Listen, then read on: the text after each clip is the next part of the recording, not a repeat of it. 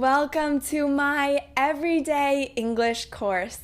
I am so excited for all of the English we are going to learn. This is the first lesson of 60. Let's get started. Lesson 1, hello. The most common greetings. Greetings are really important. We use greetings a lot. We use greetings with our friends, family, co-workers, at the airport, at the checkout, at the grocery store, at restaurants. We use greetings a lot. And greetings are probably the first thing you learn when you learn a language. The first word that you may have learned in English is hello. Hello. And that is our first sentence. Hello. Hello. Next is hi. Hi. Hello and hi mean the same thing. They mean the same thing. Next is hey. Hey. Of these three, hello is the most formal and hey is the most casual. Hello, hi, hey. Hey is also used to catch someone's attention. Hey! Hey, hey, hey, hey, hey, hey. You can also greet people by saying good morning. Good morning. Good morning if it is in the morning. Good morning. Good afternoon. Good afternoon. Good evening. Good evening. And good night. Good night. There are a couple things to keep in mind here. First is the time of day. We say good morning in the morning, good afternoon in the afternoon, and so on. Some general times for when you can use each phrase are 5 a.m. to 12 p.m. for good morning, 12 p.m. to 6 p.m. for good afternoon, 6 p.m. to 10 p.m. for good evening, and 10 p.m. to 4 a.m. for good night. These are general guidelines, and it depends on the situation. If someone wakes up at 3 a.m., really early, you can still say good morning. You can say good morning. The second point is we don't use good night as a greeting. We don't use good night as a greeting. We use good night to say goodbye. We use good night to say bye, I'm going to sleep. Bye-bye, good night, good night. The other phrases, good morning, good afternoon, good evening, we use as greetings. Hey, good morning. Oh, hi, good evening, good evening. But good night means bye when you use it at night. Bye-bye, bye-bye, good night. Another common greeting is how are you? How are you? You say this when you want to greet someone. How are you? How are you? I'm good. I'm good. We use this very commonly. I'm good. I'm good, thanks. Thank you for asking. I'm good, thanks. Very well. Very well. You can leave out the I'm and just say very well. Very well, how are you? It's polite to ask in return. How are you? I'm good. How are you? Very well, how are you? How are you doing? Another common greeting is how are you doing? How are you doing? I am doing well. I am doing well. I'm doing great. How about you? I am doing great. How about you? And another greeting is how are things? How are things? How are things refers to how are the things around you? How are the things around you? It basically means how are you? How are things? How are you? How are you? How are things? Things are good. Things are good. We have covered how are you doing, and how are things. You doing, and things. Make sure that you respond to what is being asked. How are you? I am good. How are you doing? I am doing good. How are things? Things are good. In this case, if someone asks, how are things? You wouldn't say, I am good. They are asking about things. So you should say, things are good. How are things? Things are good. Here are some common replies. I'm doing, or things are. Good. Pretty good. Fine. Okay. All right. Great. Good. Pretty good. Fine. Okay. All right. Great. You may hear people say, I've been better, when they respond to, how are you? How are you? I've been better. I've been better. This sentence is a little bit confusing. I've been better. When people say this, they don't mean I'm good. They don't mean I'm good, better, good. They mean I have been better in the past. I have been better in other times than I am right now. I have been better in the past than I am right now. It really means I'm not feeling good today. I'm not doing really good. I'm not at my best. I'm not having a good day. In general, it means I'm not good. I'm not good. Be careful when people say this. I've been better. I've been better. Another phrase that is the opposite is couldn't be better. Couldn't be better. I could not be better. Things are the best right now. Things are the best they could be. Things are the best they could be. Couldn't be better. Couldn't be better. Great. Perfect. Really good. So I've been better means not good. Couldn't be better means really good. Couldn't be better, Helen. Oh, I couldn't be better. In casual situations, people may ask, what's up? What's up? What's up? Or what's happening? What's happening? Hey everybody, what's happening? What's up or what's happening?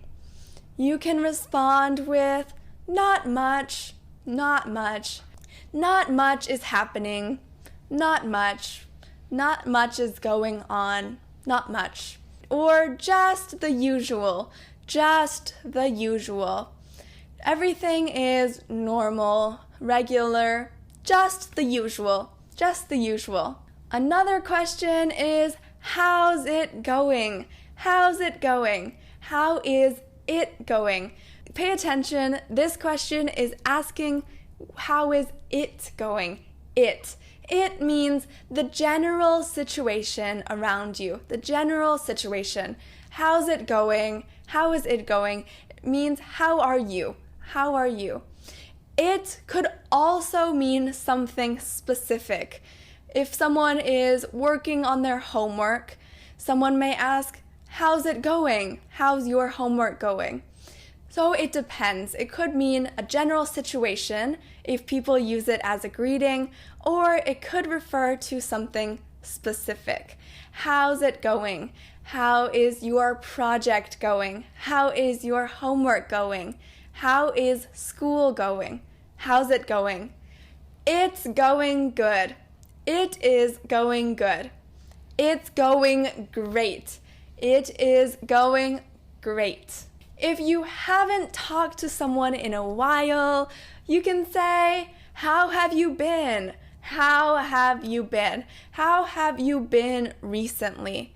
How have you been recently? I've been good. I've been good.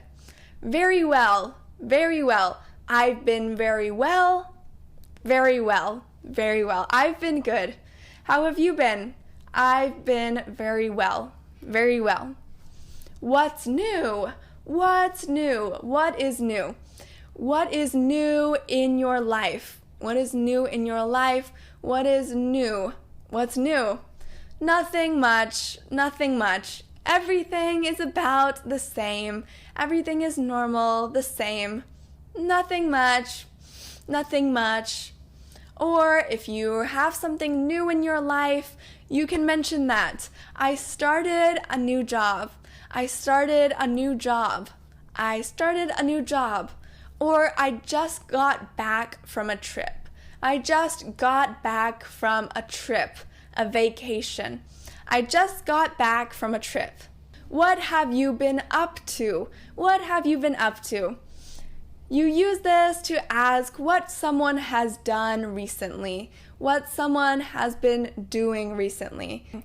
To be up to something means to be doing something. Doing something. What have you been up to? What have you been doing? What have you been doing recently?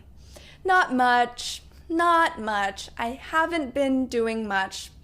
Not much. Not much. Or I've been really busy.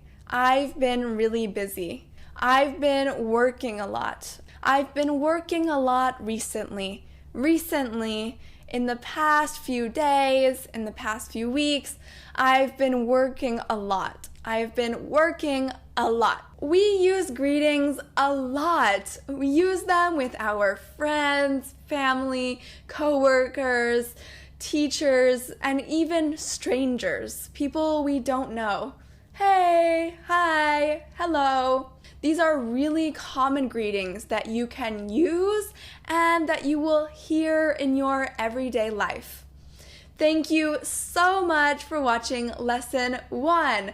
I am really excited for all of the learning we are going to do together.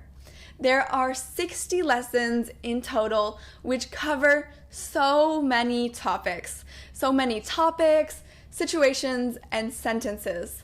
All of the phrases in this course will help you to communicate more smoothly and confidently in English. We will cover English at the airport, at the store, at the restaurant, and a lot more. In our next lesson, we will talk about how to introduce yourself. See you in Lesson 2. Bye-bye!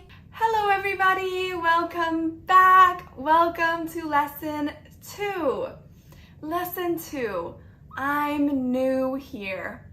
This lesson is about introducing yourself. It's so important to be able to introduce yourself. When you travel and meet new people, you want to learn about others and also let people know about yourself. You want to be able to understand when other people are introducing themselves and know how to introduce yourself. So let's get started. How do you introduce yourself? Well, before self-introductions, you usually start with a greeting, like hello, how are you, good morning, which we covered in our last lesson. After that, we can start introducing ourselves. What's your name? What's your name? We will talk about names more in our next lesson, but for now, you can ask what someone's name is by saying, what's your name? Hi, I'm Allie. I am Allie. I am. Hi, I'm Allie. Hi, I'm Mary. I'm Sarah. You can also say, my name is. My name is Joe. My name is Joe. In formal situations, we usually introduce ourselves with both our first and last name. I'm Susan Smith. My name is David Jones. Hello, I'm your new neighbor. I'm your new neighbor. I will live next to you, next to your house. When you meet your neighbor for the first time, you can say, hi, Hello, I'm your new neighbor. I will be living next to you. You just moved in. You just moved somewhere. I am Susie's friend. I am Susie's friend.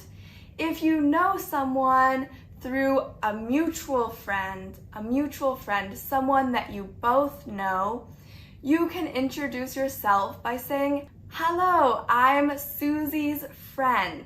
You say this if the other person knows Susie. Hello, I'm Mary's niece. Hello, I am John's sister. You introduce yourself through someone that you both know. It's nice to meet you. It's nice to meet you. This is a really good phrase. When you are meeting someone, you can say, it's nice to meet you. Hi, I'm Allie. It's nice to meet you. What do you do? What do you do? This is asking, what is your job? What do you do for work? What is your profession? Your profession. I'm an accountant. I'm an accountant. Or I'm a retired teacher. Retired teacher. Retired means the person no longer works, doesn't work anymore, stopped working. I'm a retired teacher. I'm a student. I'm a student. Why did you move here? Why did you move here? Why are you here? Why did you move here? I moved here for work. I moved here for work. I moved here for my job. I came to visit my daughter and her family.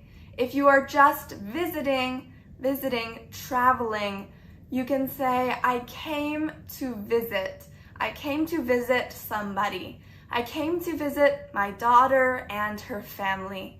I came to visit my family. I came to visit my brother. I came to visit my parents. I came to visit somebody. I moved here for my kids' school, for my kids' to go to school here. I moved here for my work. I moved here for college, for university. Where are you from? Where are you from? I'm from China. Where are you from? I'm from China. I'm from London. I'm from California. I'm from California. You can say that you are from a country, a region, a state, a city. It depends on the situation. I'm from China. I'm from Beijing. I'm from the north of China. Where do you live? Where do you live? I live down the street. I live down the street. Not far down this street. Over there. I live downtown. I've lived here for 3 years. I have lived here for 3 years. Where do you live? I live downtown. I've lived here for 3 years. What do you like to do? What do you like to do? What are some hobbies that you have? What do you like to do? I like hiking and exploring new places. I like doing something. I like hiking and exploring new places. Hiking and exploring new places. I enjoy gardening. I really like it. I enjoy gardening. We will talk more about hobbies in another lesson. How old are you? I am 14 years old. I am 17 years old. I am 22 years old. How old are you? Now, be careful when asking this question. Be careful when asking about age. We usually do not ask someone's age, do not ask how old someone is, unless the person is a child, someone young. Do not ask an older woman how old she is. Do not ask how old an older woman is. I have summarized some questions that you usually should not ask because they are considered rude. The first one is age. Like we said, age, unless it is someone young, The next questions are questions about personal issues, personal topics, such as marriage, relationships, or children. You shouldn't ask someone, why aren't you married? Why aren't you married? Or why don't you have kids? Why don't you have kids? These are really personal questions that are often viewed as rude to ask. If the person wants to tell you about it, they will. The next questions are questions related to money. You shouldn't ask someone how much they make. How much money do you make? How much money do you make? Or how much did you pay for your car? How much did you pay for your car? For your house? How much was your house? How much did your house cost? We don't ask these questions. This is a cultural difference. In some countries, it's considered okay to ask these questions. But in Western cultures, we usually do not ask questions like these, especially in the US.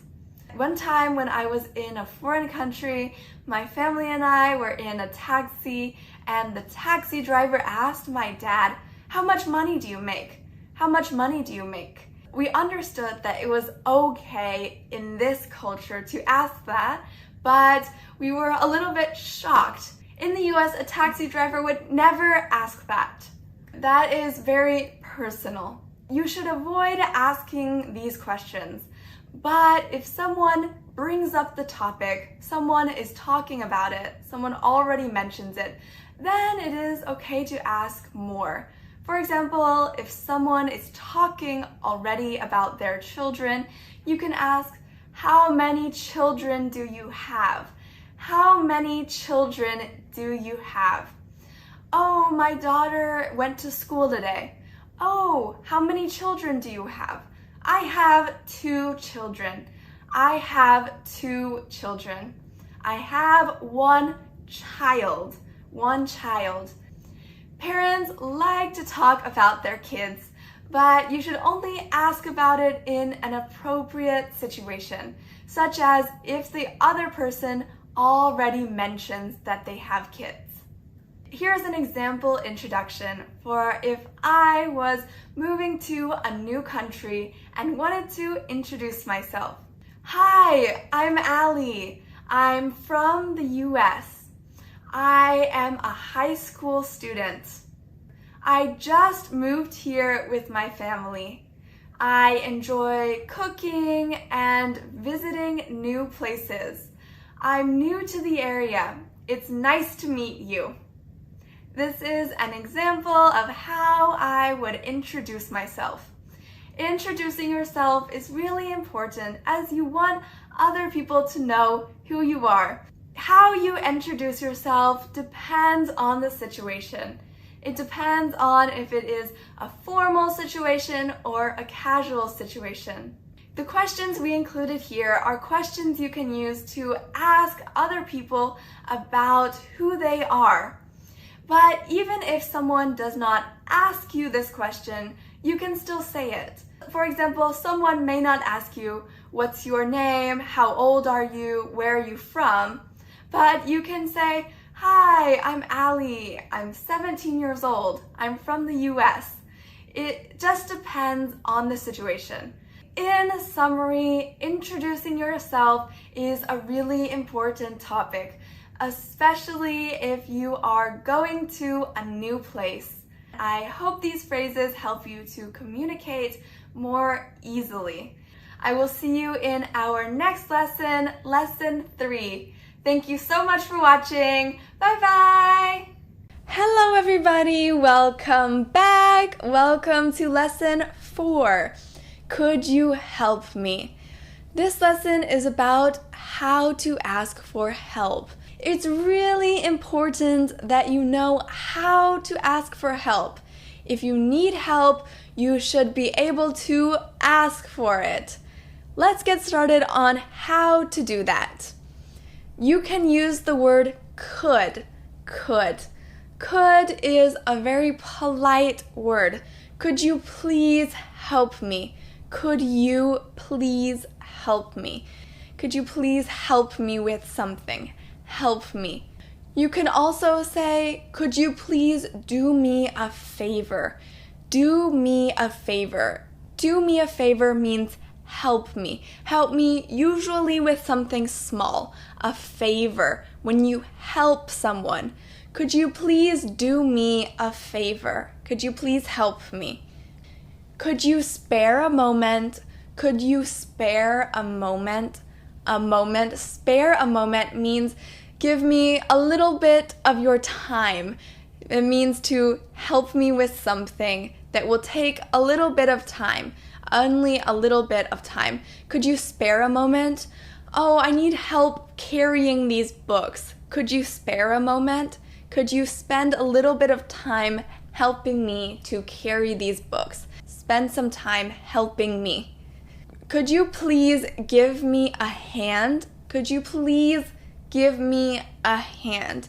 Give me a hand means help me usually with something physical. Something physical. Give me a hand. Help me carry something. Help me open something. Oh, I can't open this jar. Could you give me a hand? Help you do something physical. Could you please give me a hand? Give me a hand. Could you pass me the salt? Pass me is a polite way of saying give me. Give me. Oh, I can't reach it. Could you pass me the salt?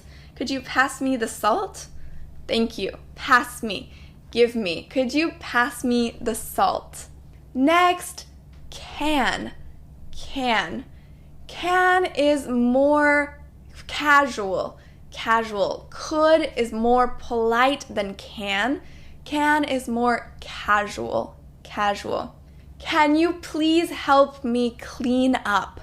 Can you please help me clean up? If there's a big mess, everything is messy, you can ask, can you please help me clean up? Clean things. Organize.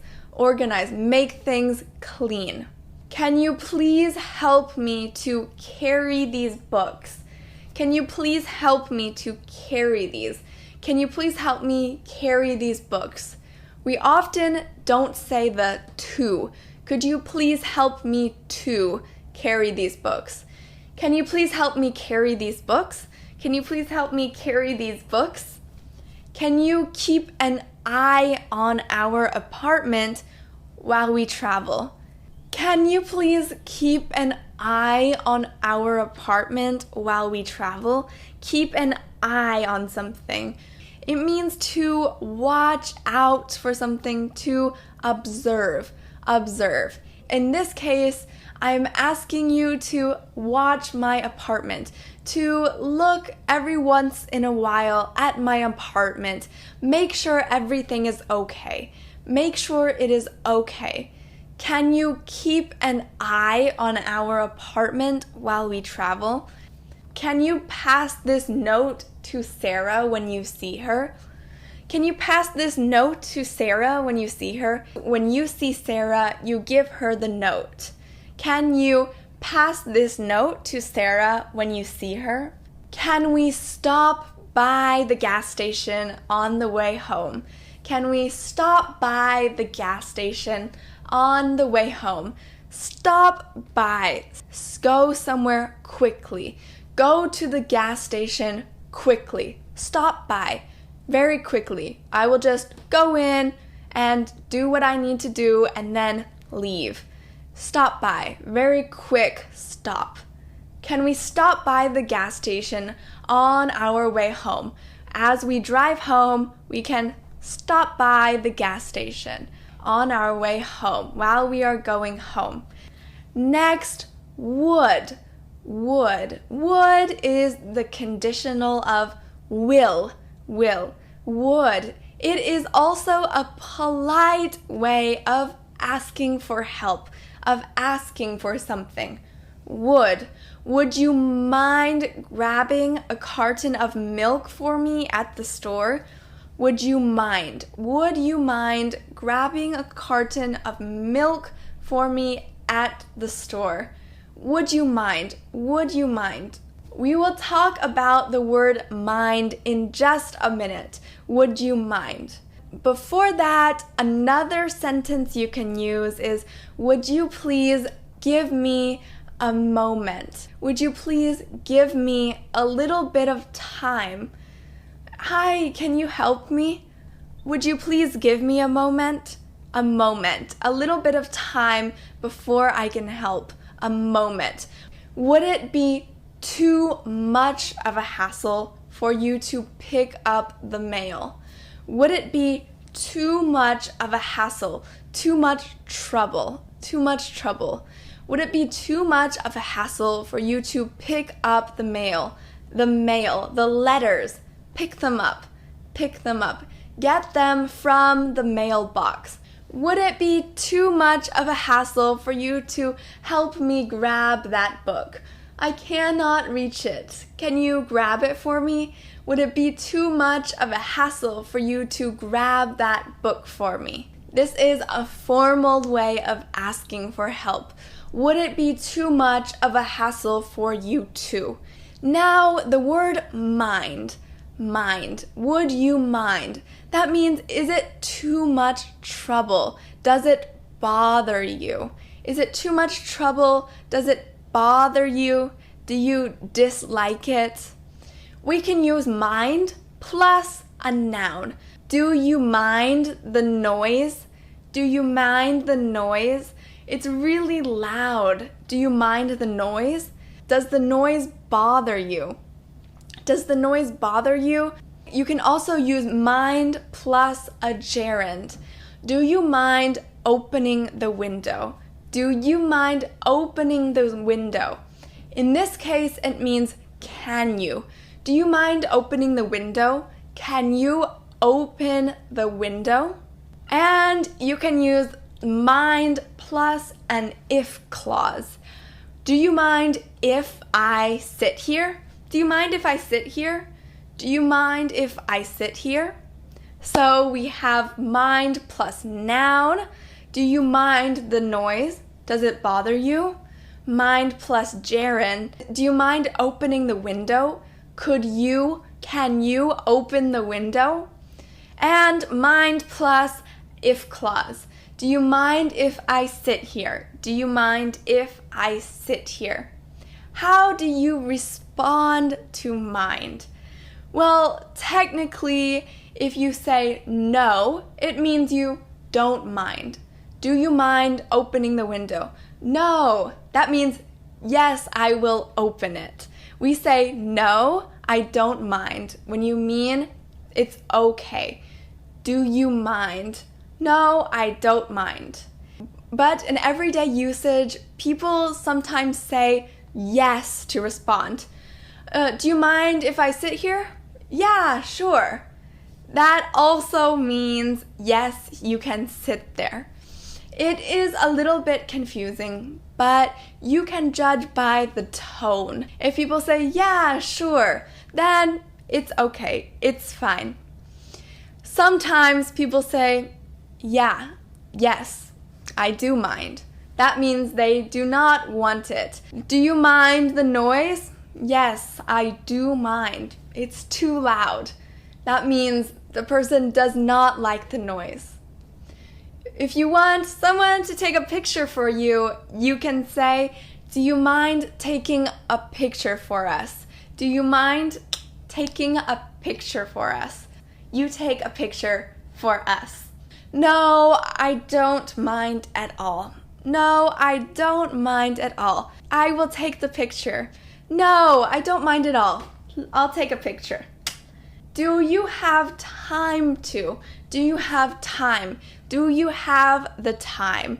Do you have time to swing by the pharmacy? Do you have time to swing by the pharmacy? Swing by means quickly go to. Swing by the pharmacy. Go to the pharmacy really quickly. Swing by really quickly. Go really quickly. Do you have a minute? Do you have a minute? I want to talk to you. Do you have a minute? Do you have a little bit of time? Not literally 1 minute. A short amount of time. A short amount of time.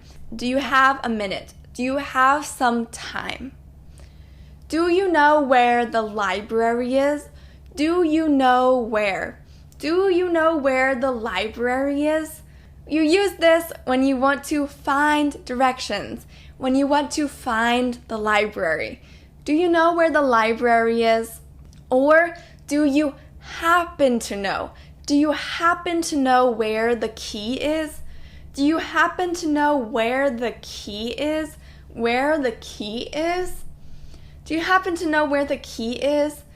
We use happen to when we do not expect someone to know, when we do not think that they will know.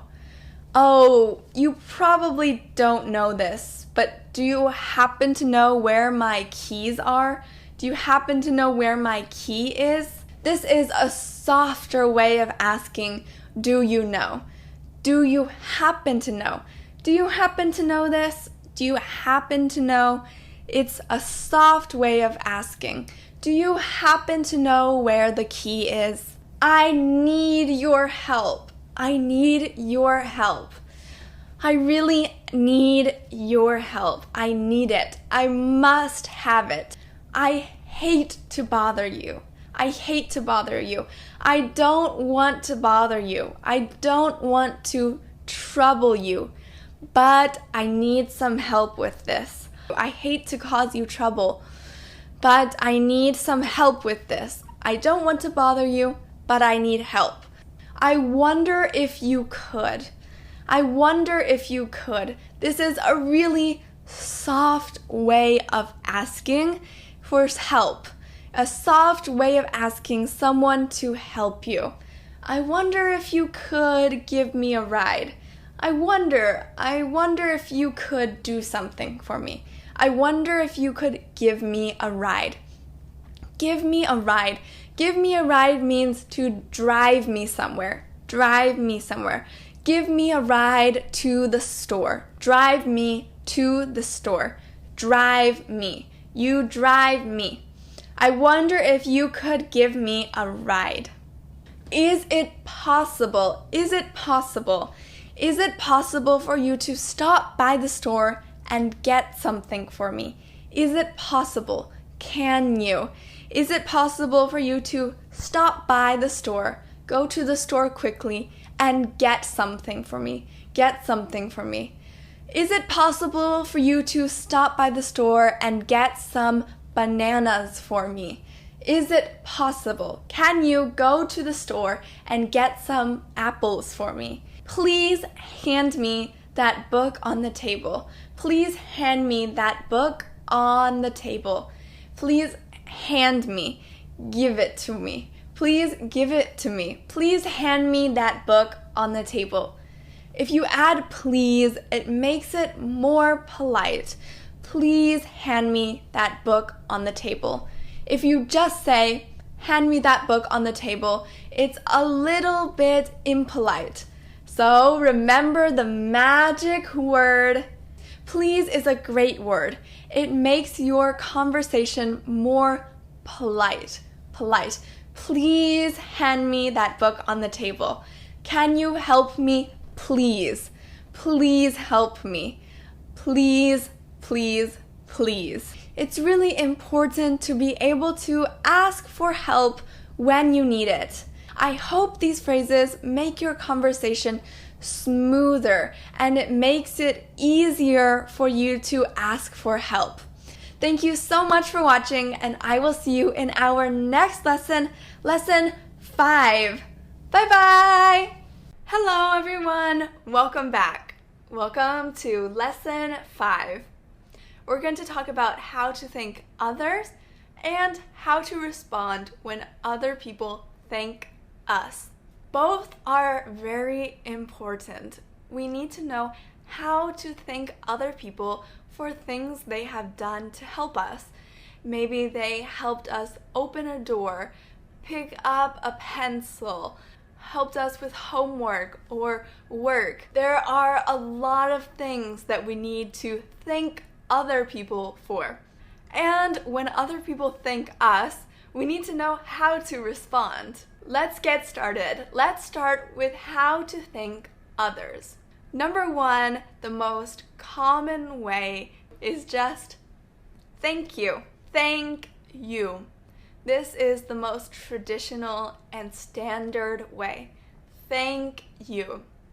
And if you really want to thank someone, you can say, thank you very much. Thank you so much. If you want to thank someone for something specific, you can say thank you for something. Thank you for your help. Thank you for your help. Thank you for your help. Or thank you for letting me know. Thank you for telling me that. Thank you for letting me know. You can also say thank you in advance, which is used mostly in writing, such as in emails or letters. You use it when you're asking for something and you want to thank that person before they respond. Dear Sarah, could you help me with my homework this Saturday? Thank you in advance. She hasn't responded yet, but I'm thanking her now. Thank you in advance. Next, we have thanks. It's shorter, more casual, less formal. Thanks. Thanks. You can also say many thanks. Many thanks, which is used mostly in writing. Hello, Mr. Smith. I wanted to ask if I could have some extra help on this topic. Many thanks, Allie. Many thanks. If you really want to thank someone in a fun way, you can say thanks a bunch. Thanks a bunch. Thanks a ton. Thanks a ton. Thanks a million. Thanks a million. You are really grateful and you really want to thank that person. Thanks a million. That's a lot. Sometimes if you say thank you, thank you, thank you, it can become a little bit repetitive. Thank you, thank you, thank you. So if you want to say something else, but still convey your thankfulness, you can say, I appreciate it. I appreciate it. I appreciate, I am grateful for, and I recognize your help. I appreciate it. I appreciate it. Or if you want to emphasize that, you can say, I do appreciate it. It adds to it. You really appreciate it. I do appreciate it. Or I really appreciate it. I really appreciate it. And when someone does something that really touches you, that you really appreciate, you can say, it means a lot to me. It means a lot to me. It means so much to me. It means so much to me. And a good phrase to sound very native is, it means the world to me. It means so much to me. It means the world to me. It means the world to me. Some other ways of thanking people are, that's so kind of you. That's so kind of you. You are complimenting that person and their kindness. That's so kind of you. If someone does something and goes out of their way, something that causes a little bit of trouble, you can say, you don't have to do this. You don't have to do this. You don't have to do this. You really don't have to do this. I really wouldn't want this to bother you. I don't want you to go out of your way. You really don't have to do this. Or, I am grateful for your help. This is a very straightforward way of saying that you appreciate it, that you're grateful. I am so grateful for your help. And if that person did something so big to help you, you can also say, words cannot express how grateful I am. Words cannot express how grateful I am. I am so grateful that I can't even express it. Words cannot express how grateful I am. And you can also compliment the person that did something to help you. You can say, you're the best. You're the best. Thank you so much. You're the best. You're an angel. You're an angel. You did something that really helped me. You're an angel. Or you did something that saved me, that helped me so much. You're a lifesaver. You're a lifesaver. A lot of these phrases you can use in combination. Thank you so much. I really appreciate it. Thanks. You're the best. Thank you so much. It means a lot. Thanks a ton. It means the world to me. And a note about, in very casual English, when you are texting people, you may see TY and TYSM. So TY stands for thank you, and TYSM stands for thank you so much. This is used with friends really casually. Thank you so much. Next, let's move on to how to respond. How to respond. The most common way that you have probably learned is you are welcome. You're welcome. You are welcome. You want to be extra warm, really respond and comfort that person. You can say, you are very welcome. You are very welcome. You are so very welcome. You are so very welcome. This is pretty much saying, no worries. Sure. Sure thing. Sure thing. It was something small. Sure thing. I'm glad I could help. If you helped someone, you can say, I'm glad I could help. I'm glad I could help. I'm glad you like it. So if you gave someone an object, a gift, a present, you made some kind of food, a dish, you can say, I'm glad you like it. So when you say that, you are saying you're welcome and you're expressing your happiness that you like it. So when other people are thanking you and giving you compliments, you can say this. I'm glad you like it. I'm glad you like it. For small things that you did, you can say, no worries. The other person doesn't need to worry. It was something small. No worries. No worries. Or, my pleasure. I'm happy I could do it. I'm happy that I could help you. My pleasure. My pleasure. It's not a big deal. If it was something very small, it's not a big deal. It's not a big deal. If you did something small and you want to respond casually, you can say, anytime. Anytime. I would do it anytime for you. No worries. Anytime. You bet. You bet means you bet I would help you with this. You bet. You bet.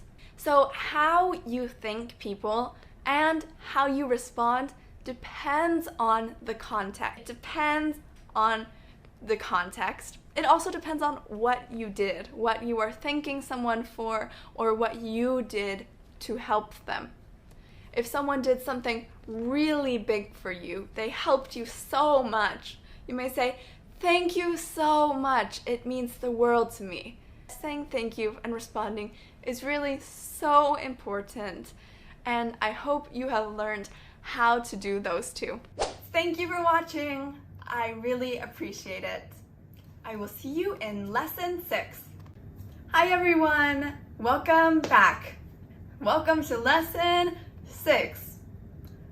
Today we'll talk about saying goodbye and ending a conversation. And saying goodbye is sometimes just as important as saying hello. When you are ending a conversation or leaving, it's so much more than just saying goodbye. You can avoid awkwardness and be more polite if you know how to leave an event, leave a conversation, and say goodbye. How can you do this? Well, you can signify that you need to leave. The most general way of saying this is, I've got to get going. I've got to get going. That means I've got to go somewhere. I've got to leave. I've got to get going. I gotta get going. Or I've got to go. I've got to go. I've got to go. I've got to go. Bye. Or if you need to head home, go home, you can say, I've got to head home. I've got to head home. And in really casual situations, you can say, I gotta leave. I gotta leave. I gotta leave. You can also shift the perspective to the other person. I'll let you get on with your day. That if that person is busy or doing something, you can say, I'll let you get on with your day. I'll let you do what you need to do, what you are doing. I'll let you get on with your day. You can also add that you need to do work. I've got to get busy with my work. I have a lot of work to do and I need to go do it. I need to get busy with my work. And if you haven't talked to someone in a while, this next phrase is good. It was great talking with you. It was great talking with you. I enjoyed our conversation. It was great talking with you. Now, right before you leave, the most common way of saying goodbye, goodbye, goodbye, or bye, or bye-bye. Goodbye, bye, bye-bye. When you know you are going to see the person again, you can say, see you later, see you later, see you later, or see you soon, see you soon. I will see you soon, see you soon. Or talk to you later, talk to you later. See you later, see you soon, talk to you later. These are friendly ways of letting the person know that you are leaving. You will see them again, talk to them again. See you later. Now, some extra phrases that you can use. Take care. Take care is a really good phrase. It kind of means be careful, watch out, take care of yourself, but it really just means bye in a friendly way. Take care. Take care. Take it easy means relax, don't stress. Take it easy. Take it easy. It's also a friendly way to say bye. Take it easy. Take it easy. I also think that saying have a good day, have a good evening is a great way to end on a positive note. Have a good day, have a good evening, have a wonderful day. It depends on what time of day. If you're talking to someone in the morning, you can say, have a good day. If you're talking to someone in the late afternoon or evening, you can say, have a good evening. Have a good evening. Have a good day, have a good evening, have a wonderful day. If you know that someone is going somewhere on vacation or going to have some sort of adventure, you can say, have a good time. Have a good time. Have a nice trip if they're going on vacation. Have a good time. Have a nice trip. Enjoy your vacation. Enjoy your vacation. These are really good ways to wish someone positive things. Enjoy your evening. Enjoy your vacation. After enjoy, there are a lot of different things you can say. So this is a really good phrase to remember. Enjoy your vacation. Enjoy your meal. Enjoy your time. Enjoy your weekend.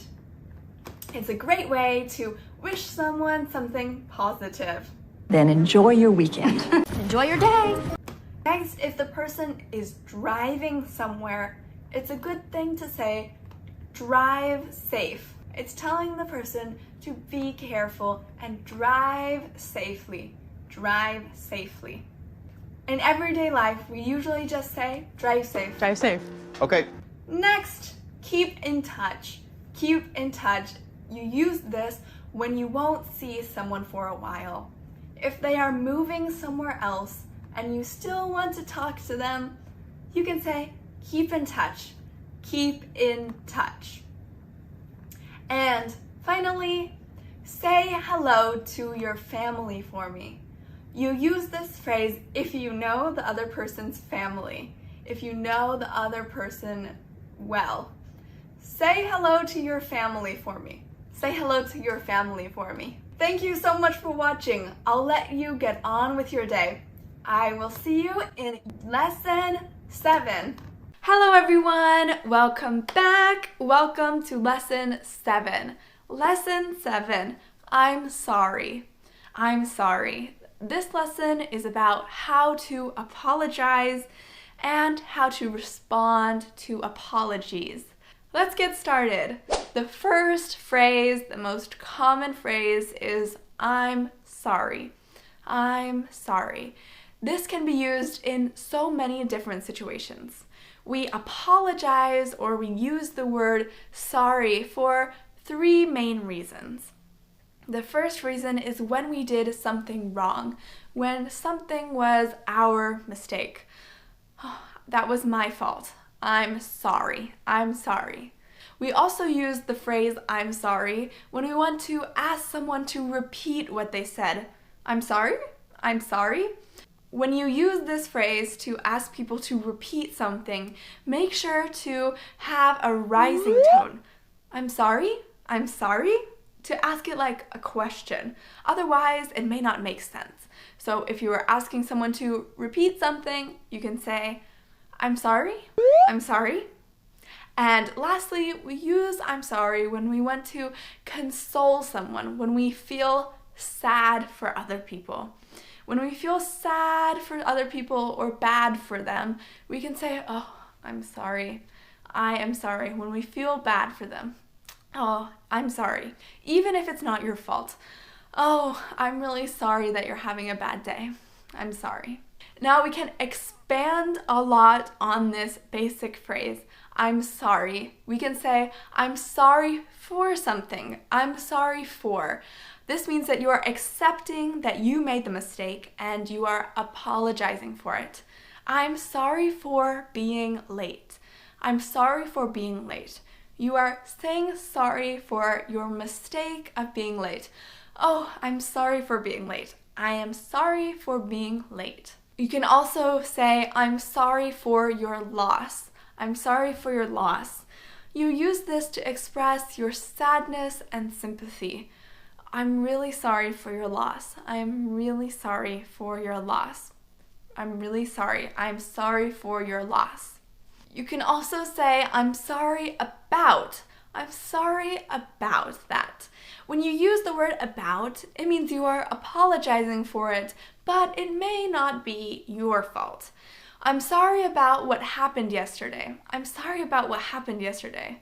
I'm sorry about what happened to you yesterday. I'm sorry about it. I feel bad about what happened to you. I'm sorry about what happened yesterday. You can also say, I'm sorry about that. I'm sorry about that. Excuse me, I ordered a salad, but it hasn't come yet. Oh, I'm sorry about that. I'll go check. I'm sorry about that. I am sorry about something. I'm sorry to hear that. I'm sorry to hear that. If someone says something sad or something that's not great, you can say, oh, I'm sorry to hear that. I am sorry to hear that. You can also say, I'm really sorry. I'm really sorry that I forgot. I'm really sorry that I forgot. I was just so busy. I'm really sorry that I forgot about your birthday party. I'm really sorry that I did this. I'm really sorry that I forgot. To follow up or to add something to the phrase, I'm sorry, you can say, it was my fault. It was my fault. That means it was my mistake. I'm really sorry. It was my fault. It was my fault. I did something wrong. It was my fault. You accept the responsibility. My bad, my bad. In casual situations, you can say, my bad. Oops, sorry, I bumped into you. My bad. My bad. It's very casual. It means that it was your fault, but it's not too serious. My bad. My bad. Or, I didn't mean to do that. I didn't mean to do that. I knocked over your food. So sorry. I didn't mean to do that. It was an accident. I did not mean to do that. I did not intend to do that. Or, that was very careless of me. That was very careless of me. That was very careless. I wasn't paying attention. That was my fault. Oh, sorry. That was very careless of me. Next, excuse. Excuse is similar to sorry, but we use this usually when we want to get someone's attention. Excuse me, excuse me. Excuse me, do you know where the bathroom is? Do you know where the bathroom is? This is a way to get someone's attention. Excuse me, excuse me. We also have the word pardon. Pardon. We use pardon for two main reasons. Firstly, we use pardon to ask for forgiveness. This is in very serious cases. Pardon, to forgive. This is in very formal situations. Usually when we ask for forgiveness, we say sorry, sorry, or please forgive me, forgive me. But we often use pardon more commonly to ask someone to repeat themselves. Pardon? Pardon? Pardon? Or pardon me. Pardon me? Pardon me? I couldn't quite get that. Pardon? I couldn't hear what you said. Pardon or pardon me. So we have sorry, excuse me, and pardon me. Pardon me. Let's go over some common sentence patterns with the word sorry.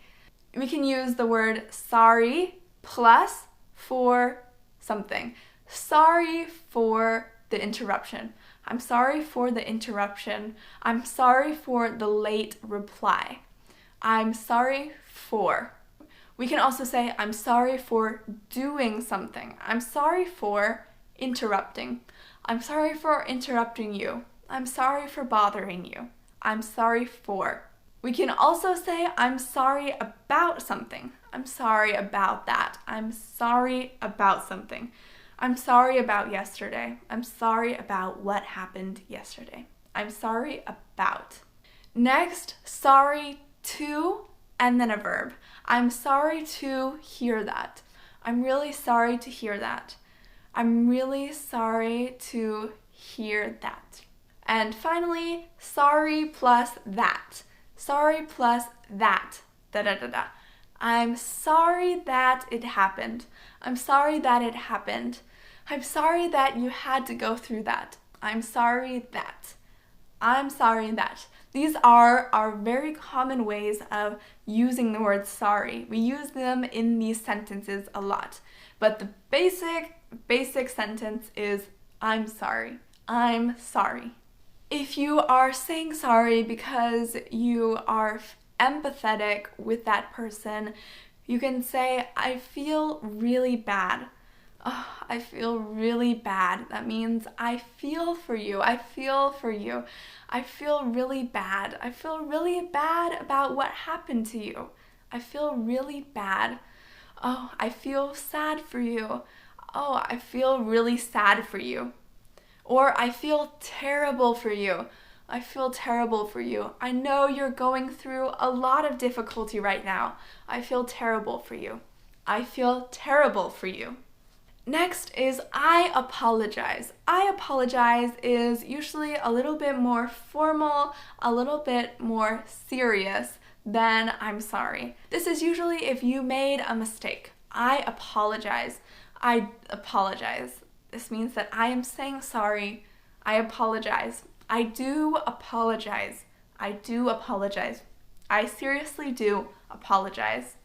I want to apologize. I want to offer my apologies. I want to apologize for acting like that. I was wrong. I want to apologize for acting like that.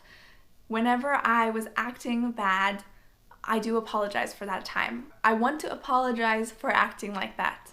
I want to apologize for what I did. I did something wrong and I want to apologize for it.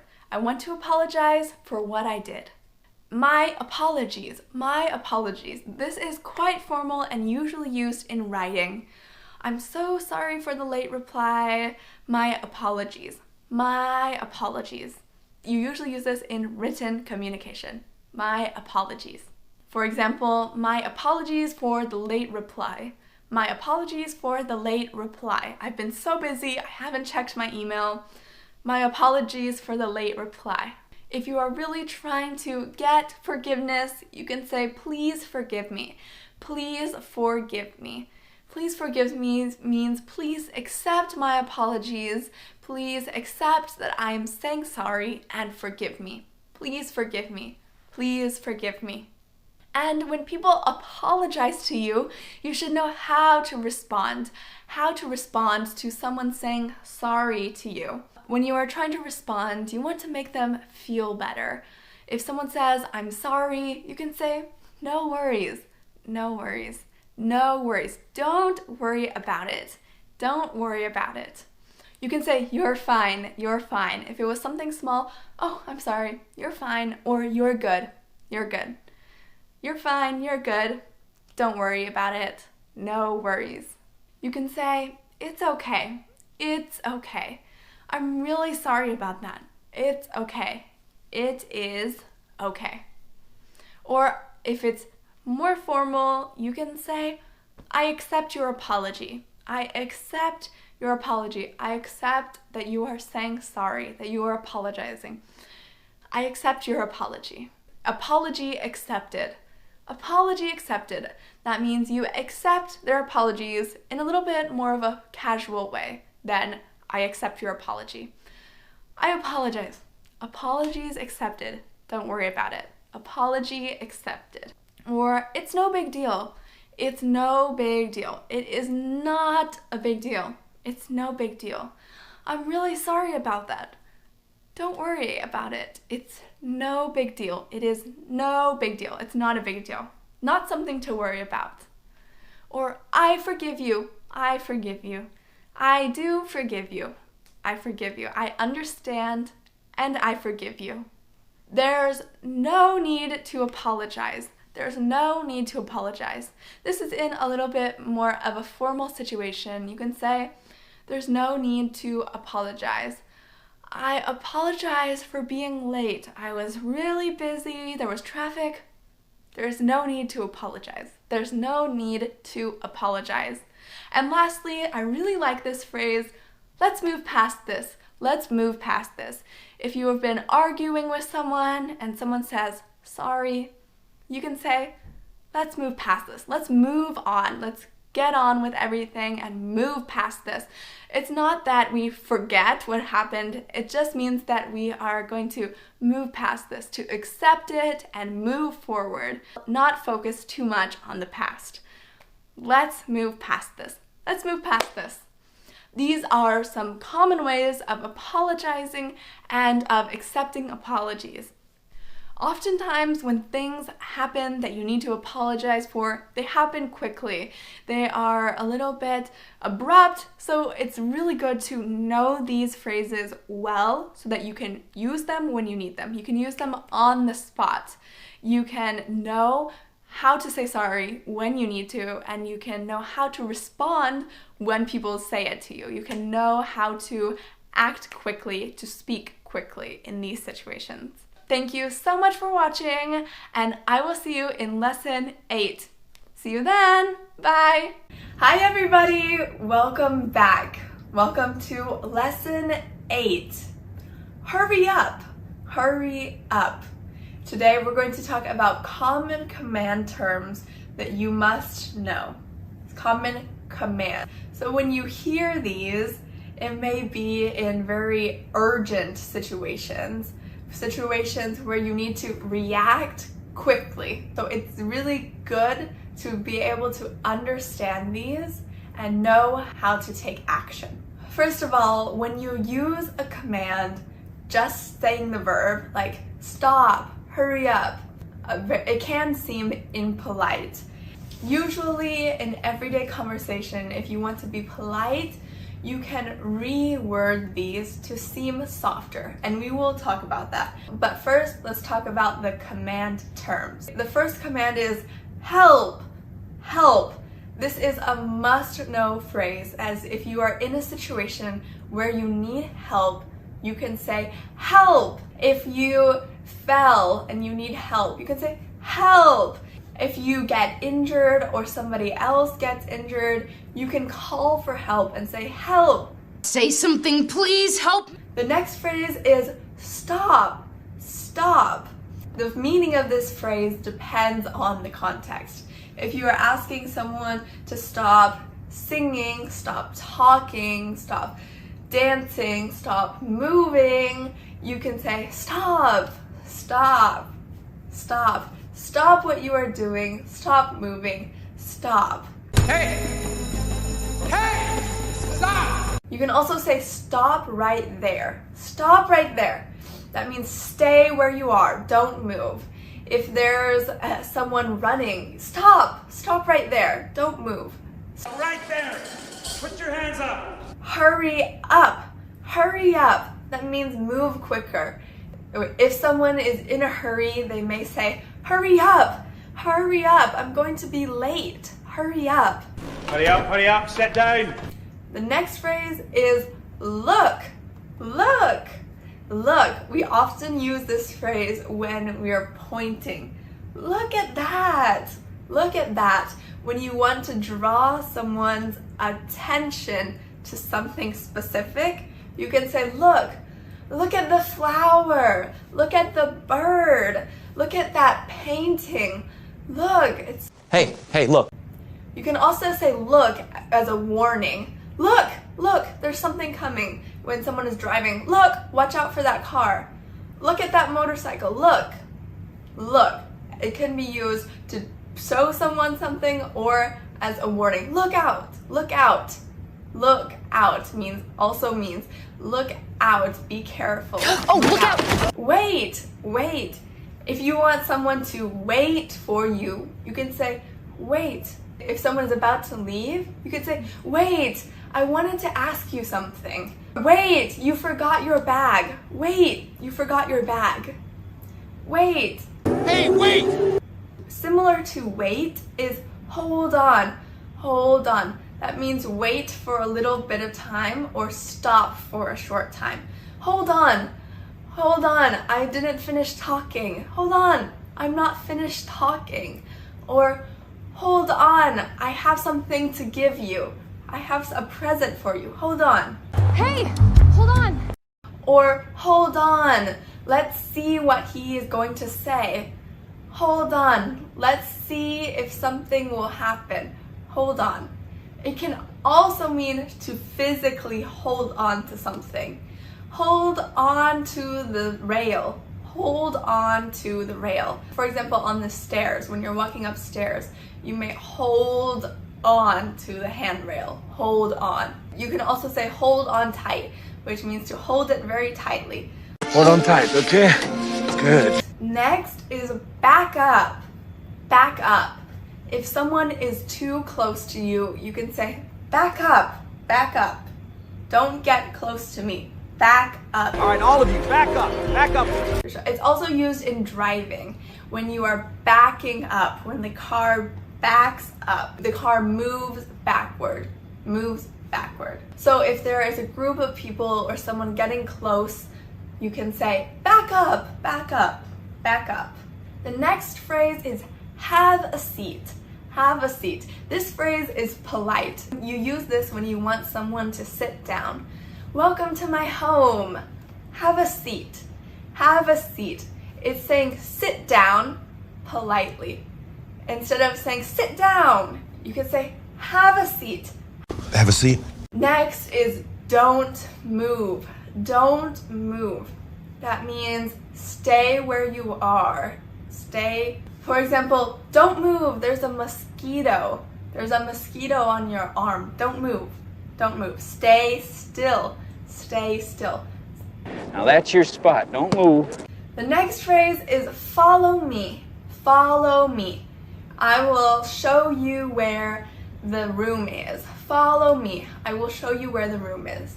You will often hear this at restaurants when you are being seated. The server will say, follow me. I'll show you to your table. Follow me. Follow me. Or when you ask for directions in the store, you could say, where is the milk? Follow me. I'll show you. Follow me, please. Next is watch out. Watch out.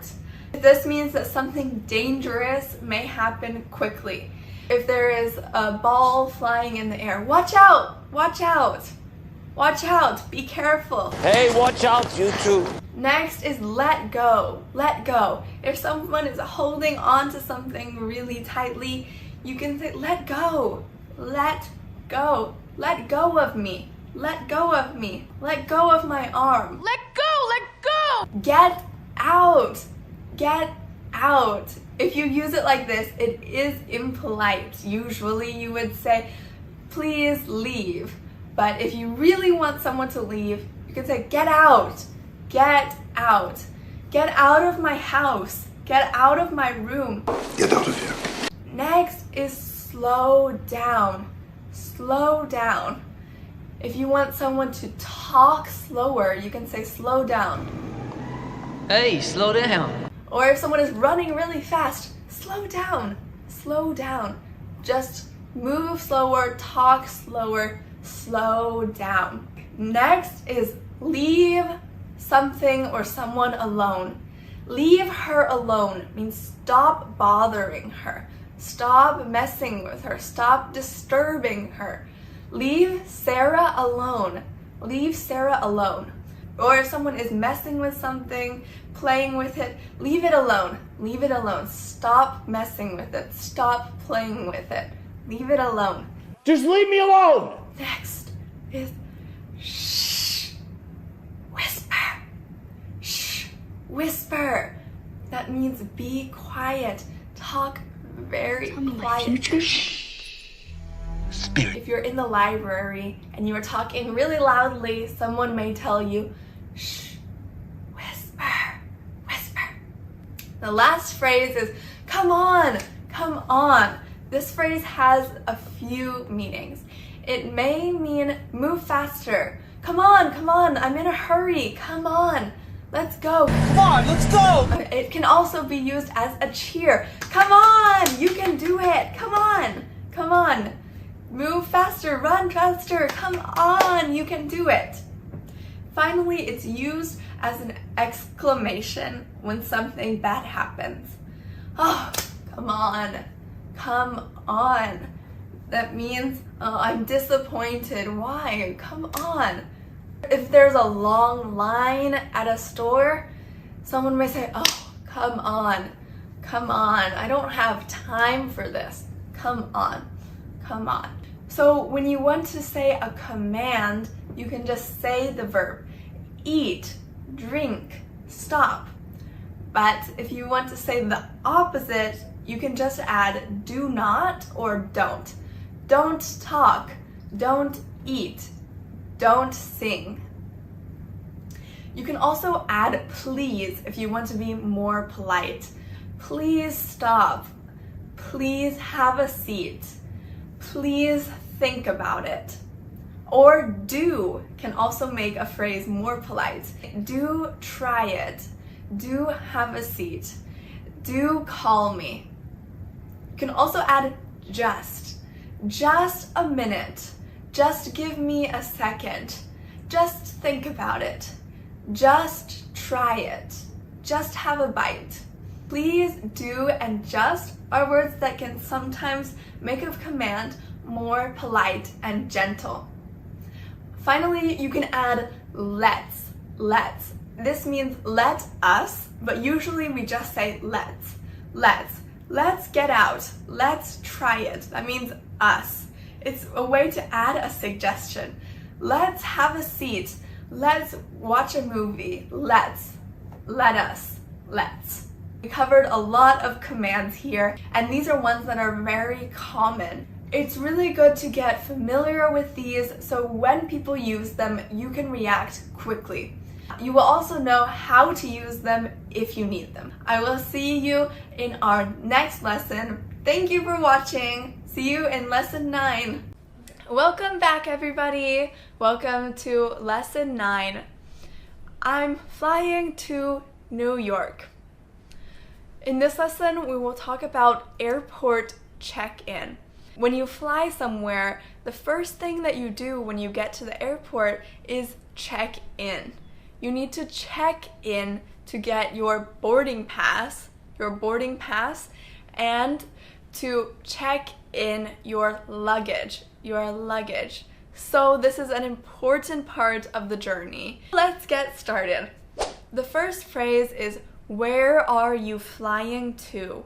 Where are you flying to? Where are you flying to? This is asking, where are you going? Where are you going? Where are you flying to? And you can respond by saying, I'm flying to New York. I'm flying to Los Angeles. I'm flying to Paris. This will be your final destination, where you will get off the plane and leave the airport. I'm flying to New York. You will need your passport for international travel. May I see your passport? May I see your passport? The person is asking for your passport. May I see your passport? May I see your passport? And when you give it, it's best to say, here you are. Here you are is a polite thing to say when you are giving someone something. Here you are. Here you are. Now, in terms of your seat on the plane, you may have the chance to pick your seat or change your seat. You may be asked, would you like an aisle or a window seat? Do you want to sit by the aisle, or by the window? By the window. Would you like an aisle or a window seat? I would like a window seat, please. This is a good sentence pattern. I would like a window seat, please. I would like an aisle seat, please.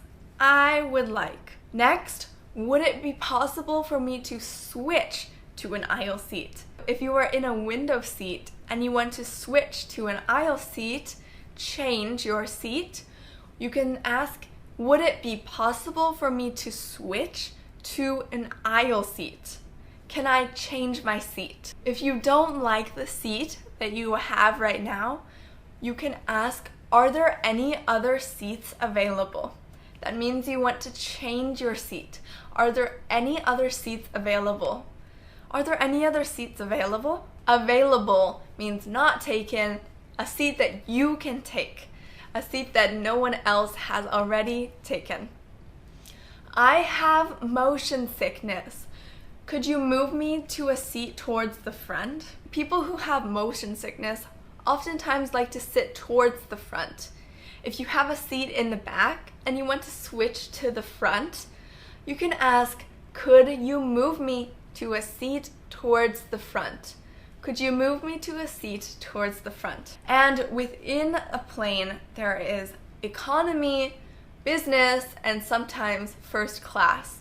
If you are in economy and you want to upgrade to business class, you can just ask, how much would it cost to upgrade to business class? To move from economy to business class. Upgrade. How much would it cost to upgrade to business class? How much do I need to pay in order to upgrade? Part of check-in is checking in your bags. These are the bags that will be put on the bottom of the plane, and you will get them when you arrive. Would you like to check in any bags today? Check in any bags? Would you like to check in any bags today? Are you checking in any bags? Are you checking in any bags? I have 2 bags to check in. The number of bags that you want to check in. So I have 3 bags to check in. I have 1 bag to check in. Your ticket will probably have a limit on how many bags you can check in without paying extra. So if you have 2 bags to check in, you can check them in for free, but perhaps if you have 3 bags, then you may need to pay. There is also often a weight limit on the bags. It cannot be 500 kilos. It must be within a certain limit. Checking in bags. Next, layovers are really common when we travel. A layover is when you go through an airport to get to your final destination. So if I am in Shanghai and I want to go to New York, maybe I need to fly to Los Angeles, transfer, and then go to New York. Transfer, you switch planes. I have a layover in Chicago. Do I need to pick up my luggage there? I am transferring in Chicago. I'm transferring. So when I get there, do I need to pick up my luggages? Do I need to pick up my luggages? Sometimes your luggages will go directly. You don't need to pick them up at the layover. But sometimes, especially if you are landing internationally, you may need to take your luggages out. It's a good thing to ask. Do I need to pick up my luggages when I transfer? I have a layover. Do I need to pick up my luggages when I transfer? And if you don't need to pick it up, the person will say, no, your luggage will go to Los Angeles directly. That means you don't need to pick up your luggage when you transfer. It will go directly. You will pick it up in Los Angeles. Similarly, you may also hear, you will pick it up in Los Angeles, your final destination. You just need to pick up your bags at your final destination, not when you transfer. Did you pack your bags yourself? Did you put everything in your bags by yourself? They want to hear, yes, I did, but you can say, yes, I did, or no, I did not. You should pack your bags yourself. Did you pack your bags yourself? Yes, I put everything in my bag by myself. Was your luggage ever left unattended? Was your luggage ever left unattended? Was there ever a time when you weren't watching your luggage, when you left it somewhere? Was your luggage ever left unattended? No, it was not. No, it was not. There was no time when I wasn't watching my luggage. I was always looking at it, always keeping track of it. After all of that, you can get your boarding pass. You need this ticket to board the plane. You need it. Boarding pass. Here is your boarding pass. Here is your boarding pass. Here is your passport. Here is your passport. And here is your ticket. Here is your ticket. The person may tell you where the gate is. You will be boarding at gate B11 at 11:45. You will be boarding at gate B11 at 11:45. Your gate is B11 and the boarding time is 11:45. So the gate and the time B11, 11:45. You need to be at your gate 40 minutes before departure. 40 minutes before departure. Before the plane leaves, you need to be at your gate. You need to be at the gate 40 minutes before departure. Today we talked about checking in. Next time we will talk about going through security. I will see you in lesson 10. Thank you so much for watching. See you! Welcome back, everyone. Welcome to lesson 10. Any liquid in your bag? Today we're going to be covering airport security, flight transfers, and issues. This covers a lot of going through an airport. Travel can be stressful, and knowing how to go through security, how to ask for help, how to transfer, how to report issues, knowing these will really help you to have a smoother journey. Let's get started. Are you carrying any explosives or any flammable items? Do you have any explosives or flammable items in your bag? Anything that can explode or catch on fire easily? Do you have any of those things in your bags? Are you carrying any of these items? No, I am not. No, I am not. Hopefully that is the answer, but if you want to check if something is okay, you should ask.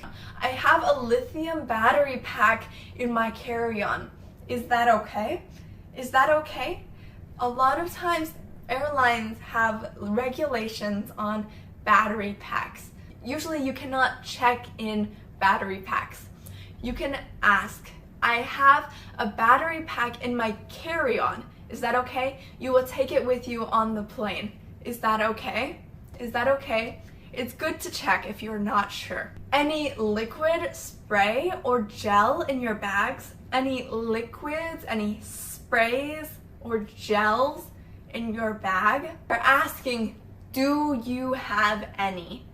Are you carrying any liquid, spray, or gel in your bag? So this is a shortened version. Do you have any liquid, spray, or gel in your bag? Any liquid, spray, or gel in your bag? No or yes. No, I don't have any. Yes, I have a small bottle. Is that okay? When you're going through security, you will need to take out some things from your bag or coins from your pockets. Please take out your laptops and power banks and put them in the trays. Please take your laptops out. Please take your power banks out and put them in the trays. Some things that you may need to do, you may need to take out all electronics, phones, computers, iPads, tablets, electronics. Take out electronics. Take out your laptop. Take out your laptop. Take out your laptop. Take off watches and jewelry. Take off watches and jewelry. Take off coats, hats, scarves. Take off your shoes. Remove your shoes and belt. Empty your pockets. Make sure in your pockets you don't have coins or your wallet. Empty your pockets. Empty your pockets. This is before you go through the machine. You first prepare and take things out. Next, let's move on to when you are transferring.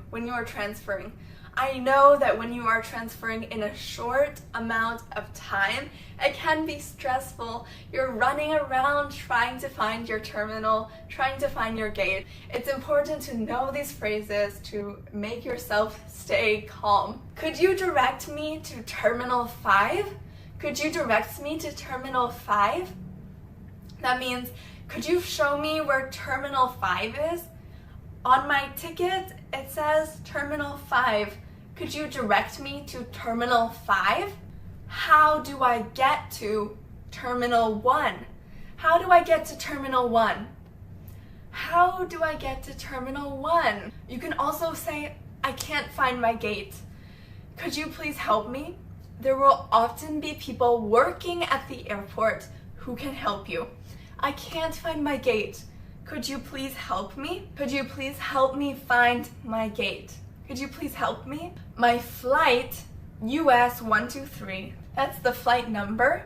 My flight, US 123, is not showing up on the list of flights. So at most airports, they have a list of flights. They have a list of flights, a big board. If your flight is not on there, you can ask for help. My flight US 123 is not showing up on the list of flights. Which terminal is flight US 123 departing from? You may be able to find this information on your ticket, on your boarding pass, on the display of flights, but if you cannot find it, you can ask, which terminal is flight US 123 departing from? Which terminal? When you transfer, sometimes you need to go through customs, which we will talk about in the next chapter. Do I need to go through customs before transferring? Before you transfer to another plane, do I need to go through customs? Do I need to go through customs? Sometimes when you first arrive in a country, even if that is not your final destination, you will need to go through customs. It depends on the situation. Do I need to go through customs before transferring? If you are really in an emergency and you really need to find your gate, you can say, my flight to Los Angeles is boarding in 5 minutes and I can't find the gate. My flight to New York is boarding in 10 minutes and I can't find the gate. This way, people will know that you need to get to your gate quickly. My flight to Los Angeles is boarding in 5 minutes, and I can't find the gate. These phrases are all about asking for help. So this is a good time to review lesson 4, where we talked about different ways to ask for help. When you are flying, it's a really good idea to have your airline, flight number, destination airport code, and transfer code ready. You should know these or have them on a piece of paper. This way, when you are transferring or experiencing any issues, you will have information so people can help you. Your airline, for example, US Airlines, your flight number, for example, US 123, your destination airport code, for example, Los Angeles, LAX, and your transfer airport. If you're transferring through New York, one of the airports is JFK. San Francisco, SFO. Finally, sometimes, unfortunately, you may have issues with your luggage. Your luggage could be damaged or even lost. I have experienced both of these and I know it's not a good feeling. If you have these issues, you should report them before you leave the airport. There is usually a baggage issue counter by the baggage belts. You can go to that counter and ask for help. To find that counter, you can ask, where can I report luggage damage? Where can I report luggage damage? Where do I go? My luggage has been damaged. My luggage has been damaged. Maybe there was a scratch, a dent. My luggage has been damaged. There has been damage to my luggage. My luggage has been damaged. Or worse, my luggage didn't arrive. My luggage didn't arrive. It didn't come. I don't have my luggage. My luggage has been damaged. My luggage didn't arrive. From there, they will be able to help you, and you may need to fill out a form such as the Property Irregularity Report, PIR. They will help you to try to fix the problem or find your luggage. We covered a lot about traveling from security to transfers to issues. These are really important to know when you're traveling. I will see you in lesson 11 to talk about custom. Thank you for watching. See you then. Welcome back, everybody. Welcome to lesson 11. Do you have hot tea? This lesson is about asking what you want or need on the plane. This may be a drink, some food, a blanket. Let's get started. The first phrase is, would you like anything to drink? This is the phrase you will hear when the flight attendant is asking you if you would like something to drink. Would you like anything to drink? Would you like anything to drink? And you can respond, I'd like some water, please. I would like some water, please. I'd like some water, please. I would like some water, please. Would you like still or sparkling water? Especially in Europe, the water is separated by still and sparkling. Still water, sparkling water. So when the flight attendant asks you, would you like still water or sparkling water? You can respond with still water, please, or sparkling water, please. If you don't specify, you will get still water. Still water. In some places, sparkling water is called soda water. Soda water. We don't have Sprite. Would 7-Up be okay? Sprite and 7-Up are two very similar drinks. Sprite and 7-Up. If you order Sprite and they don't have it, they may ask you if 7-Up is okay. We don't have Sprite. Would 7-Up be okay? Would you like ice and lemon? When you order a drink, the flight attendant may ask if you want ice and lemon in your water. They may simplify it to just say ice and lemon, ice and lemon. Would you like ice and lemon? Ice and lemon? You can say yes, please, or if you don't want it, a good phrase is I'm good, thanks. I'm good, thanks.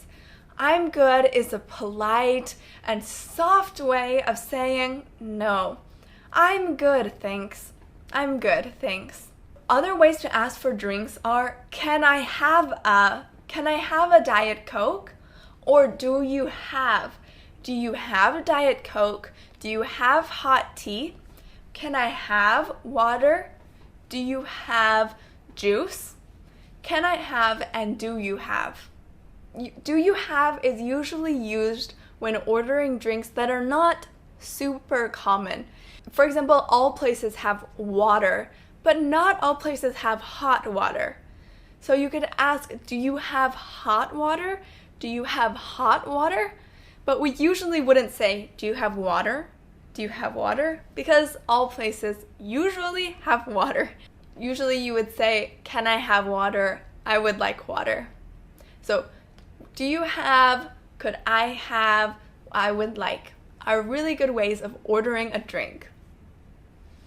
Would you like cream and sugar with your tea? This is also just simplified to cream and sugar, cream and sugar. When you order tea or coffee, this is often asked. Would you like cream and sugar with your tea or milk and sugar? Yes, please, if you want it. You can also, again, say, I'm good, which is the gentle way of saying no, or I'm fine, which is also another polite way of saying no. Another polite way of saying no is, that's all right, that's all right, that's all right, I don't need it. That's all right, that's all right. Now on to the food. Would you like a turkey sandwich or mac and cheese? Many times on airlines, they will give you an option. Would you like this or that? Would you like tea or coffee? Would you like a turkey sandwich or mac and cheese? So you would pick one of them. Would you like a sandwich or pasta?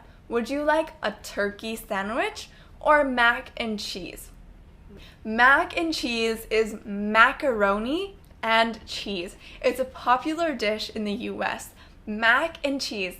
Macaroni and cheese. If you have a specific dietary requirement, you can ask if they have that type of food. So if you are vegetarian, you can ask, do you have any vegetarian meal options? Do you have any vegetarian meal options? Do you have any vegan meal options? Do you have any gluten-free meal options? Do you have any dairy-free meal options? Do you have any meals for purchase? On some flights, you can buy a meal. And these may be a little bit better since you are buying them. Do you have any meals for purchase? Are there any meals I can buy where I spend money to buy a meal? Do you have any meals for purchase? Next, let's talk about some other items you may need on the plane. When you're traveling to a foreign country and need to fill out an immigration form, the airline a lot of times will give it to you before you land. They will give it to you on the plane. Can I have an extra immigration form, please? You can use this phrase if you need another one. Maybe you messed up or you lost it. You can ask for a new one. Can I have an extra immigration form, please? Can I have an extra immigration form, please? Could I get a blanket? Airplanes are also often pretty cold, so you can ask for a blanket. Could I get a blanket? Could I have a blanket? Could I get a blanket? If you want another blanket, you can also say, could I get an extra blanket? Could I get an extra blanket? Do you have a pair of headphones I could use? You may want to watch TV shows or movies on the plane, and for that you need headphones. If there's a screen on the seat in front of you, there's a good chance that the airline has headphones that you can use. So you can ask for headphones. Do you have a pair of headphones I could use? That covers how to order drinks, how to order food, and how to ask for extra items. So let's talk about some of the common drinks. Of course, first we have water, and then there's still water and sparkling water. Water, still water, sparkling water. Then we have soda. So there's lots of types of soda. Sprite, Coke, Diet Coke, Pepsi, Dr. Pepper, ginger ale, 7-Up, many more. I love ginger ale. That is one of my favorite sodas. I get motion sickness, and drinking ginger ale actually helps me on a plane. So if you have motion sickness, give ginger ale a try. Ginger ale. Next is fruit juice. You have apple juice, orange juice, tomato juice, fruit juice. And then dairy drinks. Dairy drinks are milk or milkshakes, although unfortunately they usually don't have milkshakes on the plane. Dairy, milk. And in terms of plant-based milk, there's almond milk, soy milk, oat milk. Those are all plant-based milks. And for caffeinated beverages, coffee and tea are the most common. Coffee and tea. Next, alcoholic drinks. Alcohol. There's beer, wine, spirits, lots of different alcoholic drinks. I hope this helps when you're on a plane and you're ordering drinks, food, and extra items, basically anything you need. I will see you in the next lesson, lesson 12, where we will talk about customs. See you then. Thank you for watching. Welcome back, everybody. Welcome to lesson 12. What's the purpose of your trip? This lesson is about going through customs and immigration. Now, I know that this is a scary topic for a lot of people. It can seem scary and you may feel unprepared. But this lesson will really help you to understand what you are being asked, and you will learn how to respond. So I have a few pieces of advice.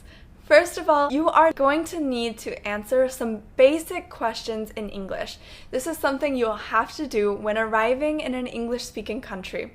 They will ask you questions, and you should be able to respond to them clearly and briefly, shortly. So you don't need to ramble on, talk a lot on each answer. I think as long as you answer honestly, directly, clearly, and briefly, you will be good. And finally, stay calm and don't panic. You don't need to be anxious or worry. You can stay calm, and if you know these phrases really well, you will feel much more prepared. So when you're going through immigration, it's good to be very polite, have a smile, and be nice, be polite, and respectful. Let's get started. Let's go over some must-know questions. The first question that you will need to know is, may I have your passport, please? The immigration officer will ask for your passport. May I have your passport, please? May I have your passport, please? Can you give me your passport? And when you hand it over, you should say, here you go. Here you go. The next question is, what is your final destination? What is your final destination? Where are you going to get off the plane and leave the airport and stay? Where is your final destination? What is your final destination? Not your transfer destination, not where you are transferring, but where your final destination is. Your final destination. Destination is the place that you are going. Your destination. You can simply respond with the place. San Francisco, Los Angeles, New York, Paris, London. Next, what is the purpose of your trip? Why are you coming to this country? What is your purpose? And this depends on what your purpose is. So, what is the purpose of your visit? Why are you visiting this country? I'm here to do something. I'm here to attend a conference. I'm here to attend a festival. I'm here to attend a meeting.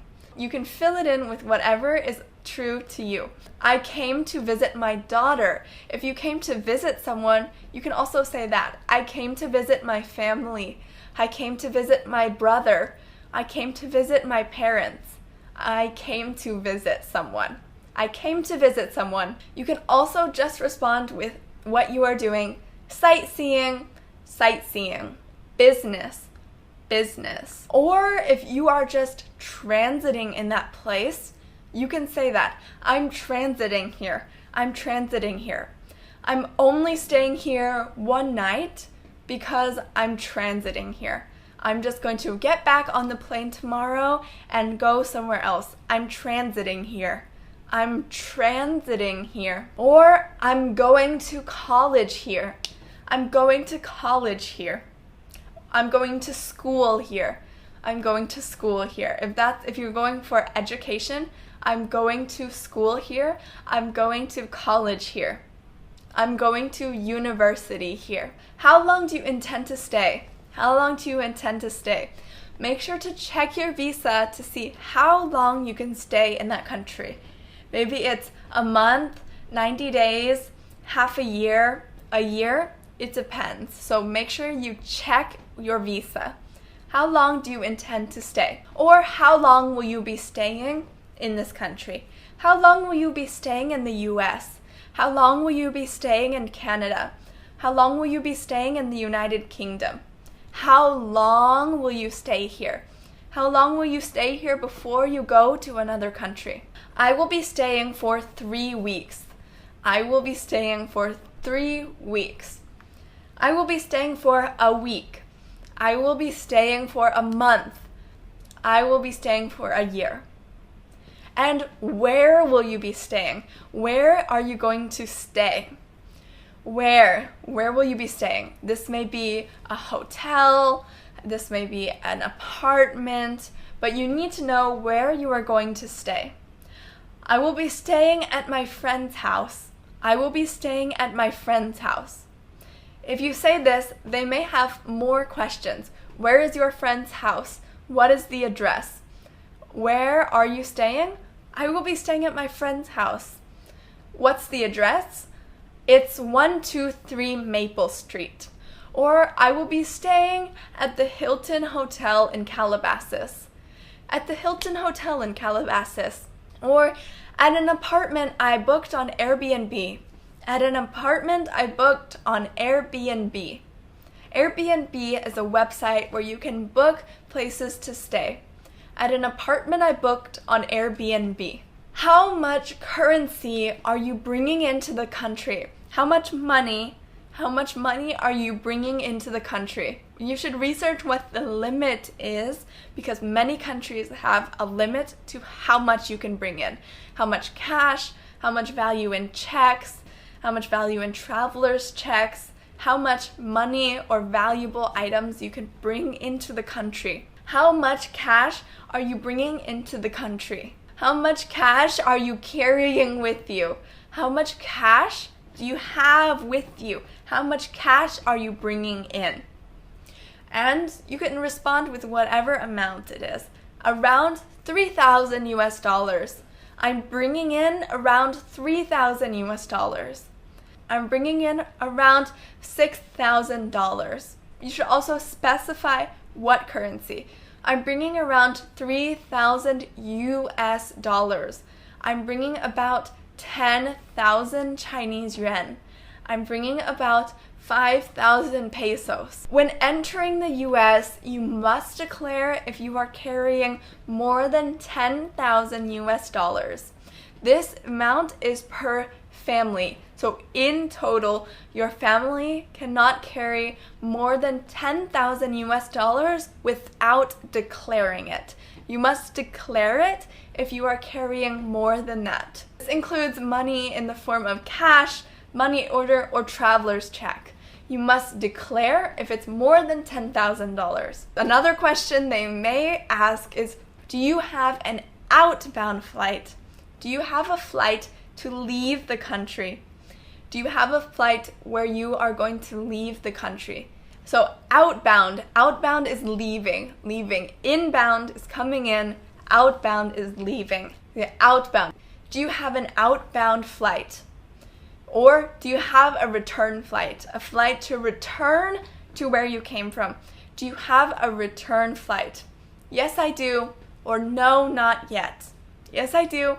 Or if no, not yet. If you have no plans to book an outbound flight, you can just say, no, I do not. No, I do not. But if you are staying temporarily for a limited amount of time, you can say, no, not yet. No, not yet. Next, some common questions. A question you will be asked is, do you have anything to declare? Do you have anything to declare? This may be food. You need to declare food. If you are bringing in lots of money, you need to declare that. Lots of alcohol, lots of cigarettes, anything like this, you need to declare it. Declare it. Do you have anything to declare? Do you have anything to declare?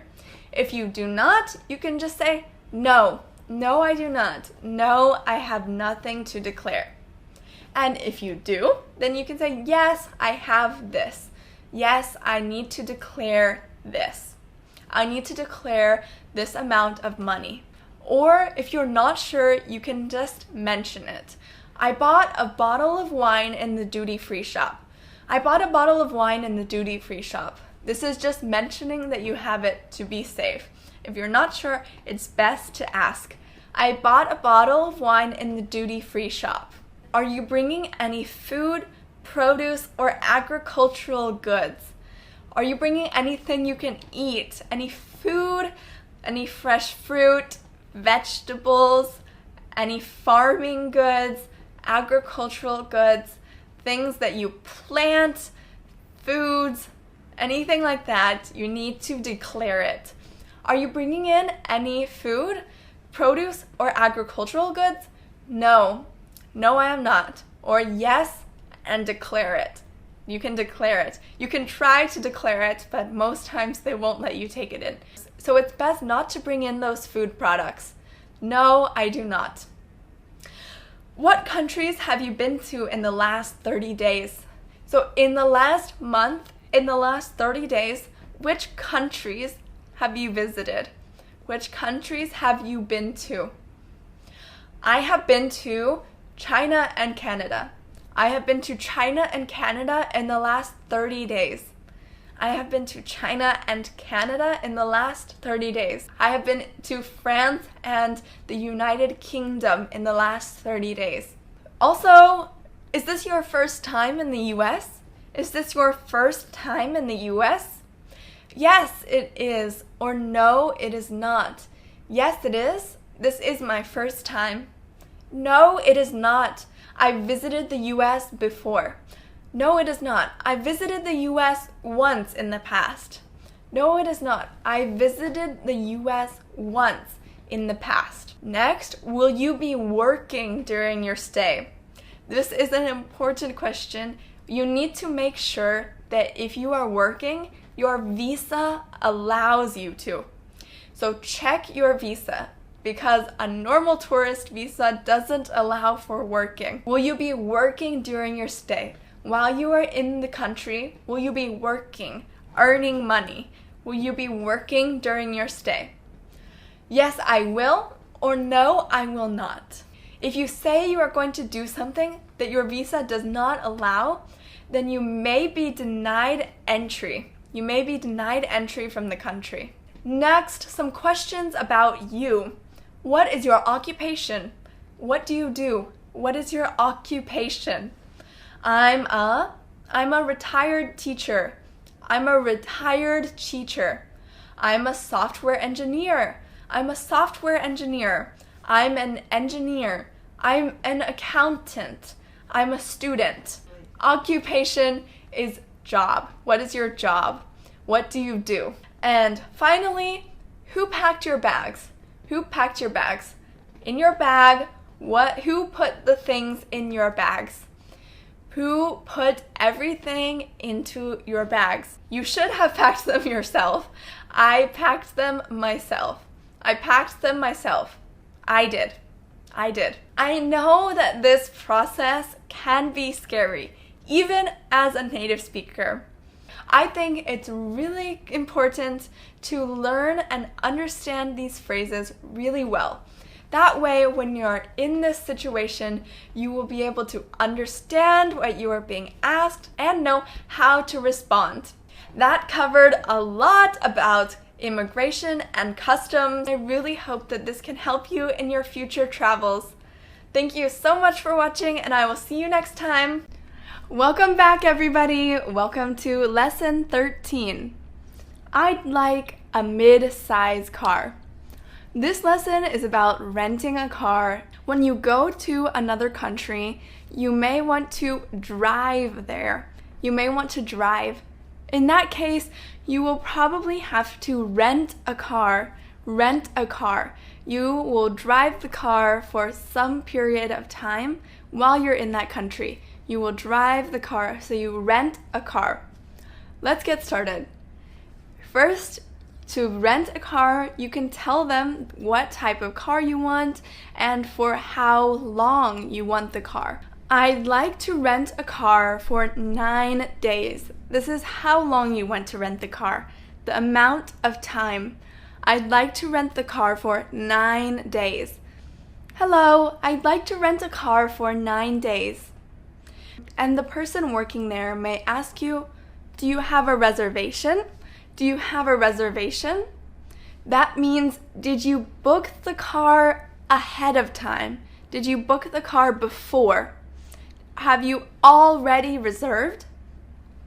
Yes, I do, or no, I don't. Yes, I do have a reservation. No, I don't have a reservation. What type of car would you like? So there are many different types of cars. Big cars, small cars. We'll talk about that in a little bit. So there are different types of cars. And you can say what type of car you would like. I'd like a mid-size car. I'd like a mid-size car. I'd like an SUV. I'd like an SUV. I'd like a convertible. I'd like a. We see this sentence pattern a lot. I would like a. I'd like a. I'd like a mid-size car. A mid-size car is just a regular car for families, usually for 4 or 5 people. A mid-size car. And if you want to know if they have any mid-size cars, you can ask, do you have any mid-size cars available? available? Do you have any convertibles available? Available means they have them that you can rent. They're not taken by somebody else. You can rent it. It's available for you to rent. Do you have any mid-size cars available? Next, automatic or manual. In a car, there's automatic transmission and manual transmission. It depends on which type you want. If you want a car with automatic transmission or a car with manual transmission, you need to specify. Automatic, please. I would prefer automatic transmission, please. You can just say auto, please. Manual, please. Automatic is usually a little more expensive. It's more expensive. How many people will be driving the car? How many people will be driving the car? So if it's just one person, you, that's driving the car, then you can just say, just myself. Just myself. I'm the only person that's going to be driving the car. But if you and your friend are going to drive the car, you can say two people, me and my friend.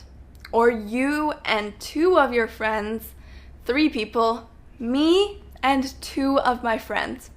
The more people that drive the car, the more money you will have to pay. If 10 people are going to drive the car, then it will be more expensive than if just you drive the car. Next, let's talk about some extra things that you may need when you are renting a car. Okay, do you need a GPS? The first thing that's really common is a GPS. A GPS.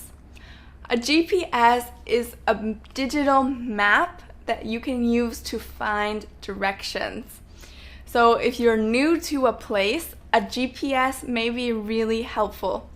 A GPS. This is a good word to remember if you want to have directions in the car. A GPS. GPS stands for Global Positioning System, but we just say GPS. GPS. Do you need a toll pass? Do you need a toll pass? On the highway, there are toll gates. Toll gates where you need to pay. You need to pay to drive on the highway or on the road. A toll gate. But if you don't want to stop at the toll gate, you can get a toll pass. A toll pass. If you have a toll pass, you can just drive through. You don't have to stop. So it will save you some time. Do you need a toll pass? Do you need a toll pass? Do you need a car seat for your child? If you're traveling with a small child, you will probably need a car seat. A car seat. This is a seat made just for children to be safer. Do you need a car seat for your child? Do you need a car seat? In many places, there's a legal requirement for children to wear a car seat. So up to a certain age or a certain weight, they must use a car seat. They must sit in a car seat. Would you like insurance? Would you like insurance? If you want to be extra safe, it may be good to get insurance. But you will want to know, how much does it cost? How much is the insurance? So you can just say, how much does it cost? How much does it cost? What does it cover? What does it cover? If you buy the insurance, what will it cover for you? What will it protect you from? What does it cover? What does it cover? Is there a deductible? A deductible is how much you need to pay before the insurance will pay. Is there a deductible? Is there a deductible? Common insurance terms. Deductible. Deductible. That's what we were just saying. Deductible. The amount that you pay when you make an insurance claim. What you pay. Collision damage waiver. So if you have this, if your insurance has this, and your rental car is damaged or stolen, then you don't have to pay to repair or replace it. Liability insurance. This insurance covers damages to other people's property and medical care, liability insurance. Personal accident insurance. This type of insurance covers the medical costs for you and your passengers if there is injury. It covers the medical costs. These are all really common terms you will hear in car renting and car insurance. Your car comes with unlimited mileage. Your car comes with unlimited mileage. This means that you can drive as much as you want. There is no limit to how much you can drive. You can drive 1 mile, 100 miles, 300 miles. There's no limit. You can drive as much as you want. The cost is the same. May I see your driver's license? May I see your driver's license? To drive, you need a driver's license. A driver's license. May I see your driver's license? Yes, here you are. Yes, here you are. I have an international driver's license. Is that okay? An international driver's license. Most countries recognize international driver's license, but if you want to make sure, you can ask, I have an international driver's license. Is that okay? Is that okay? Your credit card will be charged the deposit amount. The deposit amount. The deposit is how much you put down, and you will get it back if there are no issues. Your credit card will be charged the deposit amount. The full payment, how much you owe, will be due when you return the car. So when you return the car, when you give it back, then you will be charged the full amount, the full amount that you need to pay. You should return the car with the gas tank full, So when you return the car, the gas tank should be all the way filled. The gas tank should be completely filled. You should return the car with the gas tank full. So when you bring back the car, when you return the car, the gas tank should be full. It should be completely full. A lot of car companies have a full policy. A full policy. When you get the car, the gas tank should be full. The gas tank will be full. When you return the car, the gas tank should also be full. If you have that policy and the gas tank is not full when you get the car, you should definitely let the people working there know. If you get into the car and there's only a half tank, half of the gas, but you are supposed to have the full gas, then you should let them know. Tell them that you only have half of the gas tank full. Only half of the gas tank is full. Please put your initials here and your signature here. Your initials, the first letters of your name, and your signature, you sign here. We covered initials and signatures in our name lesson. Please put your initials here and your signature here. Please put your initials here and your signature here. And after you've had a fun time traveling and it's time to return the car, they will ask, how was your trip? How was everything? Was everything okay? Was everything okay? Was everything okay with your car? Was everything okay with the car? Was everything okay with driving? Was everything okay?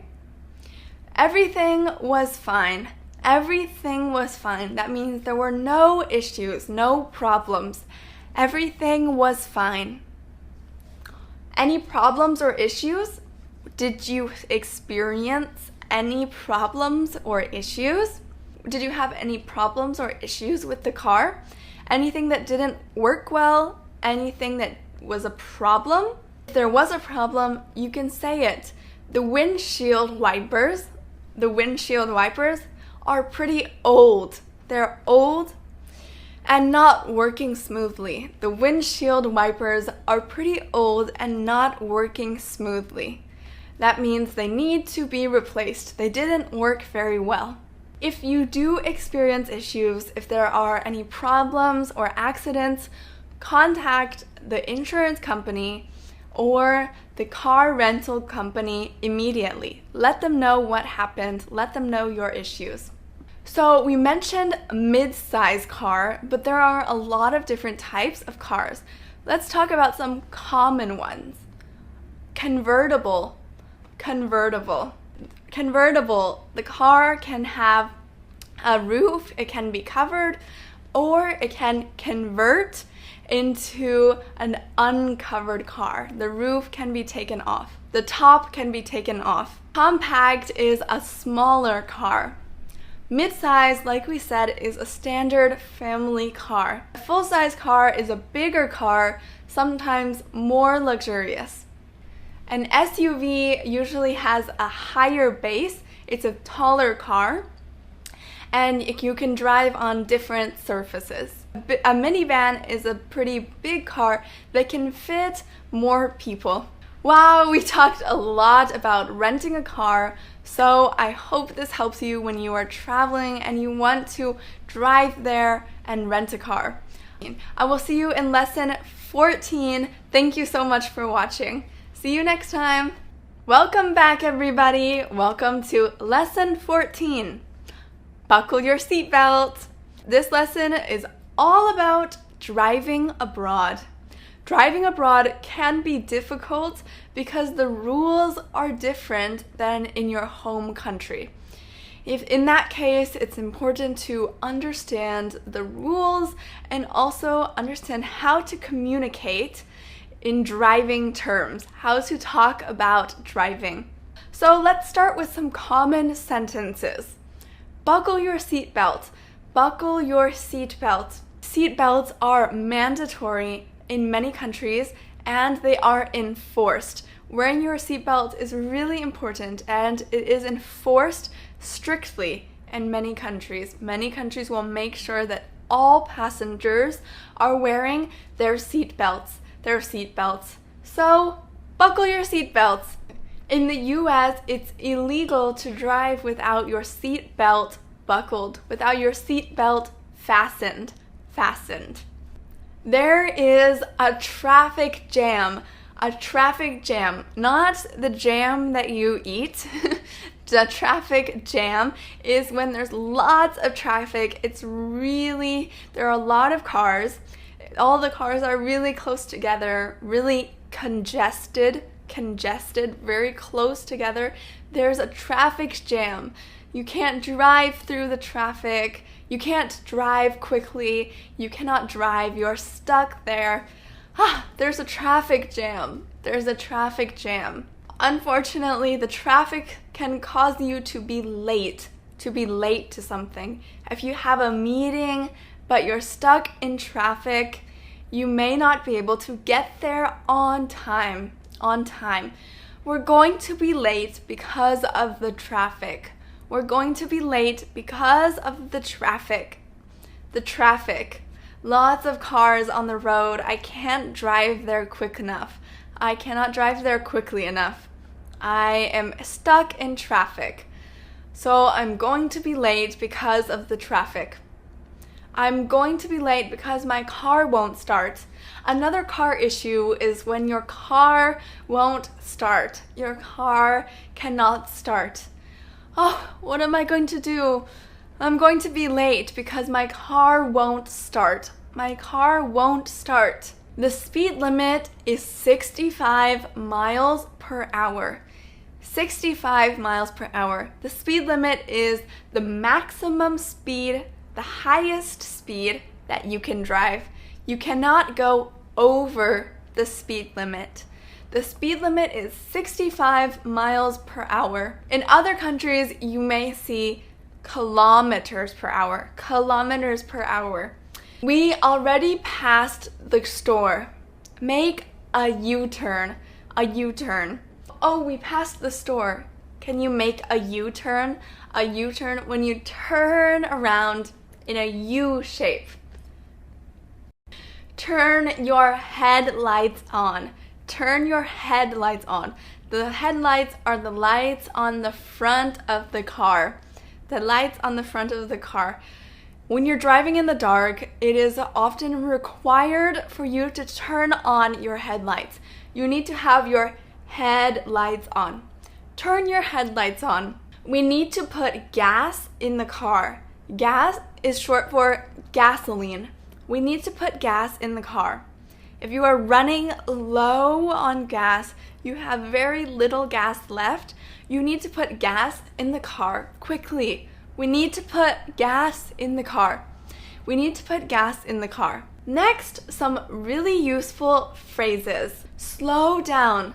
Slow down. Drive slower. Go slower. Speed up. Speed up.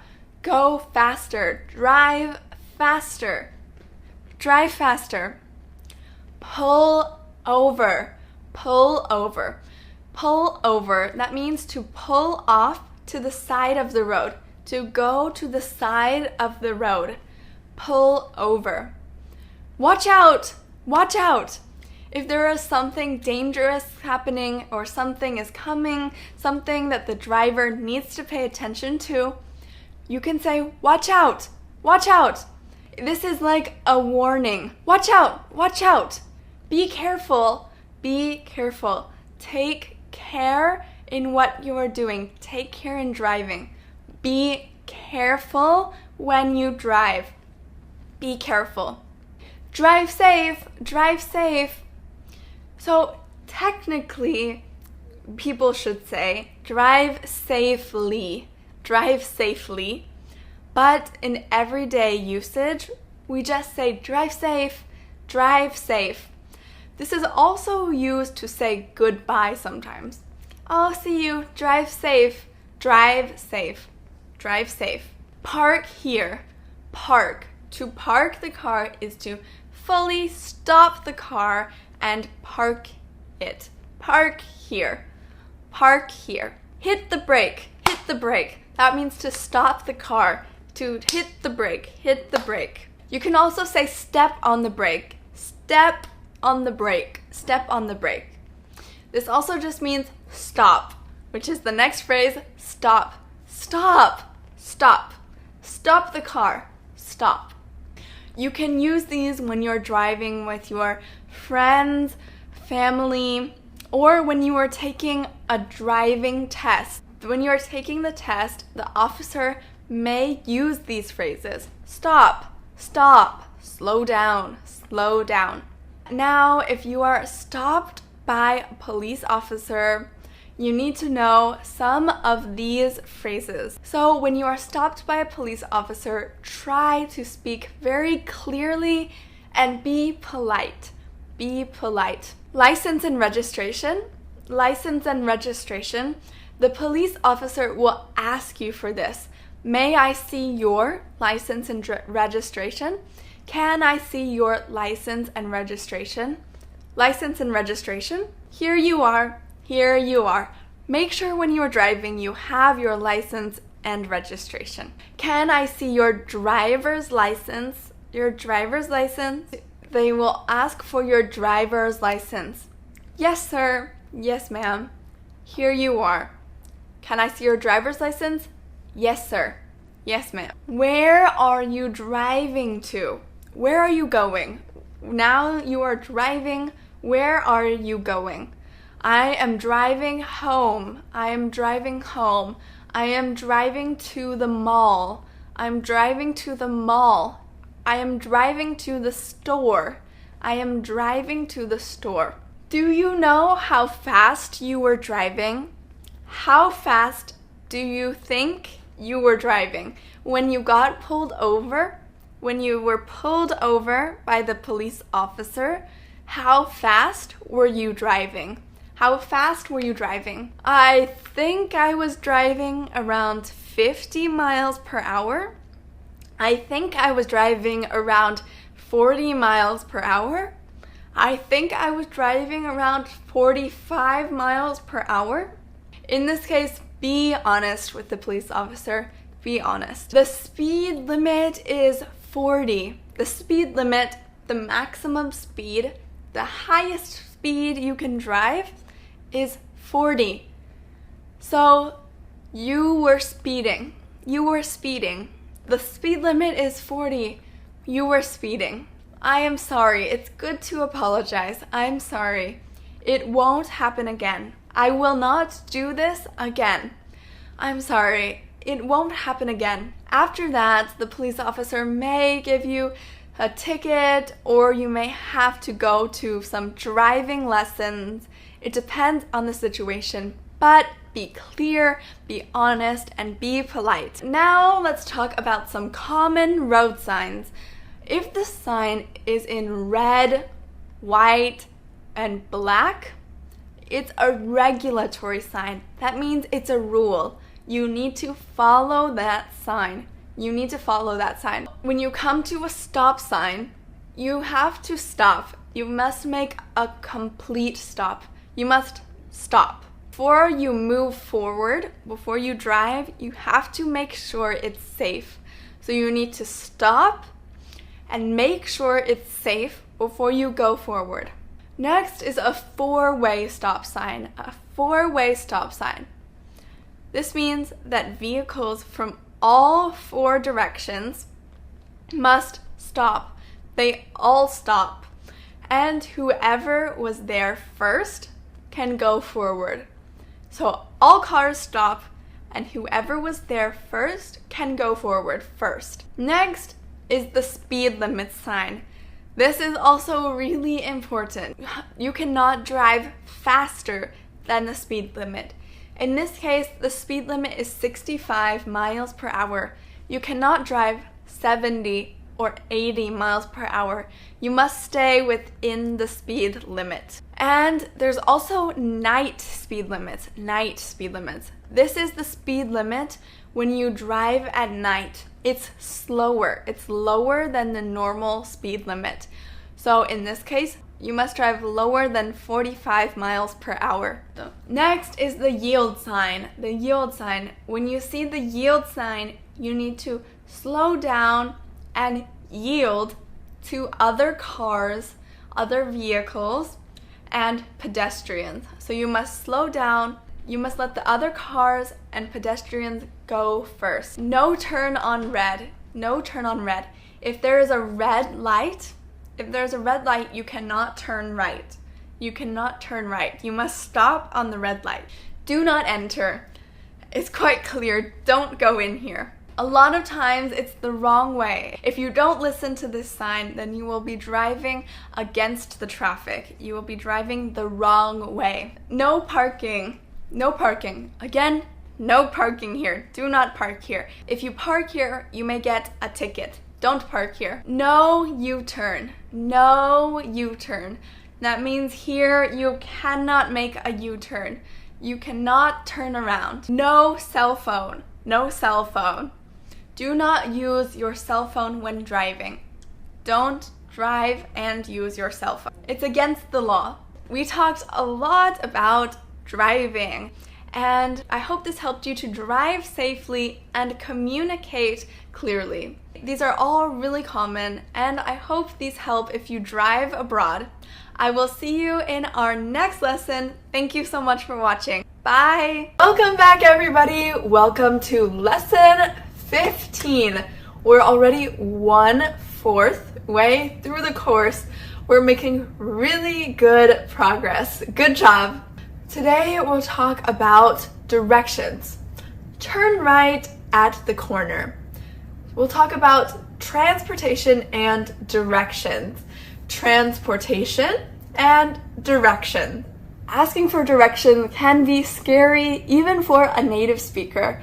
It can be a little bit scary to ask to a stranger, to ask somebody else for directions, but it's an important part of travel. Asking for directions is so important so that you don't feel lost, so that you don't feel scared and lost. Let's get started. How do I get to the library?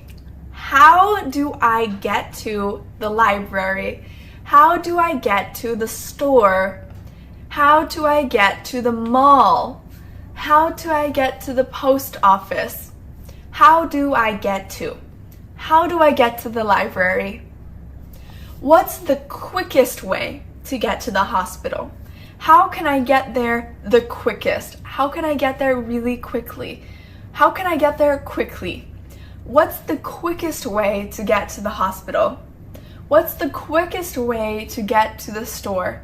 What's the quickest way to get to the mall? What's the quickest way to get to the airport? Excuse me, do you know where the subway station is? Do you know where? Do you know where the subway station is? Do you know where the hospital is? Do you know where the building is? Excuse me is a good phrase to use when you want to get someone's attention. Excuse me, excuse me. Excuse me, could you let me know this? Excuse me, could you tell me where the mall is? Excuse me, do you know where the subway station is?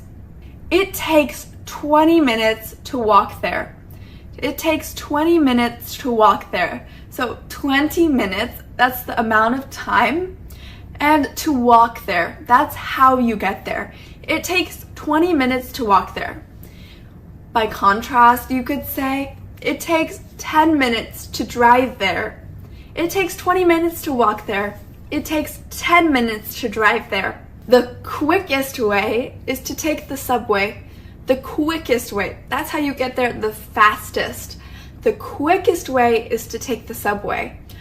The quickest way to get there is to take the subway. Take the subway line for 2 stops to May Road Station. Take the subway line for 2 stops to May Road Station. So you need to take the subway, take the bus, take the subway, take the train for 2 stations, 2 stops.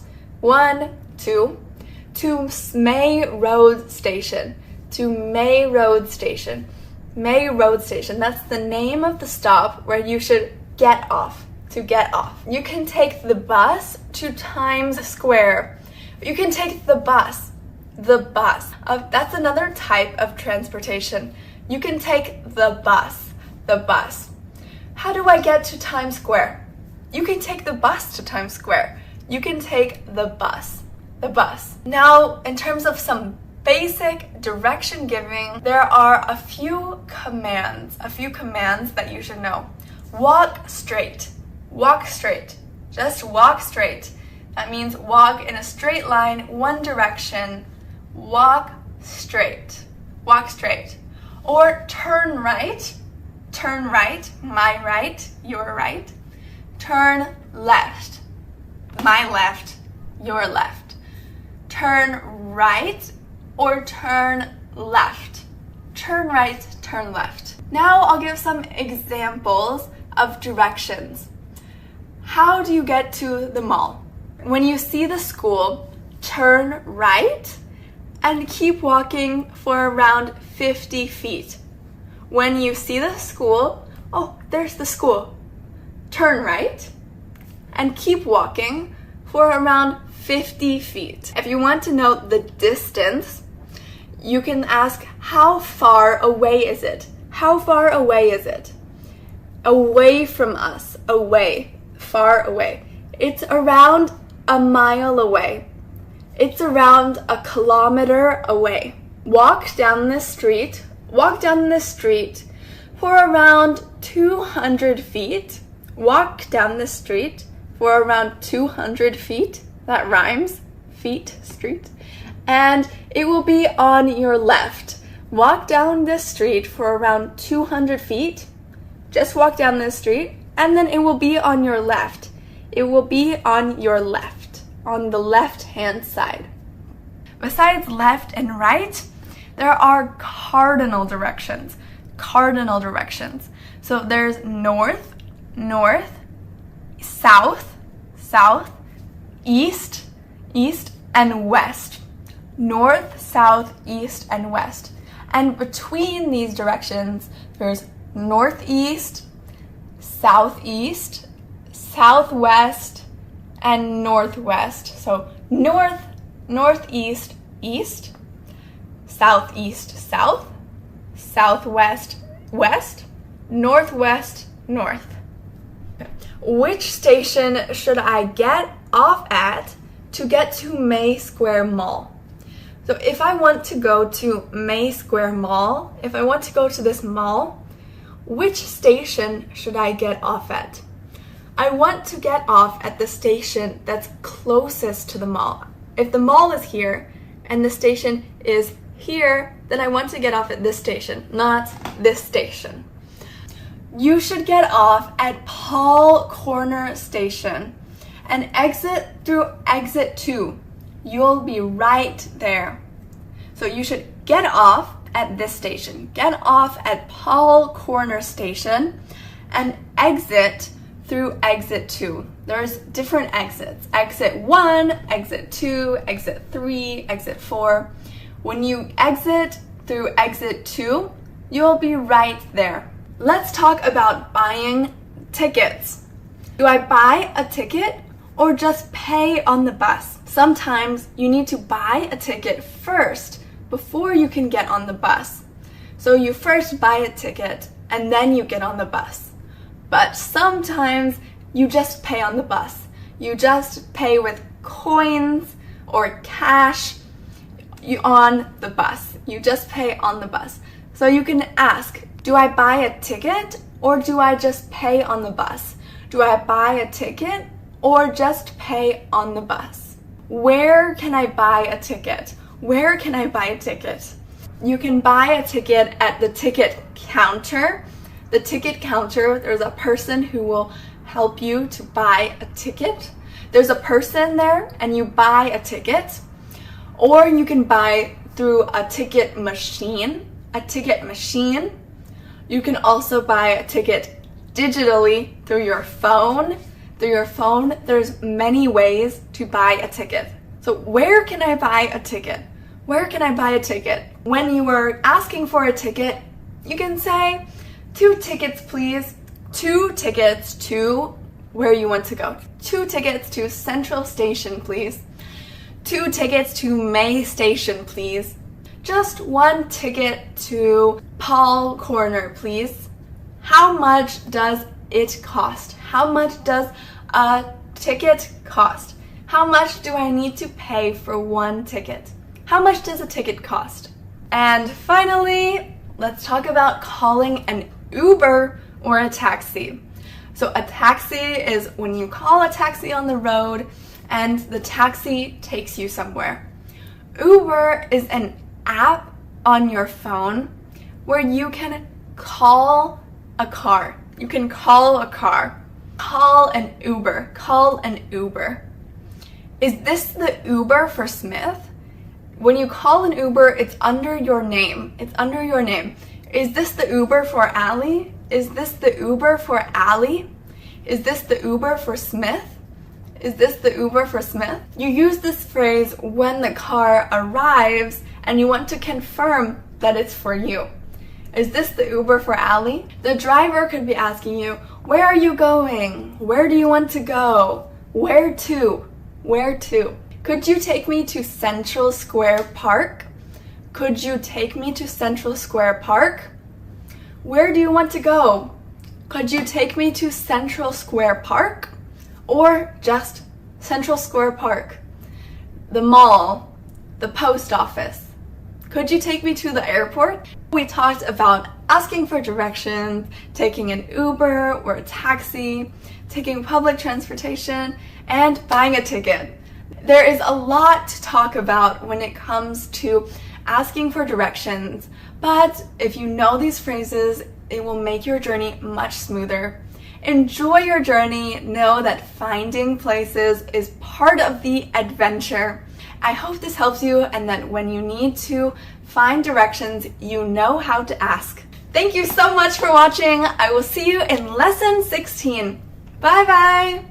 Hello everybody. Welcome back. Welcome to lesson 16. Lesson 16. How was your vacation? This lesson is all about talking about travel. Talking about travel. Why do we talk about travel? Well, travel is just such a good conversation topic. It's a good way to get to know people through their travels. It's also just a fun topic, and it's something that people can connect about. They can connect with each other based on similar interests in travel or places that they've both been to. Travel is a really common topic and something you can bring up when you don't know what to talk about. Let's get started. My favorite place that I have traveled to is Paris. Of all the places I have traveled to, my favorite place is Paris. I have been to 15 countries. I have been to in the past. In the past, I have been to 10 countries. I have visited 15 countries. I have been to 3 countries. I have been to 5 countries. I really enjoyed my trip to Florida. I really enjoyed. I had fun. I really enjoyed it. I really enjoyed my trip to Florida. When I went to Florida, I really enjoyed my trip. I really enjoyed my trip to Canada. I really enjoyed my trip to China. I really enjoyed my trip to Florida. How was your vacation? How was your vacation? Was it good? Was it bad? How was it? What was it like? How was your vacation? It was great. It was great. It was fun. It was fun. It was good. It was good. It was amazing. It was amazing. These are all examples of how you can respond. It was great. It was fun. Where did you go for vacation? Where did you go? You went on vacation. Where did you go for vacation? Where did you go? Where?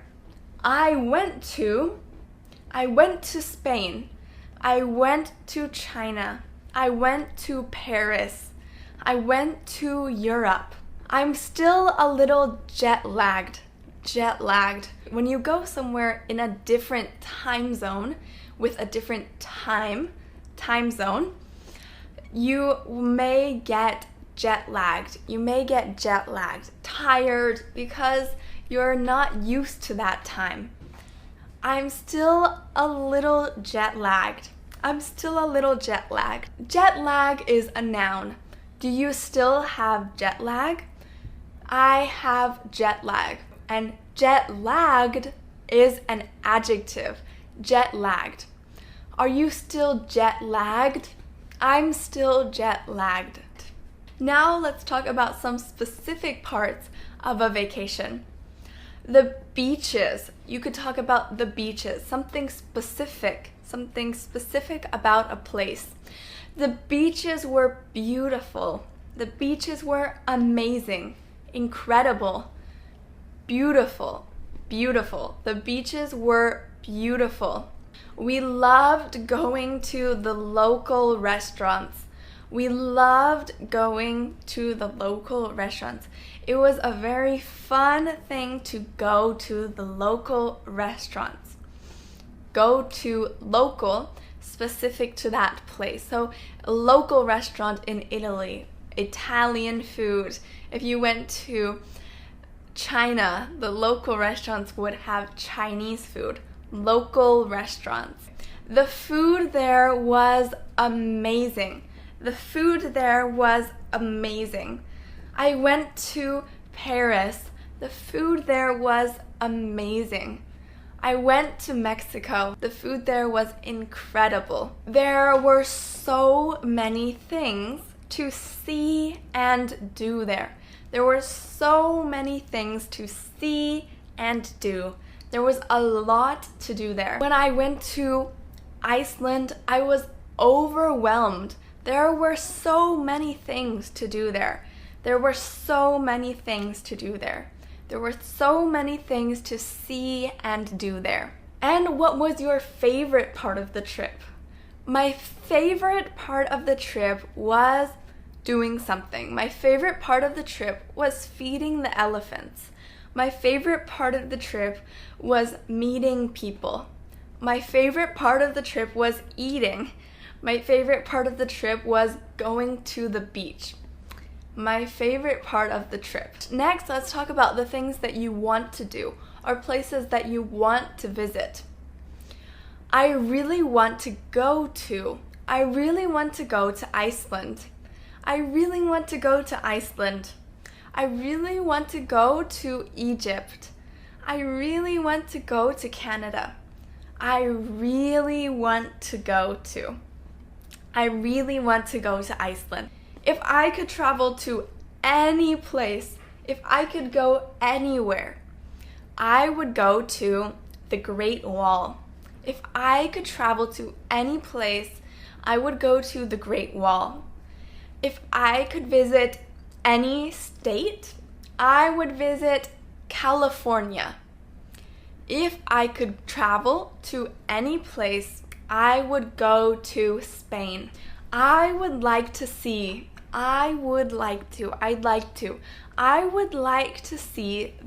Eiffel Tower. I would like to see the Eiffel Tower.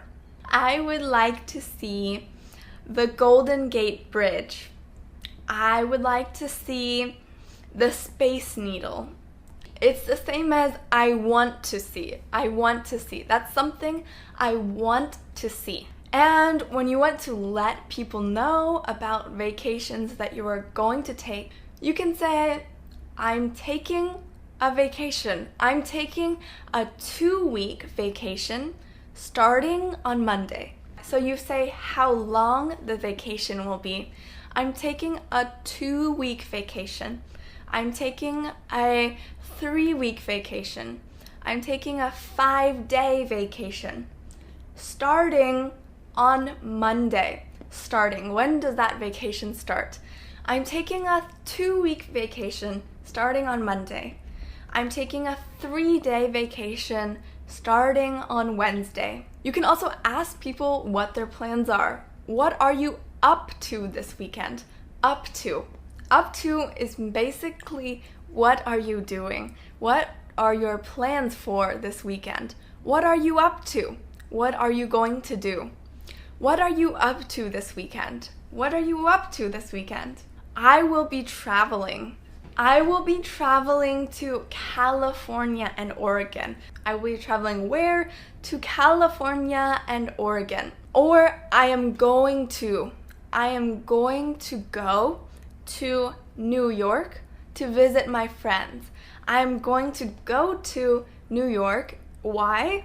To visit my friends. Travel is a really common and fun topic. It's good to get familiar with both the past tense and the future tense when talking about traveling, vacations, and trips. I'll see you in lesson 17. Thank you so much for watching. See you next time. Welcome back, everybody. Welcome to lesson 17. We look forward to our stay. This lesson is all about booking a hotel or Airbnb. When you travel, you need to have somewhere to stay. So being able to book a hotel or Airbnb is so important. And it's good to book in advance. It's good to make sure that you have a place to stay by making a reservation. Airbnb. B&B comes from bed and breakfast. Bed, a place to sleep, a room, and breakfast. Bed and breakfast. Airbnb. You book it online. You can book online through their website. Nowadays, you can book hotels online, but there are still times when you need to call or just walk in and make a reservation. So let's talk about how to do that. Do you have a room available from June 20th to June 25th? Do you have a room available that's open that I can use, that no one else has taken, that's available, I can use it? Do you have a room available from June 20th to June 25th? I'd like to. Again, this sentence pattern is so common. I would like to. I'd like to. I'd like to book a twin room for the first week of July. I'd like to book a twin room for the first week of July. A twin room. A twin room. That is one of the types of rooms. There are two single beds. Two single beds. A twin room. Do you have any non-smoking rooms available? Do you have any non-smoking? Non-smoking. There's no smoking in that room. Next, let's talk about things that come with your hotel booking. Things that come with it. Such as parking. Parking sometimes comes with your booking. You don't need to pay extra, but sometimes you do. So you can ask, is parking free? Is parking free? Is breakfast included? Is breakfast included? Included with the booking. Is it included when I book my room? Is breakfast included? Yes, breakfast is included. Yes, it is. No, breakfast is not included. It comes at an extra fee. It is an extra fee. Is the apartment equipped with high-speed internet? Is the apartment equipped with high-speed internet? Is the apartment equipped with high-speed internet? That means, does the apartment have high-speed, fast internet, fast Wi-Fi? Fast. This is for if you were staying at an apartment, at an Airbnb. Is there a washing machine on site? Is there a washing machine? A place where I can wash my clothes. A machine that washes my clothes. Is there a washing machine on site? Some hotels have washing machines.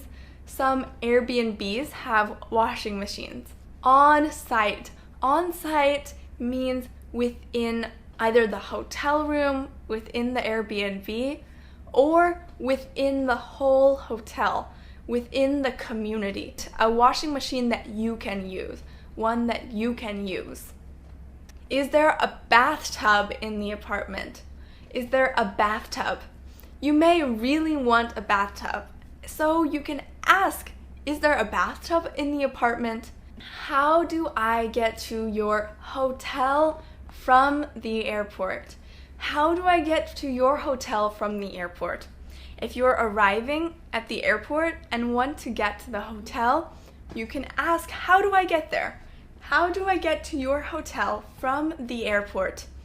Or instead of hotel, Airbnb, how do I get to your Airbnb from the airport?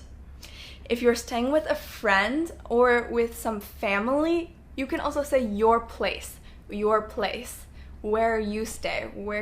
How do I get to your place from the airport? How do I get to your place from the airport? Some hotels, especially airport hotels, ones that are close to the airport, they have shuttle services. A shuttle service. That is when they have a car or a bus that goes between the hotel and the airport. Hotel, airport, airport, hotel. They go back and forth. A shuttle service. Do you provide shuttle service to your hotel from the airport? Do you provide that service? Do you provide a shuttle service to your hotel from the airport? Can I take a shuttle from the airport to your hotel?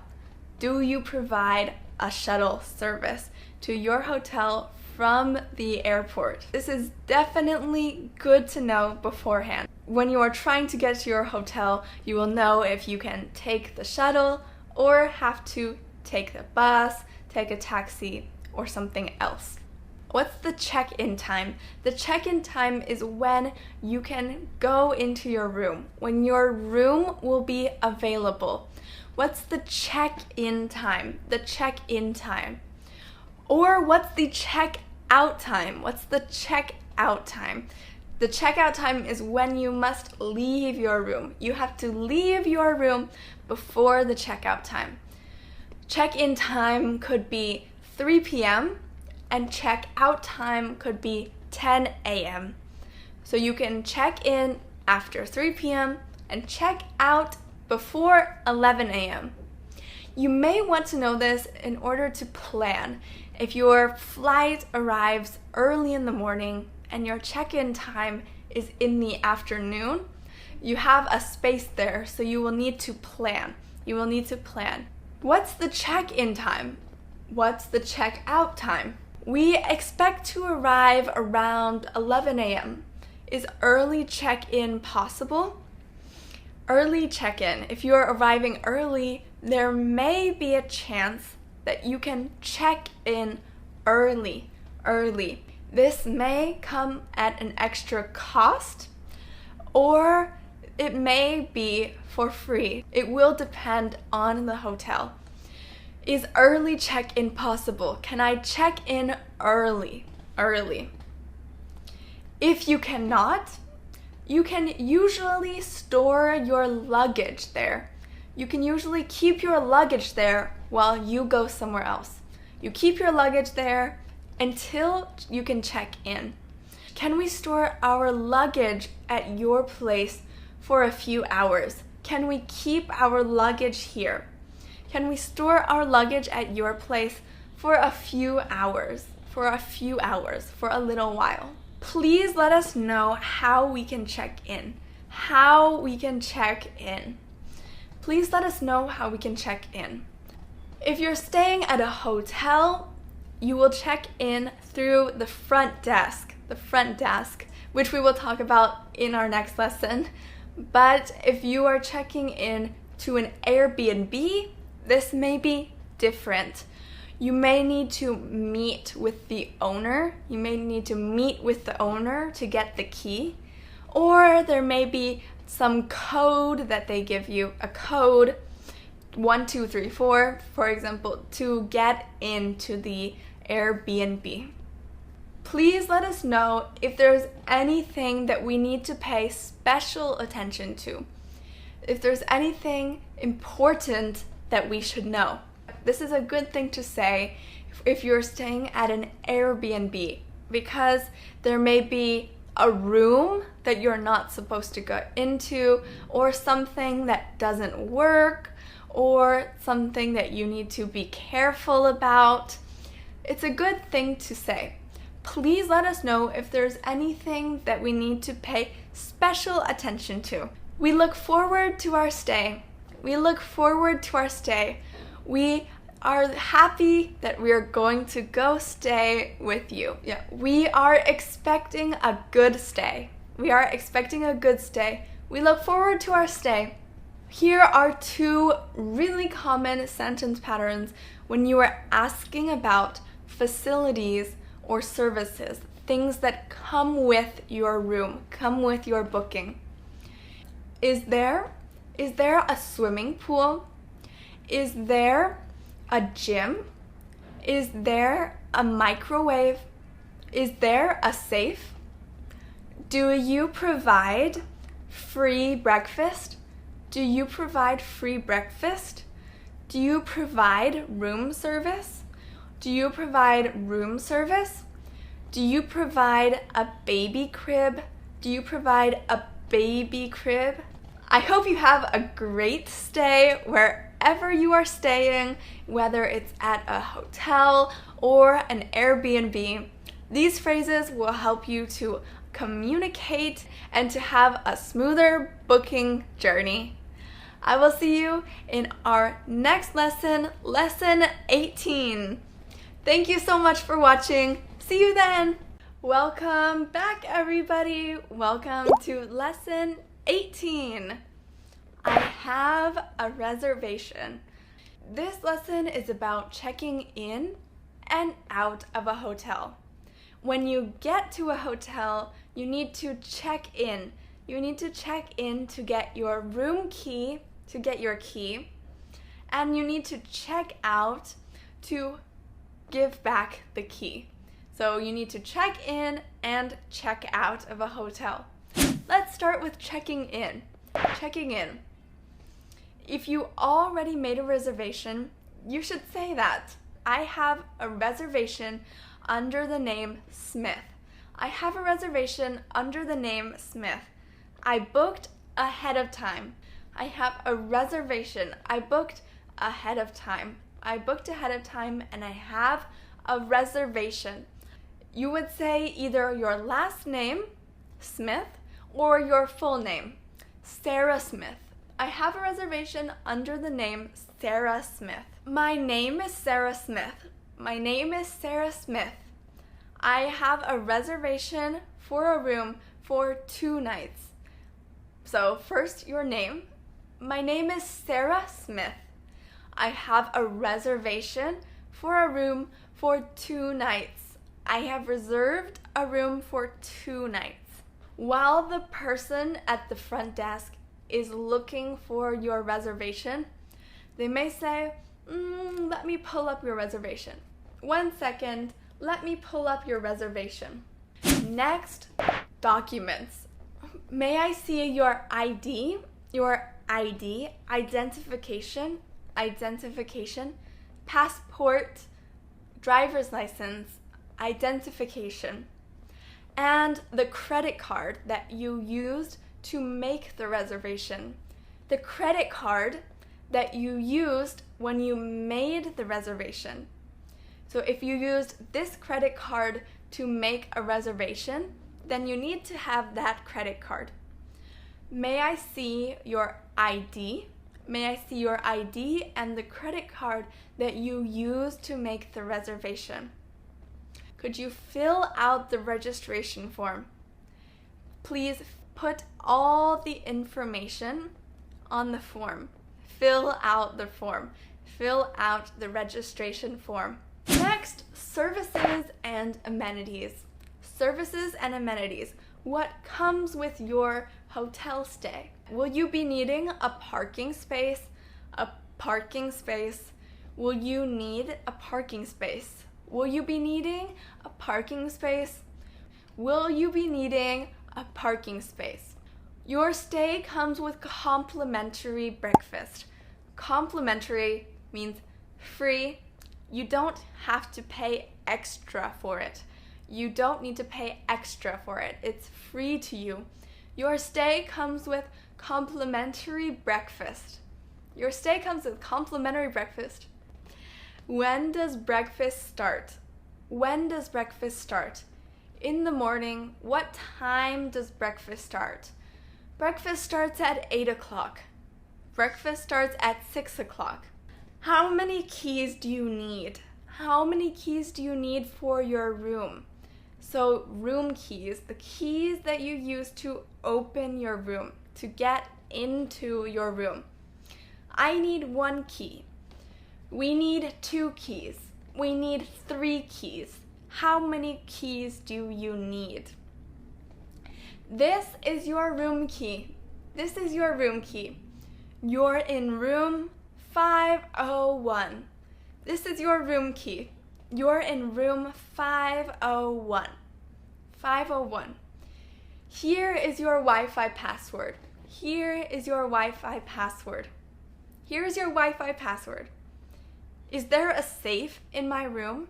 Is there a safe in my room? Is there a TV in my room? Is there a bathtub in my room? Is there a safe in my room? A safe is a place where you can store, where you can put your valuable items, or you can put your valuable items and lock it. You can lock the safe. Next, requests and questions.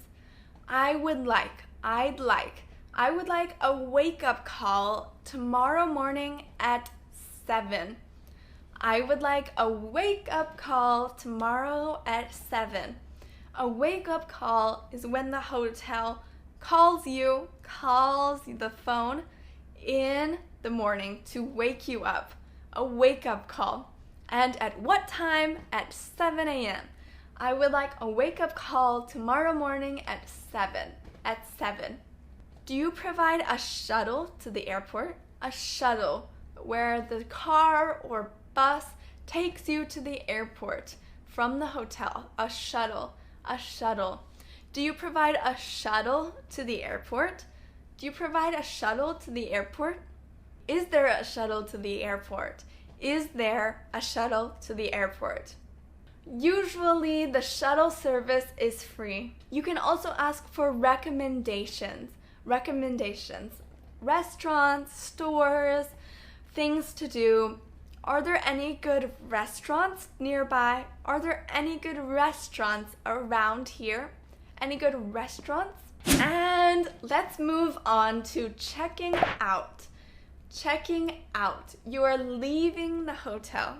You need to give back your keys, your room key, your room key. Good morning, I'd like to check out.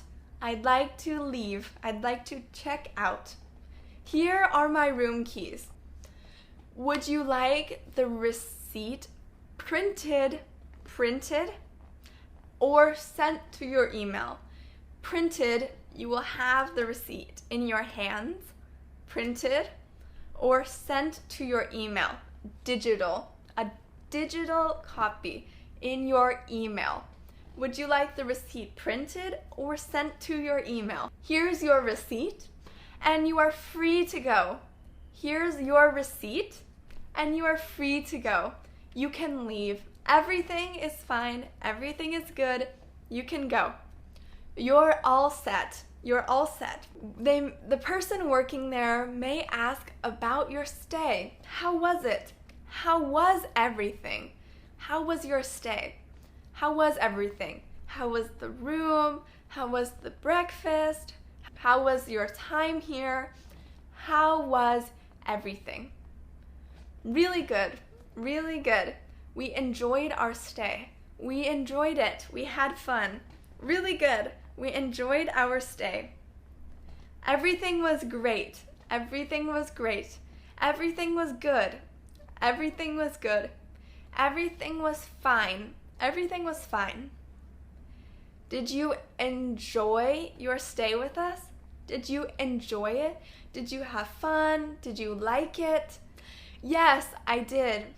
If you have some negative feedback, some things that weren't so good, you can say that. Everything was good, everything was good, except there was some loud noise from the room next door. There was some loud noise from the room next door. The neighbors, the people next door were loud. So everything was good, but there was some loud noise from the room next door. Or, I wish the curtains were a little thicker to block the light. The curtains, if they're too thin, they will let in a lot of light. So if they're thicker, the room will be darker. I wish the curtains were a little thicker to block the light. Apart from that, everything was good. These are just examples of feedback that you could give. You can give your honest feedback or suggestions, things that you didn't really like and things that you think they could improve. Wow, we covered how to check in and check out of a hotel. It's important to know how to ask if you need something and how to give feedback. I hope you have a good stay at your hotel. I will see you in lesson 19. See you next time. Bye.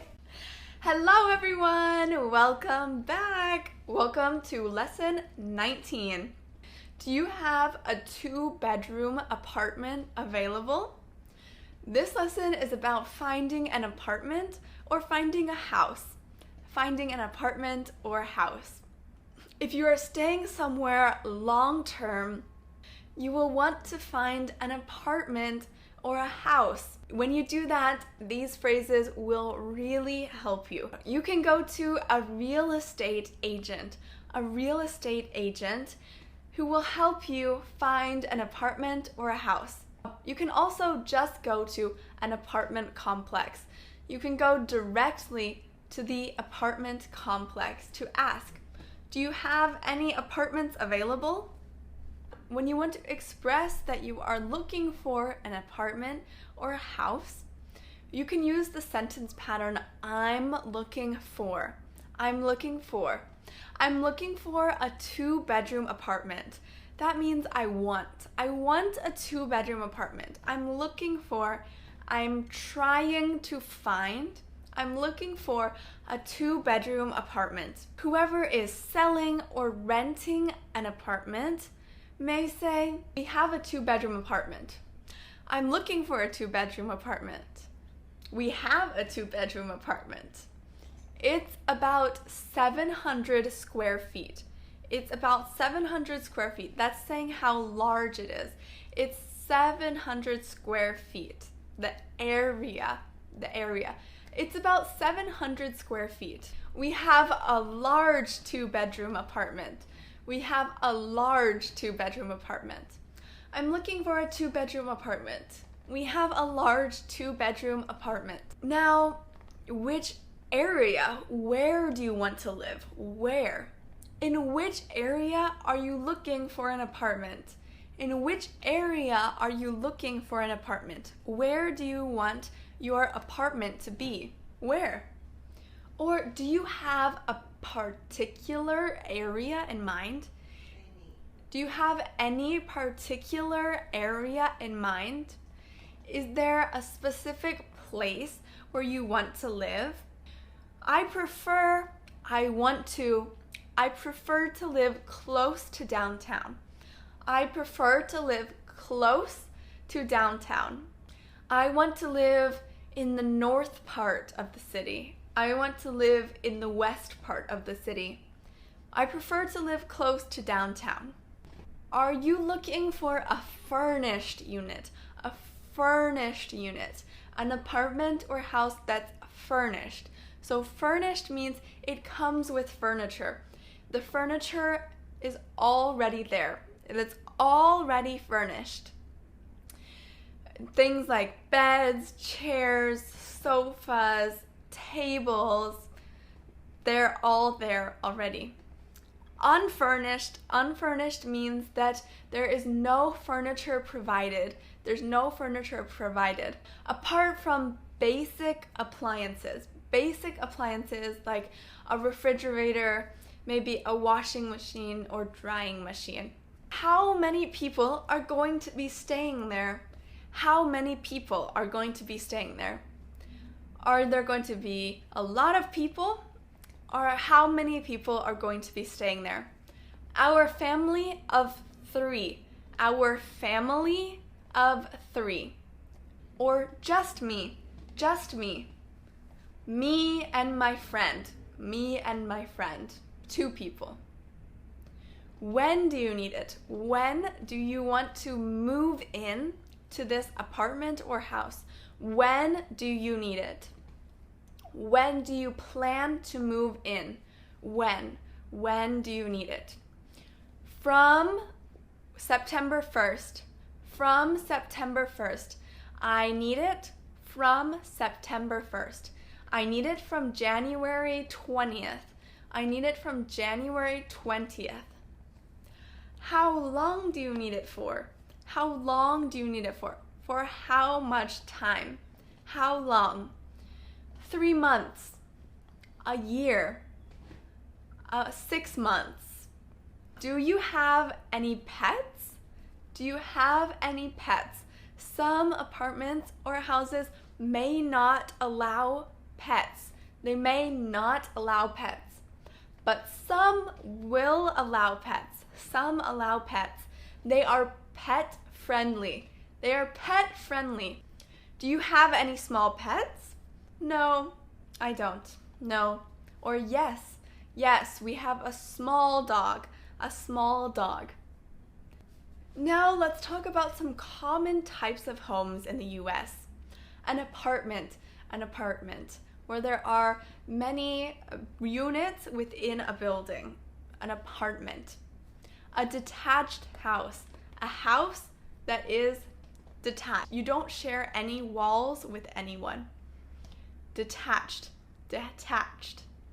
A condo stands for a condominium.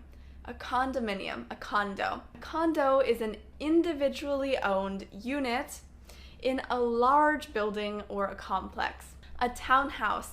A townhouse is a house with multiple floors that shares walls with other homes, that shares walls or a wall with other homes. A duplex is a house that is divided into 2 separate units. So 2 families, 2 units, 1 duplex. Now the rent. How much is it per month? How much do you pay per month? How much do you pay per month? How much is it per month? How much is it per month? What's the rent? What's the rent? The rent is how much you pay per month. What's the rent? It's $950 per month. It's $950 a month. That's a shortened version. It's $950 a month.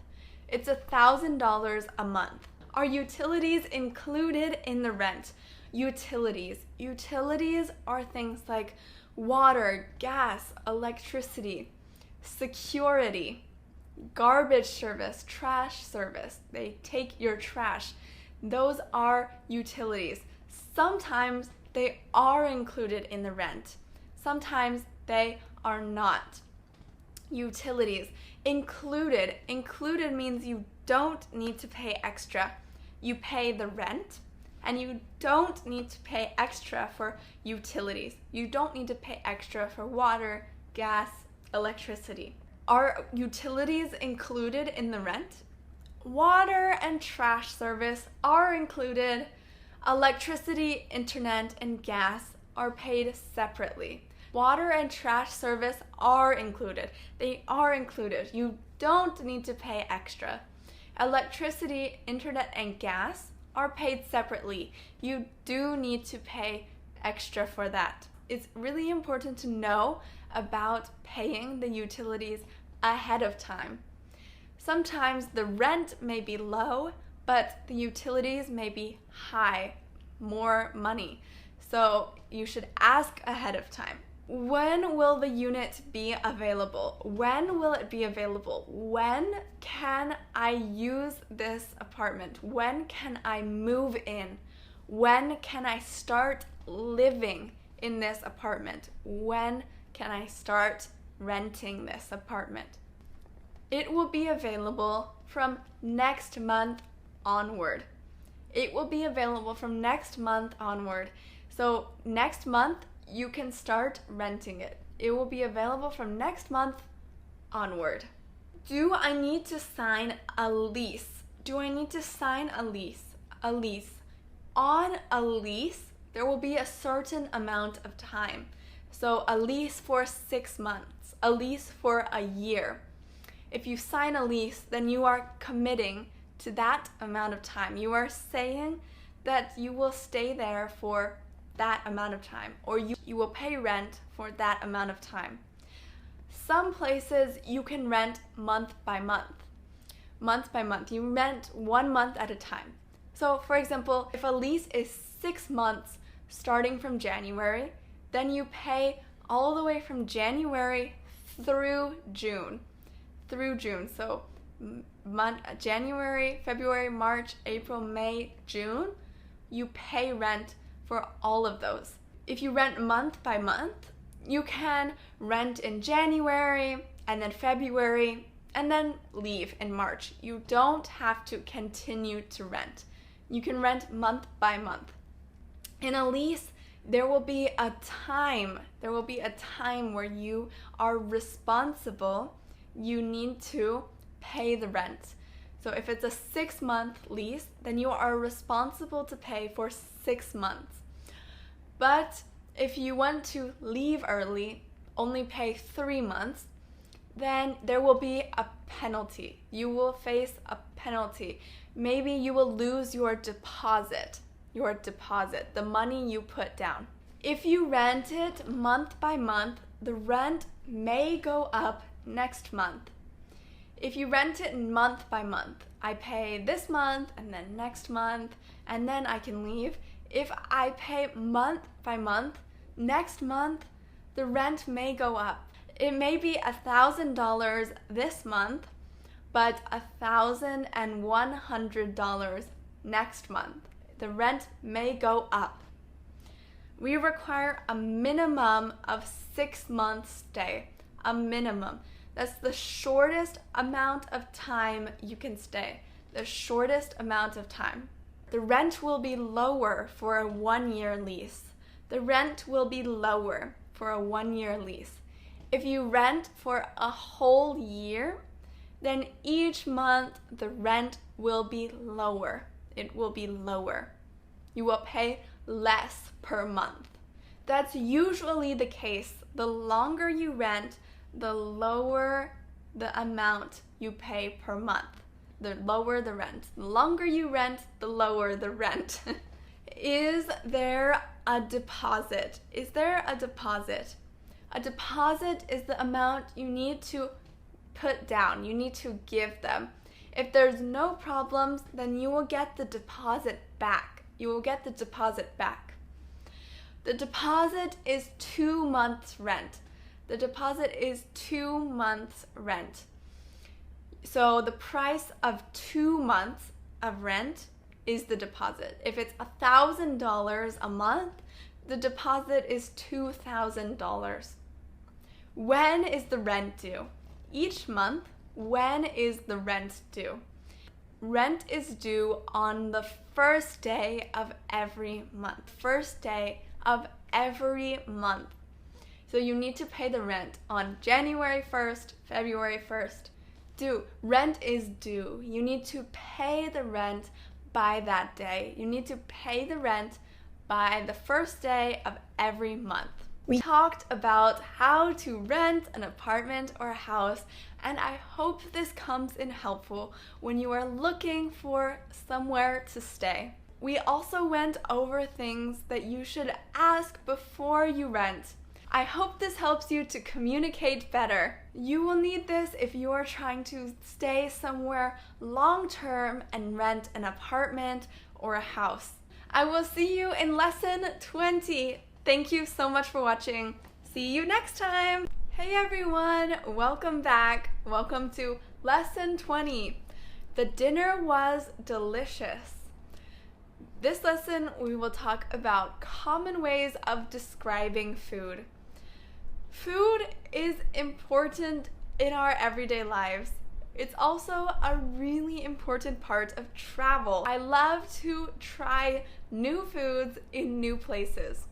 Food gatherings, where you are eating with other people, are also a really good opportunity to meet people and make new friends. So, talking about food, describing food, and complimenting food, saying something is good, saying the food is good, those are really important. Complimenting food, when you say the food is good, is also a really nice way to thank someone for cooking it.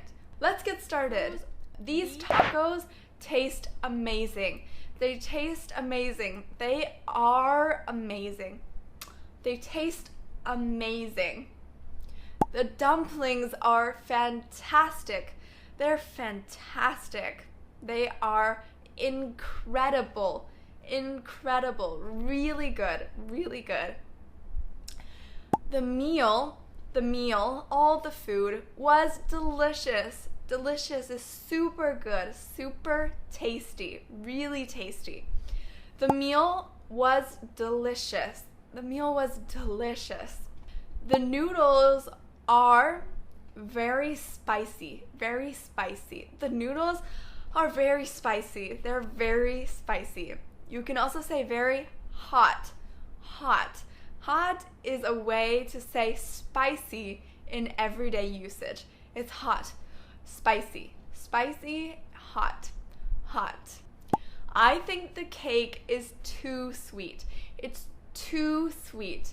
It's more sweet than it should be. Too sweet. It's too sweet. I think the cake is too sweet. The tea is too hot.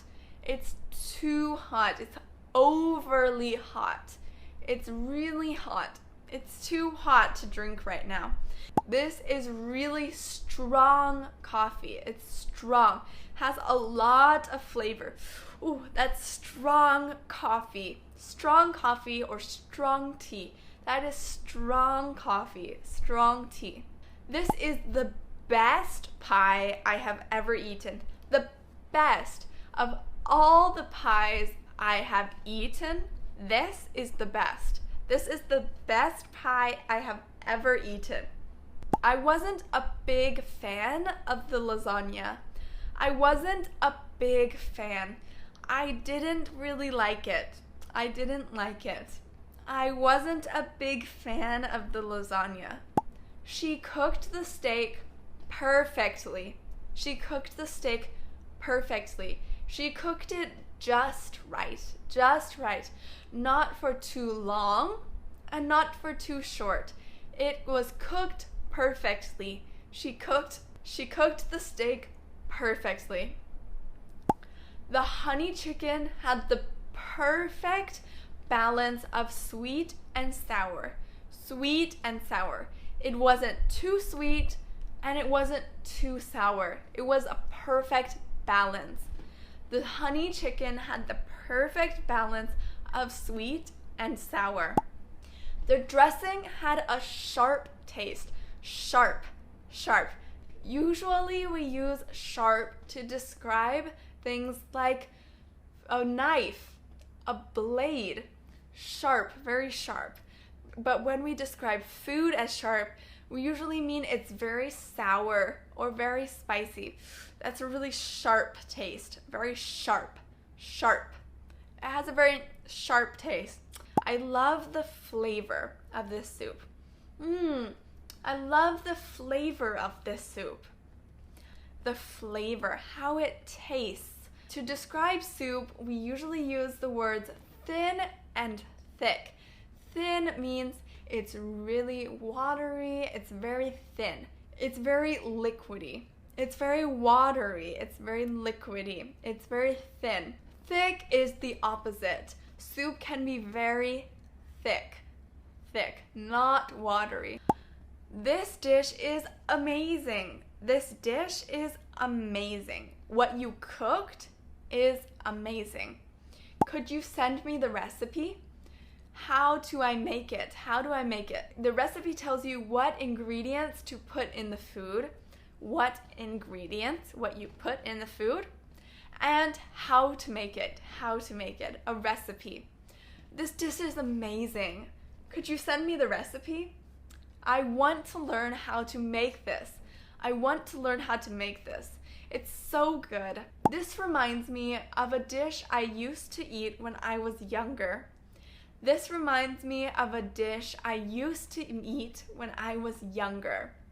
When I was younger, I used to eat a dish similar to this. It makes me think of a dish that I used to eat when I was younger, when I was a child. We usually call this type of food comfort food. This is usually traditional food that you make at home and that reminds you of your childhood, and your home. It's a very comforting food. It's usually a food that you ate a lot when you were young. Maybe your mom or dad made it for you. It's my comfort food. My comfort food is macaroni and cheese. My comfort food is pasta. My comfort food is a ham and cheese sandwich. My mom's comfort food is dumplings. Comfort food. What is your comfort food? I think it often depends on where you and your parents grew up. I hope you have a great time eating. We talked about how to describe food, and these phrases will make you more comfortable in talking about food. Enjoy your meal, and I hope you get to use some of these phrases. I will see you in lesson 21. Thank you so much for watching. See you next time. Hi everyone, welcome back. Welcome to lesson 21. Lesson 21. For here or to go? For here or to go? Today we'll talk about ordering at cafes, fast food restaurants, and drive-thrus. This is different than ordering at a restaurant, a sit-down restaurant, because the waiter will not come to take your order at the table. The waiter will not go to your table to take your order. At a cafe and fast food restaurant, so you order at the front and take your food to your table. And at a drive-thru, you order in your car. You don't even go in the restaurant. You order in your car through a machine, through a microphone. You order from your car. Let's get started. Hello, what can I get for you? Hello, what can I get for you? What do you want to order? You tell the waiter what you would like. Hello, what can I get for you? What would you like to order? What would you like to order? What do you want, basically? What do you want? What would you like to order? What would you like to order? I would like a cheeseburger, please. I would like a cheeseburger, please. I would like a sandwich, please. I would like a coffee, please. I'd like a caramel latte. I'd like a caramel latte. I would like this. I would like an Americano. I would like a cappuccino. I would like a caramel latte. What size would you like? What size? How big do you want it to be? What size? So at most cafes or restaurants, the sizes are small, medium, and large.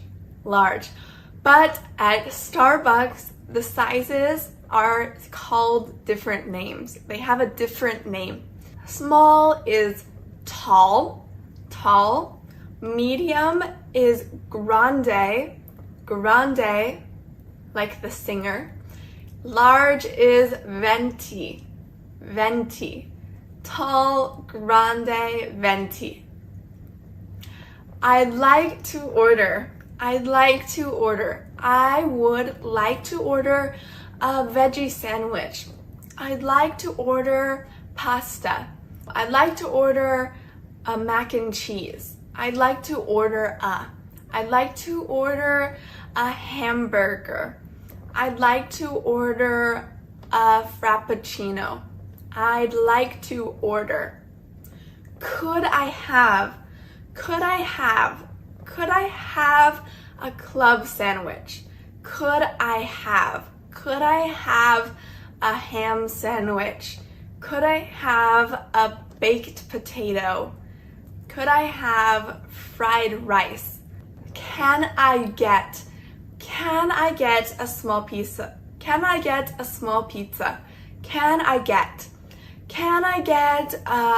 fettuccine alfredo? Can I get a hamburger? Can I get a veggie burger? Can I get? I'll have a chicken salad. I'll have a Caesar salad. I'll have a potato salad. I'll have a hamburger. So when you want to order something, you can say, I'd like to order a, can I have, can I get, I'll have a, You can use all of these to order. You should use one of these instead of I want. I want. I want a sandwich. That's usually seen as rude in English to say I want. I want. It's better to say I would like or can I get instead of I want. I want. You should also avoid saying give me. Give me. Give me a coffee. Give me a pizza. Avoid saying, don't say I want or give me. Next, is this for here or to go? For here or to go? Do you want to eat here? Do you want to eat at the restaurant? Or do you want to take the food away? Take it home, take it away. For here or to go? Do you want your meal for here or to go? Is this for here or to go? Can I have that to go? Can I have that to go? If you want to eat at home or eat somewhere else, you can say, can I have that to go? Can I have that to go? For here, for here. I would like that for here. Or to go, to go. I would like that to go. For here or to go. When you order a sandwich or a hamburger, the waiter may ask, with lettuce, onion, and pickles? With lettuce, onions, and pickles, that means, would you like your sandwich with lettuce, onions, and pickles? Do you want lettuce, onions, and pickles on your sandwich? If there's anything you don't like, that you don't want on your sandwich or on your hamburger, you can say hold the tomatoes, please. Hold the onions, please. Hold the onions, please. That means don't put the onions on my sandwich, please. Don't put it. Hold the onions, please. Hold the pickles, please. Although, why would you not want pickles? Hold the pickles, please. Hold the pickles, please. Could you take the tomato off? If you don't want tomato, you can ask for them to take the tomato off, to not put tomato. Could you take the tomato off? Could you take the tomato off? On the other hand, if you want extra, more of something, you can also ask for that. Can I have extra pickles, please? This is what I say. I ask for extra pickles. Can I have extra pickles, please? Can I have extra pickles, please? Can I have more pickles? More pickles, please? Can I have extra pickles, please? You can also ask for other things, more of things like ketchup or an extra straw, a straw, something that you can drink with, straw. Can I have some ketchup? Can I have some ketchup? Can I have an extra straw? Can I have another straw? Or could I get some extra napkins? Some extra napkins and hot sauce, spicy sauce. Could I get some extra napkins and hot sauce? Next, meals and combos. A meal is a hamburger with a drink and a side. So usually it's a hamburger, a drink, maybe Coke, and a side of French fries. Or if you don't want the French fries and the drink, you can just order the hamburger. So just the hamburger or the meal and the combo. The hamburger or the meal and the combo. Would you like to make it a combo? A meal? Would you like to make it a meal? Would you like the meal or just the sandwich? Would you like the meal or just the sandwich? Would you like the meal or just the sandwich? Would you like anything to drink? to drink? Would you like anything to drink? And that is often shortened to anything to drink, anything to drink, and anything else? Anything else? Would you like anything else? That's all. If you are finished ordering, you can say, that's all, that's all. That's all I want to order, that's all. What's the name for the order? What's the name for the order? This is asking, what is your name? What is your name? The waiter puts your name, so when it is ready, they can call out your name. So what's the name for the order?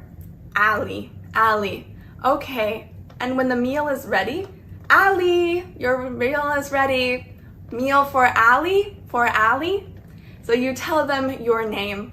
What's the name for the order? Sarah. Okay, Sarah, your meal is ready. So you say your name. And then the total. How much the meal costs. How much the meal costs.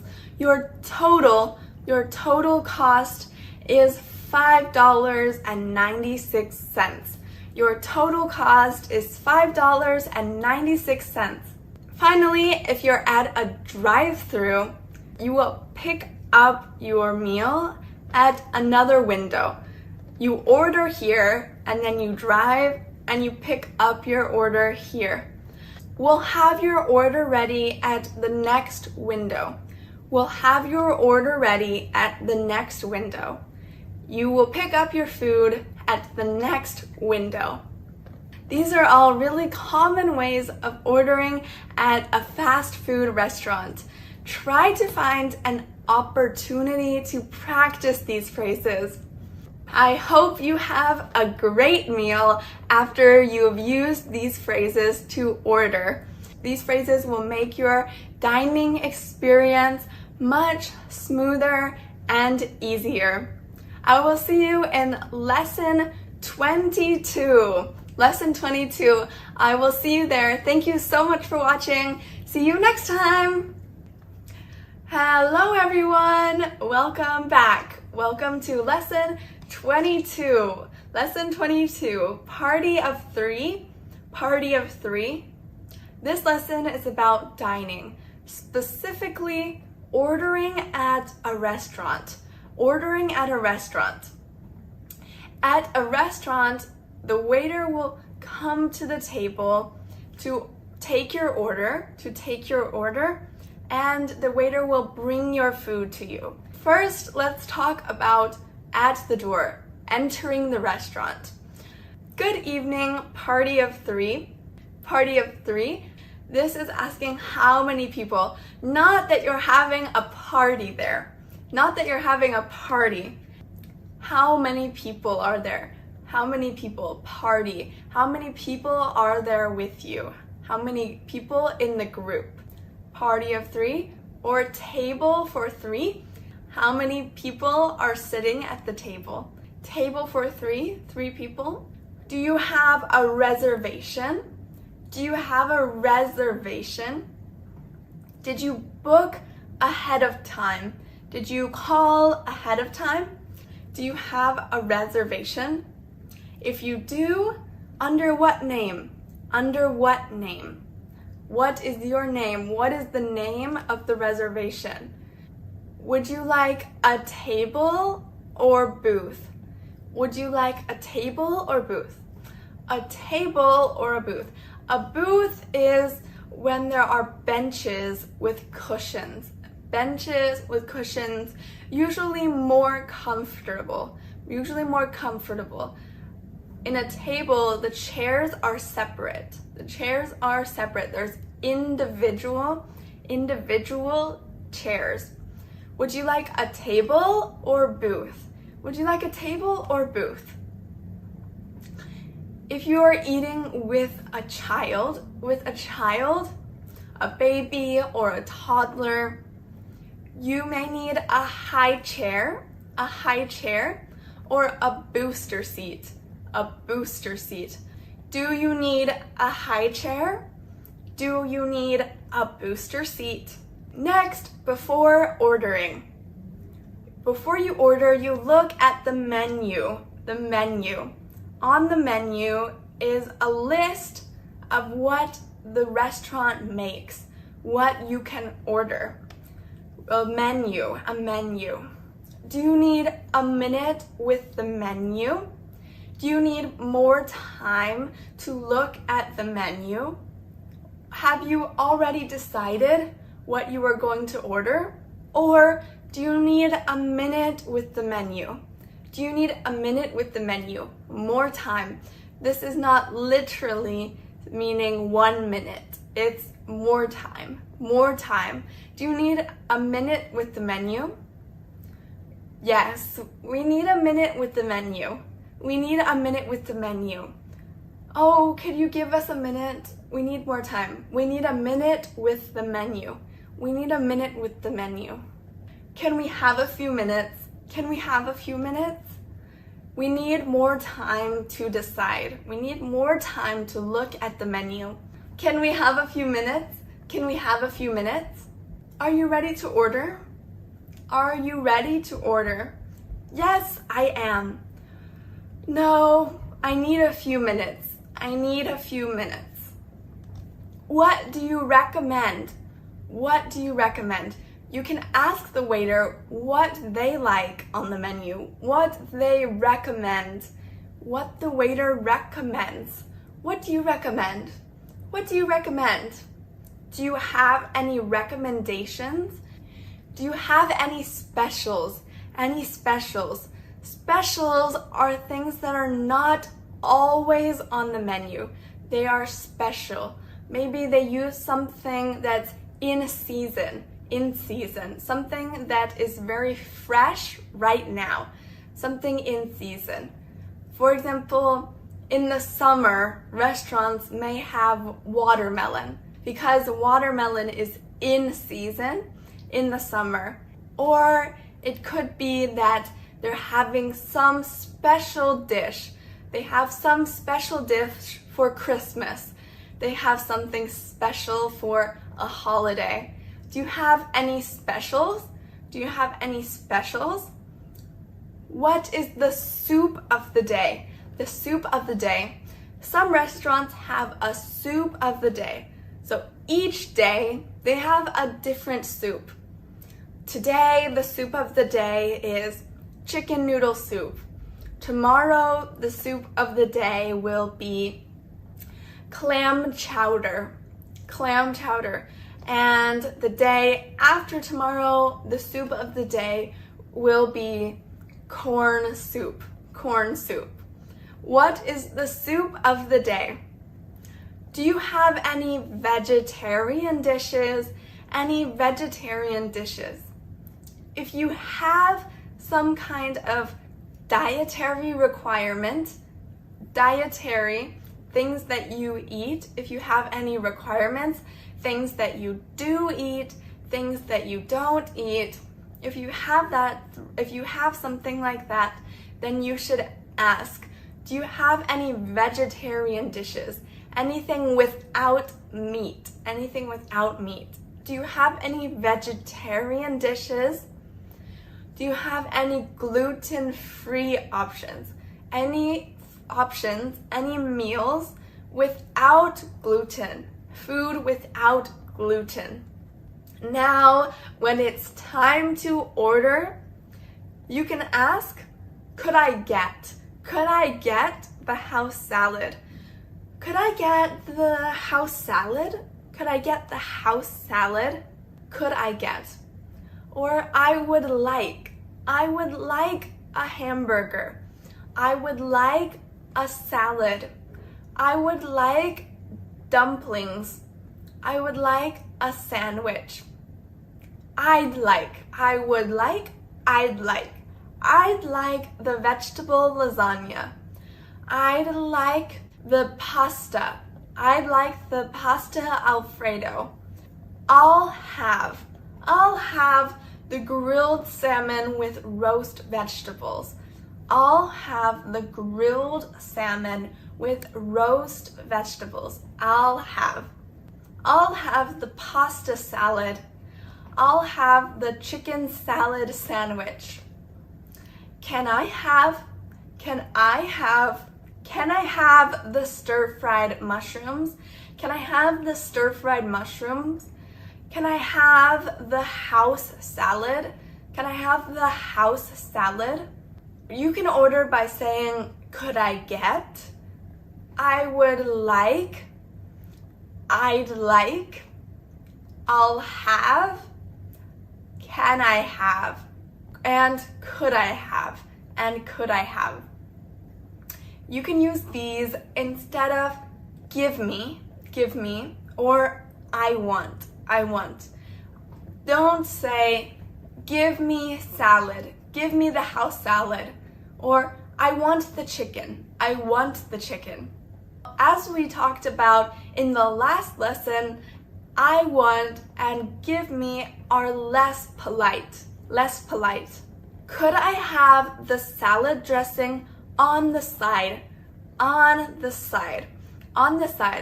So salad dressing comes on the salad.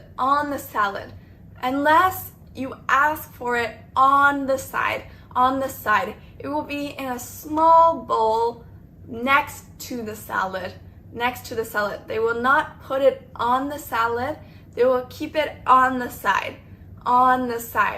Could I have the salad dressing on the side? This way you can decide how much to put in. If you only want a little bit, you can just add a little bit.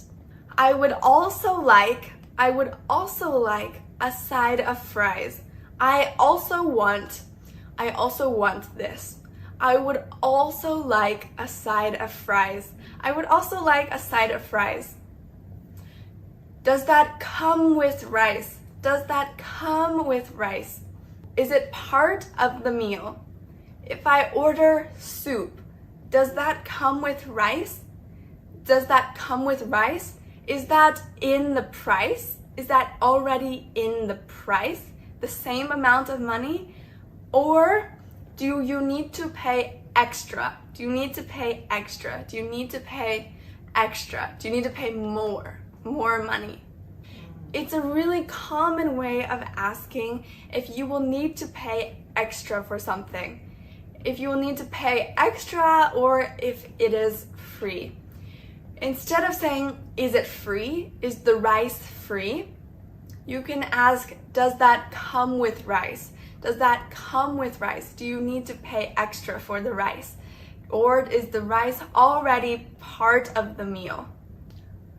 Finally, if you have an allergy, you should definitely ask and let the waiter know.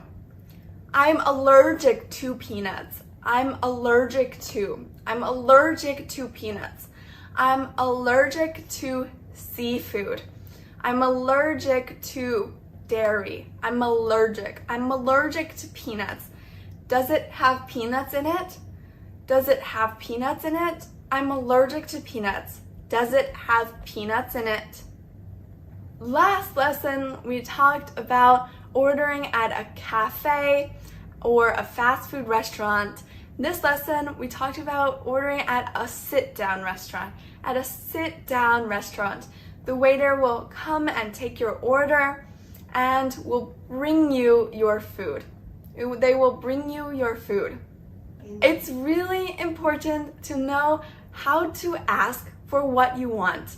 It's important that you order what you want to eat, that you know how to ask for what you want. Eating is an important part of travel and everyday life. Next lesson, we will talk about dining throughout the meal and paying. Thank you so much for watching. I will see you next lesson. Bye-bye. Hi everyone, welcome back. Welcome to lesson 23. Can I have the bill?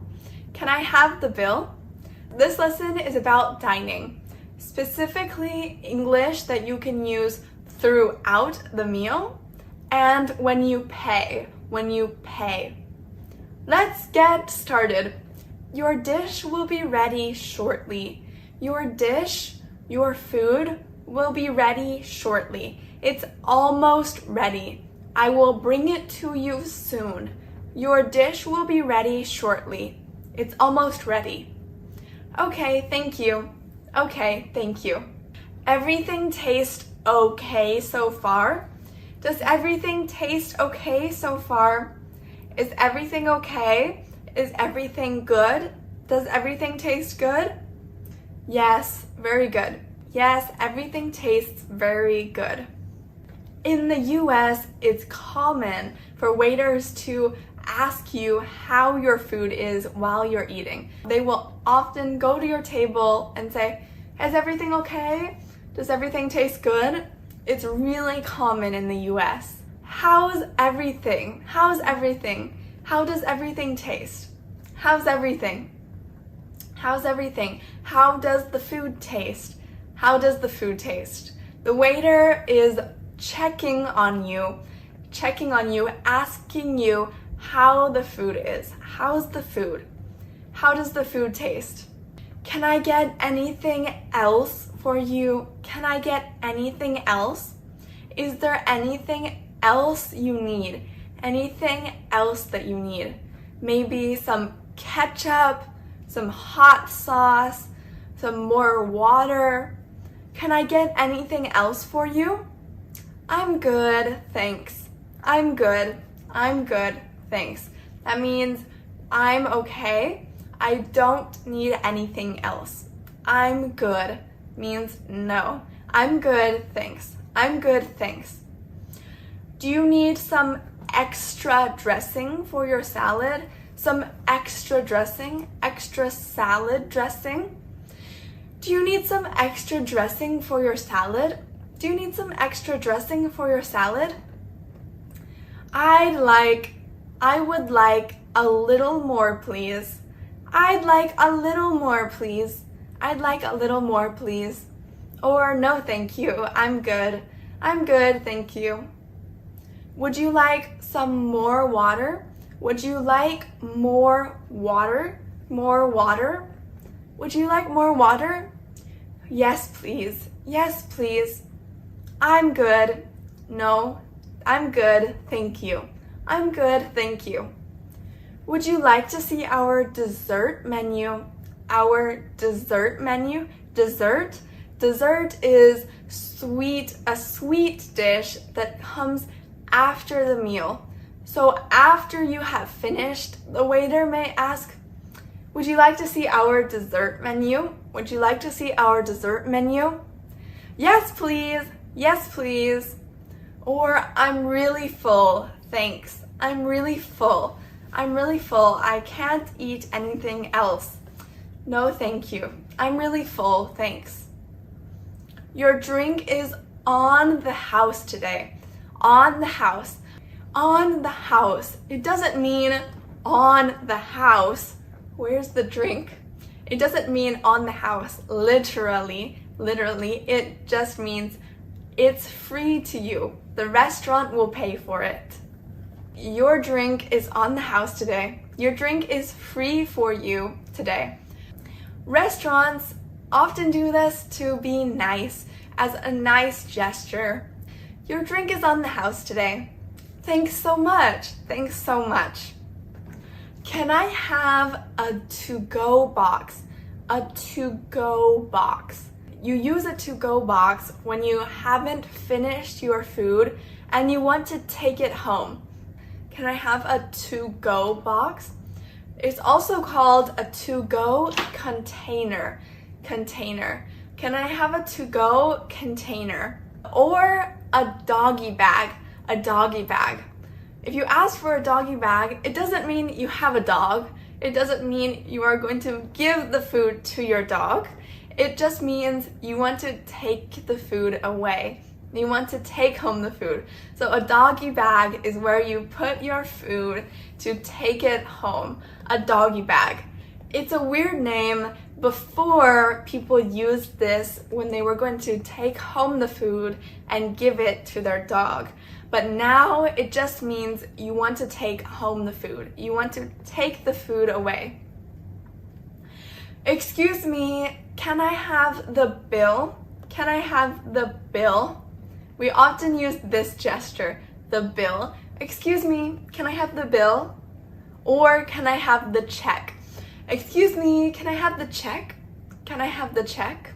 The bill or the check is how much you need to pay. It shows how much you need to pay. The bill, the bill. We're ready for the bill. We're ready for the bill. Can we have our bill, please? Can we have our bill, please? Could we have our bill, please? Could we have our bill, please? Can we have separate bills? Can we have separate bills? If you are eating with a friend and you want to pay separately, I pay for my meal, they pay for their meal, then we can ask for separate bills. Separate bills. The waiter will bring you 2 bills, different bills. Can we pay separately? Excuse me, can we pay separately? Can we pay separately? Can we have separate bills? Can we have separate, different, apart from each other? Can we have separate bills? Do you want to split the bill? Do you want to split the bill? You can ask your friend, do you want to split the bill? I pay half and you pay half. Do you want to split the bill? Do you want to split the bill? If you're with friends and want to pay for all of it, you want to pay for everyone, for all the food, you can say, I'll get it, I'll get it. I will get the check. I will get the bill. I'll get it. That means I will pay. I will pay for everything. I'll get it. Or it's on me. The bill is on me. I will pay for it. It's on me. It's on me. It's on me, everyone. It's on me. Are you sure? Are you sure? Are you sure you want to pay for everyone? Are you sure you want to pay for everything? Are you sure? I'll leave the tip. I'll leave the tip. If someone else is paying for everything, for all the food, you can offer to pay the tip. The tip. The tip. Now that brings me to the next point about tips. Tips. Tips can be complicated when you are going to a foreign country. In the US, tipping is usually quite high. Tipping is usually quite high. You are expected to tip more than in other countries. Tipping is important. So at restaurants, usually a tip of 15 to 20% of the total before tax is expected. Whatever the amount before tax is, the tip should be between 15 to 20% of that. 20%. 25% would be a generous tip, a big tip. If the service was really good, if you had really good service. Even if the service wasn't great, was not very good, a tip is still expected. It is still expected. In fast food restaurants or coffee shops where the waiter doesn't go to your table, doesn't bring you your food, a tip is not required. It's not required.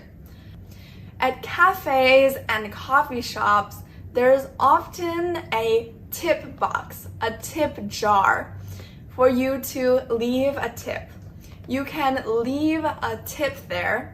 You can also round up. If your coffee is $3.50, you can put the extra 50 cents in the tip jar. You can put the extra 50 cents in the tip jar. You can round up. You can put whatever is left in the tip jar. In a cafeteria where the waiter provides basic service, like pouring water or clearing the plates, taking your plates away, you can tip 10% around 10% or a few dollars. In general, at restaurants, the golden rule is 15 to 20% of the pre-tax, of the bill before tax. 15 to 20%. What about for other things? What about for hair salons, nail salons, or barber shops? Tips are often 15 to 20% of the total cost. Again, 15 to 20%. For a taxi or Uber ride-sharing services like Uber, where you call a car, tips of 15% are usually expected. If you have food delivery, when you have food delivered to where you live, tipping is usually around 10%. And finally, if there is someone helping you with your luggage, a doorman, a person who brings your luggage to your room when you're in a hotel, the tip is usually around $1 to $2 per luggage. $1 to $2 for each luggage. So do you have to tip? Well, technically you don't have to. But it is expected. The waiter may think they did something wrong if you don't tip. You are expected to tip. You're expected to tip. If you get really good service, it's considered good manners to leave a tip. It's considered polite to leave a tip. Wow, I know that tips can be a little bit confusing, especially if you come from a place where you don't normally tip. But in the US, tipping is expected. You can look online ahead of time before to see if you are expected to tip where you are traveling to. Tipping is different in different countries. We talked about dining and phrases you can use throughout the meal, as well as how to pay and how to tip. We have finished this unit about dining. For the past few lessons, we have talked about eating and dining. I hope that you can use these phrases. Try to find an opportunity to use them, to practice them. I really hope that these phrases can make your travel more fun. They will make communication easier and smoother. I will see you in lesson 24, where we will talk about shopping. Thank you so much for watching. See you next time. Hello everyone. Welcome to lesson 24. Lesson 24. Where can I find the apples? Where can I find the apples? This lesson is about grocery shopping and checking out at the grocery store. So grocery shopping. You go grocery shopping for basic items like fruits, vegetables, milk, cleaning items. Grocery shopping. Grocery shopping is really important in our everyday lives because we need to get these items to use. We need to buy food. We need to buy cleaning items. We need to buy these.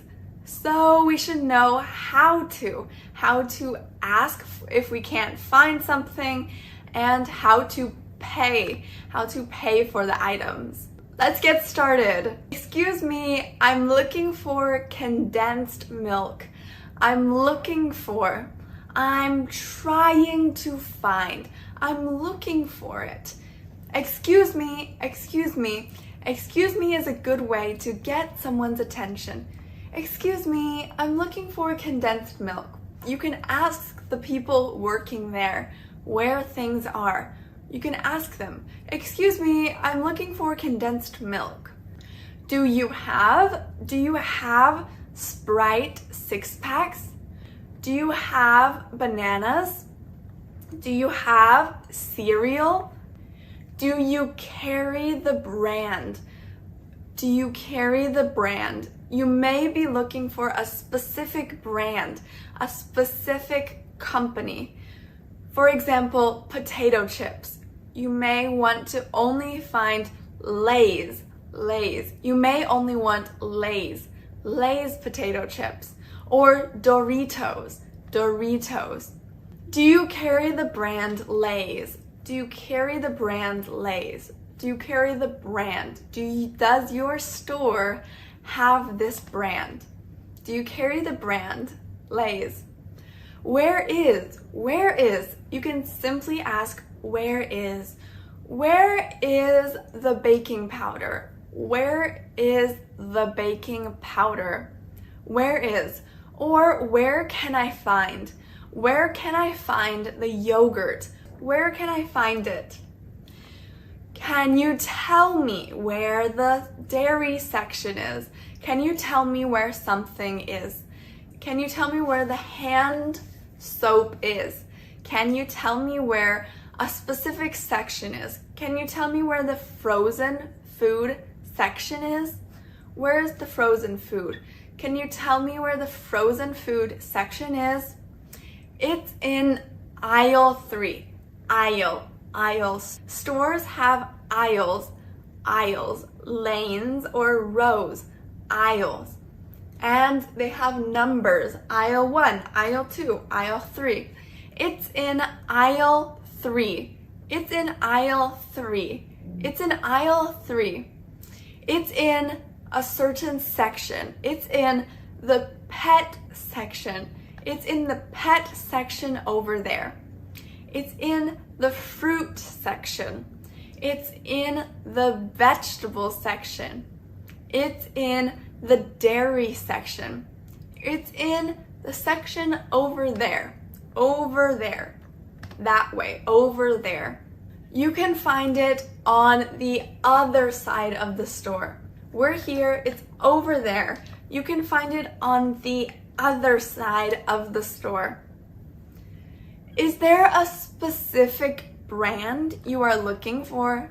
A brand, the company. I'm looking for chips. Is there a specific brand you are looking for? Yes, Doritos. I'm looking for this specific brand. Now, checking out. The checkout is where you pay. You pay for what you got. You pay. When you check out, you pay. Did you find what you were looking for today? Did you find what you were looking for today? Did you find everything that you wanted to find? What you were looking for? When you are checking out, the cashier will often ask something like this. It's a common thing to ask. Did you find what you were looking for today? Did you find what you were looking for today? Yes, I did. Yes, we did. Yes, we did. Do you need a bag? Do you need a bag? If you want a bag, do you want a paper bag or a plastic bag? Paper or plastic? Do you need a bag? Paper or plastic? Do you have a member's card? A member's card. If you are a member, you will have a member's card. We will talk about membership in the next lesson. If you are a member, you get extra things. You get special things. You are a member. Do you have a member's card? Do you have a member's card? Yes, I do, or no, I don't. Are you a member with us? Are you a member with us? No, I am not a member. Yes, I am a member. The yogurt is buy one, get one free right now. Would you like to get another one? If you have one yogurt and you get another one, the other one will be free. We will talk about sales like buy one, get one free in the next lesson as well. We will talk about that in the next lesson. Buy one, get one free. If you buy one yogurt, you get the second one for free. Now for paying. Your total is $32.85. Your total is $32.85. Your total is $32.85. Your total, the amount you need to pay. The amount you need to pay. Your total is $40. Your total is $10. Credit or debit? Credit or debit? Are you using a credit card, or a debit card? A debit card. Are you using a credit card or a debit card? Is this a credit card or a debit card? Is this a credit card or a debit card? Would you like to pay with credit card, or cash? Cash. Would you like to pay with credit card or cash? Here's your change. Here's your change. If you pay with cash, you will probably have change. If the total is $8 and you pay with $10, your change will be $2. Here's your change. Receipt in the bag, your receipt. The receipt shows what you bought, your receipt. Should I put the receipt in the bag for you? Would you like a receipt? Would you like a receipt? Would you like a receipt? Do you want the receipt? Do you want the receipt? Yes, please. Yes, please. No, thank you. No, thank you. When you check out, the cashier may not ask all of these questions, but we have them here so you can get familiar with them. And if you are asked these questions, then you will not be surprised and you will know what they mean. Now you know how to go to the grocery store and ask for things and how to check out. I will see you in lesson 25, where we will talk about shopping, memberships, and sales. See you then. Thank you so much for watching. Bye bye. Hello everybody. Welcome back. Welcome to lesson 25. Lesson 25. Sale. I love sales. And I love shopping. So this is a great unit for me. Let's talk about shopping at the mall and memberships. There is a big sale at Macy's. At Macy's, the store, Macy's, there are a lot of sales. Sales are when the items are cheaper than normal. When the clothes or food or furniture, they're on sale. They are lower in price. They are cheaper. There's a big sale at Macy's. Everything is marked down. Everything is marked down. The price is marked down. That means it is cheaper. Everything is cheaper than normal. Everything is cheaper. Everything is marked down. There is a big discount on men's clothes. The men's clothes are cheaper. There's a big discount on men's clothes. A big discount. It's a lot cheaper. All the shoes are buy one, get the second pair half off. Buy one, and then the second pair will be half off. You pay half. Buy one, get the second pair half off. There are a lot of different types of discounts. a lot of different types of sales and discounts. Discounts are also when the items are cheaper. Things are cheaper. Clearance.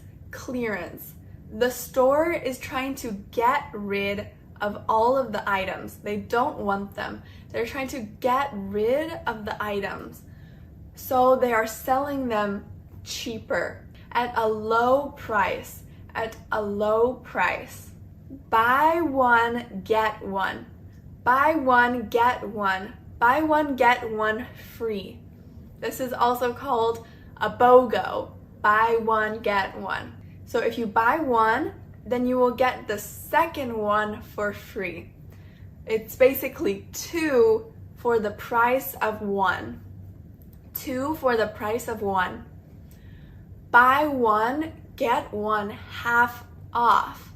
Buy one, and then the second one will be half off. You only pay half. Buy one, get the second one half off. Buy one, get one for 1 cent. Buy one, get one for 1 cent. If you buy one, then the second one will only be 1 cent. Very little, very cheap, 1 cent. Buy one, get one for 1 cent. 80% off. 80% off. It's 80% off the original price. You only pay 20%. You pay 20%. If something is $100 and it's 80% off, then you only pay $20. You only pay $20. The children's shoes are 30% off now. The children's shoes are 30% off now. They're 30% off. The scarves are half off, 50%. That you only pay 50%. The scarves are half off until the end of this month. The sales are not forever. They only continue until the end of the month. The scarves are half off until the end of the month. Hershey's chocolate bars are buy one, get one free now. If I buy one Hershey's chocolate bar, I will get another Hershey's chocolate bar for free. Buy one, get one free. It's a BOGO. Hello, can I help you find anything? The person working at a store may ask you, hello, can I help you find anything? We're just browsing. We are just browsing. We're just browsing. Browsing means we're just looking around. We don't have anything specific we're looking for. Just looking, not like we're trying to find this. Not looking for anything specific. Thanks, we're just looking, or thanks, we're just browsing. Or I'm just looking around. I'm just looking around. Oh, I'm just looking around. I'm not looking for anything in specific. I'm just looking around. Excuse me, do you have this shirt in a smaller size? Do you have this shirt in a smaller size? I want this shirt, but I want it in a smaller size. Do you have this shirt in different colors? This shirt is red, but I want a blue shirt. Do you have this shirt in different colors? It's out of stock right now. We don't have it anymore. We don't have it now. It's sold out. We sold out. We don't have it anymore. It's sold out. Sold out means the store already sold them all. They already sold them all. People already bought them. Can you please check if there's any discount on this one? Can you please check if there's any discount on this one? Can you check if there's a discount if it is any cheaper? The label is missing. There is no label. There is no label. Could you please check the price for me? Could you please check the price for me? How much is it? There is no label. The label says how much it is, how much it costs, the price. If there's no label, then you don't know. The label is missing. Could you please check the price for me? You can also say the tag is missing. The tag is missing. Could you please check the price for me? Setting up a membership. A membership. Lots of stores have memberships. Memberships. You give them your phone number, or you give them your email, and you become a member. You may get good things if you are a member. Maybe a discount. Do you have a membership with us? Do you have a membership with us? Are you a member? Are you a member? No, I don't have a membership. No, I don't. Yes, I do have a membership. Yes, I do. Are you a rewards member? A rewards member? No, I am not. No, I am not. Yes, I am. Yes, I am.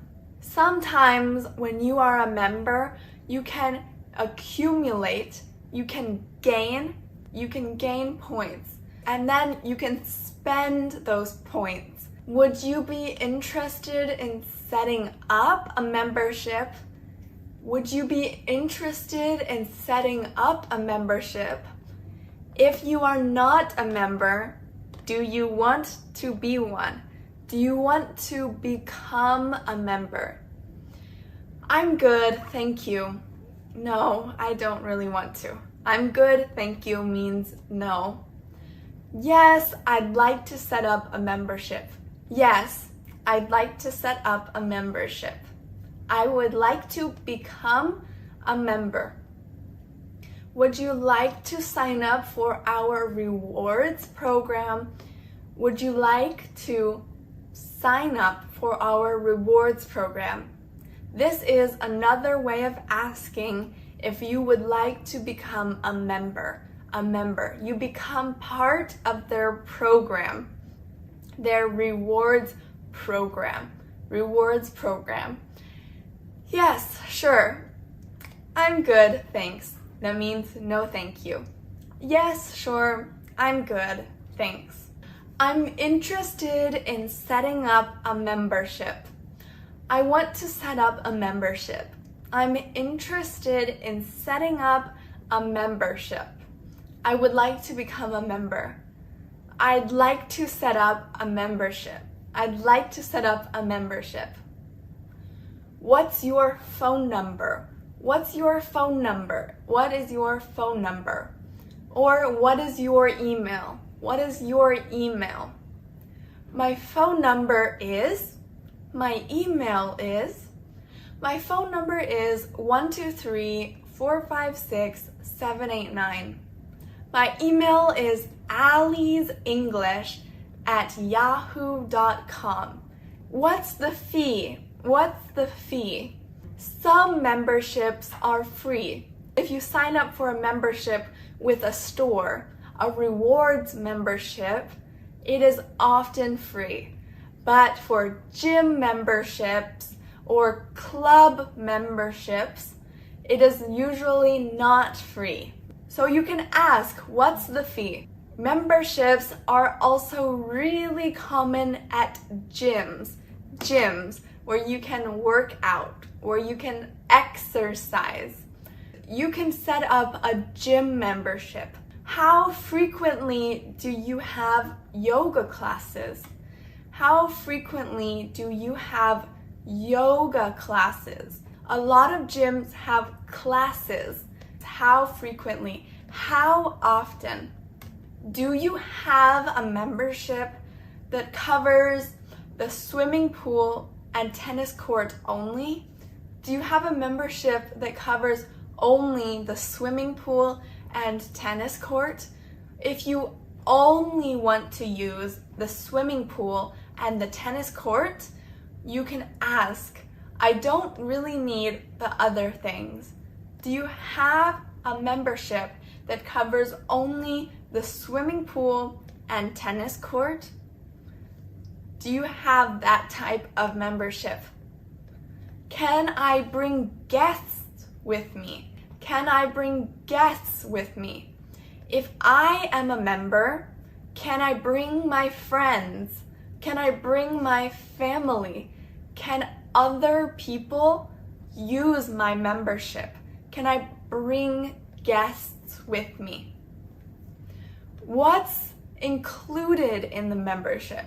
If I sign up to be a member, if I become a member, what do I get? What will I get if I become a member? Do I need to sign a contract? Do I need to sign a contract? What's the cancellation policy? The cancellation policy. If I don't want to be a member anymore, how do I cancel? Can I cancel? What's the cancellation policy? Cancel, stop your membership. Stop it. End the membership. Usually for gym memberships, you need to sign for a certain amount of time. You need to be a member for a certain amount of time. Maybe for 3 months. 3 months minimum. At least 3 months. Maybe for a year. A year. In that case, you need to sign a contract. That was a lot about shopping and joining a membership. When you are shopping, try to practice these sentences. This way, you will get more and more comfortable and confident. I hope you have fun shopping and fun becoming a member. I will see you in lesson 26, where we will talk about how to return or exchange an item. How to return or exchange an item. Thank you so much for watching. Bye!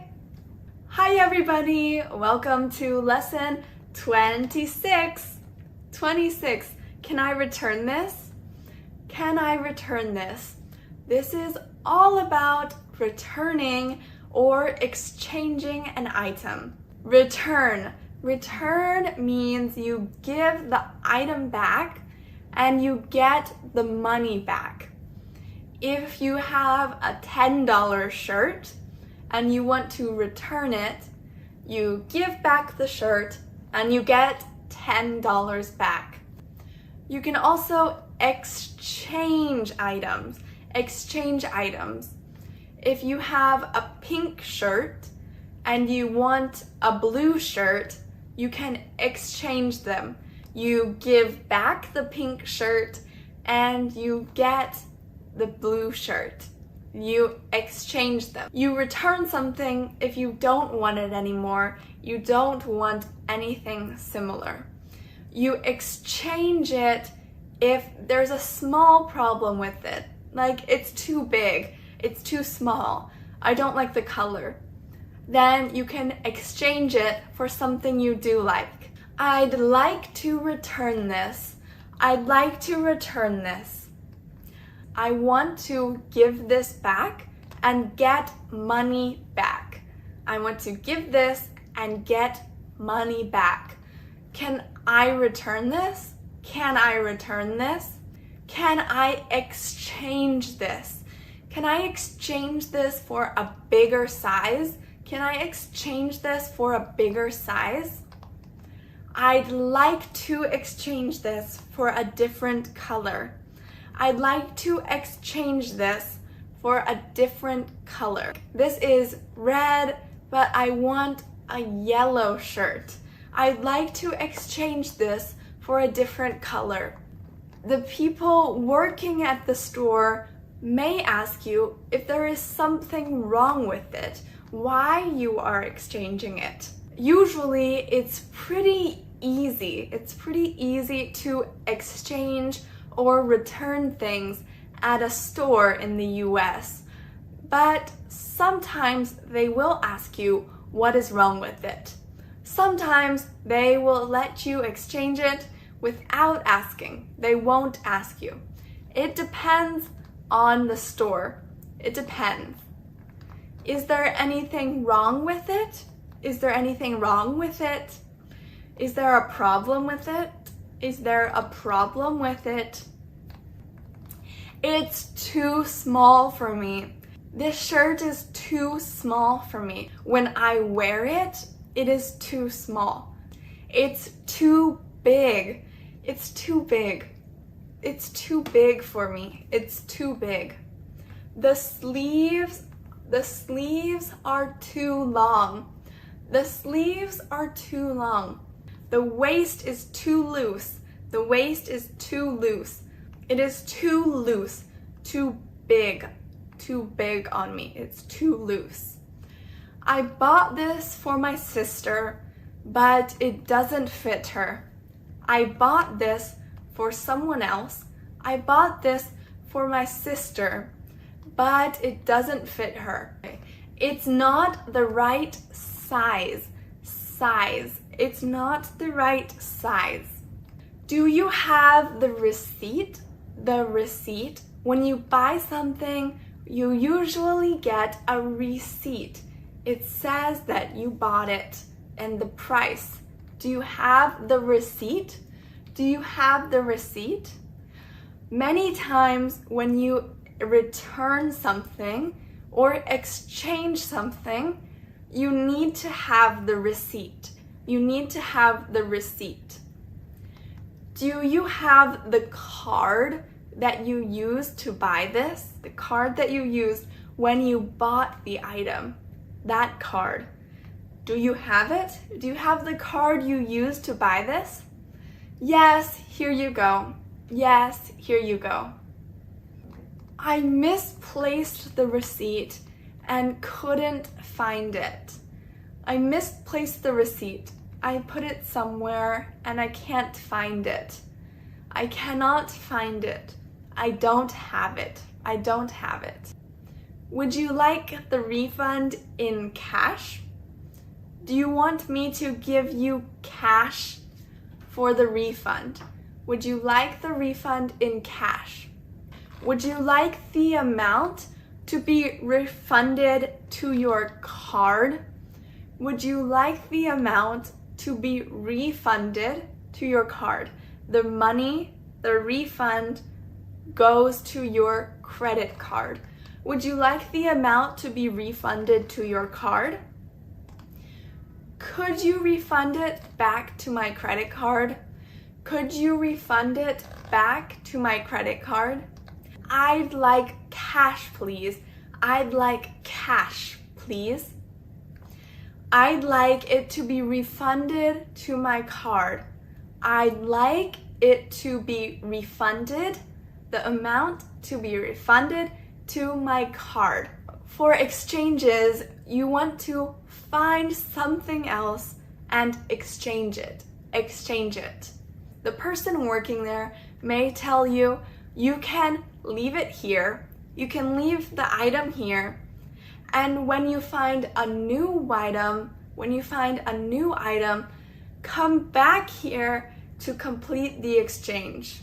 So leave the item here, go find the new item, and then come back here to complete the exchange. I'm sorry, it's past the 90-day warranty. It's past the 90-day warranty. When you buy an item, there may be a warranty. A warranty means that it is protected. It is covered for a certain amount of time, for some time. If there is a 90-day warranty, you can exchange the item for 90 days, within 90 days. I'm sorry, it's past the 90-day warranty. It's past the 90-day warranty. The warranty is over. You cannot return it. We don't accept returns on food items. If you are trying to return a banana or an apple, you probably won't be able to. We don't accept returns on food items. If you are thinking about returning something, you should check the store policy. There is usually a time frame. You can only return within the time frame. Maybe a month. You can only return within a month, 30 days, 3 months, a year, a certain amount of time. And some items cannot be returned. Some items cannot be returned. If you bought the item on sale, which we talked about last lesson, then you usually cannot return it. You also cannot return food items.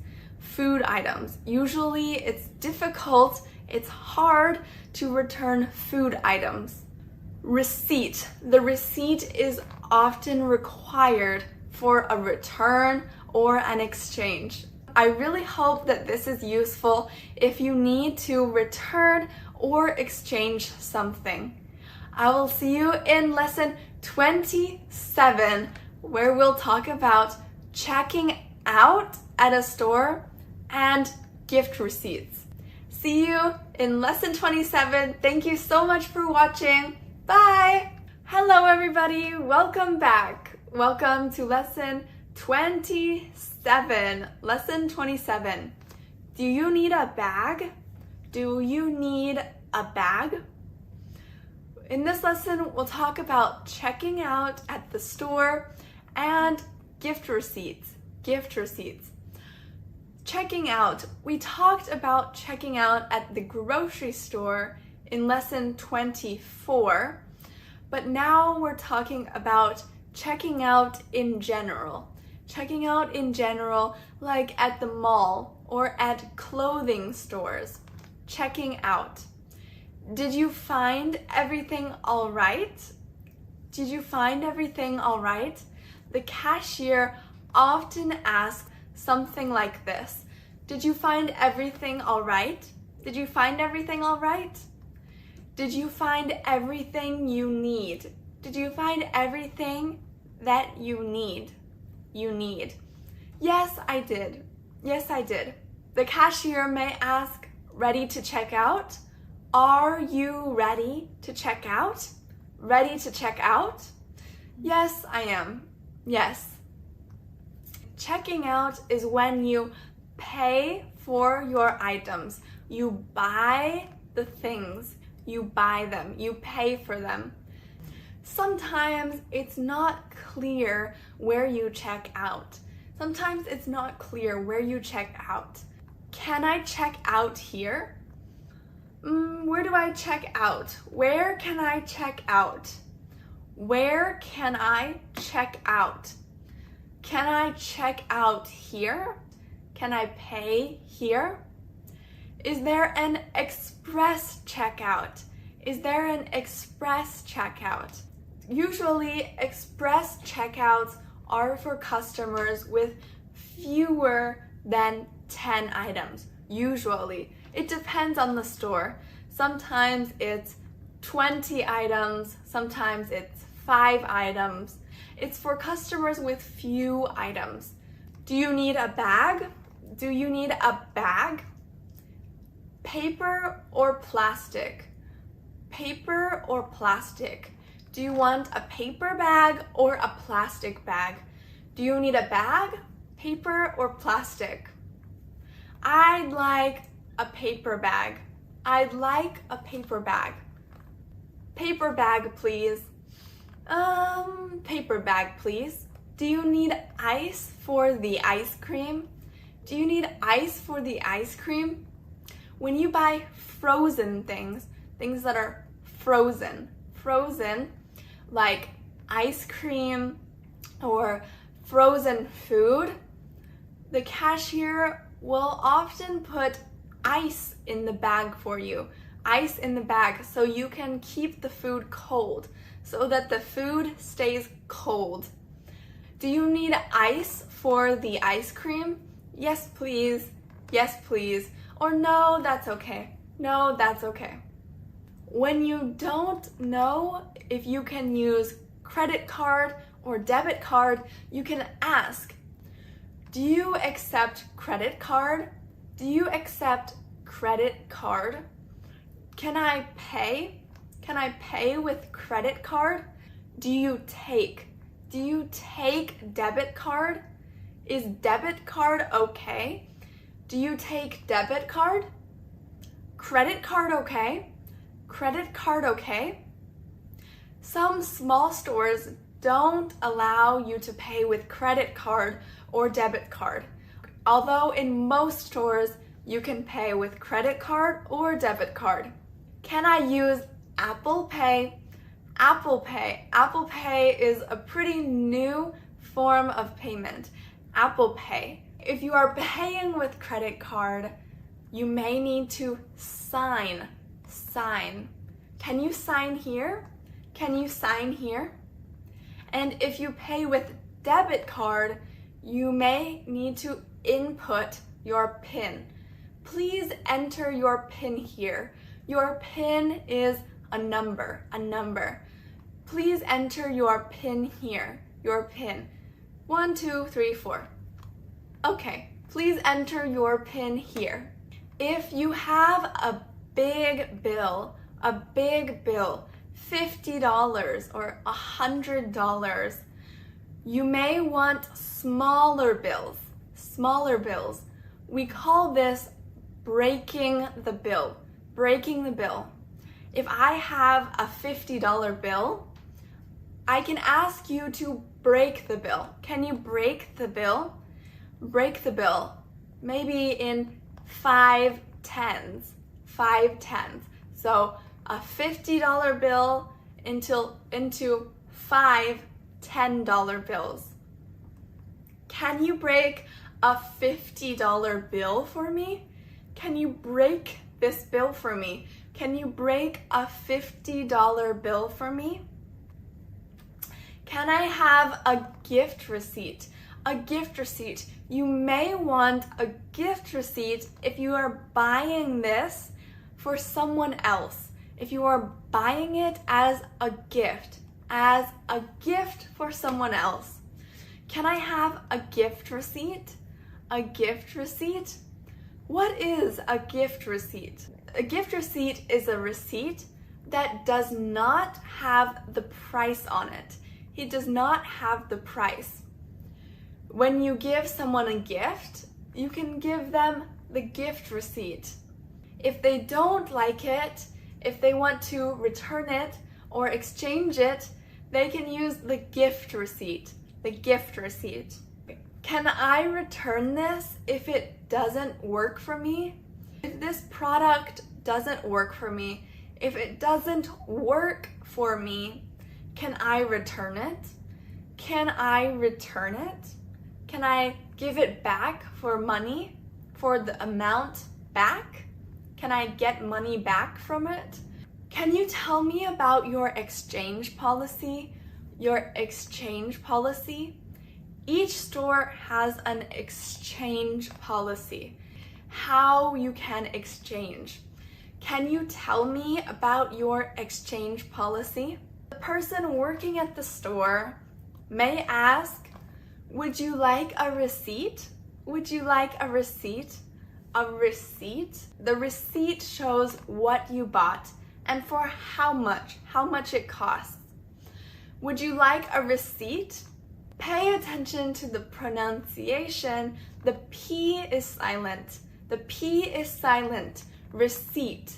Receipt. Would you like it in your bag? Receipt in the bag. Would you like your receipt in your bag? In the bag. Would you like the receipt in the bag?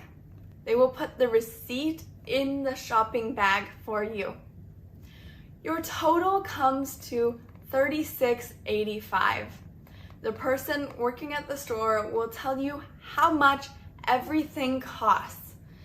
The total comes to $36.85. Your total's gonna be. This is a casual way of saying what your total is. Your total's gonna be $8.32. Your total's gonna be $8.32. Your total is $19.48. Your total is $19.48. Have a good day. That is a good way to end the conversation. Have a good day. Have a good day. Thank you. Have a good day. This lesson, we went over really common phrases that you can use when shopping. Try to practice these phrases so you will get really comfortable with them and be able to use them when you need them. Thank you so much for watching. I will see you in lesson 28, where we will talk about numbers in everyday life. See you then. Bye-bye. Hi, everybody. Welcome to lesson 28. Lesson 28. Dollars, miles, gallons, etc. This lesson is about talking about numbers in everyday life. We see numbers. Numbers are everywhere in our everyday lives. We need to know how to discuss numbers. There are many, many, many times when we see numbers, but we've put together some common times when you use numbers in everyday life. Some common times when you use numbers. Let's get started. We use numbers to talk about how many people. How many people. There are 7 people on my team. There are 7 people on my team. People is plural, plural. 1 person, 7 people. 1 apple, 2 apples. If it's more than 1, we use plural, plural. Next, we use numbers to talk about the amount of money, money. Your total is $12.89. $12, first the dollar amount, $12, and then how many cents? And 89 cents. $12.89. When we talk about this in everyday life, we usually just say the dollar amount, then the cent amount. $12.89. $12.89. $12.89. $15.10. $15.10. $15.30. $15.30. We also see units a lot. Units. How we measure things, like meters, kilometers, pounds. How many grams? How many grams are in 1 cup of butter? How many grams are in 1 cup of butter? Grams and cup. There are 2 different ways of measuring. We use this a lot in cooking. I have looked up this question many times. How many grams are in 1 cup of butter? I think it is 227, if I remember correctly. 227. The speed limit. The speed limit is also a number. 65 miles per hour. The speed limit is 65 miles per hour. We use miles in the United States, but other countries may use kilometers, miles per hour, kilometers per hour. Miles per hour, mph. When you are driving, you use numbers too. The gasoline price is $2.85 per gallon, for each gallon. The gasoline price is $2.85 per gallon. Now, temperature. The temperature is 72 degrees. The temperature is 72 degrees. In everyday conversation in the US, we use Fahrenheit. The temperature is 72 degrees Fahrenheit. The temperature is 72 degrees Fahrenheit. That's a good thing it's not Celsius, because that would be too hot. The temperature is 72 degrees Fahrenheit. I'm 5'10". Now, height. We use numbers to talk about our height. In the US, we use feet and inches. When we want to say how tall we are, we say how many feet and then how many inches. How many feet plus how many inches. I'm 5 feet and 10 inches tall. 5 feet and 10 inches. But usually in everyday conversation, we just say 5, 10. 5 feet, 10 inches, 5'10". 6 feet, 1 inch, 6'1". I am 5 feet and 6.5 inches tall, but I just round up, 6.5, 7. I round up so I'm taller. I'm 5 feet 7. I'm 5 feet 7. I'm 5'7". I'm 5'7". Now, area. We use numbers when we talk about the area. The house is approximately 3,000 square feet large. The house is approximately 3,000 square feet large. 3,000 and approximately. This means around 3,000 feet. Not exactly. More or less. 3,000 square feet. The store is around 3 miles away. This is distance. How far away? Distance. The store is around 3 miles away. The store is around 10 miles away. The store is around 1 mile away. Around, more or less. And phone number. His phone number is phone number. When we read phone number, we just read the digits. 401 345 6789.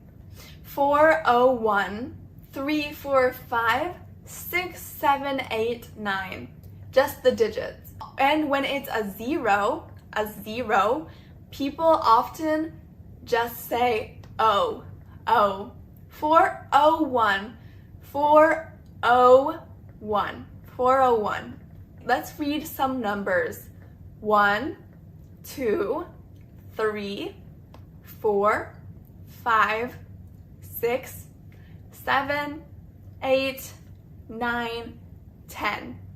11, 12, 13, 14, 15, 16, 17, 18, 19, 20, 30, 40, 50, 60, 70, 80, 90, 100, 100, 1,000, 10,000, 100,000, 1 million, 1 billion, 1 trillion. Let's read some practice numbers. 108. We usually add an and after the 100.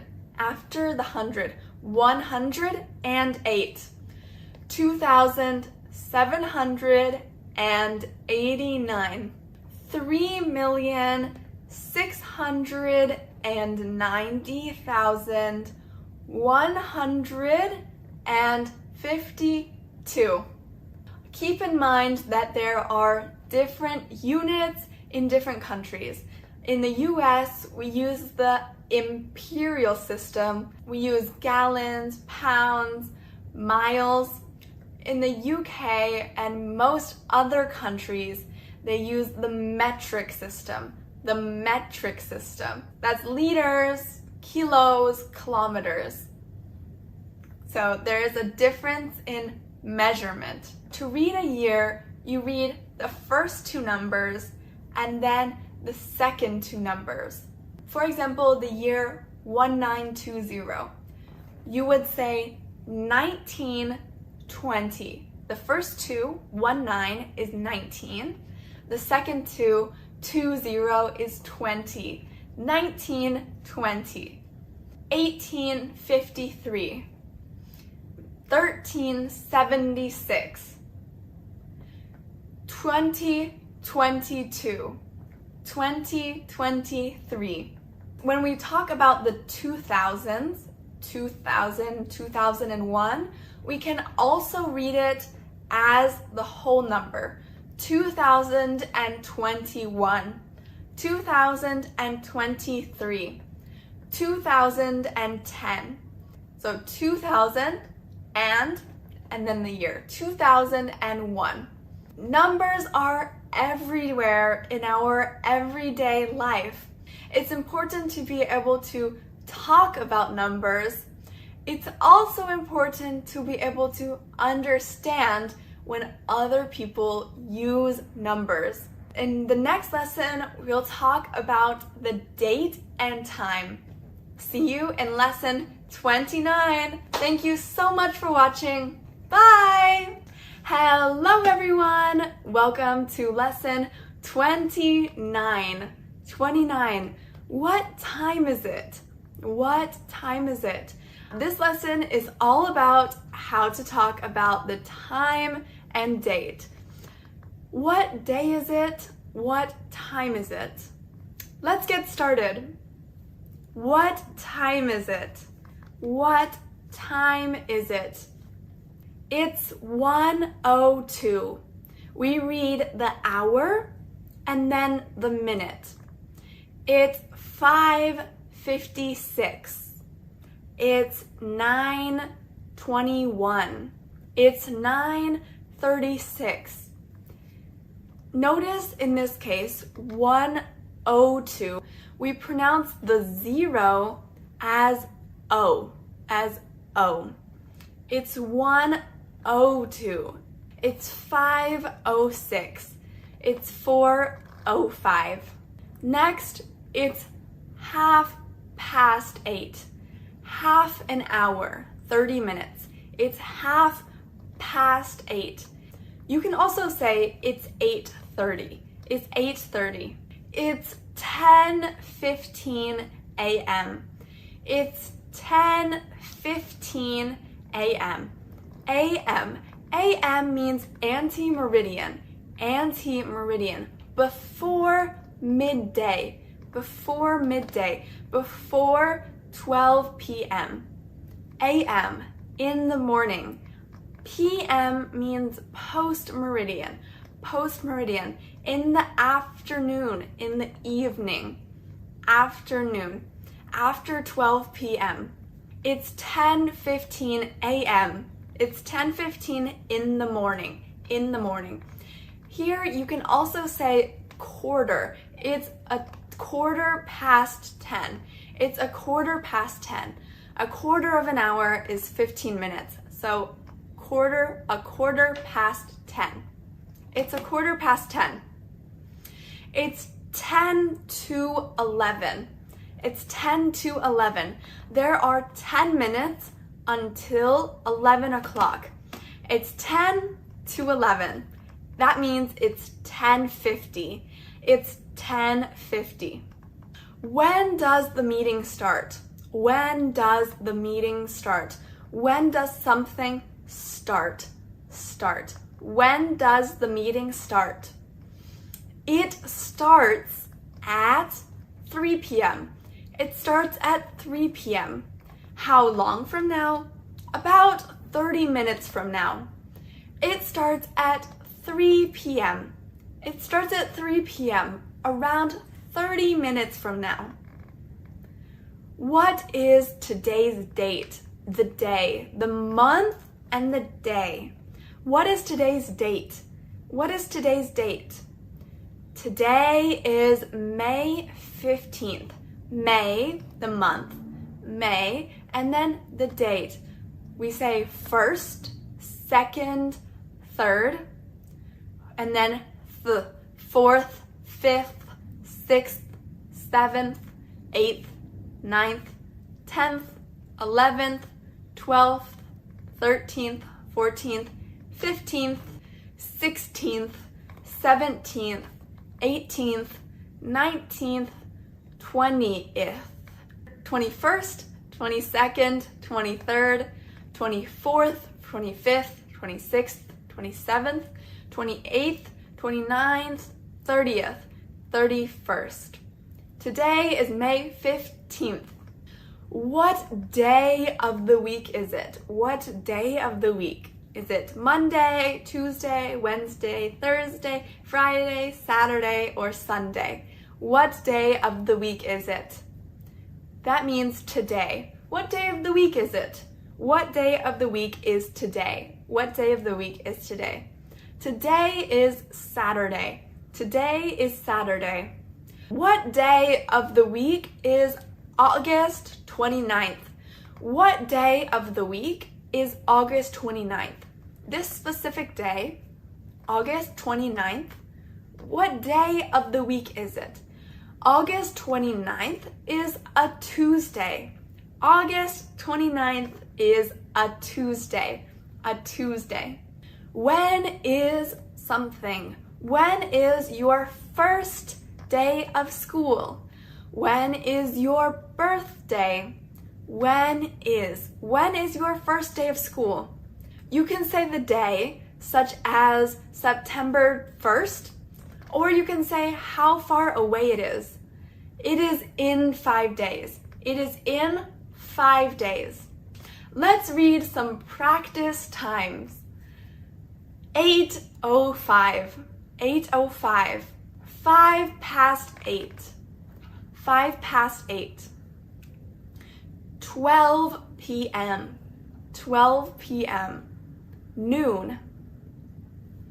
6:15 a.m., 6:15 a.m. 6:15 in the morning, 6:15 in the morning. 6:15, a quarter past 6. 12 a.m., 12 a.m. That we call midnight, midnight. 7:45 a.m., 7:45 a.m.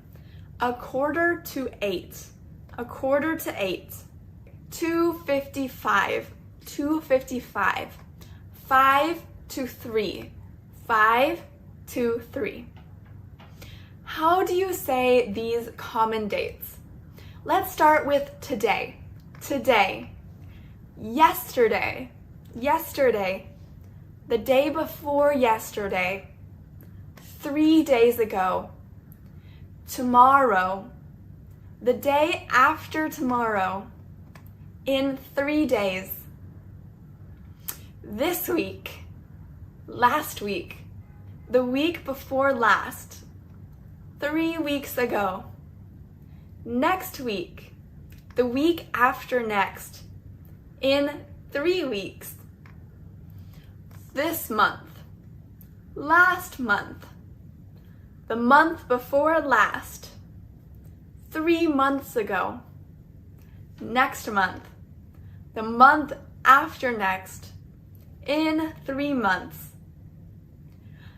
This year. Last year. The year before last. 3 years ago. Next year. The year after next. In 3 years. The days of the week. Monday, Tuesday, Wednesday, Thursday, Friday, Saturday, and Sunday. The months. January, February, March, April, May, June, July, August, September, October, November, December.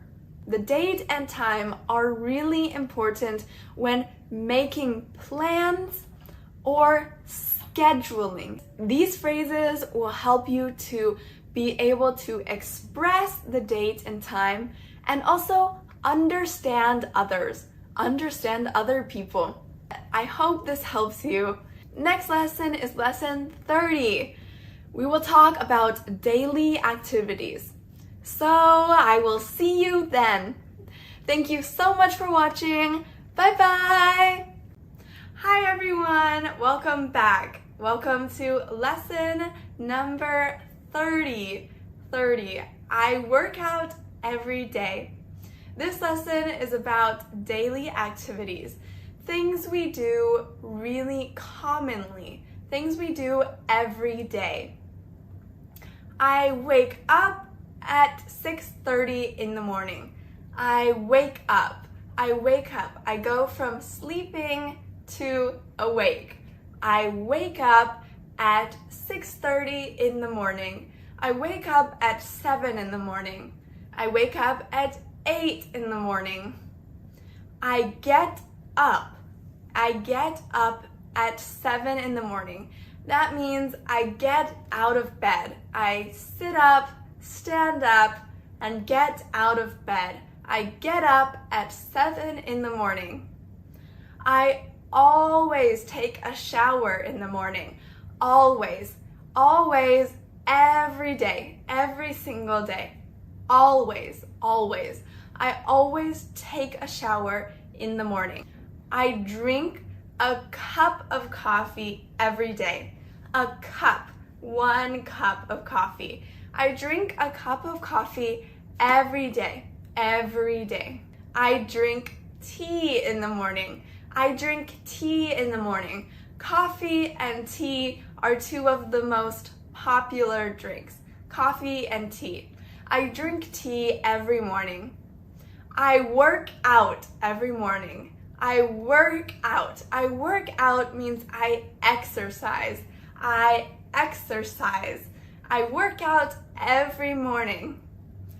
I have breakfast with my family. I have breakfast, the first meal of the day. I have breakfast with my family. I have breakfast. I eat breakfast. You can say have or eat. I have breakfast with my family. I eat breakfast with my family. I go to work at 9 a.m. I go to work, my job. I go to work at 9 a.m. I drive to work. How do you get to work? I drive my car. I drive to work. I take the bus to work. I take a taxi to work. I ride my bicycle to work. I ride my bike to work. My parents drive me to school. My parents drive me. I don't drive. My parents drive me to school. My parents drive me to school. I usually take the bus to get to work. Usually. Almost always. Almost always. Usually. Usually. I usually take the bus to get to work. I answer my email in the morning. My email, where I can respond to emails. I answer my email in the morning. I usually have around 3 meetings a day. Usually. Almost always. Usually. Very often. A day. 3 meetings a day. That means each day, every day. 3 meetings a day. 3 meetings every day. I am never late to meetings. Never means not once. Never. Never. I am never late to meetings. I am never late to meetings. I usually, again, usually, almost always, very often, I usually have 5 classes during the day. I usually have 5 classes during the day. During the day, I go to 5 classes. I work from home. From home. I work from home. That means I work from my house. From my home. I work from home. I work at home.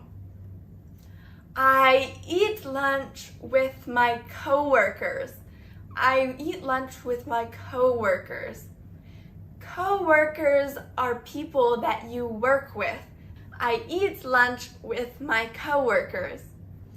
I have lunch at the cafeteria. The cafeteria. The cafeteria is where there is a lot of food and a lot of people eat there. The cafeteria. The cafeteria. I take my lunch to work. I take my lunch to work. That means I cook my food at home and then I take it to work. I take lunch to work. I bring my own lunch. I take lunch to work. I take a nap after lunch. A nap. A nap is a short sleep.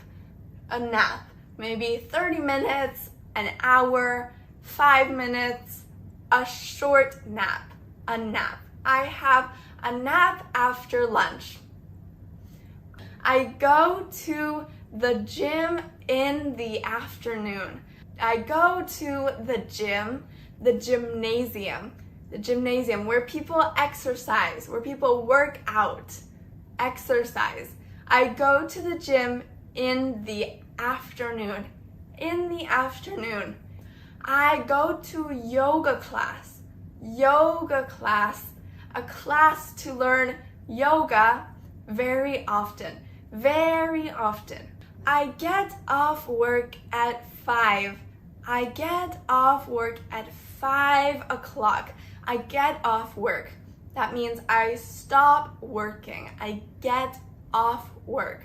I finish working. I get home at 5:30. I get home. I get home. I get back home. I arrive at home at 5:30. I usually cook dinner around 6. I usually cook dinner around 6. Somewhere around 6.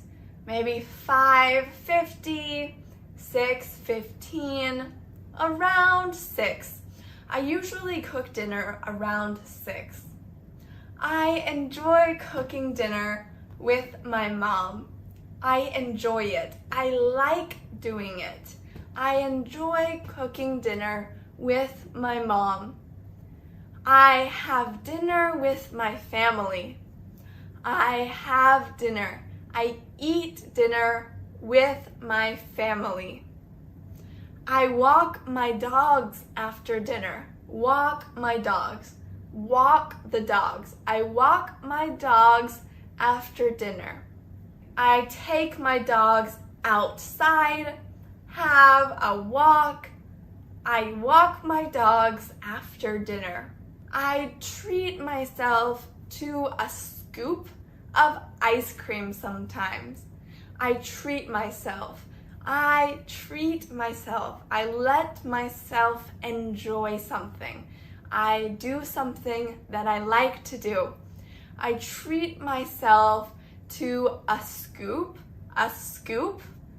of ice cream. Sometimes, not always, sometimes.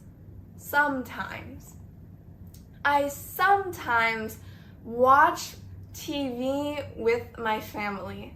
Sometimes I watch TV with my family.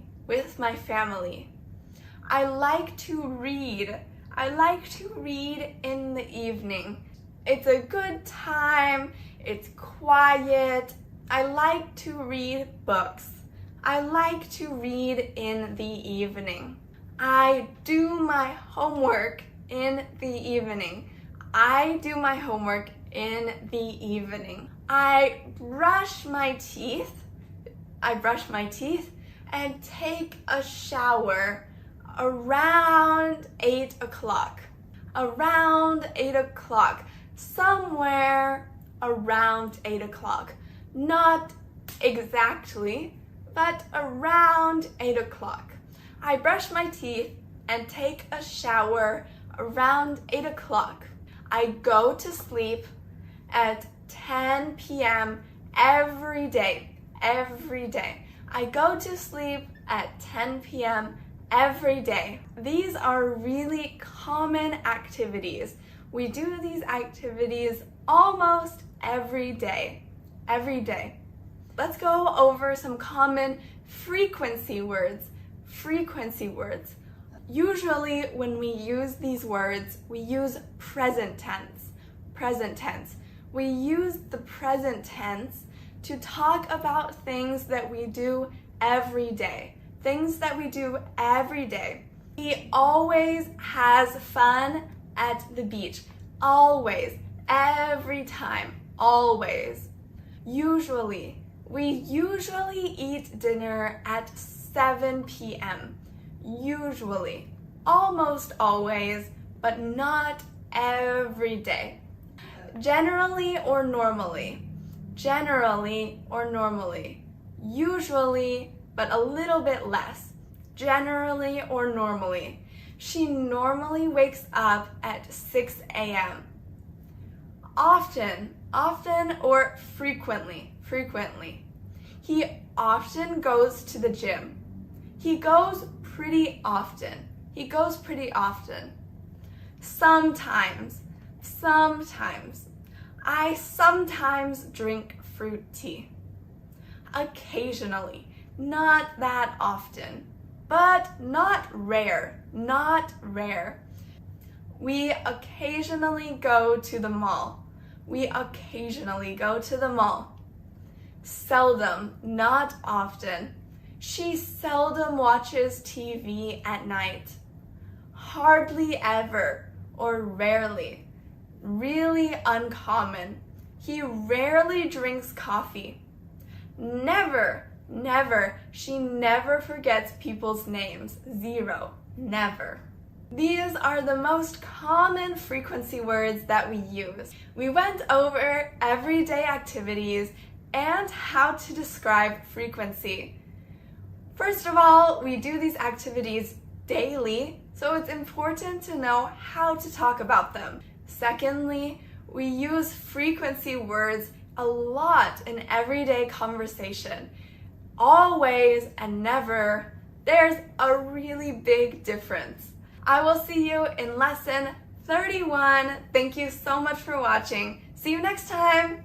Hello everybody, welcome back. Welcome to lesson 31.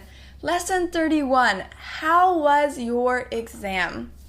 In this lesson, we will talk about past activities. Talk about what happened in the past. Last lesson, we talked about everyday activities, and we used present tense. But a lot of our daily conversations are about things that happened in the past, things that happened before. When we talk about things that happened in the past, the tense that we use most commonly is the simple past. The simple past. We use the simple past. In this lesson, we are going to talk about the simple past so that you can understand it and use it well. Let's get started. First of all, when do you use the simple past? When do you use the simple past? We use the simple past to talk about an event that was completed in the past, an event that happened before, happened at a certain time in the past. I came back from Spain yesterday. I came back. I went to Spain on vacation and I came back yesterday, the day before today. Came. This is the past tense. The present tense would be come. I came back yesterday. Another example is she opened her restaurant 10 years ago. 10 years ago. She opened in the past, opened her restaurant 10 years ago. Now, if you use yesterday or last month or last year, then you don't need to say ago. But if you say the amount of time, then you say ago. A month ago. A year ago. She opened her restaurant 10 years ago. How do you form a sentence with the past simple tense? We usually have the subject first. The subject. I, you, he, she, we, they. The subject. And then we have the verb in the simple past tense. For example, marry. Marry is our subject, and the past verb is played. Mary played. And then we have the rest of the sentence. Mary played basketball when? Yesterday. Mary played basketball yesterday. Mary played basketball yesterday. Now, in the past tense, there is one verb that is a little bit tricky. To be. If it's in the past tense, it could be was or were. Was or were. If the subject is I, he, she, either I or one person, I, he, she, Mary, Sam, either me or one person, then we use was. I was tired after work. I was tired after work.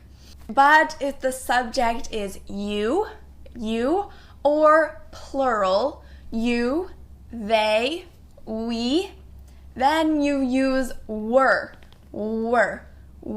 They were happy to help.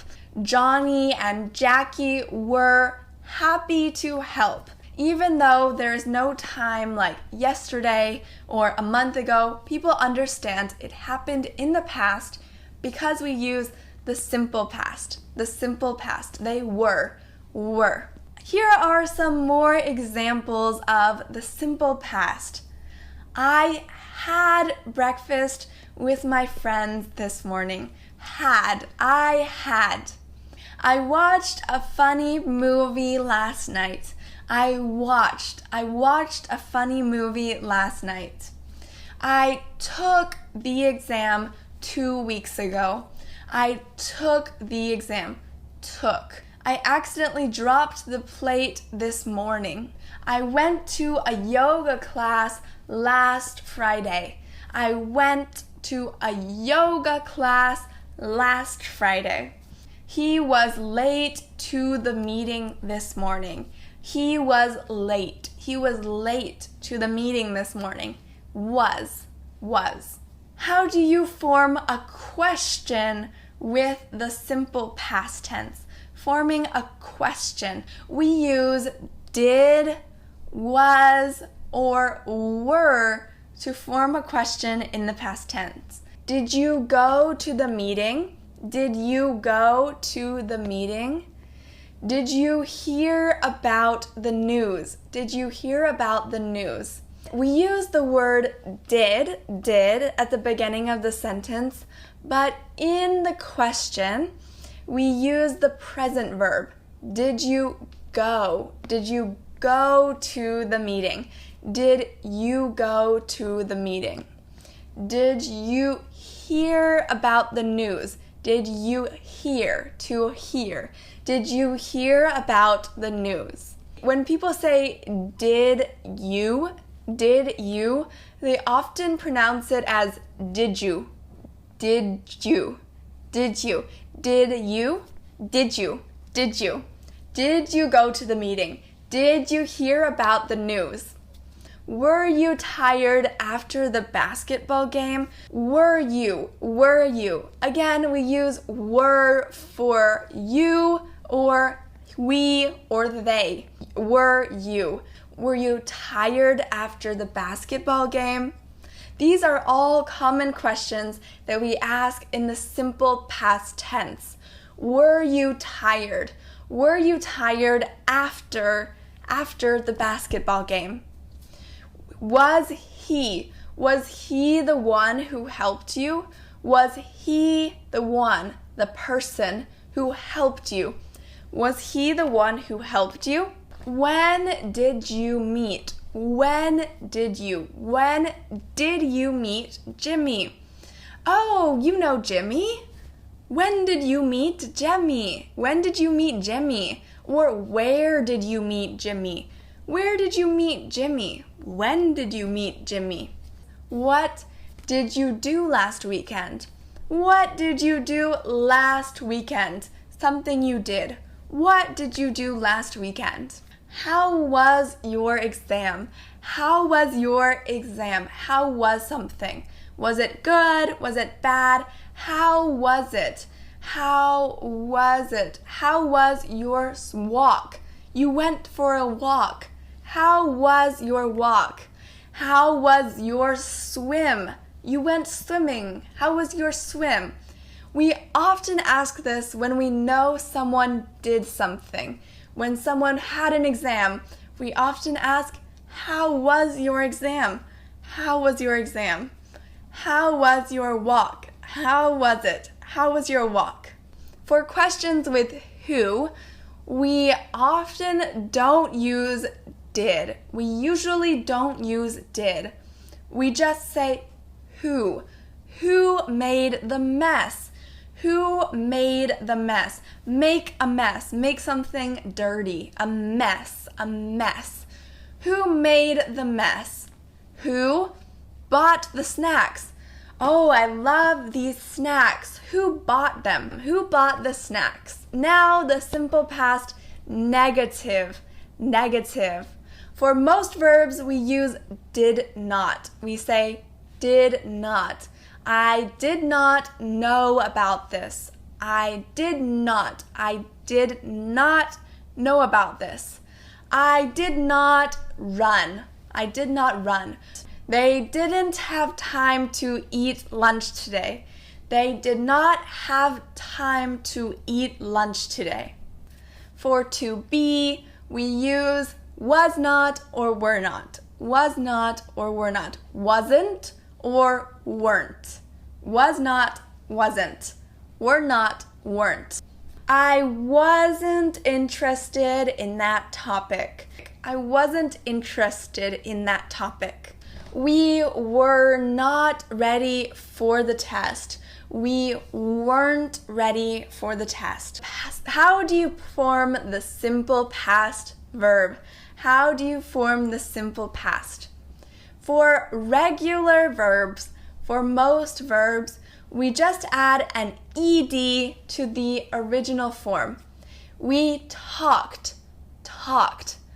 walked, walked, opened, opened, played, played, talk, talked, walk, walked, open, opened, play, played. But in English, we have a lot of irregular verbs, not regular, irregular verbs. And these irregular verbs are really common. They are really common verbs, verbs that you use a lot. We need to know these irregular verbs, so let's go over them now. I gathered the most common irregular verbs. Let's go through them one by one. Be, was or were. I was happy. They were happy. Begin, began. It began to rain. Break, broke.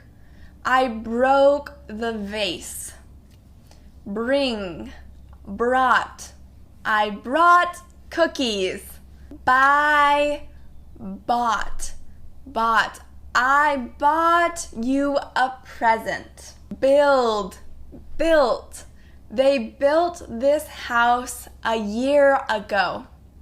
Choose, chose. I chose to wear the pink dress yesterday.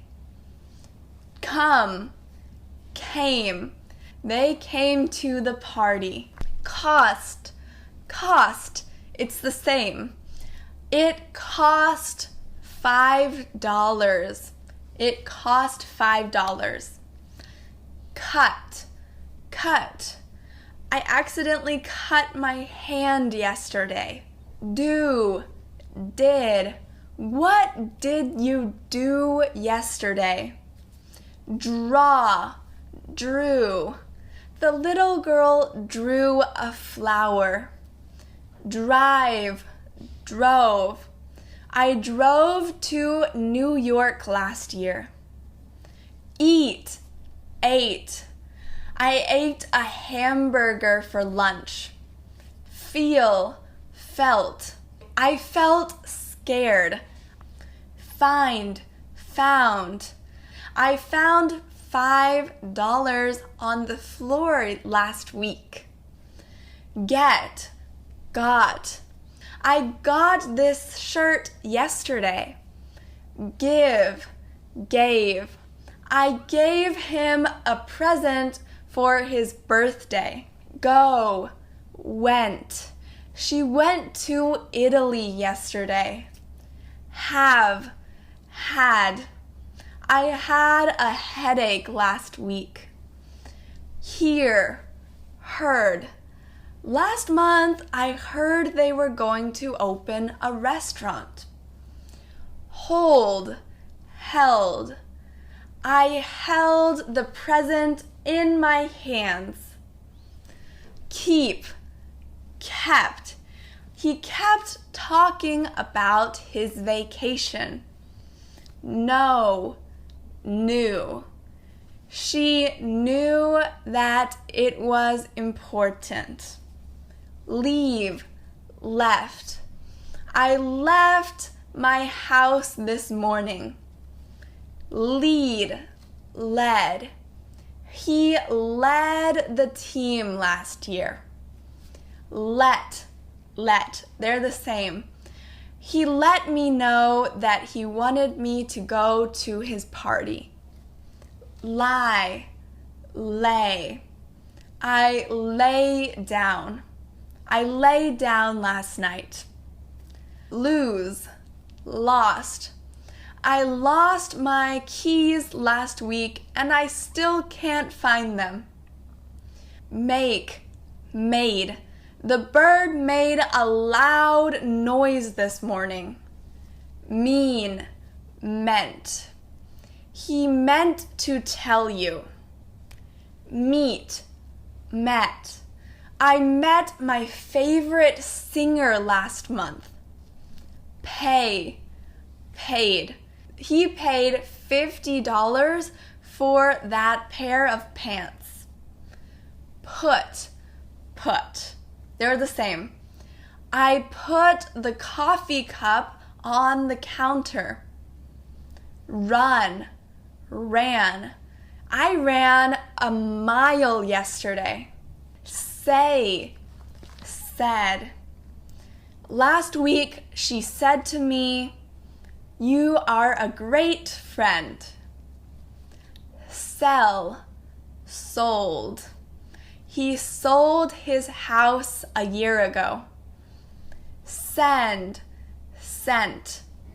She sent me a letter for my birthday. Set. They're the same. I set the table an hour ago. Sing, sang. He sang a beautiful song at the concert. Sit, sat. He sat on the floor. Speak, spoke. She spoke at the meeting. Spend, spent. She spent $1,000 last month. Stand, stood. I stood up when the meeting ended. Take, took. I took some sugar to put in my coffee. Teach, taught. My mom and dad taught me to cook. Tell, told. She told me she wouldn't be able to make it. Think, thought. I thought you were sick. Understand, understood. I understood what he was saying. Wear, wore.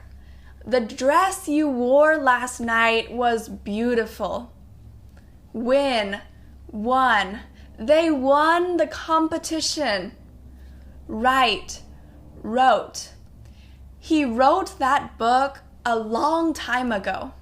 These are a lot of common but irregular verbs. Feel free to come back and review these often. If you get them wrong when you are speaking, people will still understand what you mean. But it's good to know them well so you can use them when you are talking with others. Thank you so much for watching, and I will see you in lesson 32. Bye-bye! Hi everyone, welcome back. Welcome to lesson 32. Do you have any siblings? This lesson is all about talking about your family, talking about family. We talk about our families a lot, especially with people we are really close with, friends or other people that we are really close with. Do you have any siblings? Do you have any siblings? Siblings. Siblings are brothers or sisters. Brothers or sisters. Siblings. I have an older brother and a younger sister. Older than me. Younger than me. I have an older brother and a younger sister. My brother is 5 years older than me. Older is the key word here. Older than me. If I am 10, then my older brother is 15. My older brother is 5 years older than me. My nieces and nephews are all very young. So nieces and nephews, those are my siblings, my brothers and my sisters' children. My siblings' children. Nieces for girls and nephews for boys. Nieces and nephews. Is Sarah married? Is Sarah married? Does she have a spouse, official partner. Is Sarah married? Married. Yes, she got married last summer. Yes, she got married last summer. She got married. She became married. She got married. Be careful when you are asking about marriage, if someone is married, or if someone wants kids. Why aren't you married? Why don't you have kids? When are you getting married? This is a sensitive topic. A lot of people don't like talking about it. Why don't you want kids? Why aren't you married? This is seen as impolite with people that you don't know very well. If you don't know someone well, it's best not to ask these questions. It's a touchy subject. I spend a lot of time with my parents. I spend a lot of time with my parents. Parents, that is my mom and my dad. My mom and my dad, my parents. I have a lot of relatives. Relatives are people that are related to me. My family. My family. I have a big family. I have a big family. I have a lot of relatives. I grew up in a big family. I have a lot of brothers and sisters and cousins. I have a big family. There are 5 people in my family. My parents and 3 children. There are 5 people in my family. 5 people. This is talking about how many people. My parents and 3 children. 5 people. I am the youngest in my family. I'm the youngest. The youngest. I'm the youngest in my family. Where do your parents live? Where? Where? My parents live in California. My parents live in Canada. My parents live in France. Every Christmas, we have a big family gathering. A family gathering, a big meeting. All the family gets together. In the US and other Western countries, it's very common for families to get together at Christmas, all together. Every Christmas, we have a big family gathering. My grandparents are coming to visit us next month. My grandparents, my parents' parents, my grandparents. My grandparents are coming to visit us next month. They're coming to visit us next month. In the US, we call our parents siblings aunt or uncle. But how do you know which one someone is talking about? Usually we add a name. We can say aunt plus their name. Aunt Mary, Aunt Susie, Aunt Rosie. Or uncle, Uncle Joe, Uncle Bob, Uncle John. For grandparents, we use the last name. We use the last name to say which side of the family. My grandma Smith, my grandma Brown, my grandpa Smith, my grandpa Johnson, my grandpa, grandma, and grandpa. But what about cousins? Cousins. There are a lot of people who we call cousins. There are technical names, but we refer to a lot of people just as cousin. My cousin's children, my cousin. My second cousin, just cousin. My third cousin, we just say cousin in everyday life. Cousin, cousin, cousin. That's the magical word, cousin. Take a look at the chart. It has all the details about the relationship and names. Family is a really nice topic to talk about, especially with people that you are familiar with, people you are close with. It's a good way to get to know someone else. I will see you in lesson 33 where we will talk about hobbies. Thank you so much for watching. See you then. Bye bye. Welcome back, everyone. Welcome to lesson 33. Do you have any hobbies? Do you have any hobbies? In this lesson, we will talk about hobbies and things you like to do. Hobbies are things that you do in your free time. Your free time. Your free time is time where you can do what you want. You don't need to work. You don't need to do schoolwork. You can do whatever you want. Let's get started. What do you do in your free time? What do you do in your free time? Do you have any hobbies? Do you have any hobbies? Hobbies or things that you like to do in your free time. Do you have any hobbies? In my free time, I like to exercise and spend time with family and friends. In my free time, I like to do this. In my free time, I like to exercise and spend time with my family and friends. My hobbies are cooking and baking. My hobbies are this. My hobbies are singing and playing piano. Or my hobby is watching movies. My hobbies are, if you have more than one, my hobbies are cooking and baking. When I have spare time is free time. Spare time.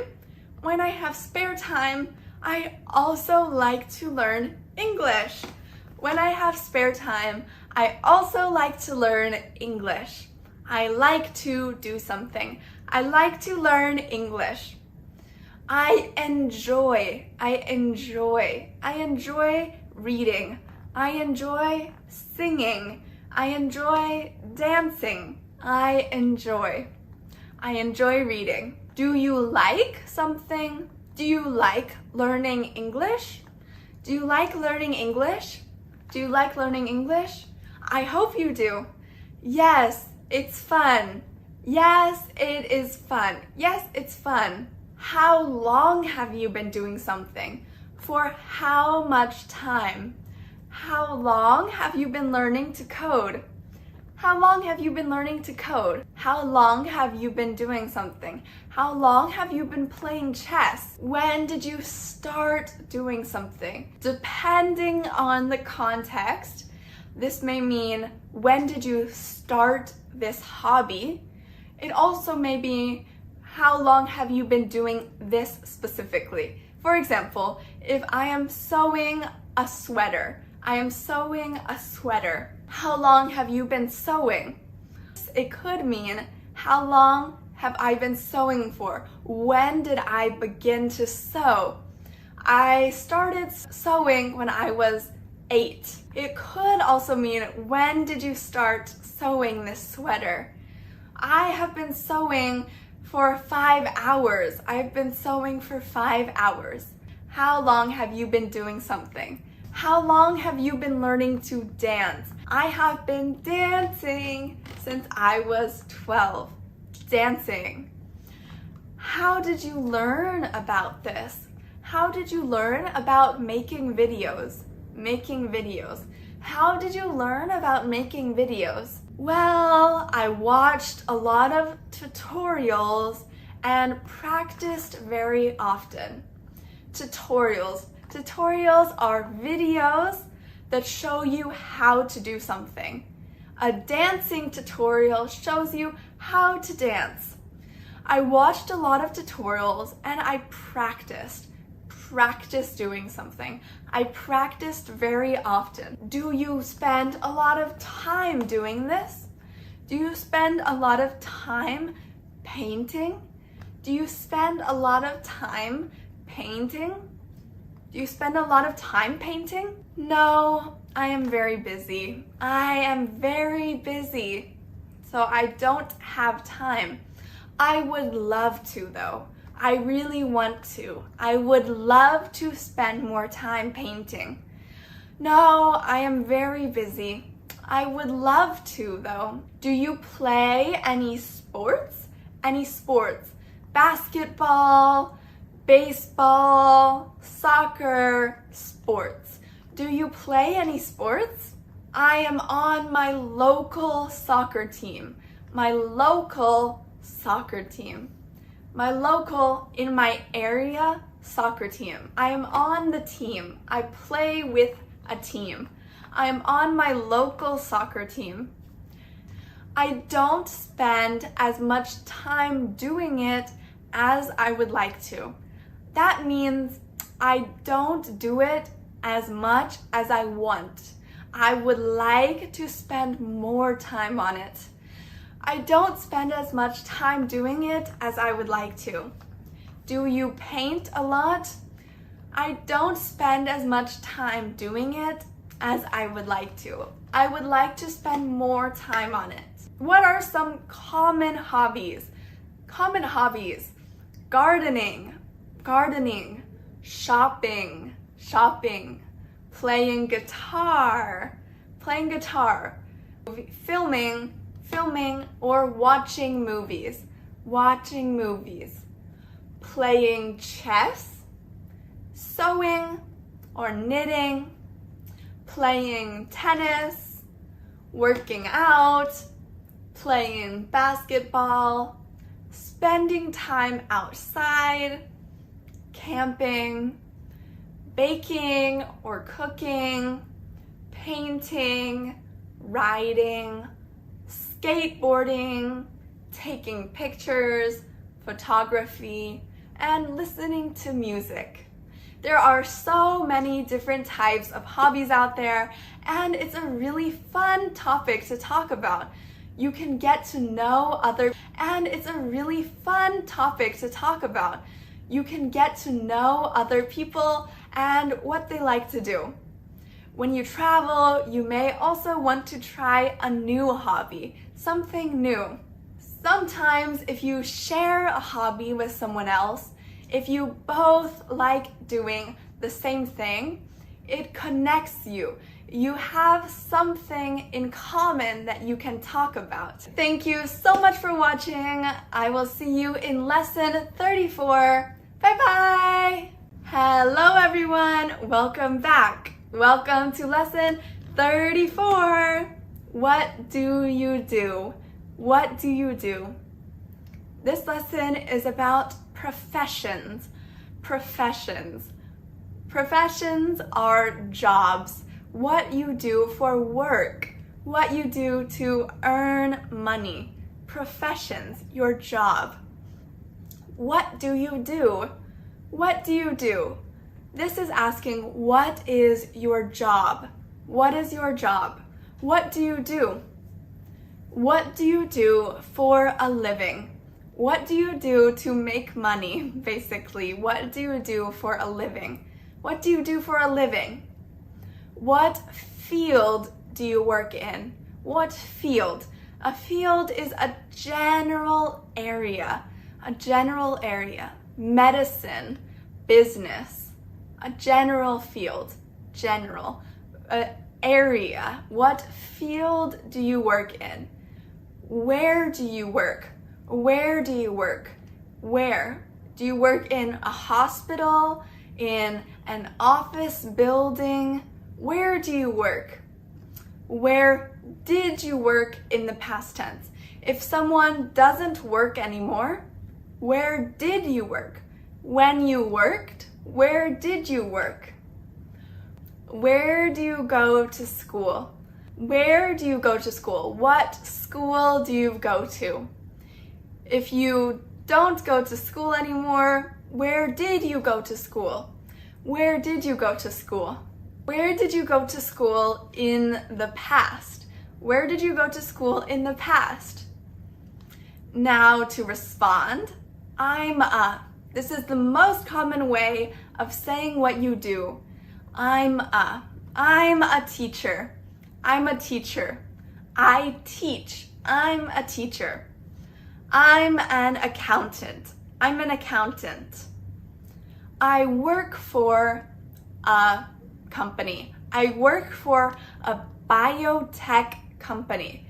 I work for this company. I work for a biotech company. I work for a farming company. A farming company. I work for an education company. I work for an education company. I work at the hospital. Where do you work?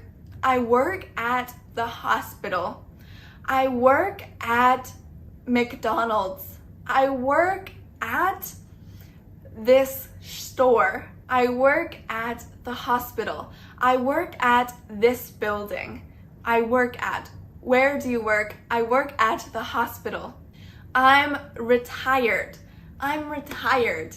I don't work anymore. I'm retired.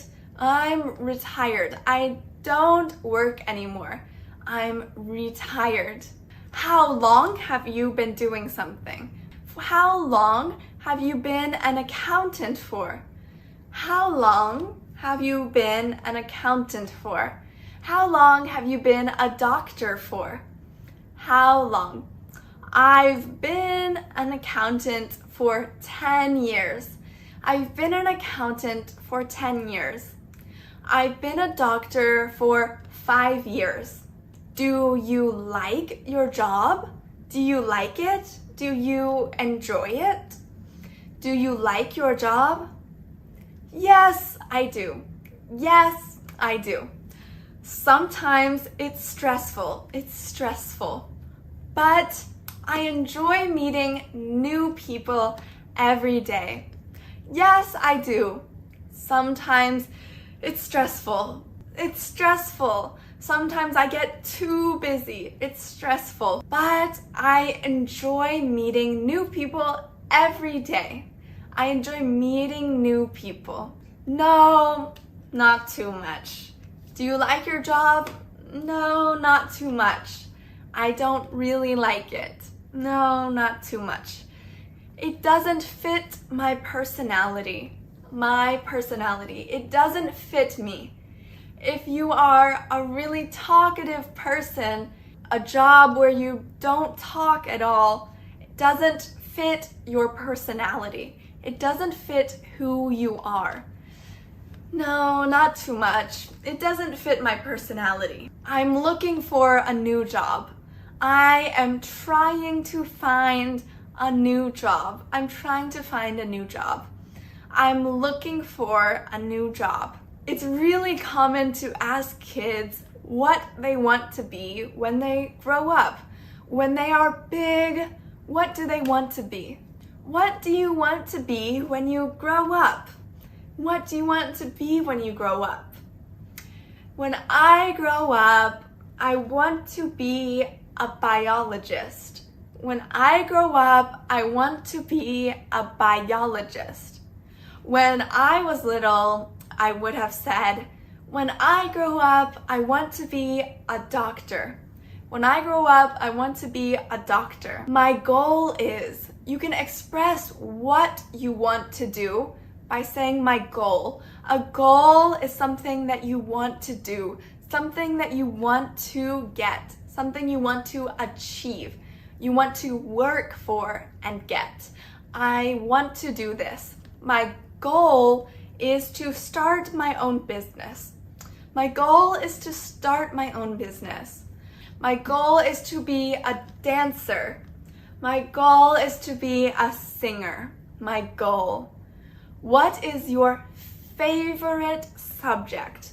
Subject, a class in school. Your favorite school class. Your favorite subject.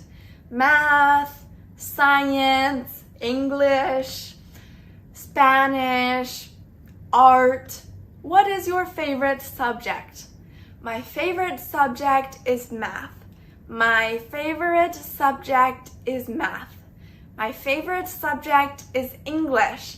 My favorite subject is English. A lot of jobs require schooling. You need to study to do that job. I studied accounting for 4 years in college. I studied accounting for 4 years in college. I studied medicine for 6 years in college.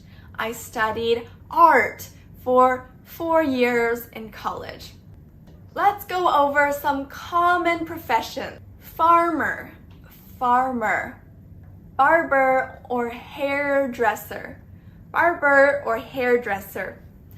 astronaut, software programmer, interior designer, analyst, waiter, waitress if it's a woman, or server, businessman, businesswoman, teacher, professor, chef, cashier, janitor,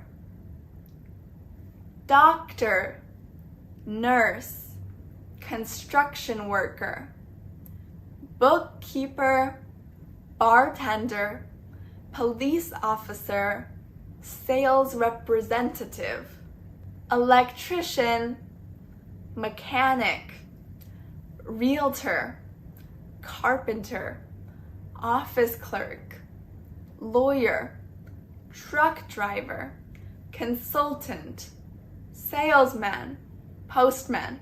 We ask about professions a lot. We want to know what other people do. Keep in mind that when we talk about jobs, we don't usually talk about money. It's considered impolite to ask, how much money do you make? What do you make? How much money do you earn? Especially with people you don't know very well. But we talk about jobs and what we do a lot. So this is a really useful topic. I will see you in lesson 35, where we will talk about countries, nationalities, and languages. See you then. Thank you so much for watching. Bye-bye. Welcome back, everybody. Welcome to lesson 35.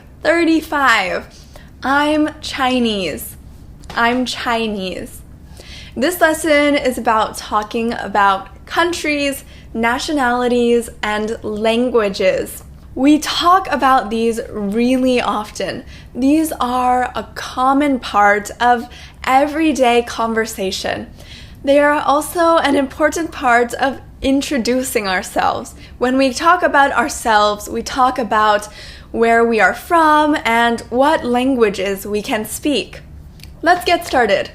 What country are you from? What country are you from? I'm from Spain. When do you say what country and when do you say which country? If you're just asking someone where they are from and you don't know, you should say, what country are you from? But if the person mentioned 2 countries and you don't know which one they are from, then you can say which. Which country are you from? The US or Canada? Which country are you from? The US or Canada? Which country are you from? If I was saying, well, I grew up in the US and Canada, I may ask, so then which country are you from? The US or Canada? Which country are you from? Which country are you from? The US or Canada? I'm from the US. The US. I'm from the United States. I am from. What nationality are you? Nationality. Nationality is the country that you are a citizen of. You are a citizen of. You have a passport from that country. You have a passport. You are from that country. What nationality are you? What nationality are you? I'm Chinese. I'm Chinese. I am Chinese. When the nationality ends with "-ese" or "-ish", Chinese, Japanese, British, English, Polish, we don't use "a" before referring to that person. We don't say "a Chinese," "a Japanese," "a British," "a Polish," "an English." We say "I am" plus the nationality. I am Chinese. She is Japanese. She is English. For other nationalities, such as ones that end with "an," we can say "a." I'm an American. I'm a Canadian. But we usually would just say I am Chinese. I'm American. She is Japanese. She is Korean. What's your nationality? I'm Brazilian. Where are you from? Where are you from? Where are you from? Where do you come from? I'm from China. I'm from China. What part of China? Where in China? I'm from Qingdao, a city on the east coast. I'm from Qingdao, a city on the east coast of China. Where are you from? You use this phrase when you are meeting someone new. How you respond kind of depends on the context. This is what I mean. Depending on who you are talking with, you may want to be really specific or more general. If you are talking to someone that is not your nationality, you may be general. I'm Chinese. I'm Chinese. But if you are talking to someone who knows China really well and wants to know specifically where you are from, then you can say, I'm from Shanghai. I'm from Beijing. I'm from Qingdao. You can say specifically. But for casual situations, we often just say the country. The country. Now, languages. How do you say this in English? How do you say this in English? Oh, 你好. How do you say this in English? Hello. Hello. How do you say this in English? You can also replace this. How do you say 你好 in English? You say hello. How do you say hola in English? Hello. What do you call this in English? What do you call this in English? What do you call this in English? What is this called in English? Oh, we call that an apple. We call that an apple.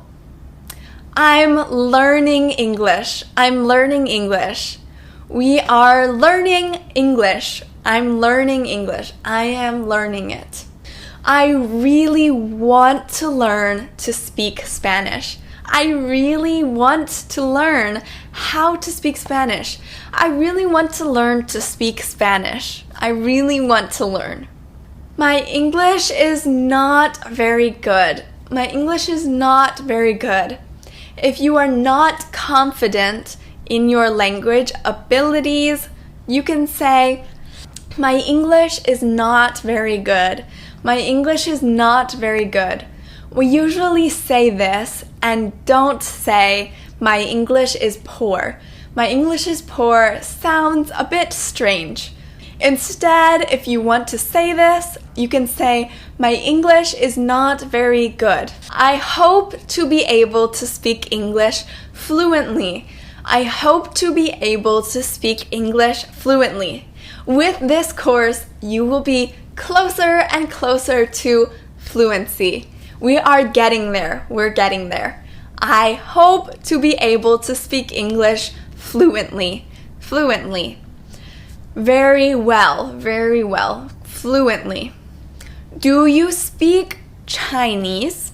Do you speak Chinese? Do you speak Chinese? Yes, I speak a little. Or, yes, I am fluent in Chinese. No, I don't speak Chinese. Sometimes if you really want to find someone who can speak your language, you can ask, do you speak Chinese? I need help. Do you speak Chinese? Do you speak Spanish? I speak a little bit. I speak a little bit. I speak a little. I speak a little. I speak a little Portuguese. I speak a little. Not much, very little. I speak a little. I speak a little Portuguese. I can understand conversational Italian. Conversational. Everyday conversations in Italian. Everyday conversations. I can understand conversational Italian. I can understand conversational Italian. I'd like to learn to speak with an American accent. I would like to learn to speak with an American accent. Different people speak the same language differently. They have different accents. For example, there's a Northern Chinese accent and a Southern Chinese accent. There's American accents and there's British accents. I'd like to learn to speak with an American accent. What's your native language? What's your native language? Your native language is your first language. The language you learned at home, usually. Your native language. Your first language. My native language is English. My native language is English. German is my native language. German is my native language. It's my first language. Let's go over some countries and nationalities. Argentina, Argentinian. Australia, Australian. Austria, Austrian. Brazil, Brazilian. Canada, Canadian. China, Chinese. Denmark, Danish. Egypt, Egyptian. France, French. Germany, German. Greece, Greek. Kenya, Kenyan. Korea, Korean. India, Indian. Italy, Italian. Japan, Japanese. Mexico, Mexican. Pakistan, Pakistani. Poland, Polish. Portugal, Portuguese. Russia, Russian. Spain, Spanish. Switzerland, Swiss. Thailand, Thai. Turkey, Turkish. England, English. USA, American. We talked about countries, nationalities, and languages. These are super common everyday conversation topics. Try to find a chance to practice these. When you meet someone, you will probably use at least one of these. Thank you so much for watching. I will see you in lesson 36. Bye-bye! Hello everyone! Welcome back. Welcome to lesson 36. Lesson 36. Go with the flow. Go with the flow. This lesson is about English idioms. Idioms are phrases that we use that don't really mean exactly what they say. These are phrases that we use usually pretty commonly. Let's get started. Go with the flow. Go with the flow. Go with the flow means follow along. Follow along with what is happening. It usually means that you are pretty calm and you're not trying to control or change the situation. You go with the flow. This vacation, I'm just going to go with the flow. I'm going to relax. Go with the flow. One of the first things you ever taught me is you got to go with the flow. The next phrase is cut corners. Cut corners. When you cut corners, you do less than you should do. You do something quickly, easily, or cheaply. This usually does not mean something positive. It usually means that you did less than you should have and you took a shortcut. a shortcut. He is always trying to cut corners with his homework. He does less than he should have. It's not good quality work. He always tries to cut corners. Cut corners. You don't cut corners. You do it the right way. On the other hand, we have the phrase, go the extra mile. Go the extra mile. If someone goes the extra mile, it means that they do something more than what they have to. They do something extra. You really went the extra mile with this project. You did such an amazing job. This is a good phrase. This is generally used very positively. Oh, she always goes the extra mile to do everything she can. She goes the extra mile. She does something extra that just makes her work amazing. She goes the extra mile. Go the extra mile. Now, are you willing to go the extra mile? Similarly, you can use the phrase go above and beyond. This has a really similar meaning. It means to do more than what you have to. Go above and beyond. Wow, you really went above and beyond when you cooked this meal. You cooked so many dishes that are all so tasty. You did more than what you had to.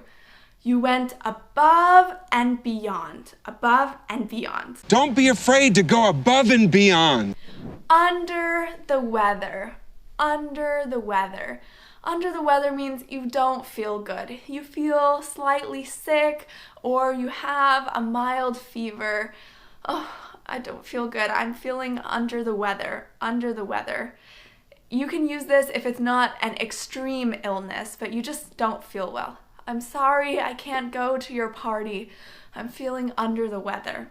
I'm feeling under the weather. So, you're feeling a bit under the weather, I bet? Next, wake up on the wrong side of the bed. Wake up on the wrong side of the bed. This means that this day you are in a bad mood. You're in a bad mood. You're grumpy, you're sad, you are just not in good spirits. This also implies that there's not a particular reason for being grumpy. You're just not having a good day. She woke up on the wrong side of the bed. Sorry, I was a bit grouchy the other day. I woke up on the wrong side of the bed.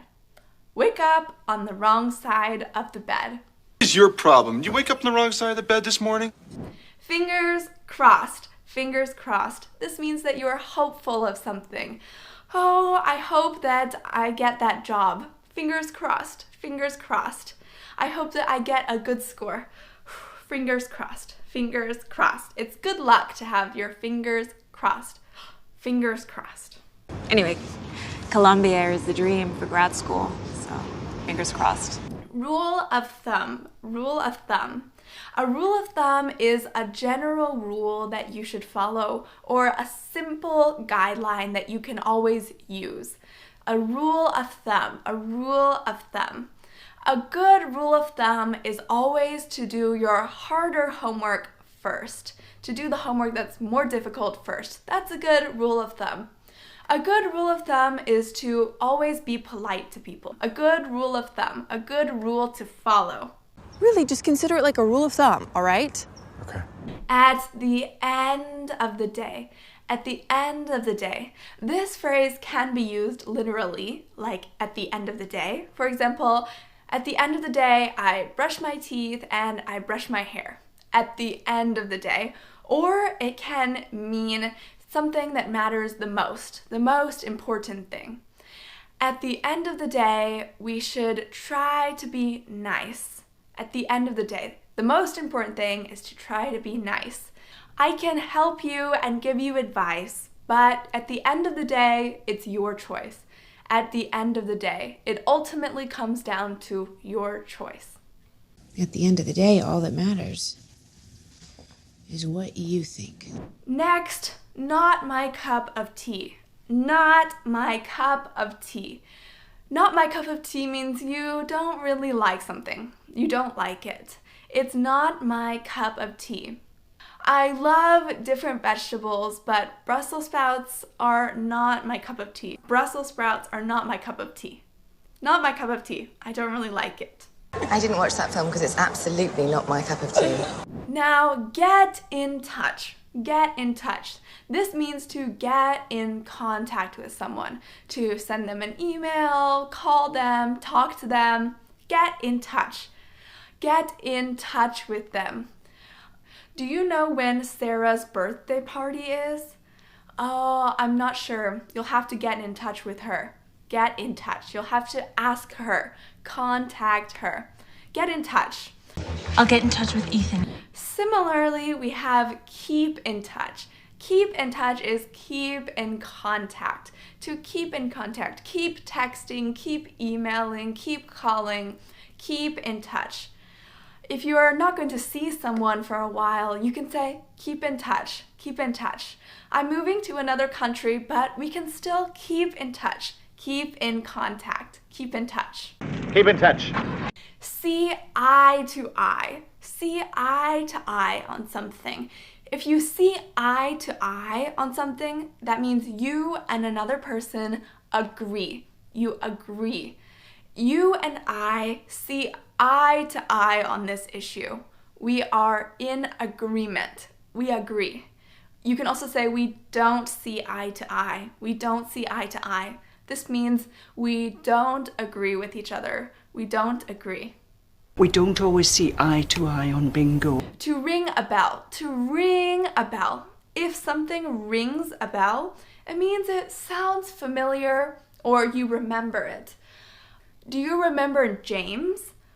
Oh, that name rings a bell. That name rings a bell. That means I kind of remember. It sounds really familiar. Oh, that rings a bell. That rings a bell. Where am I? New York City, Manhattan. Ring a bell?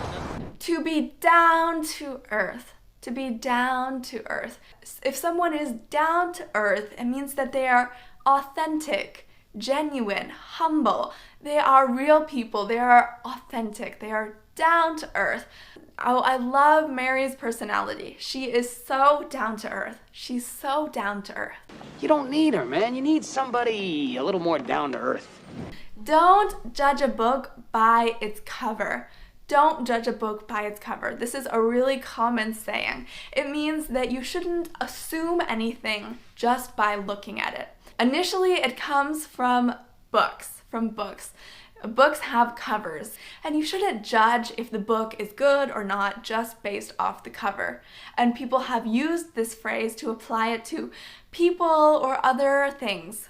Don't judge a book by its cover. And people also apply this phrase to people or to other objects. For example, oh, this food doesn't look very good. Don't judge a book by its cover. It may be delicious. Don't judge something just by the looks of it. Don't judge a book by its cover. Now the phrase break the ice. Break the ice. When you break the ice, you make people feel more comfortable and you get the conversation going. You use this especially when you are around new people. If everyone is quiet, you can say, well, I guess I'll break the ice. I'll introduce myself. Break the ice, get the conversation going, get people talking, and kind of loosen the tension, reduce the tension. Break the ice. I was just trying to break the ice. The elephant in the room. The elephant in the room is something that everybody knows, but nobody wants to talk about. It is a big issue that people are trying not to talk about. For example, we all knew the reason why Sarah transferred schools, but nobody wanted to talk about it. It was the elephant in the room. Elephant in the room. Okay, before we get started, I think that we need to address the elephant in the room. Every cloud has a silver lining. Every cloud has a silver lining. This means that in every situation, even if it's a bad situation, there is something good to look for. There is always something good. It's so rainy outside and the weather is terrible, but the silver lining is that I can focus on doing my schoolwork. There's a good thing to a bad situation. The silver lining of the cloud.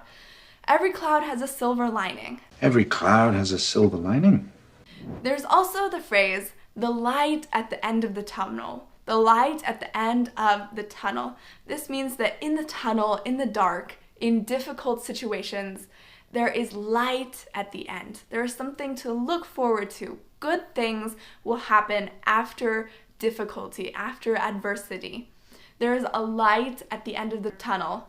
Studying right now is so difficult and it's really tiring, but I'm graduating soon, so that is the light at the end of the tunnel. Something to look forward to. There's light at the end of the tunnel. Sometimes learning English may seem so difficult, really tiring, really hard, but even if it's difficult, there is a light at the end of the tunnel. You will be able to communicate with more people and have more opportunities. That is the very bright light at the end of the tunnel. Oh, we're seeing the light at the end of the tunnel. Yeah. I've picked really common idioms. You will hear people use these quite frequently, and you can use these as well. You can use them in different situations, and they make your English seem more natural and more fluent. It elevates your English to another level. It's really good to try to practice these phrases. Thank you so much for watching, and I will see you in lesson 37. Bye-bye! Hi everyone! Welcome to lesson 37. I love football. I love football. This lesson is about sports. How do we talk about sports? Well, when do we talk about sports? We talk about sports in our everyday chit-chat, in our everyday chatting conversations. Sports are a really fun conversation, and we talk about them with our friends and family. We also talk about them when we are watching sports. When we are watching sports, it's a really common activity to watch football games, watch basketball games, watch baseball games. Americans love watching sports and talking about sports, and in a lot of countries, sports are a really popular topic as well. Let's get started. How do you cheer for your team? How do you support your team? Cheer. Woo! You can say, let's go, let's go, let's go, let's go. That's cheering on your team. Let's go, let's go. You cheer for the team that you like. The team that you like. If they are really close to winning, you can say, let's go, let's go. Or you can do it. You can do it. You can do it. Go for it. Go for it. Go for it. Come on. Come on. Come on. These are all really common ways to cheer on your team. You can also ask about the game. Are you going to the baseball game tonight? Are you going to the football game tonight? Are you going to the soccer game tonight? Are you going to the game? Are you going to go? You can also talk about who you support. Which team? I'm rooting for. Rooting for. Rooting for means you want that team to win. You support that team. I'm rooting for the Thunder. I'm rooting for the Thunder. We will win. I'm rooting for the Thunder. I bet. I bet means you think that team will win. I bet the Bulldogs will win. I bet the Bulldogs will win. I think the Bulldogs will win. It's a tight game. Ooh, it's a tight game. That means the two teams are really close in score. There's not one clear winner or clear loser. They're both even. It's really tight. They're both even. It's a really tight game. It's a really tight game. Are you going to watch the Super Bowl tonight? The Super Bowl. The Super Bowl is a really big football game in the US. It's really popular.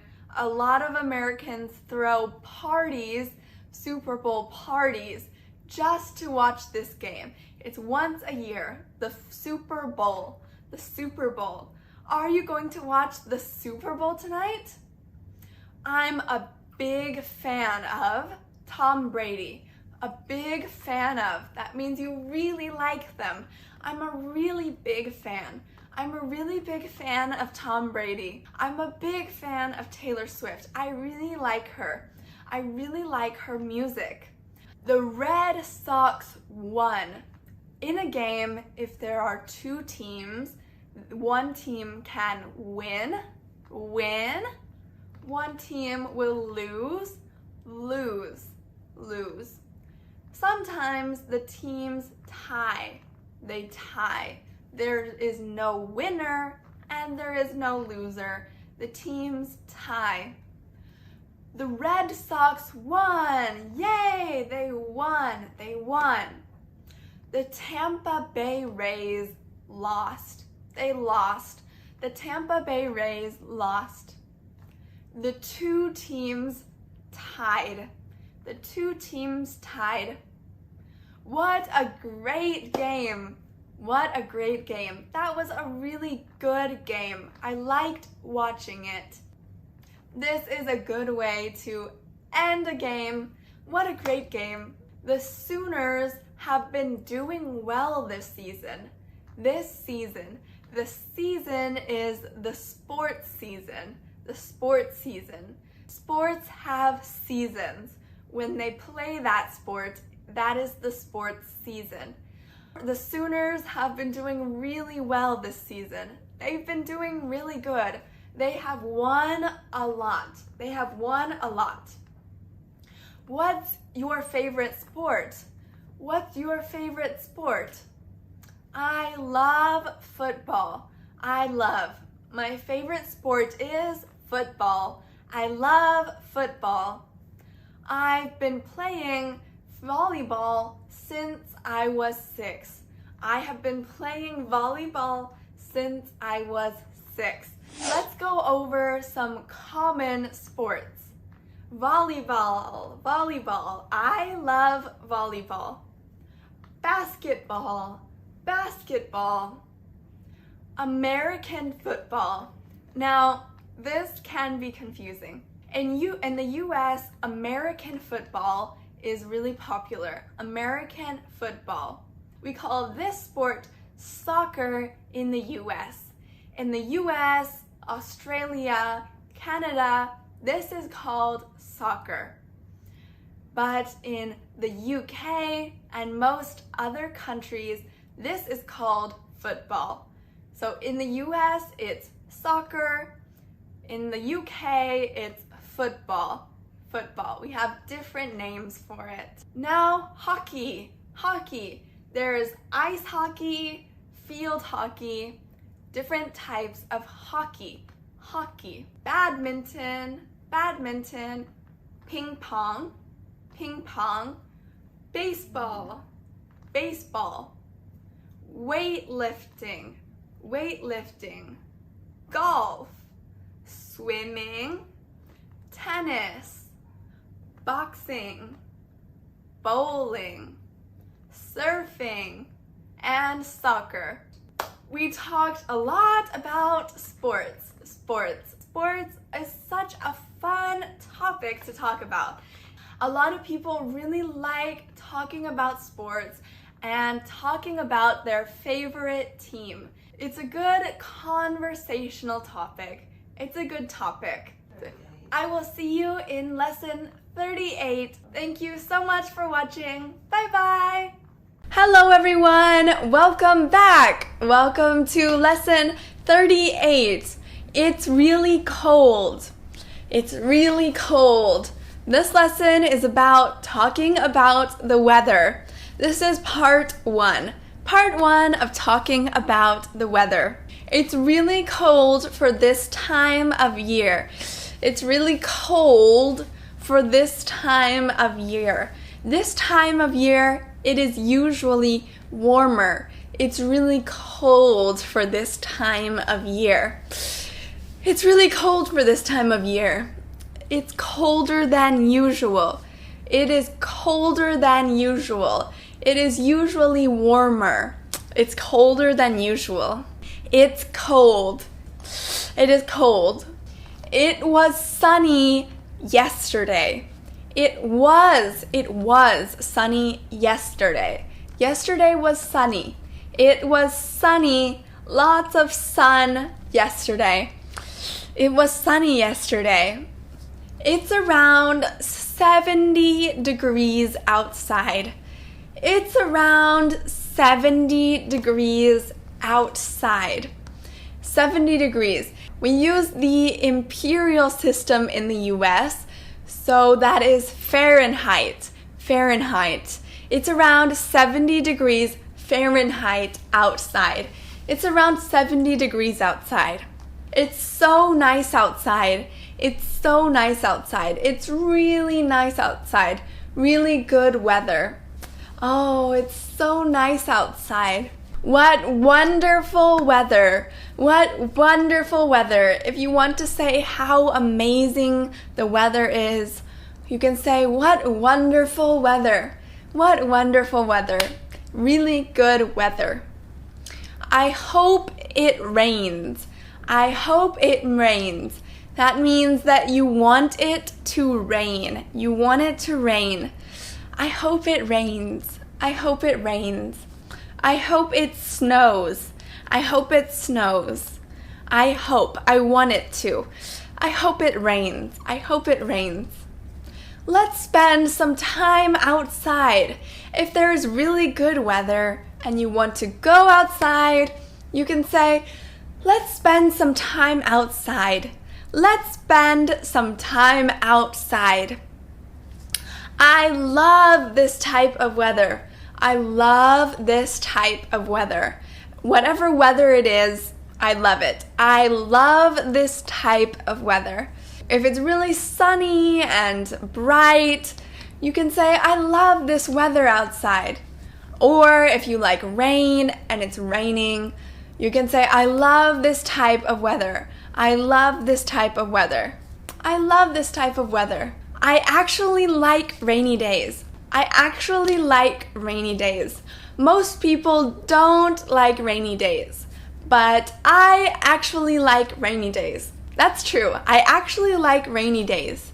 I actually like rainy days. Actually means even though a lot of people don't like it, I actually like it. I actually like rainy days. I feel happy on days like these.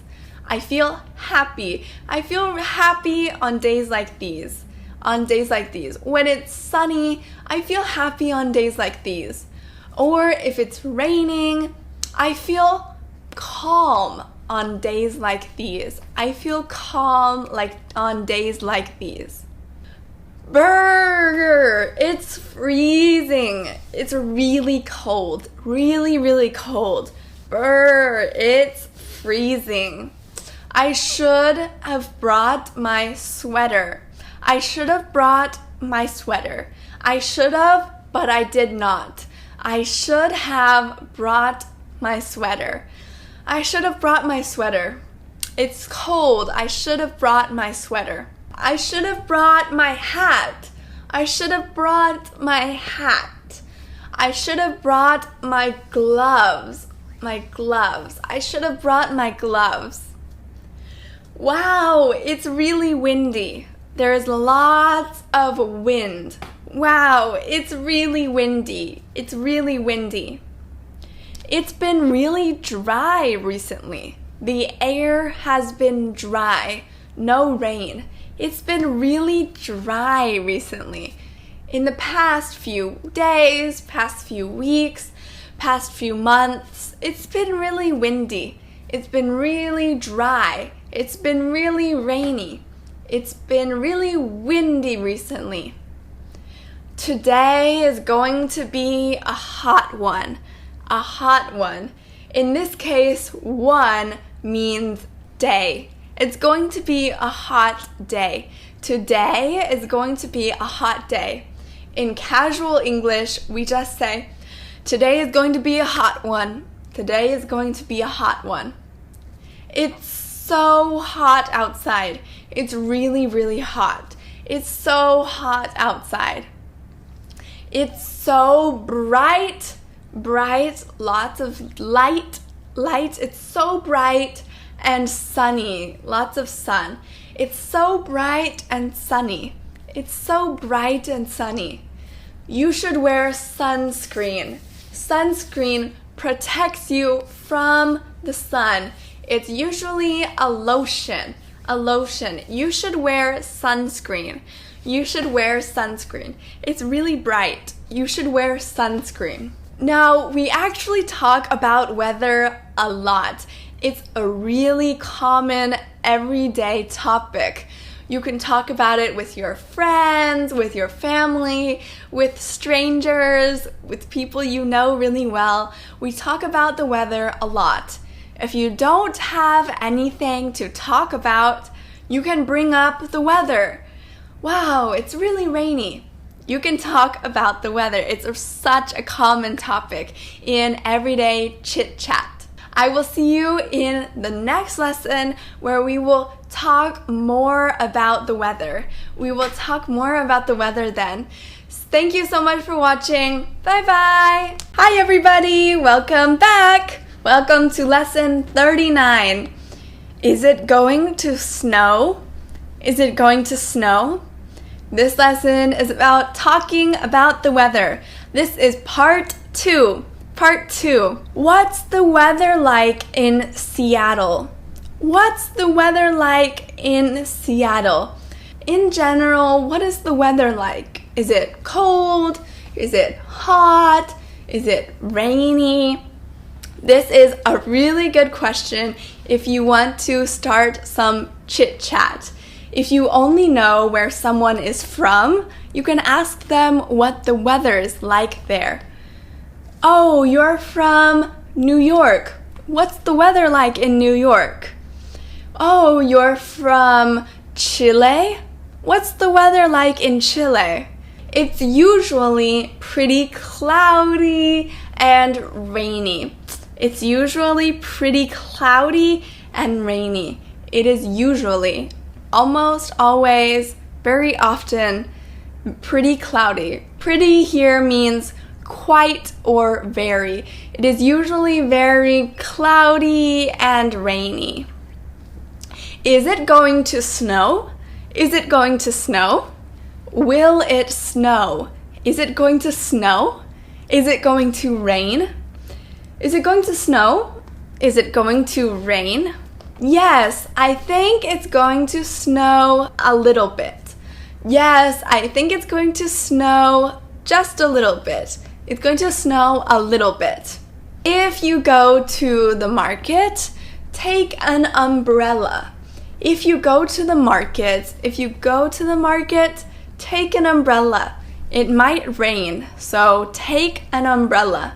If you go to the market, take an umbrella. Should I pack a coat or a sweater? Pack. If you're packing, you are packing your clothes. You are going somewhere. You may be going on vacation. Should I pack a coat or a sweater? A coat is for colder weather. A coat. You need a sweater if it's not that cold. Should I pack a coat or a sweater? I think you should pack a coat. It's going to be really cold. I think you should pack a coat. Be careful. There may be a storm later today. A storm. Lots of rain. A storm. Be careful. There may be a storm later today. Be careful. There may be a storm later today. If you are going to the park, keep an eye on the weather. Keep an eye on something. Keep an eye means watch out for it. Keep an eye on it. Look out for it. Watch the weather. If you're going to the park, keep an eye on the weather. Keep an eye on it. It might rain. Keep an eye on the weather. Keep an eye on it. Watch out for it. There is a tornado warning. A warning. It might happen. There may be a tornado. A warning is something that tells you that it might happen. There is a tornado warning. When you hear the tornado siren, a loud noise, woo, woo, a loud noise. When you hear a tornado siren, go to the tornado shelter immediately. When you hear the tornado siren, go to the tornado shelter, a place that's safe. Tornado shelter immediately, as soon as possible, immediately, as fast as you can. Go to the tornado shelter immediately. Lots of cities or hospitals have a tornado shelter, a place that is protected. Tornado shelter. A cold front is coming. A cold front, that means cold weather is coming. It's going to be cold. A cold front is coming. Let's stay inside. Let's stay inside. There is a heavy rain warning. We will stay inside because there is a heavy rain warning. Heavy rain, lots of rain, lots of rain.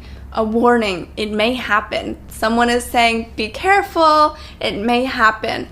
Let's stay inside. There is a heavy rain warning. We can't swim at the beach today.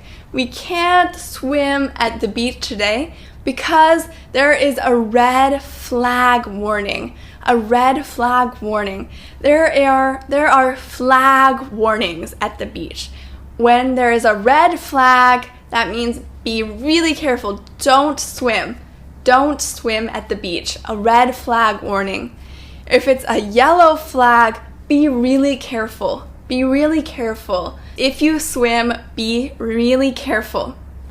And a green flag means be careful, but you can swim. Be careful still, but you can swim.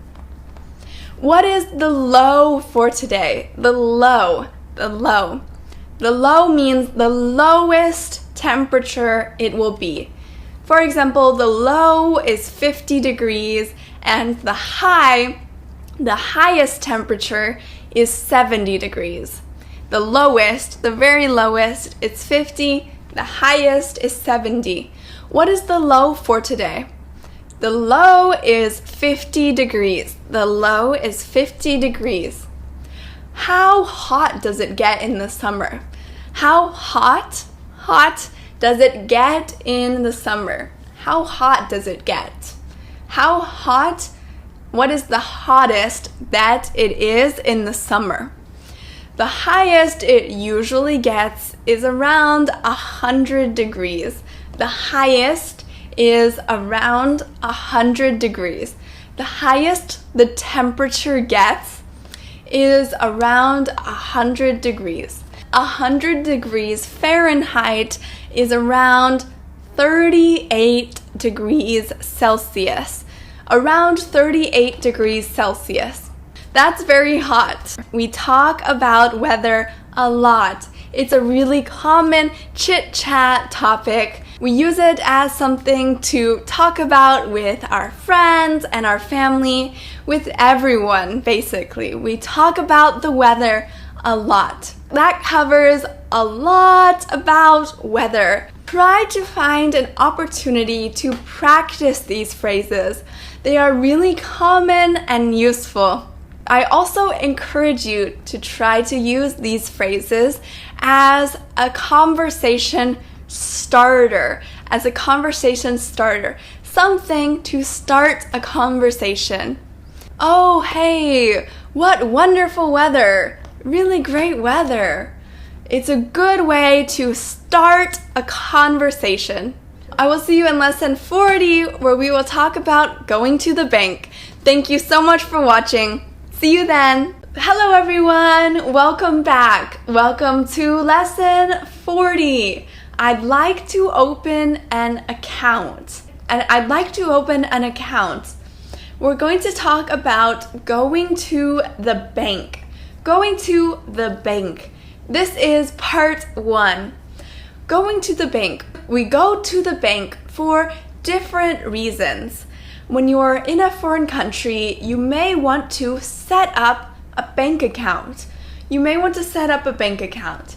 In that case, you can say, I'd like to open a bank account. I'd like to open a bank account. I would like to open a bank account. And there are two really common types of accounts. Would you like to set up a checking account or a savings account? Would you like to set up a checking account or a savings account? Let's go over these two. A checking account is good for daily use. It usually has no interest, which means you won't gain on your money. You won't gain interest. It will stay the same amount if you don't touch it. If you don't take anything out, you can access your account anytime. You can usually take out money as often as you want.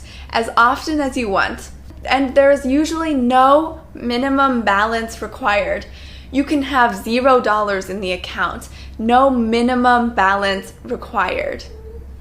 A savings account is good for saving money. It's good if you want to save money because it also gains interest. It gains interest. It's good for saving money because it gains interest.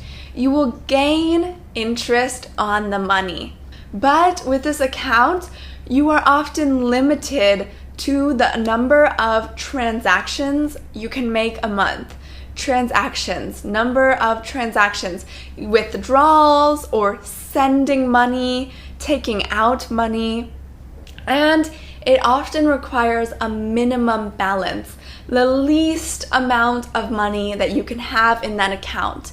For example, if the minimum balance is $1,000, then you always have to have $1,000 in that account. If you want to know more about a bank's checking account or savings account, you can ask, could you tell me the differences between these accounts? Could you tell me the differences? What is different between them? Could you tell me the differences between these accounts? One example of a difference. There is no interest with the checking account. There is no interest. That means your money will not get bigger. It will not gain. It will not gain interest. But you can withdraw money as many times as you want. You can withdraw money as many times as you want. You can take out money as many times as you want. Once a month, 10 times a month, 20 times a month, any amount of times. You can withdraw money as many times as you want. Is there a monthly fee for the checking account? Is there a monthly fee for the checking account? The fee is the amount that you need to pay. Some bank accounts have a fee. For example, $10 a month, $20 a month, a fee. Is there a monthly fee for the checking account? If you maintain a balance over $3,000, the monthly fee will be waived. Okay, what this means is that if the amount in the bank account is over $3,000, then the monthly fee will be waived. Waived means that you don't need to pay it. It will be waived. You don't need to pay it. It will be waived. You don't need to pay it. But if the balance is below $3,000, then there is a $6 fee. Otherwise, it's $6 per month. Otherwise, the fee is $6 per month. This is just an example. Different banks are different. Most checking accounts don't have a minimum balance requirement. Most checking accounts don't have a minimum balance required. Can I make a copy of your ID? Your ID. Your ID is your identification, your passport, or your driver's license, your ID. Can I make a copy? Can I take a picture, or can I scan it and save it? Can I make a copy of it and keep it? May I make a copy of your ID? Yes or no? How much would you like to deposit today? How much? How much would you like to deposit? Deposit. Deposit means put into your account. If I have $100 and I want to put it into my account, then I deposit $100. How much would you like to deposit today? How much would you like to deposit? Would you like to order some checks?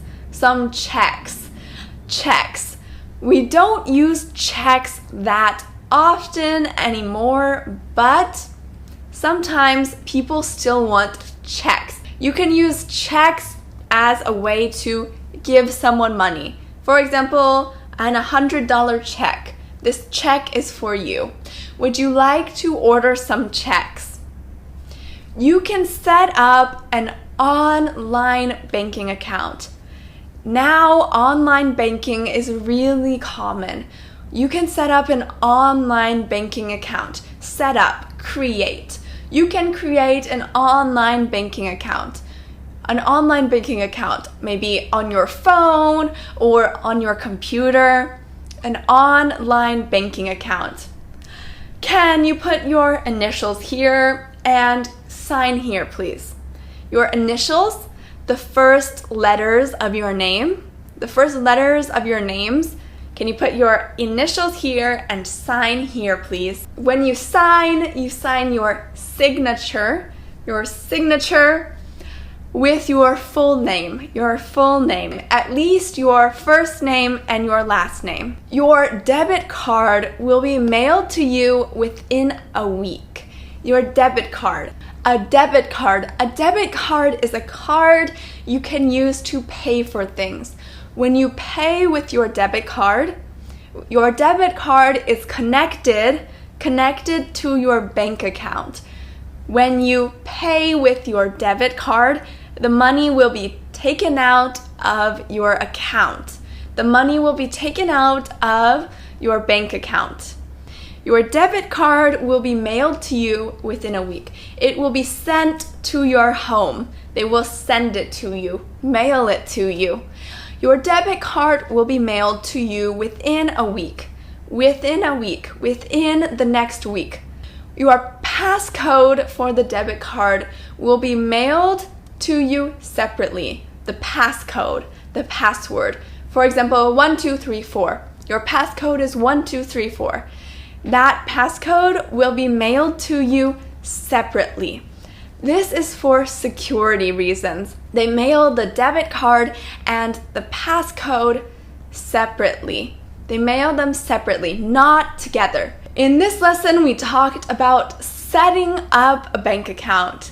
If you are in a country and you want to set up a bank account, these phrases will be really useful. They will really help you. Setting up a bank account can be a long process, but these will help you. Thank you so much for watching, and I will see you in lesson 41, where we will talk about going to the bank and talking with the teller, the person that works at the bank. See you next time. Bye-bye. Hello, everyone. Welcome to lesson 41. Lesson 41. Could I have smaller bills? Could I have smaller bills? This lesson is about going to the bank, part 2. In this lesson, we will talk about talking with the teller. The teller. The teller is the person working at a bank that you can go up to, that you can talk with for problems, for questions, or for other things that you need. We will also talk about exchanging money and getting smaller bills. Let's get started.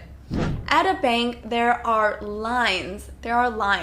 And sometimes it's not clear where the line ends. It's not clear where the line is. It's kind of, you don't know who's in line. Am I in line? Where does the line start? Where does the line end? You can ask, excuse me, are you in line? Are you in line?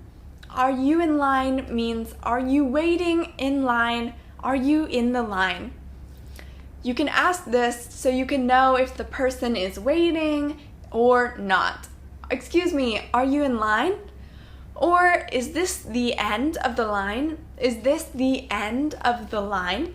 If someone is waiting, you don't want to go in front of them, cut the line. Next, I'd like to put some money in my bank account. I would like to put some money in my bank account. I have $100 and I want to put it in my bank account. That is called a deposit. A deposit. When you put money into your account. I'd like to deposit some money in my bank account. I'd like to put some money in my bank account. Would you please fill out a deposit slip? A deposit slip is a piece of paper that asks some questions. You need to fill out the deposit slip. Usually the banks have a small piece of paper that you can take to fill out the deposit slip. You fill this out when you want to put money into your account. Would you please fill out the deposit slip? Sure. I'd like to withdraw $200. Withdraw. Take out that money. I'd like to withdraw $200. Take it out. Can you break this bill for me? Can you break this bill for me? Break the bill. It doesn't mean physically breaking the bill. Break the bill means to give it back in smaller bills. For example, if you have a $100 bill and you want someone to break the bill, you can ask for 10 $10 bills or 5 $20 bills. Instead of one big bill, you break it into smaller bills. Can you break this bill for me? Can you break this bill for me? Would you like that in 20s? Would you like it in 20s? This means, would you like it in $20 bills? $20 bills. Would you like it in 20s? I have $100. Could you break this bill for me? Would you like it in 20s? They would give me 5 $20 bills. Can I have smaller bills, please? $20 is still a big bill. Can I have smaller bills, please? Smaller bills? A bill is just the note. It is the money. For example, a $100 bill. $100. A $100 bill. Can I have some $10 bills as well? Can I have some $10 bills as well? Maybe I would like 3 20s and 4 10s. So 20, 20, 20, 10, 10, 10, 10. $100. Next, exchanging money. Exchanging money. When you travel to a foreign country, you will most likely need to exchange money. Exchange currency. Each country has their own currency, their form of money. For example, in the US, we have US dollars, USD.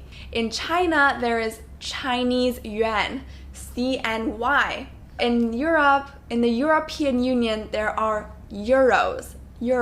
So there are different currencies and you may need to exchange between them. I'd like to exchange some money. I would like to exchange some money to a different currency. A different currency. What currency would you like? What currency would you like? What form of money do you want? What do you want? What type of money would you like? What currency would you like? I'd like to exchange $500 to Thai baht. I want to exchange $500 to Thai baht. I would give $500 in exchange for Thai baht, for that amount in Thai baht. The baht is the currency in Thailand. The exchange rate is what equals what. What currency, how much of this currency equals is the same as this much currency. For example, $1 is around 35 Thai baht. Do you charge any extra fees? Any extra fees? Sometimes you need to pay a fee to exchange. For example, $10 or $5. Sometimes the rate is also not very good. There is not a very good rate. For example, if I pay $1, then I get 30 Thai baht back. When you exchange money, sometimes the rate is not very high, so you lose some money. Do you charge an extra fees? Do you charge any extra fees?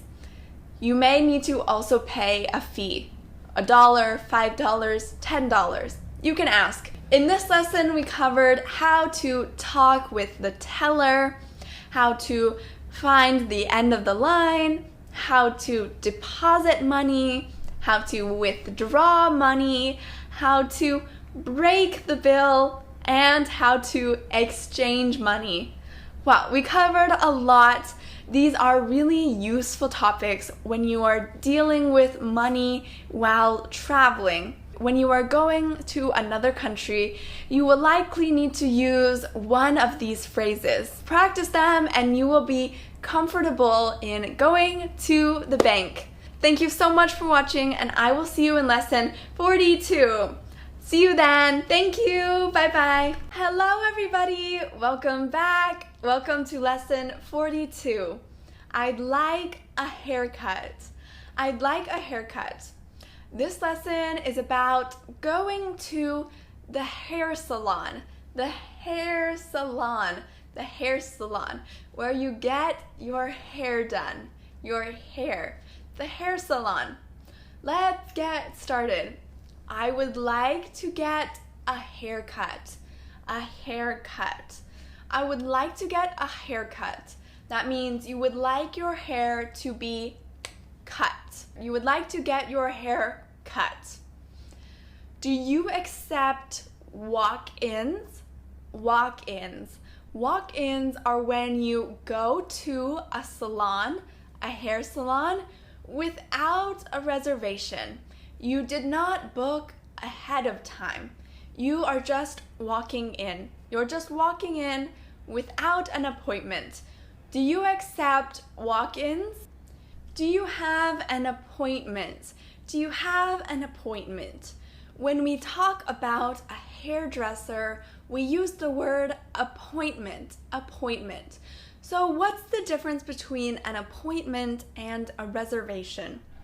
An appointment is when you book a time with a person for a service. For a service. Like getting your hair cut, or getting a massage, getting your nails done. That is an appointment. A doctor's appointment. You book an appointment with the doctor, with that person, with the doctor. For a reservation, it's usually for a space. A space. You use this when you go to a restaurant.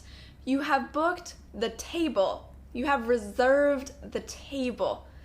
Do you have a reservation? We use that at restaurants. For hairdressers, we use appointment. Appointment. What would you like to have done today? What would you like to have done today? That means really, what do you want today? What do you want to do with your hair? What would you like to have done today? What do you want to do with your hair? What do you want done to your hair today? What do you want done to your hair today? How would you like me to cut your hair? How would you like me to cut your hair? How do you want it cut? Now, you can use the sentence pattern, I'd like to get my hair. I'd like to get my hair cut. Cut, cut. You cut your hair. I'd like to get my hair cut. I'd like to get my hair trimmed. Trimmed means you just cut a little bit. Just the very ends. Just the ends. I'd like to get my hair cut. Trimmed. Trimmed, just the very ends. Just a little bit. Styled. Styled. I'd like to get my hair styled. Maybe braided, braided, or straightened, straightened style. They do it in a hairstyle, Colored, colored, colored or dyed. They both mean you change the color. You change the color. It could be any color, red, yellow, blue, blonde. You say blonde for yellow hair. Dyed is for all sorts of color change. Any color change, you say dye your hair. Colored is usually for bright colors. Red, orange, yellow, green, blue, purple. Colored, colored. A different color. Permed, permed. Your hair, you can perm your hair, which means it will be permanently straightened or curled. Permanently straightened or curled. Permed. Or bleached. Bleached. You bleached your hair to make the color lighter. Lighter. A lighter color. For example, brown to blonde. A lighter color. Lighter color. I'd like my hair to be short. I'd like my hair to be short. Shorter. Short. I'd like a pixie cut. I'd like a pixie cut. A pixie cut is really short hair. Really short hair. A pixie cut. A pixie cut. I'd like some layers on the back. Layers. I would like some layers on the back. Layers are when the hair is cut at different lengths. Different lengths. Layers. Different lengths. Layers. I like this style a lot. You can show a picture. Pictures are really helpful to show what you want.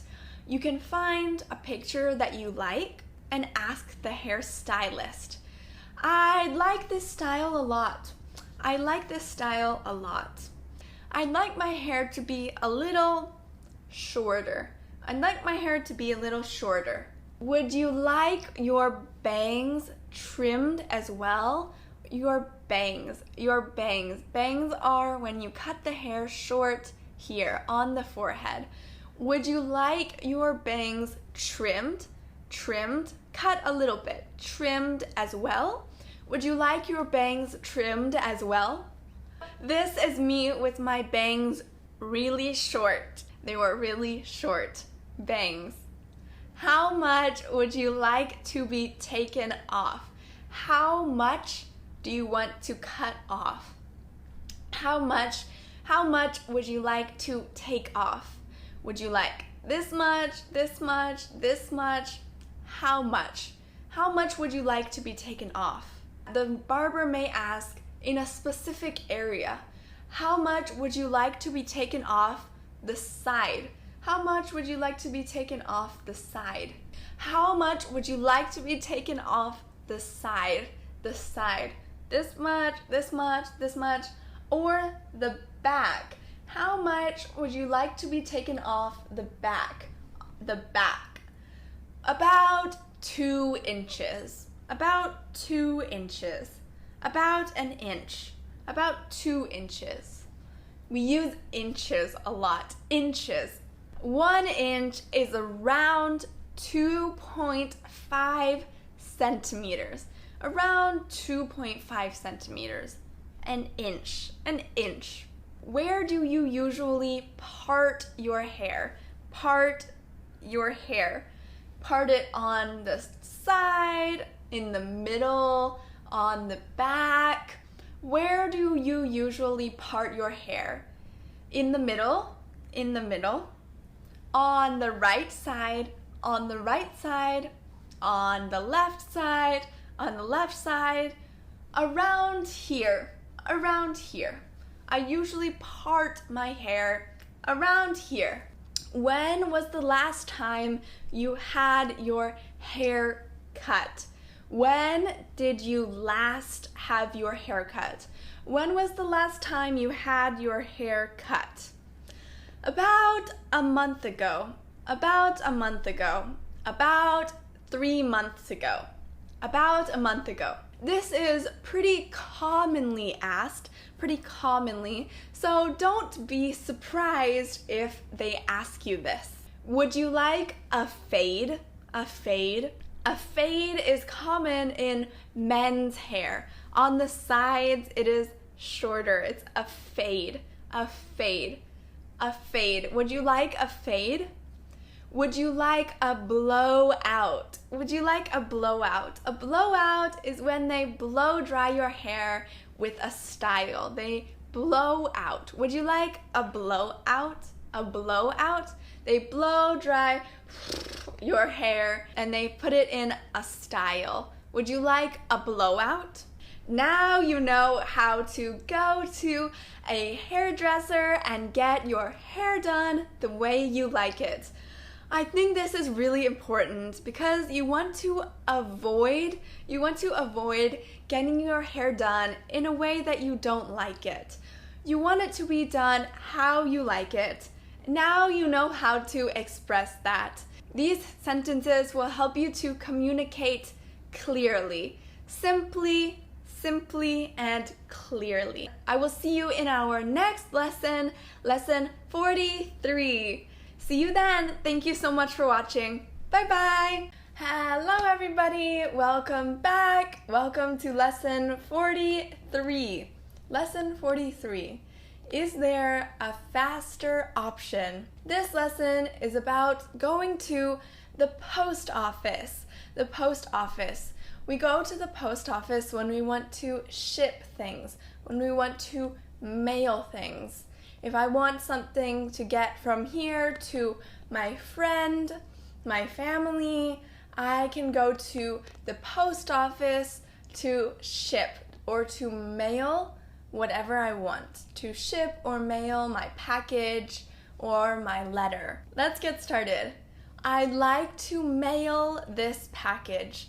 I'd like to mail this package. Mail it. I want to mail it. We usually use the word package for a box or something bigger. A package, a package. A letter is just a piece of paper in an envelope, So a letter, an envelope, a package, a package. I'd like to mail this package. I would like to mail this package. How quickly do you want it to get there? How quickly do you want it to get there? How fast should it get to where you want it to be? How quickly do you want it to get there? When do you want it to get there? It's not in a big hurry. It's not in a big hurry. That means there's no rush. There's no rush. No rush. It doesn't need to get there quickly. It doesn't need to get there quickly. Within a week is fine. Within a week. Before a week from now. Within a week is fine. Or as soon as possible. As soon as possible. Quickly. I need it to be there quickly. As soon as possible. Would you like priority mail? Would you like priority mail? Priority mail may cost more, but it will get there quicker. Your package will get there quicker with priority mail. How long does it take to get there? How long does it take to get there? How long will it take for my package to get to my friend? How long does it take to get there? How long? How much time? Depending on how far it is, it will take a different amount of time. It will take 2 to 4 business days to get there. Business days. A business day is a weekday, Monday, Tuesday, Wednesday, Thursday, Friday, not Saturday and Sunday. That is not a holiday either. It cannot be a holiday like Christmas, New Year's, not a holiday. A business day, a day when people work. How much does it cost for priority mail? How much does it cost if I want to send it with priority mail? How much money will it cost for priority mail? Is there a faster option? A faster option? I need it to get there quickly. Is there a faster option? A faster option? Or a cheaper option? Ooh, that's pretty expensive. Is there a cheaper option? Is there a cheaper option? Let's talk about the different types of mail. First class mail. First class mail sounds like it would be quick, but it's actually not. First class mail is the slowest option. There's also a weight limit. A weight limit. It cannot be heavier than a certain amount, a limit, a weight limit. Priority mail. Priority mail is quicker and more expensive.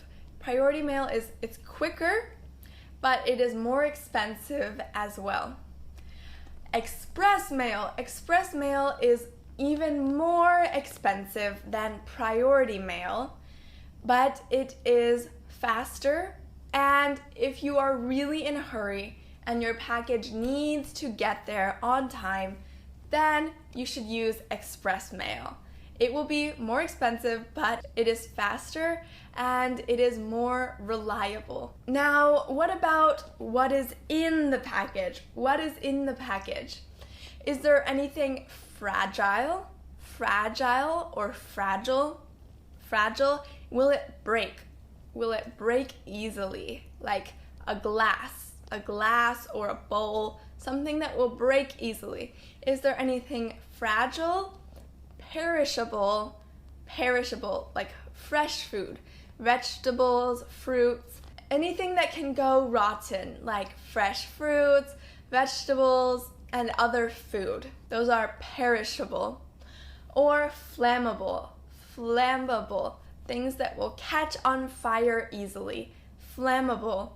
Is there anything fragile, perishable, or flammable inside?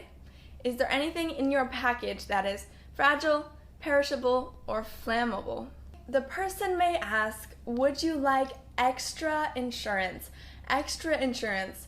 When you ship something, there will usually be a normal insurance, a standard insurance. With this, if your package is lost or damaged, you can get money back. You can get money back. With extra insurance, you are more protected. If you are shipping something really expensive, something really valuable, you may want to get extra insurance. Would you like your package to be certified?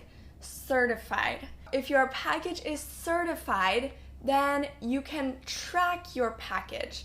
You can track where your package is. Where is the package? Certified. And when it is delivered, when the package is delivered, when it gets there, you will get a confirmation. You will get a confirmation. You can know when it arrives, when it gets there. Do you want signature confirmation? Do you want signature confirmation? Signature confirmation. This is when the person that is getting the package, the person who gets the package, has to sign. The person has to sign. If you want your friend to sign when they get the package, then you want signature confirmation. Signature confirmation. Would you like a book of stamps as well? Would you like a book of stamps as well? A book of stamps has a lot of stamps in them, usually 20 stamps. Stamps are a common way of shipping things, although we don't use them as much anymore. But you can order some stamps that you can use when you mail letters. Now, if you need to ship a package, you know how to. These will help you to have a smooth journey when shipping things. If you need to mail something, you've got the phrases for it. I will see you in lesson 44. Thank you so much for watching. Bye-bye. Hi everyone, welcome back. Welcome to lesson 44. The sink is leaking. This lesson is about describing problems and things that need repair in your home. Things that are a problem, some problems, and things that need to be fixed. Let's get started.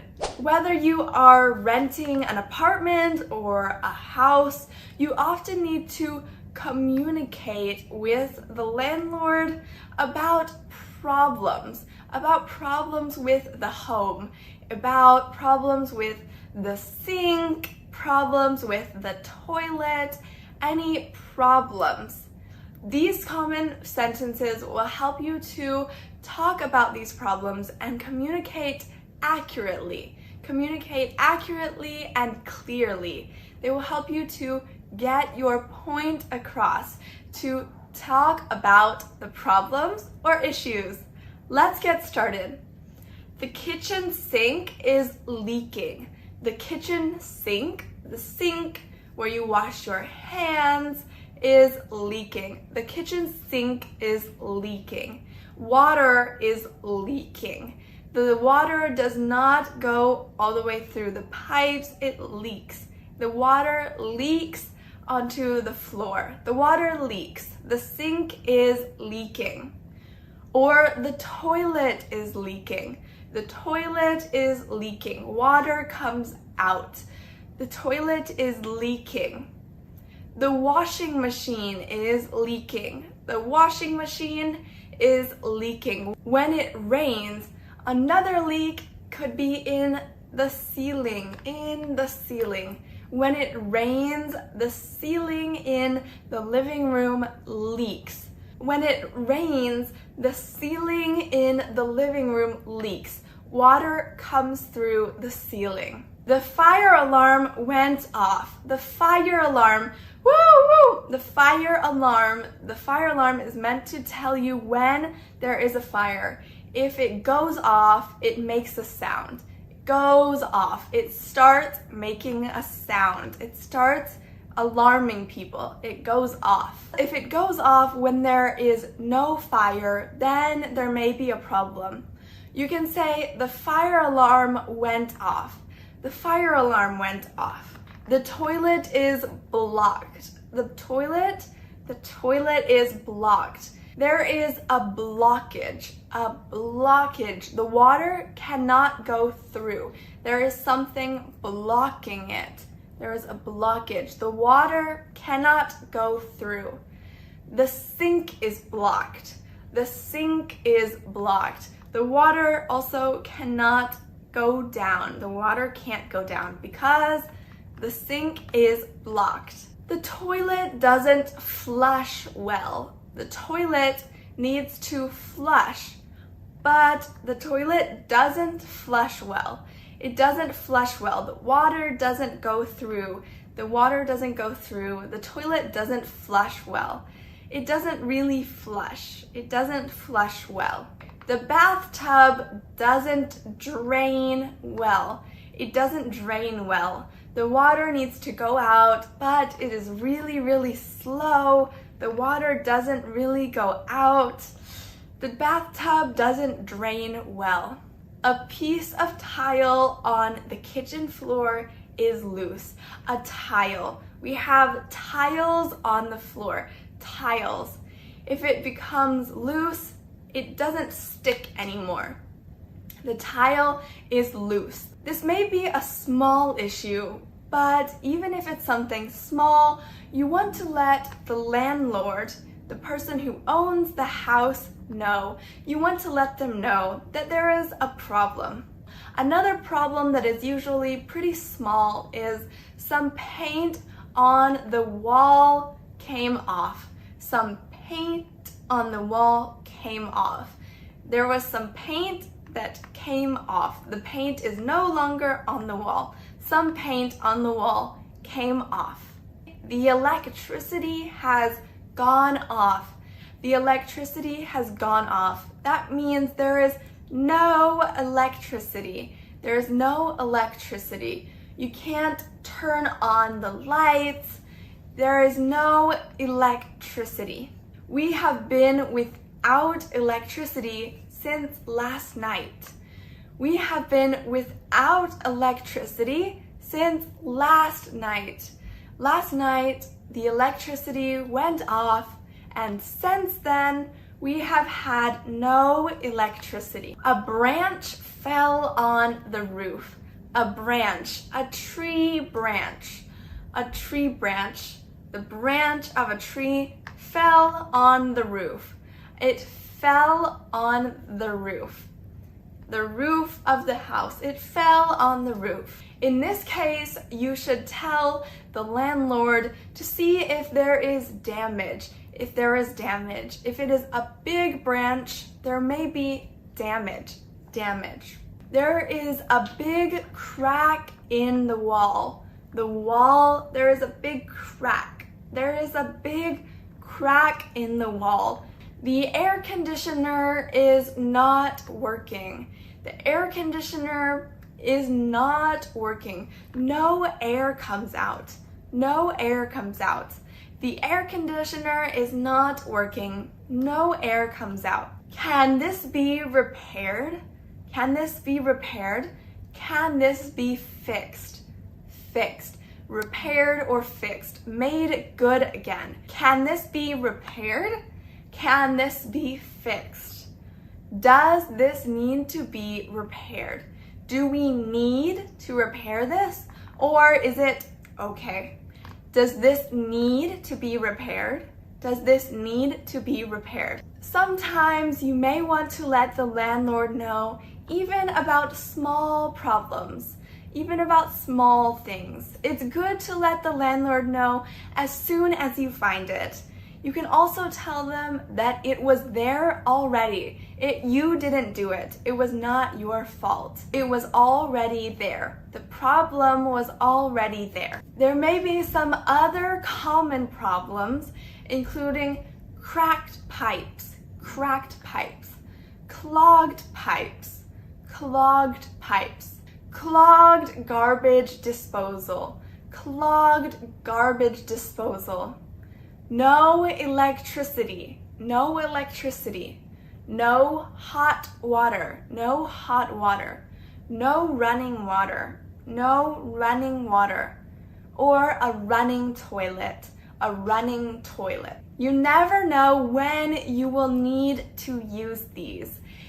Problems are unavoidable, and you may not expect them. You may not know that it's going to happen. One time when my family and I were staying at a house, there was lightning that hit the house.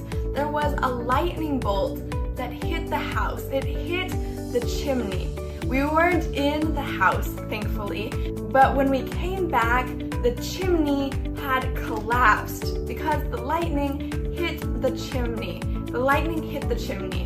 When we found out, we told the landlord immediately, as soon as we found it. We wanted to let the landlord know as soon as possible to see if there were other problems, that needed to be fixed. In instances like these, you don't know when you are going to experience a problem. You don't expect these problems. A lot of times, it's really good to know these phrases well so you can use them when you need them. Thank you so much for watching. I will see you in lesson 45. Bye-bye. Hi everyone. Welcome back. Welcome to lesson 45. My Wi-Fi is slow. My Wi-Fi is slow. This lesson is about telecommunication or device issues. Telecommunication. Those are things like online calls or messaging. Devices are electronic devices like computers or phones. Telecommunication and device issues. Now we use telecommunication a lot, and we use devices in all aspects of our lives, everywhere in our everyday lives. Let's get started with telecommunication. Telecommunication issues. My Wi-Fi is really slow. My Wi-Fi. We use Wi-Fi a lot. My Wi-Fi is really slow. I can't hear you. Oh, sorry, I can't hear you. If you are calling someone, oh, I can't hear you. I can't hear you. Your mic is off. Your mic is off. Your microphone. On online meetings, you can turn your microphone on and off. On and off. If your microphone is off, other people can't hear you. Your mic is off. Your microphone is off. Or you're on mute. You're on mute. That means your microphone is off. You are muted. You're on mute. You use this when you can see other people talking, but you cannot hear them. You cannot hear them. It's because their microphone is off, so you remind them. You let them know. You're on mute. Your mic is off. Next is I can't hear you well. I can't hear you well. It means you can hear the person a little bit, but you can't hear them really well. You can't really understand what they are saying. I can't hear you. I can't hear you means I can't hear you at all. I don't hear any sound. I can't hear you well means I can hear you a little bit, but not well. I can't hear you well. You can also turn your camera off and on. Your camera. People can see you with your camera. But sometimes you want everyone to have their camera on, especially in meetings. Their camera needs to be on. Could you please turn your camera on? I can't see you. Could you please turn your camera on? My internet is a little glitchy today. Could you say that again? My internet is a little glitchy. Glitchy is on and off. It doesn't work really well. My internet is a little glitchy today. A little glitchy. Could you say that again? Could you repeat that? Could you say that again? Can you hear and see me well? If you want to double check that other people can hear you and see you, you can ask, can you hear and see me well? Can you hear and see me well? If people couldn't hear you before, you can ask, can you hear me now? Can you hear me now? I was on mute. Can you hear me now? My microphone was off. Can you hear me now? There is a weak connection. A weak connection. That means the connection is not strong. The Wi-Fi connection, my computer's connection is not very strong. There is a weak connection. There is a weak connection. Let me start a new call. A new call. Sometimes it's best to just start again. Let me end this call. We'll end this call and then start a new one. Let me start a new call. Let me start a new call. Now on to electronic device issues. Electronic device issues. Problems with your phone, with your computer, with your TV. Problems. These phrases will be really useful if you take your device to be repaired. If you take it to a repair shop, a place where they will fix the issue. My laptop won't turn on. My laptop won't turn on. My laptop will not turn on. It is always off and I cannot get it to start. I accidentally spilled water on my laptop. I accidentally spilled water on my laptop. Water spilled on my laptop. What's the difference between spill and pour? The difference between spill and pour. When you spill something, it's accidental. You didn't mean to do that. Oops, I spilled water. Pouring is something that you do on purpose. You pour water. Let me pour you some water. Here you are, spilling on accident, pour on purpose. I accidentally spilled water on my laptop. So here you cannot use I poured water on my laptop. That would mean you purposefully put water on your laptop. I accidentally spilled water on my laptop. It has some water damage. It has some water damage. When there is water on a device, there may be water damage, problems caused by the water. It has some water damage. There is some damage, there are some problems because of the water. My laptop shut down while I was using it. My laptop shut down. It stopped. It turned off. It turned off. My laptop shut down while I was using it. When I was using my laptop, it shut down. It shut down. There is a problem. The problem is my laptop shut down while I was using it. I noticed a crack on the screen. I noticed a crack on the screen.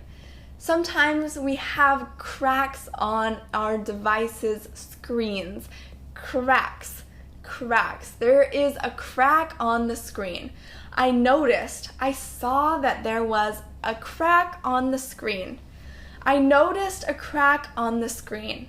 The screen turns black. The screen, where you see things. You see the screen of the phone, the screen of the computer. The screen turns black. The screen turns black. It all turns black.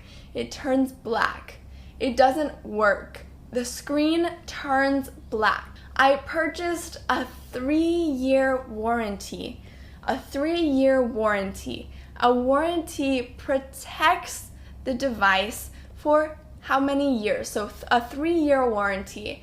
If there are problems in those 3 years, the company will fix it. The company will fix it. There is a warranty, a 3-year warranty. I'll have to restart my computer. I'll have to restart my computer. Or I need to reboot my computer. I need to reboot my laptop. I need to reboot my laptop. In this case, restart and reboot both mean turn off and then turn on. Turn it off and then turn it on. Restart it, reboot it. Now, some more issues with appliances in the home. Appliances like the air conditioner or the washer. The air conditioner is not working. The air conditioner is not working. It does not work. It doesn't work. Doesn't work. It will not work. The air conditioner can be turned on, but the air coming out is not cool. Cool cold air. The air conditioner, it can be turned on. It turns on. There is a light and it turns on, it starts. But the air that comes out is not cool. It is not cold. It doesn't work. The dishwasher, the machine that washes the dishes, doesn't start. The washer doesn't start. It doesn't work. It doesn't turn on. The dishwasher doesn't start. I cannot find the switch, something to turn it on and off. I cannot find the switch for the stove. I cannot find the switch for the stove where you cook things, where you cook food. The light doesn't turn on. The light doesn't turn on. The light does not work. It does not start. It does not turn on. The oven doesn't heat up. Get warm, get hot. The oven where you bake food. You bake bread in an oven. The oven doesn't heat up. The oven doesn't heat up. It doesn't get hot. It doesn't get warm. It doesn't work. In this lesson, we talked a lot about issues, about telecommunication issues and device issues. Now, online meetings are really common. We meet with people online. We call people, we have online meetings, we text people, we use devices and telecommunication a lot. So we need to be able to talk about when there are problems. We should know how to talk about these problems. Now, with these phrases, you know how to express issues. You know how to express if there is a problem. Thank you so much for watching, and I will see you in lesson 46. Bye-bye! Hello, everybody! Welcome to lesson 46. Can you check the brakes? This lesson is about going to repair a car, going to the service shop. If you have problems with your car or just need to get your car checked, you will need to go to a service shop, a car repair shop. And when you go there, you can use these phrases to communicate clearly. Let's get started. Let's start with checkup and maintenance. Checkup and maintenance. Do you do oil changes? Oil changes. The cars need oil changes. Cars need to have their oil changed. This is called an oil change. An oil change. Do you do oil changes? My car needs an oil change. My car needs an oil change. I need to have the oil changed in my car. My car needs an oil change. Can you measure the tire pressure as well? Can you measure the tire pressure as well? The tire pressure. Can you measure the tire pressure? Can you please rotate the tires? Can you please rotate the tires? Rotate the tires. I need a full service for my car. I need a full service. A full service. They will do a lot of things for your car. They will change the oil, rotate the wheels, a lot of things. A full service. I'd like a full service for my car. The car needs the 30,000 mile service. The car needs the 30,000 mile service. After a car drives so many miles, it needs to be serviced. It needs to be serviced. After 30,000 miles, there is a certain service that you can get. My car has 30,000 miles on it. My car needs the 30,000 mile service. Can you do a detailed cleaning? A detailed cleaning. That means that they clean the car really well, make it super clean. really clean. Oh, they wash it, they vacuum it, they clean everywhere. Can you do a detailed cleaning?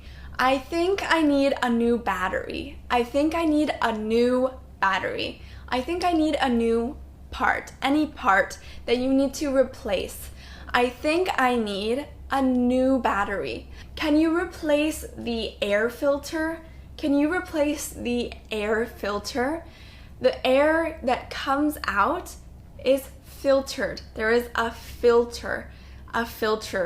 Can you replace that filter? That means take that one out and put in a new one. Can you replace the air filter? Do you have any service packages? A package is when you buy a set of services. This package includes this, and this. For example, this package includes an oil change, a car wash, and a tire pressure check. It includes these things. You can buy a package. When you buy a package, it's usually cheaper than buying each thing individually. Instead of buying an oil change and buying a car wash and buying a tire pressure check, if you buy them together as a package, it's cheaper. You buy them together. Do you have any type of service package? Can you do the annual safety inspection? The annual safety inspection is when you get your car checked every year. You get it checked to make sure that it's safe. You check to make sure that everything is safe. Can you do the annual safety inspection? Can you do a brake inspection? A brake inspection, that means you look at the brakes. The brakes make the car stop. The brakes. Can you do a brake inspection? Can you make sure the brakes are okay? Can you do a brake inspection? Issues and repairs. If you have an issue or a problem that you need to fix, you can use these phrases. The car won't start. It will not turn on. It will not start. I cannot turn it on. The car won't start. While I was driving, the car stopped on its own. The car stopped. I did not stop it. The car stopped. This is a really dangerous, a really scary, dangerous problem, and you need to get it fixed immediately. You need to get it fixed really quickly. There were some odd noises coming from the back of my car while I was driving. There were some odd noises. Odd, strange, weird, odd noises. Sounds. There were some odd noises coming from the back of the car, coming from the back of my car while I was driving. There were some weird noises, some odd noises. The air conditioner is not cooling the car very well. The air conditioning in the car doesn't work very well. The air conditioner is not cooling the car very well. Let's go over some parts of the car. The windshield. You see out of the windshield. The hood of the car. It's in the front. The side mirrors. The mirrors on the side where you can look. You can look to see behind you. The side mirrors. The headlights. The lights on the front of the car. The headlights. The license plate. Every car needs a license plate that has a number on it. A license plate. The bumpers on the front of the car. The bumpers. The fog lights. If it's really foggy, you can use the fog lights. The door. The wheels turn. The tire is on the outside of the wheel. The tire on the outside of the wheel. The handle, you use the handle to open the door. The turn signal. If you are going to turn, you need to signal. Turn on the light. The turn signal. The trunk. You put things in the trunk. You can put your bags in the trunk. The seats. You sit on the seats. The roof, the top of the car. And the rear view mirror. It's inside the car and you can look at it to see behind you. The rear view mirror. Now, if you have any problems with your car, you can use these phrases. These phrases will help you to communicate the problem. And you will be able to try to find a solution. You can communicate the problem to find a solution. We will talk about emergencies in our next lesson. I will see you then in lesson 47. Thank you so much for watching. Bye-bye! Hello everybody, welcome back. Welcome to lesson 47. Lesson 47, we need an ambulance. This lesson is about reporting accidents and emergencies. This lesson is so important. I think this lesson is really, really important. If you have an emergency or if there is an accident, you really need to be able to communicate that. You must be able to talk about the problems so that you can help others and help yourself. You need to be able to talk with others and explain what the problem is. Let's get started. First, I need help. This is a general phrase. I need help. I need help. It could be any type of help. I need help. I need help with my car. I need help with something. I need help with my car. I need help with this. I need help with my car. My car, there is a problem. I need help with my car. Help! If it's an emergency, you can yell, help! You want someone to help you. You need someone to help you. Can you help me? Please, can you help me? You can go up to someone and ask them if you need help. Can you help me? Can you please help me? Can you please help me with my car? Can you please help me with my car? Can you please help me with this? Can you please help me with my car? Can you please help me make a call? I don't have my phone with me. Can you call someone for me? Can you call the police for me? Can you call someone for me? Could you please help me make a call? My car won't start. I cannot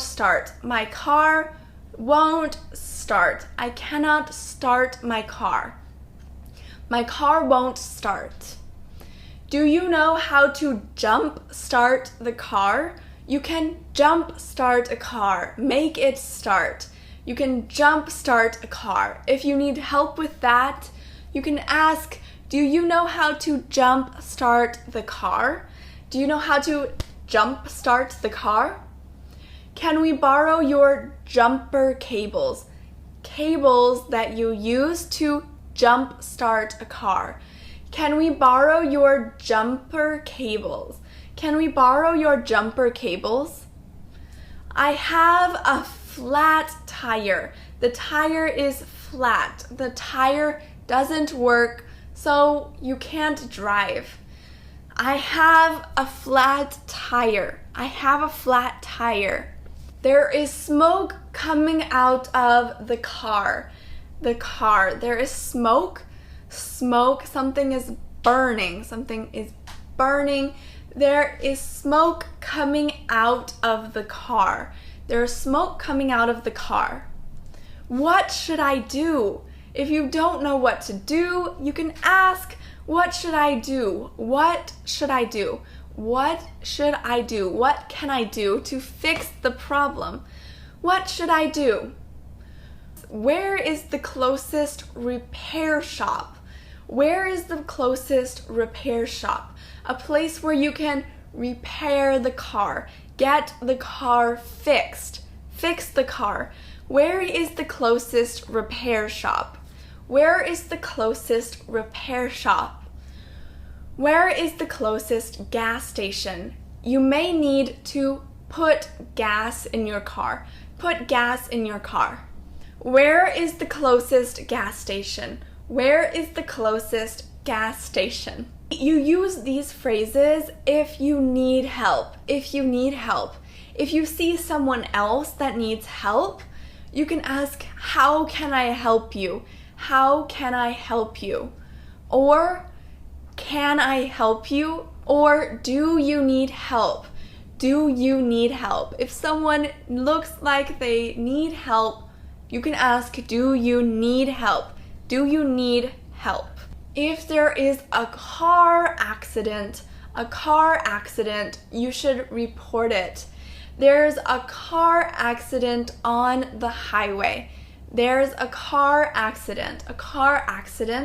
Something happened. A car accident on the highway. Maybe 2 cars crashed or some other accident. There's a car accident on the highway. Someone has been injured in the accident. Someone got hurt. Someone has been injured in the accident. Someone has been injured. Unfortunately, someone has been hurt. There has been damage. Someone has been injured in the accident. My car was hit by a truck. My car was hit by a truck. My car, another car, or a truck hit my car. Hit, drove into. My car was hit by a truck. There has been a collision and we need some help. There has been a collision. 2 cars collided and we need some help. We need some help. You may be using these phrases when you call someone, we need some help. We need some help. Someone is trying to break into my house. Someone is trying to break into my house. There is someone trying to enter my house, trying to get into my house. Someone is trying to break in. Someone that you don't want in your house. They are trying to break in. This is definitely an emergency and you can call. Someone is trying to break into my house. Someone is trying to get into my house. If someone has been hurt, you need an ambulance. The ambulance will take you to the hospital. We need an ambulance. Please call the police.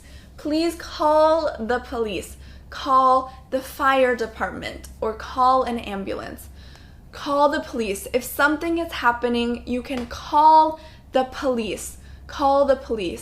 Or call the fire department. Please call 911.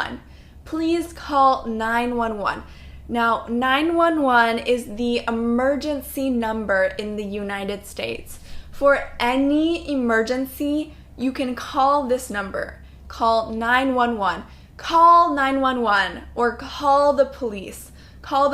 911 or the police will help. Call 911.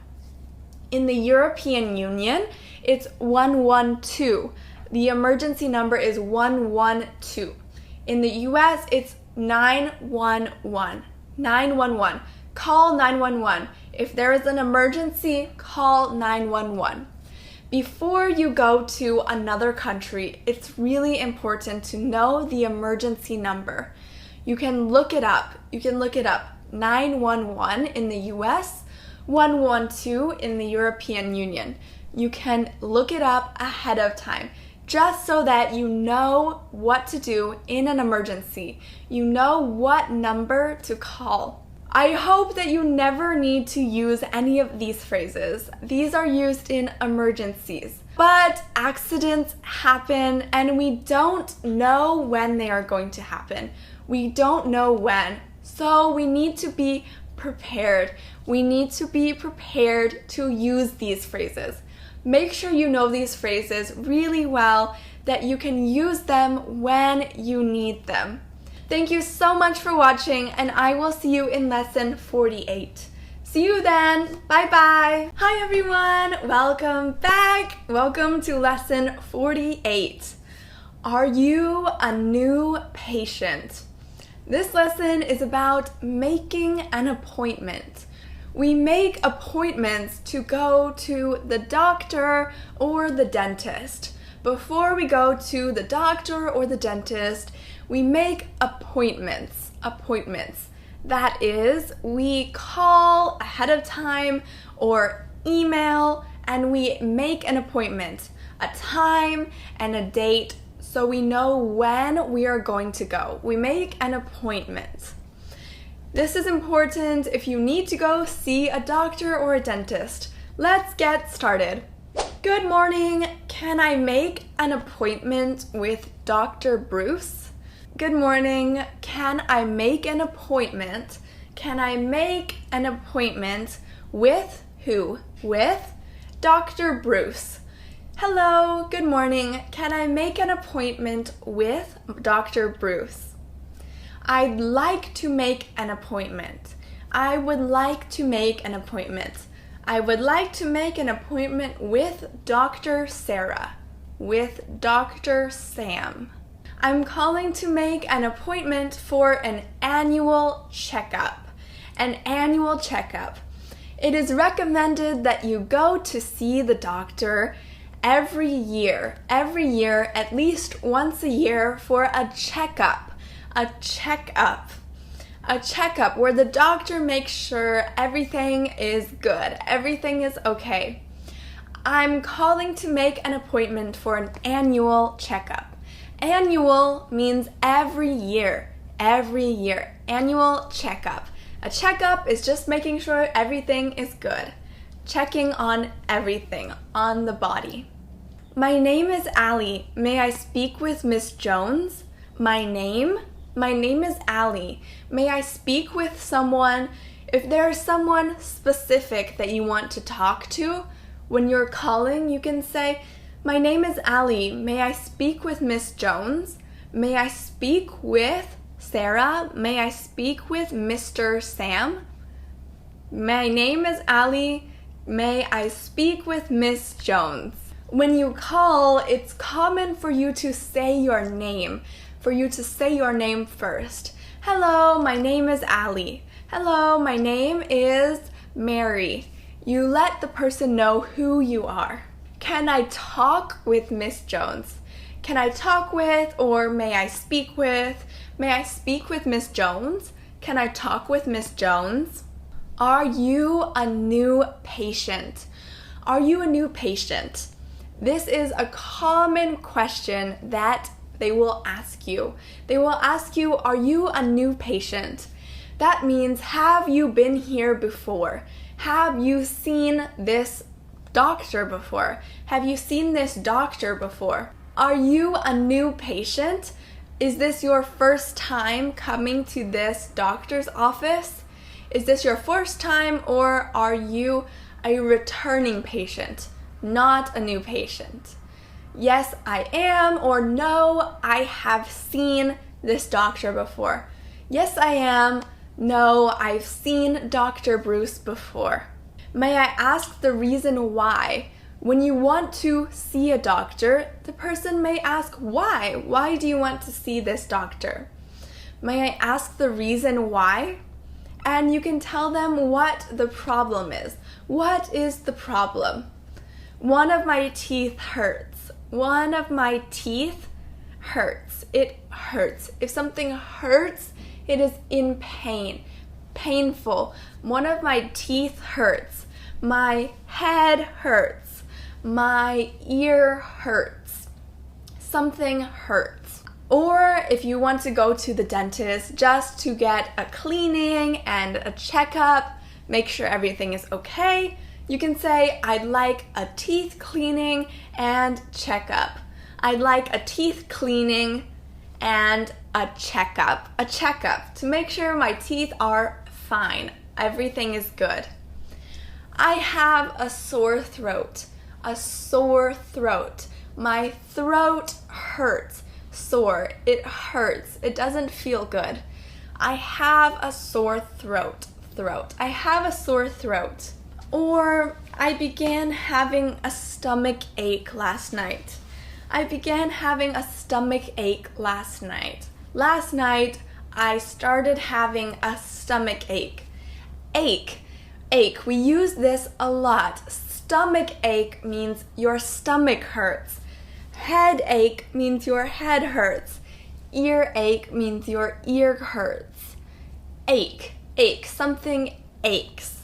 Headache, stomach ache, ache. I have had a bad headache recently. A bad headache. A painful headache. My head hurts. Recently.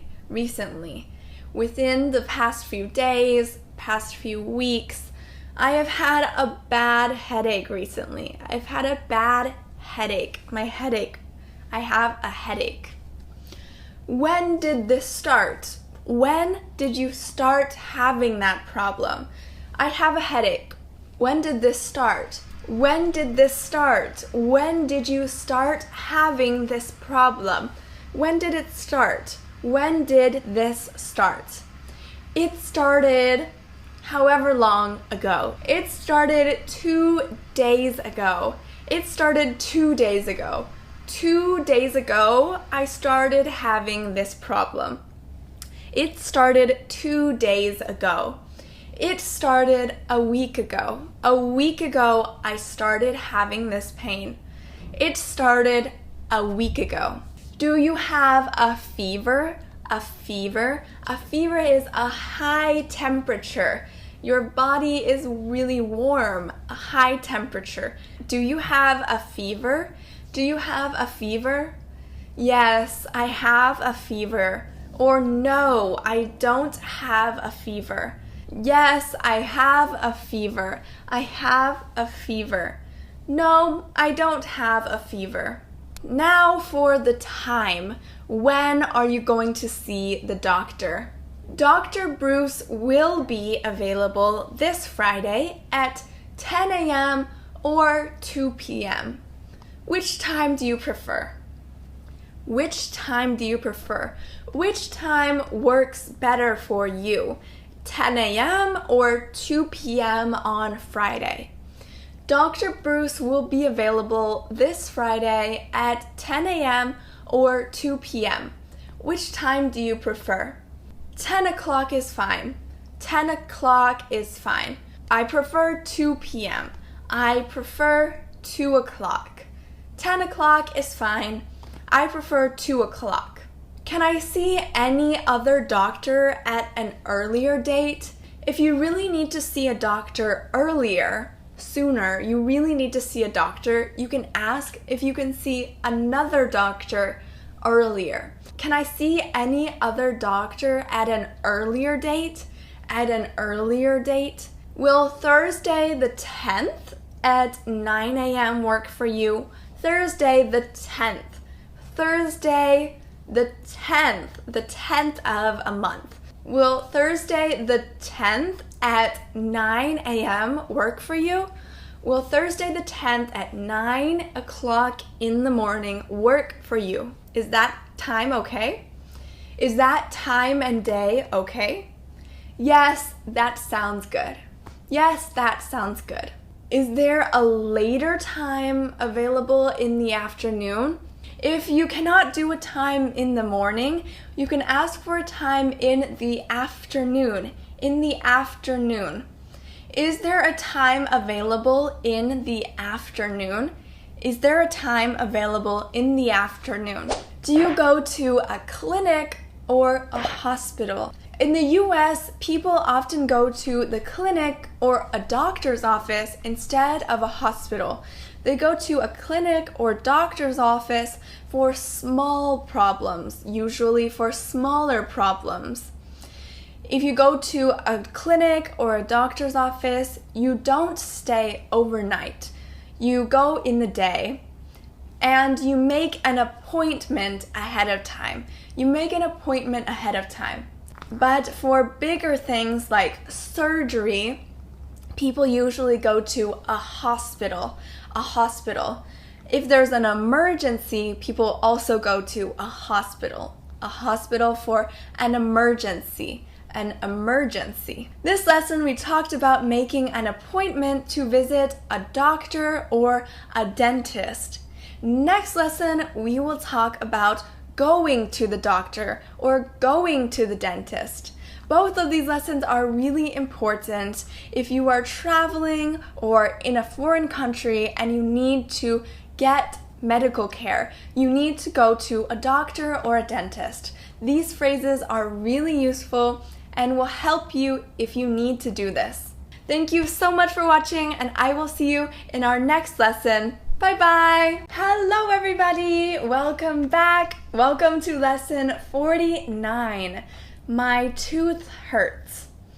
This lesson is about going to the doctor's or the dentist's office. About going to a doctor or to a dentist. Let's get started. When you first go to the office, there will probably be someone at the front desk to help you. You can say, I'm here to see Dr. Moody. I'm here to see Dr. Jones. I'm here to see the doctor. I'm here to see someone. I'm here to see Dr. Moody. I need to see a family doctor. I need to see a family doctor. I need to see a doctor. I would like to see a orthodontist. I would like to see an orthodontist. An orthodontist is a braces dentist. A dentist that does braces, that makes the teeth straight. I'd like to see an orthodontist. Do you have an appointment? Do you have an appointment? Last lesson we talked about making an appointment. It's good to make an appointment ahead of time. Do you have an appointment? Do you have an appointment? I have an appointment at 2 o'clock. I have an appointment at 2. I have an appointment at 2. Are you a new patient? Are you a new patient? Have you been here before? Is this your first time here? Is this your first time? Are you a new patient? Yes, I am, or no, I am not. Can you please fill out the forms? Can you please fill out the forms? When you go to a doctor's office, you will likely need to fill out forms. You need to put in your information. Name, age, date of birth, information. You need to put in information on the forms. Can I make a copy of your ID and insurance card? Can I make a copy? Can I take a picture? Can I scan it? Can I make a copy of your ID, your identification, like your passport, your driver's license, your identification? Can I make a copy of your ID and insurance card? A card that has your insurance information on there. Can you please sign here? Can you please sign here? Put your signature here. Can you please sign here? What seems to be the problem? The doctor or dentist may ask you, what seems to be the problem? What's wrong? What's wrong? What is the problem? My tooth hurts really bad. My tooth hurts really bad. It really hurts. My tooth hurts really bad. It has become really sensitive to hot food. When I eat hot food, it hurts. It's really sensitive to it. I can really feel the hot food. It has become really sensitive to hot food. I can't bite down. I can't bite down. I can't bite down. I just had a root canal, but the tooth has started to hurt again. A root canal is a type of tooth procedure. The tooth hurts again. It started to hurt again. The dentist or doctor may also ask, what seems to be the trouble? What seems to be the trouble? Again, this is asking, what is wrong? What can I help you with? What seems to be the trouble? My throat hurts. My throat hurts. It's painful. Painful. My throat hurts. My throat has been hurting since last night. Last night, my throat started hurting and it still hurts. I have been coughing a lot recently. Coughing. I have been coughing a lot recently. Recently, in the past few days or past few weeks, I have been coughing a lot. I have a rash on my arms. A rash. When your skin gets red. A rash. I have a rash on my arms. I have a rash on my arms. I'm having some chest pain. Chest pain. I'm having some pain. I'm having some chest pain. I'm having some chest pain. Or I'm having some stomach pain. I'm having some stomach pain. I have a fever. I have a fever. My temperature is high. I have a fever. I have a fever. My heart is beating really fast. My heart is beating really fast. Really fast. My heart is beating really fast. I can't breathe normally. Breathe. I can't breathe normally, like usual. I can't breathe normally. Or I feel short of breath. I feel short of breath. It's hard for me to breathe. I feel short of breath. I feel short of breath. It's hard to breathe. These are some examples of common problems, some common problems that people have. If you go to the dentist or doctor, you now know how to talk about what you are experiencing. You can express what the problem is. It's really important to be able to talk clearly and express your problems clearly so that you can get help, so that your problems can be fixed, so that you can get well again. I hope that you are always in good health and that you don't need to use any of these phrases, but if you do, you have them and you can use them. Thank you so much for watching. I will see you in lesson 50. Bye bye. Hello everyone. Welcome to lesson 50. Lesson 50. Wow, we've done so much already. We have covered so many phrases. Let's get started with lesson 50. What are the side effects? What are the side effects? This lesson is about going to the pharmacy. Going to the pharmacy. Now, when do you go to a pharmacy? Why do you go to a pharmacy? You go to a pharmacy to get medicine, including over-the-counter medicine, Let's talk about prescription versus over-the-counter medicine. Over-the-counter medicine is medicine that you can just buy. You don't need your doctor to tell you that you can buy it. You don't need a doctor's prescription. You can just go into the store and buy it. But prescription medicine requires a prescription. Notice the word prescription here. Prescription. The verb is prescribe. To get prescription medicines, your doctor needs to prescribe them to you. Your doctor needs to say, you can take this medicine, you should take this medicine.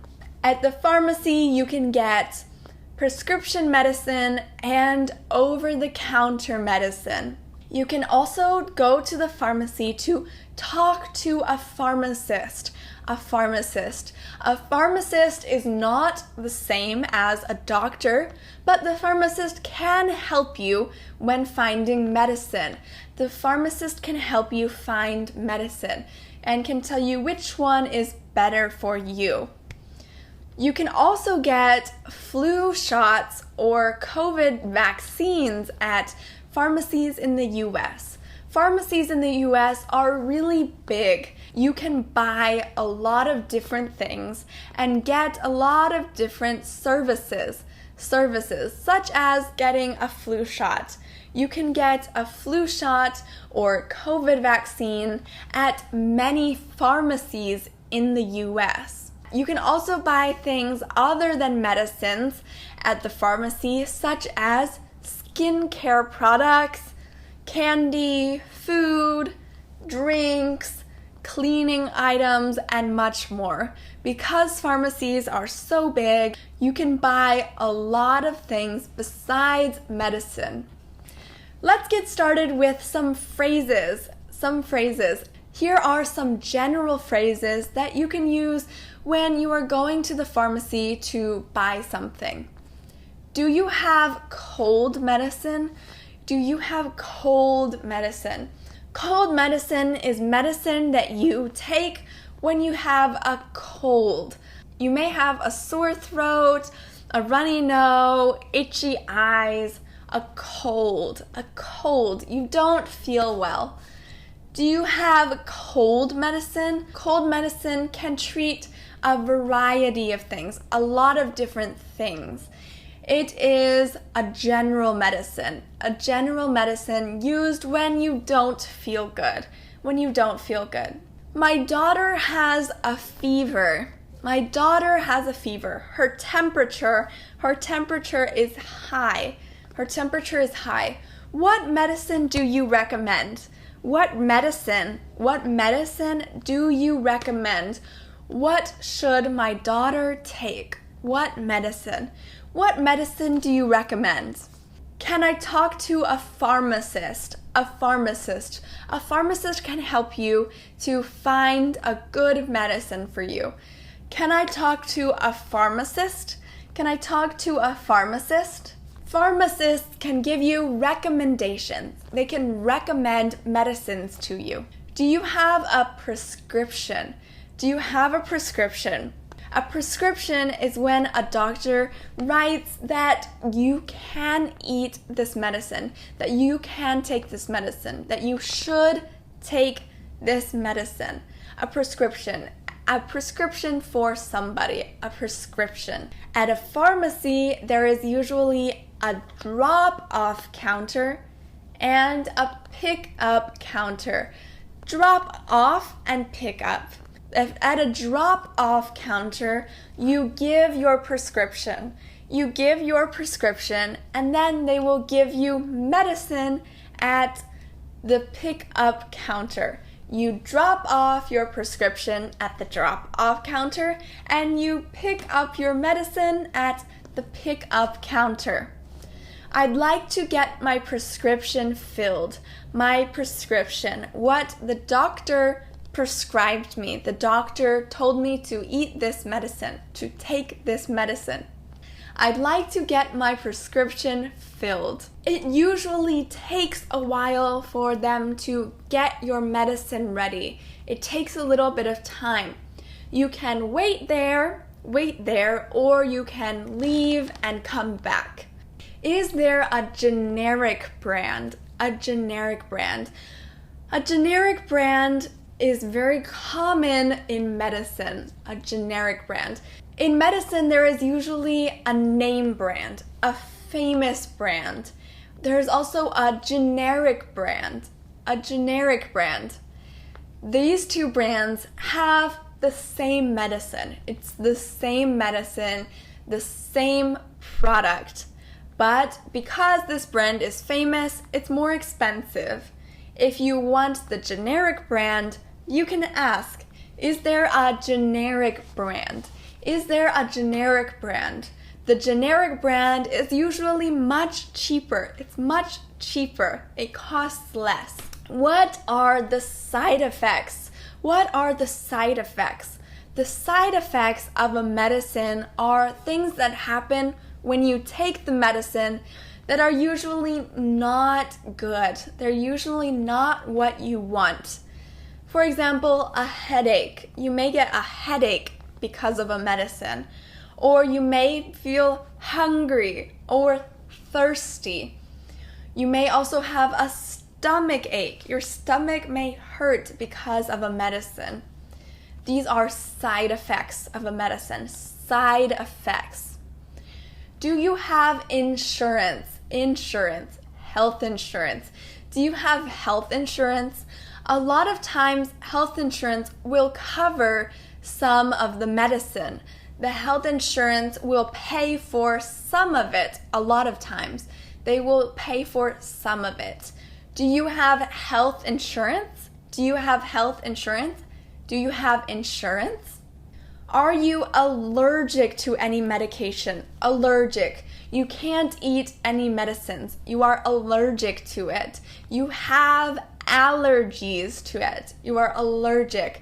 This is really, really important. If you have an allergy to a medicine, you need to let the pharmacist know. If not, they may give you a medicine that you cannot eat, that you should not take. Are you allergic to any medicine? Are there any medicines that you cannot take? Any medicines that you cannot take? Are you allergic to any medicines? Yes, this medicine, yes, and then the medicine, or no, I'm not allergic to any medicines. Now, at the pickup counter, where you pick up your medicine, you get the medicine. I'm here to pick up my prescription. I'm here to pick up my prescription, to take my medicine. I'm here to get my medicine. The pharmacist may tell you when to take the medicine and how often.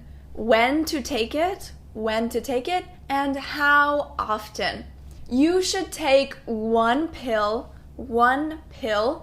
twice a day, 2 times a day, for 5 days. You should take one pill twice a day for 5 days. Please take the medicine with your meals.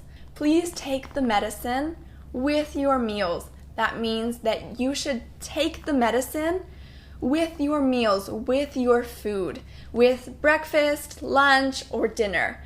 You should take the medicine with your meals, with breakfast, lunch, or dinner. Do not take it on an empty stomach. Do not take it on an empty stomach. If you did not eat anything, then your stomach is empty. There is no food in your stomach. No food in your stomach. If you don't have food in your stomach, if your stomach is empty, do not take this medicine.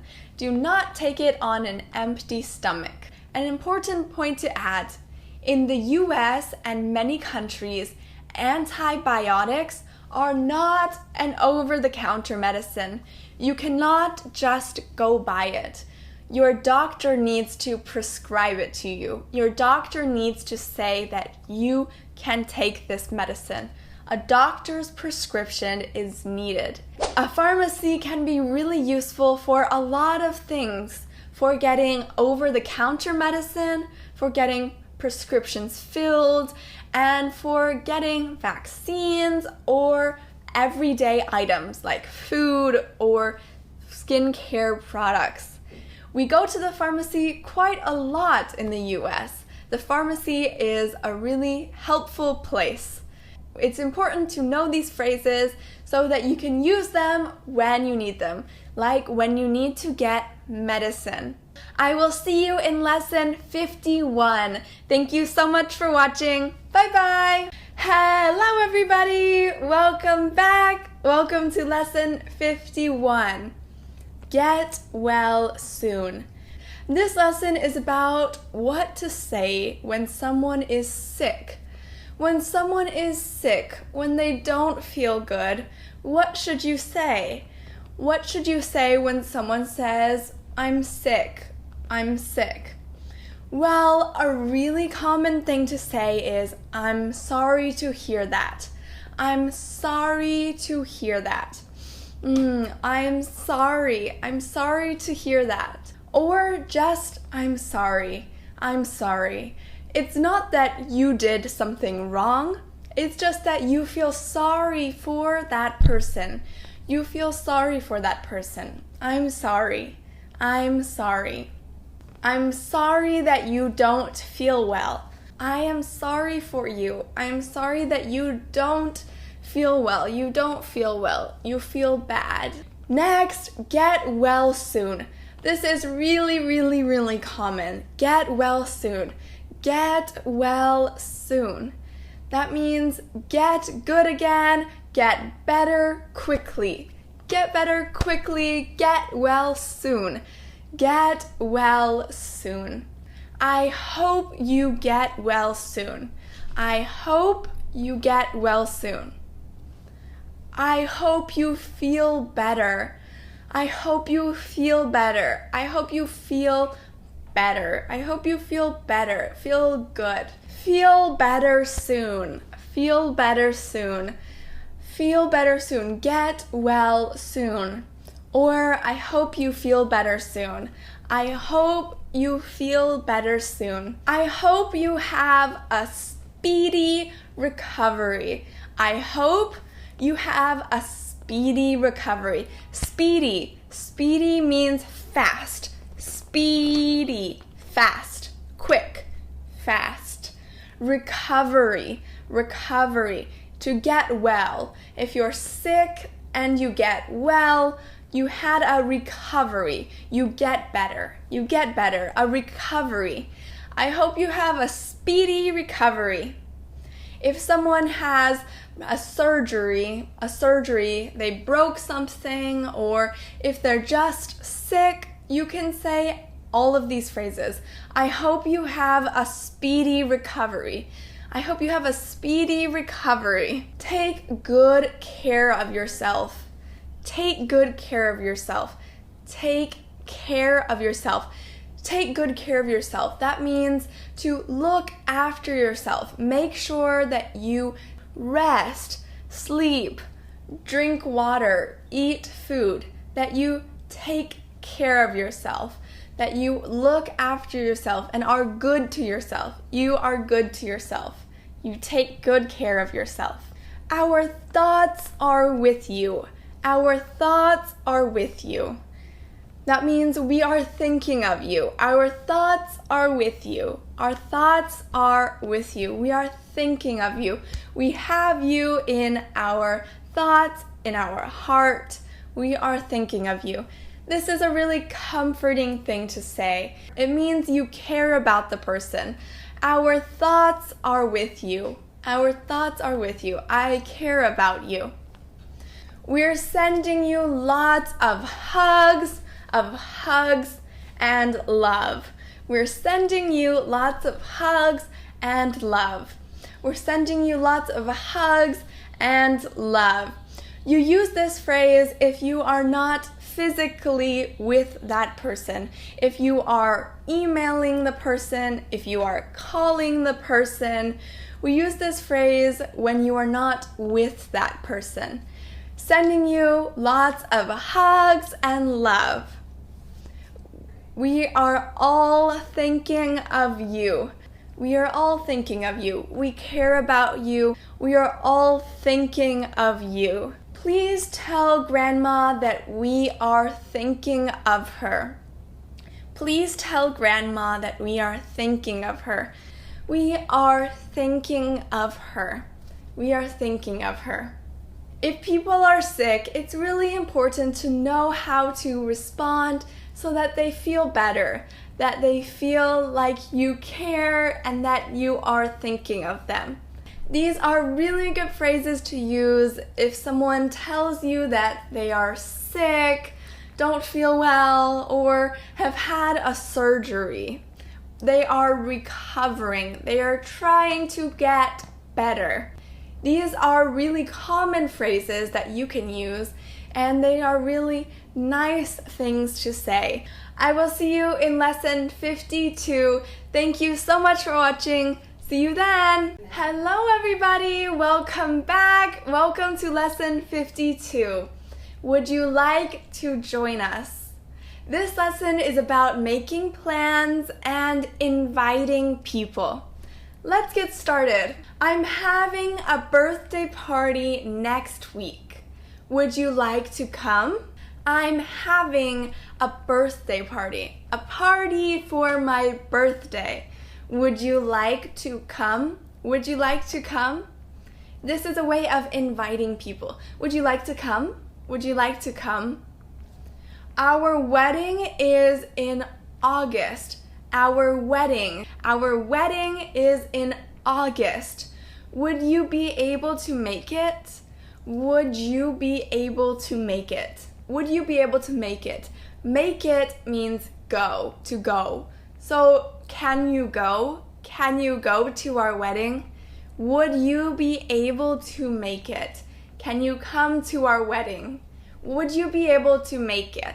We are throwing a surprise party for her. A surprise party. Surprise, surprise!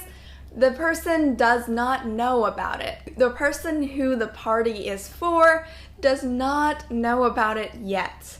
Surprise party. Would you like to join us? Would you like to join us?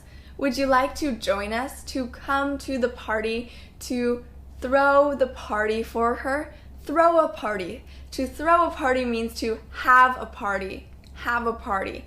Throw a party. Would you like to join us? We are going to the beach at 6 o'clock. Are you free then? We are going to the beach. We are going to go to the beach at 6 o'clock. Are you free then? Are you free? Free? Do you have time? Are you available? Free. Do you have time to go? Can you go? Are you available at that time? Are you free then? Are you free then? Would you like to have dinner? Would you like to have dinner? Would you like to have dinner? This means, do you want to have dinner with me? Do you want to have dinner with me? Would you like to have dinner? Do you have time to have a drink with me? To have a drink, to get drinks. A lot of times people go out to have drinks together. This usually means going to a bar to drink alcohol, have a drink.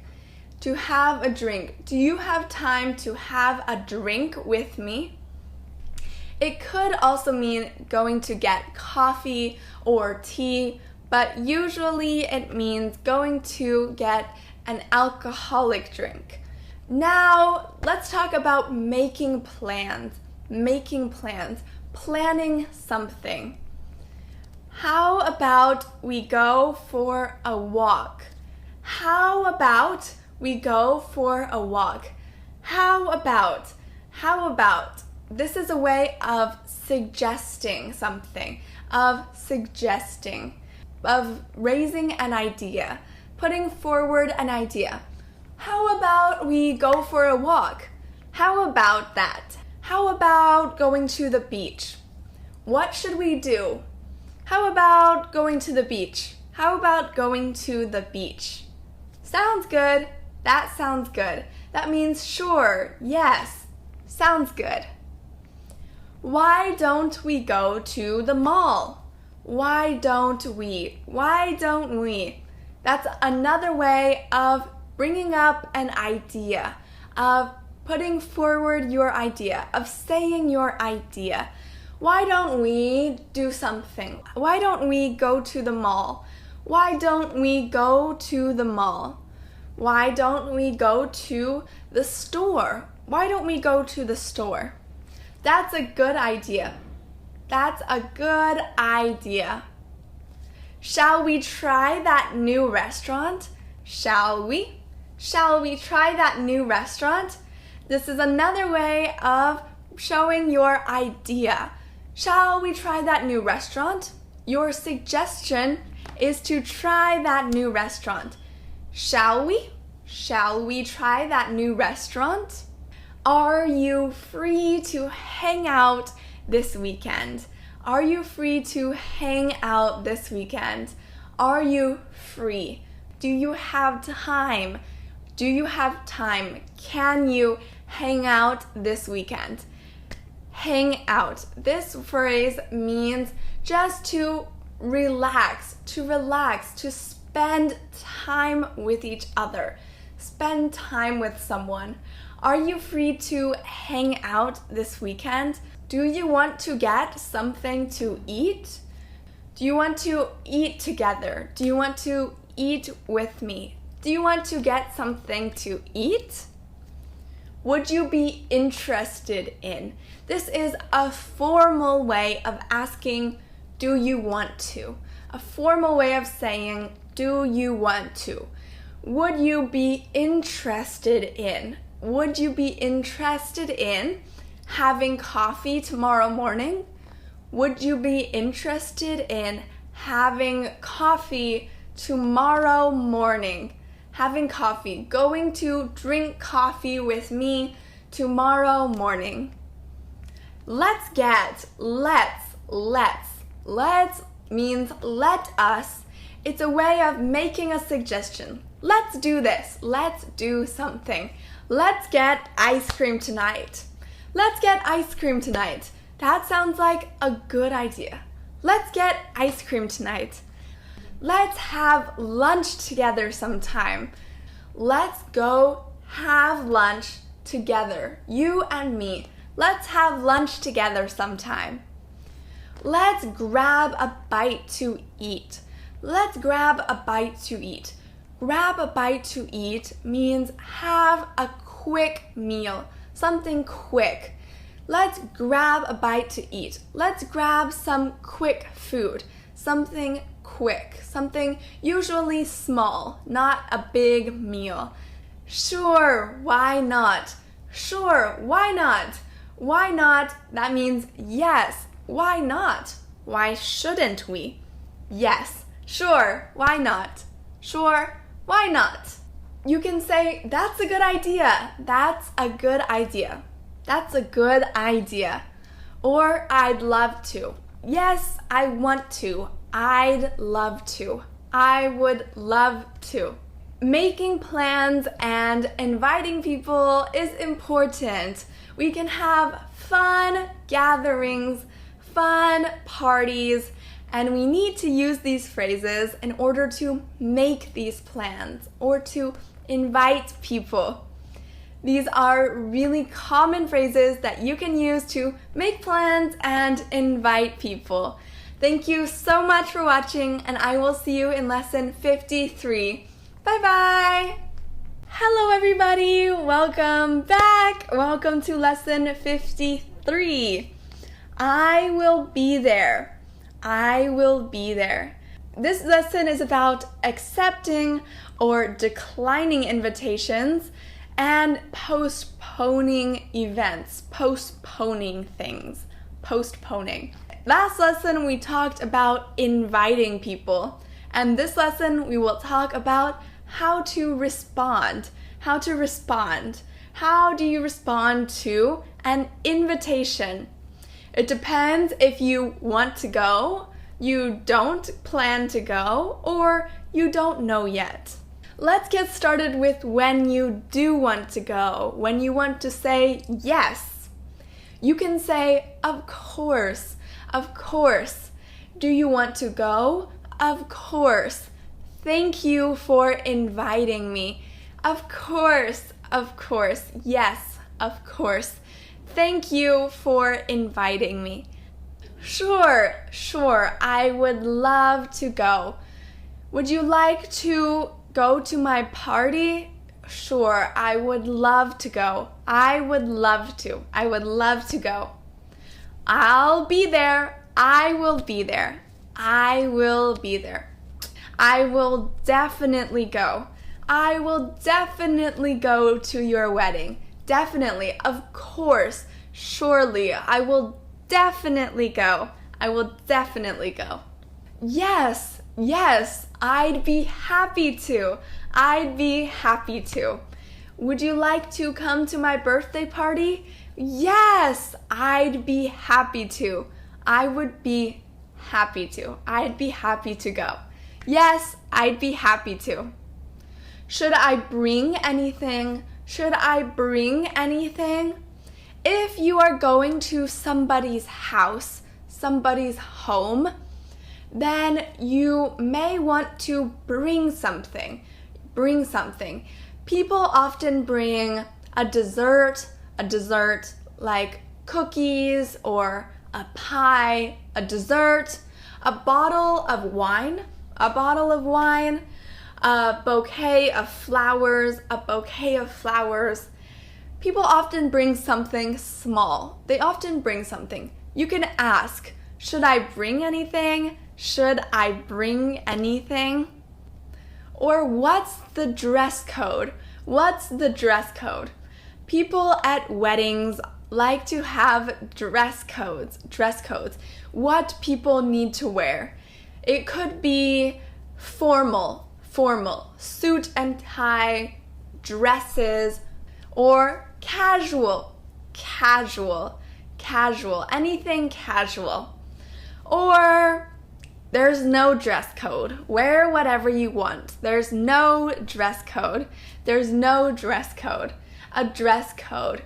For events like weddings, it's good to ask, is there a dress code? What's the dress code? Maybe, if you don't know if you can go, if you don't know yet, you maybe can go. Maybe. I'm not sure. You can just say, I'm not sure. Let me check and get back to you. I will look at my schedule and then let you know. Let me check and then get back to you. I will get back to you. I will let you know. I will tell you later. Let me check and I will get back to you. I might be able to make it. Maybe. Not definitely, but also not no. Not yes, but not no. I might be able to make it. It depends on something. It depends on when my flight arrives. It depends on when something happens. It depends on when my flight arrives. It depends on when I can finish my homework. If I can't finish my homework before 6 o'clock, then I can't go. But if I can, then I can go. It depends on something. It depends on when my flight arrives. But if you cannot go, then you can use these phrases. No, sorry, I cannot go. How do you say that? Unfortunately, I can't go. Unfortunately, I can't go. I cannot go. Unfortunately, I'm sad that I cannot go. I wish I could. I wish I could. I want to. I wish I could, but I have to babysit that day. I wish I could, but I have to do something. I have to babysit. Babysit, babysit. Take care of a child. Take care of children. I wish I could. I want to, but I have to babysit that day. I have something to do. I can't make it. I can't make it. Make it means go. I cannot go. I can't make it. I can't go. I'm sorry. I'm sorry. I can't go this time. I can't go this time. To this party, to this event, I can't go. But hopefully, I hope that I can go sometime in the future. Sometime in the future. I'm sorry, I can't go this time, but hopefully I can go sometime in the future. I can go sometime later, sometime in the future. I can't go this time. Okay, you use this phrase for events that happen more than once, multiple times, like going to the beach. For example, I can't go to the beach this time, but hopefully next time. You wouldn't use this for weddings, for example, because weddings usually only happen once. I'm sorry, I can't go to your wedding this time. Maybe next time? I don't think I can. I'll be out of town that day. I'll be out of town. I will be traveling. I will not be here. I don't think I can. I'll be out of town that day.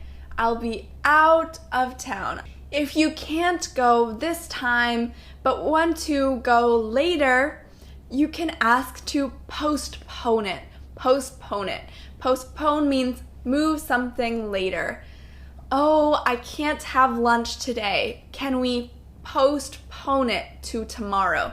Not today, tomorrow, next week, later. Later. Move it later.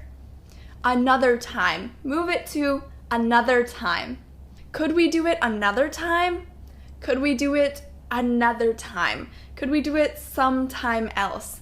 I cannot do it that day or at that time.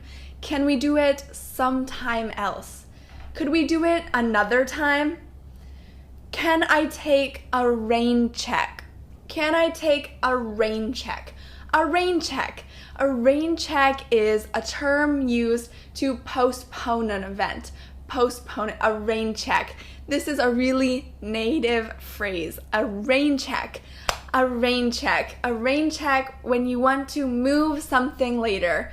Not now, but later. Can I take a rain check? Originally, a rain check was a ticket that you were given if something was canceled because of the rain. If there was an event that was canceled, stopped because of the rain, a ticket. You can do it another time. Now when we use it, we mean to postpone something, to move it later. Anything, move it later. Can I take a rain check? Can we postpone it to another day? Can we postpone it to another day? Another day. Can we postpone it to another day? These are good, polite ways of responding to an invitation. If someone invites you to something, you can use these phrases to respond. They are very common, and it's good to be able to express that you can go, that you can't go, or that you can maybe go. I hope you have a fun time and that you can use these phrases when you are planning to go to an event. Thank you so much for watching, and I will see you in lesson 54. Bye-bye! Hello everybody! Welcome back! Welcome to lesson 54. Congratulations! Congratulations! This lesson is about giving good wishes. Good wishes. American people love to give good wishes. They love to find chances to send good wishes, to say nice things. Let's get started. Happy birthday. Happy birthday. This is the most common phrase to use when it is somebody's birthday. Happy birthday. Happy birthday. I hope your day is fabulous. I hope your day is fabulous. Fabulous, great, amazing. Fabulous, great, or amazing, good, wonderful. I hope your day is fabulous. Have a fabulous day. Have a fabulous day. Or have an amazing day. Have a nice day. Have a great day. So you can say, I hope your day is great, or have a great day. I hope your day is fabulous. Have an amazing day. Congratulations! Congratulations! You'll use this phrase in a lot of different situations. When someone is getting married, when someone is having a baby, when someone got into a good university, when someone got a good job, when someone won something big, won a competition, when someone achieved something, when someone did something really good, something really amazing.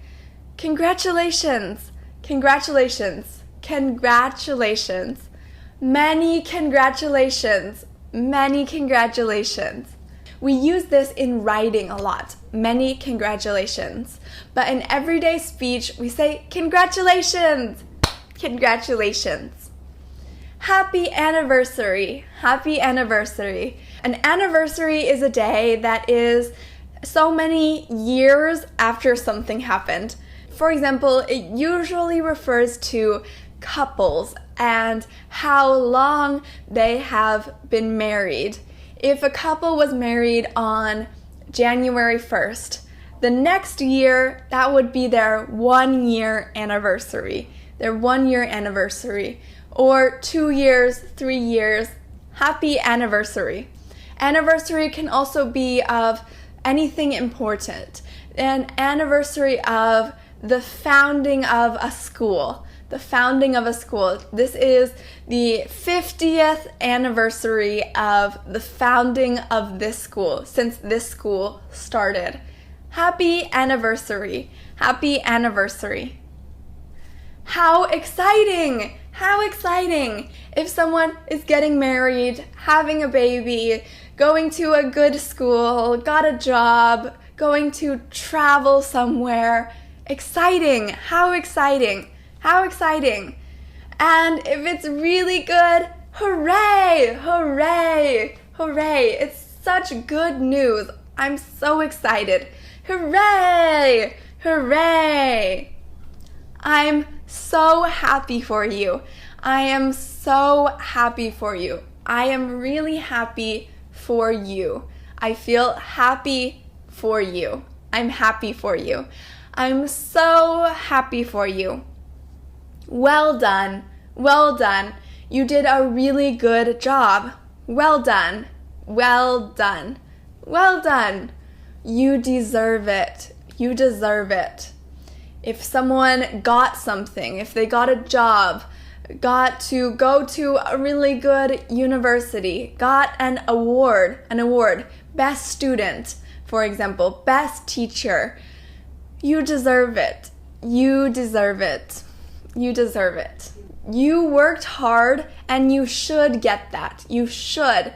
You deserve it. That's awesome. That's awesome. That's awesome. Awesome is like great, really good. That's awesome. That's awesome. That's fantastic. That's fantastic. That's really good, really cool. That's fantastic. Best of luck. Best of luck. Best of luck. We use this when someone is going on a new adventure, going to do something. Best of luck. Good luck. Good luck. Best of luck. Best of luck. I wish you all the best. I wish you all the best. This is used commonly in writing, in emails. I wish you all the best. I wish you all the best. I wish all the best for you. I wish all the best for you. I hope that you do really well. I hope that everything is good for you. Everything is the best for you. I wish you all the best. I wish you all the best in something. I wish you all the best in your job search. When you are searching for a job, looking for a job, trying to find a job, I wish you all the best. I wish you all the best in your job search. I wish you all the best. I wish you the very best. The very best. I wish you the very best in your new endeavor. Your new endeavor. Endeavor is a new journey. A new journey. They are going on a new adventure. They are going to a new job, a new career. They are trying something new. They are changing their lives. I wish you the very best in your new endeavor. I wish you the very best in your journey. I wish you the very best in your new endeavor. I wish that everything goes smoothly for you. Everything goes good. We have covered so many phrases in English. Well done. I wish you all the best in your endeavors. Whether you are going to travel to an English-speaking country or move to an English-speaking country, I wish you all the best. I wish you all the best. The phrases in this lesson will help you to express good wishes. It's nice to be really happy for other people and be able to show it, be able to communicate it. Thank you so much for watching, and I will see you in lesson 55, where we will talk about holidays. Bye-bye! Hello everybody! Welcome back! Welcome to lesson 55. Happy holidays! Happy holidays! This lesson is about holiday greetings and conversations. The conversations and greetings that we use on holidays, for holidays. Let's get started. In the US, the biggest holiday is Christmas. It's on December 25th, Christmas. And we say, Merry Christmas, Merry Christmas, Merry Christmas. But for almost all other holidays, we say Happy, Happy, Happy New Year, Happy New Year. Let's go over some major holidays. We have Christmas, Merry Christmas, Happy New Year, Happy Valentine's Day, Happy Birthday, Happy Mother's Day, Happy Father's Day, Happy Thanksgiving, Happy Labor Day, Happy Chinese New Year, Happy Lunar New Year, Happy Spring Festival, Happy Halloween! These are common greetings that we use when it is that holiday. Happy New Year, Happy Birthday, Happy Mother's Day. Next, some phrases that we use in conversation. I hope you have a great Christmas. I hope you have a great, and then the holiday. I hope you have a great Christmas. I hope you have a great New Year. I hope you have a great Mother's Day. I hope you have a great Christmas. Enjoy your holiday. Enjoy your holiday. Oh, are you going on vacation for Christmas? Enjoy your holiday. Enjoy the holiday. Enjoy your holiday. Holidays. Holidays are these celebrations like Christmas, New Year, holiday. Today is New Year's Eve. The day before New Year's. New Year's Eve, December 31st. Today is New Year's Eve. Today is my birthday. Today is Mother's Day. Today is. Tomorrow is. Tomorrow is Sarah's birthday. Tomorrow is Father's Day. Tomorrow is Halloween. Today is and tomorrow is. When is a holiday? When is Thanksgiving? When is Thanksgiving? It's on the 4th Thursday of every November. Every November it's on the 4th Thursday. This year it's November 23rd.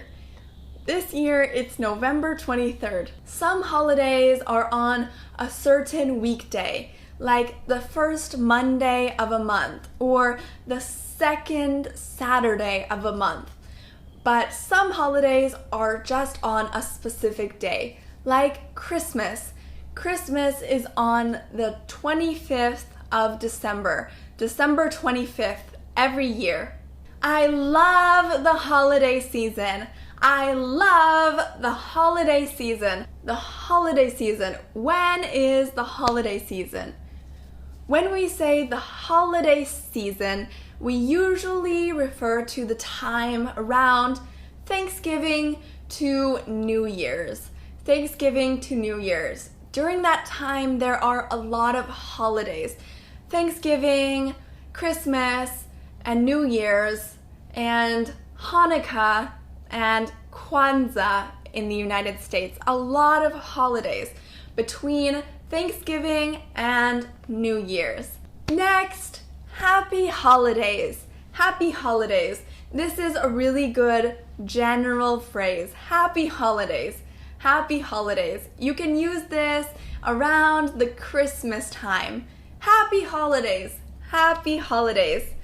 Do you have any holiday plans? Do you have any holiday plans? Anything that you are going to do during the holidays, for a holiday, anything you are going to do.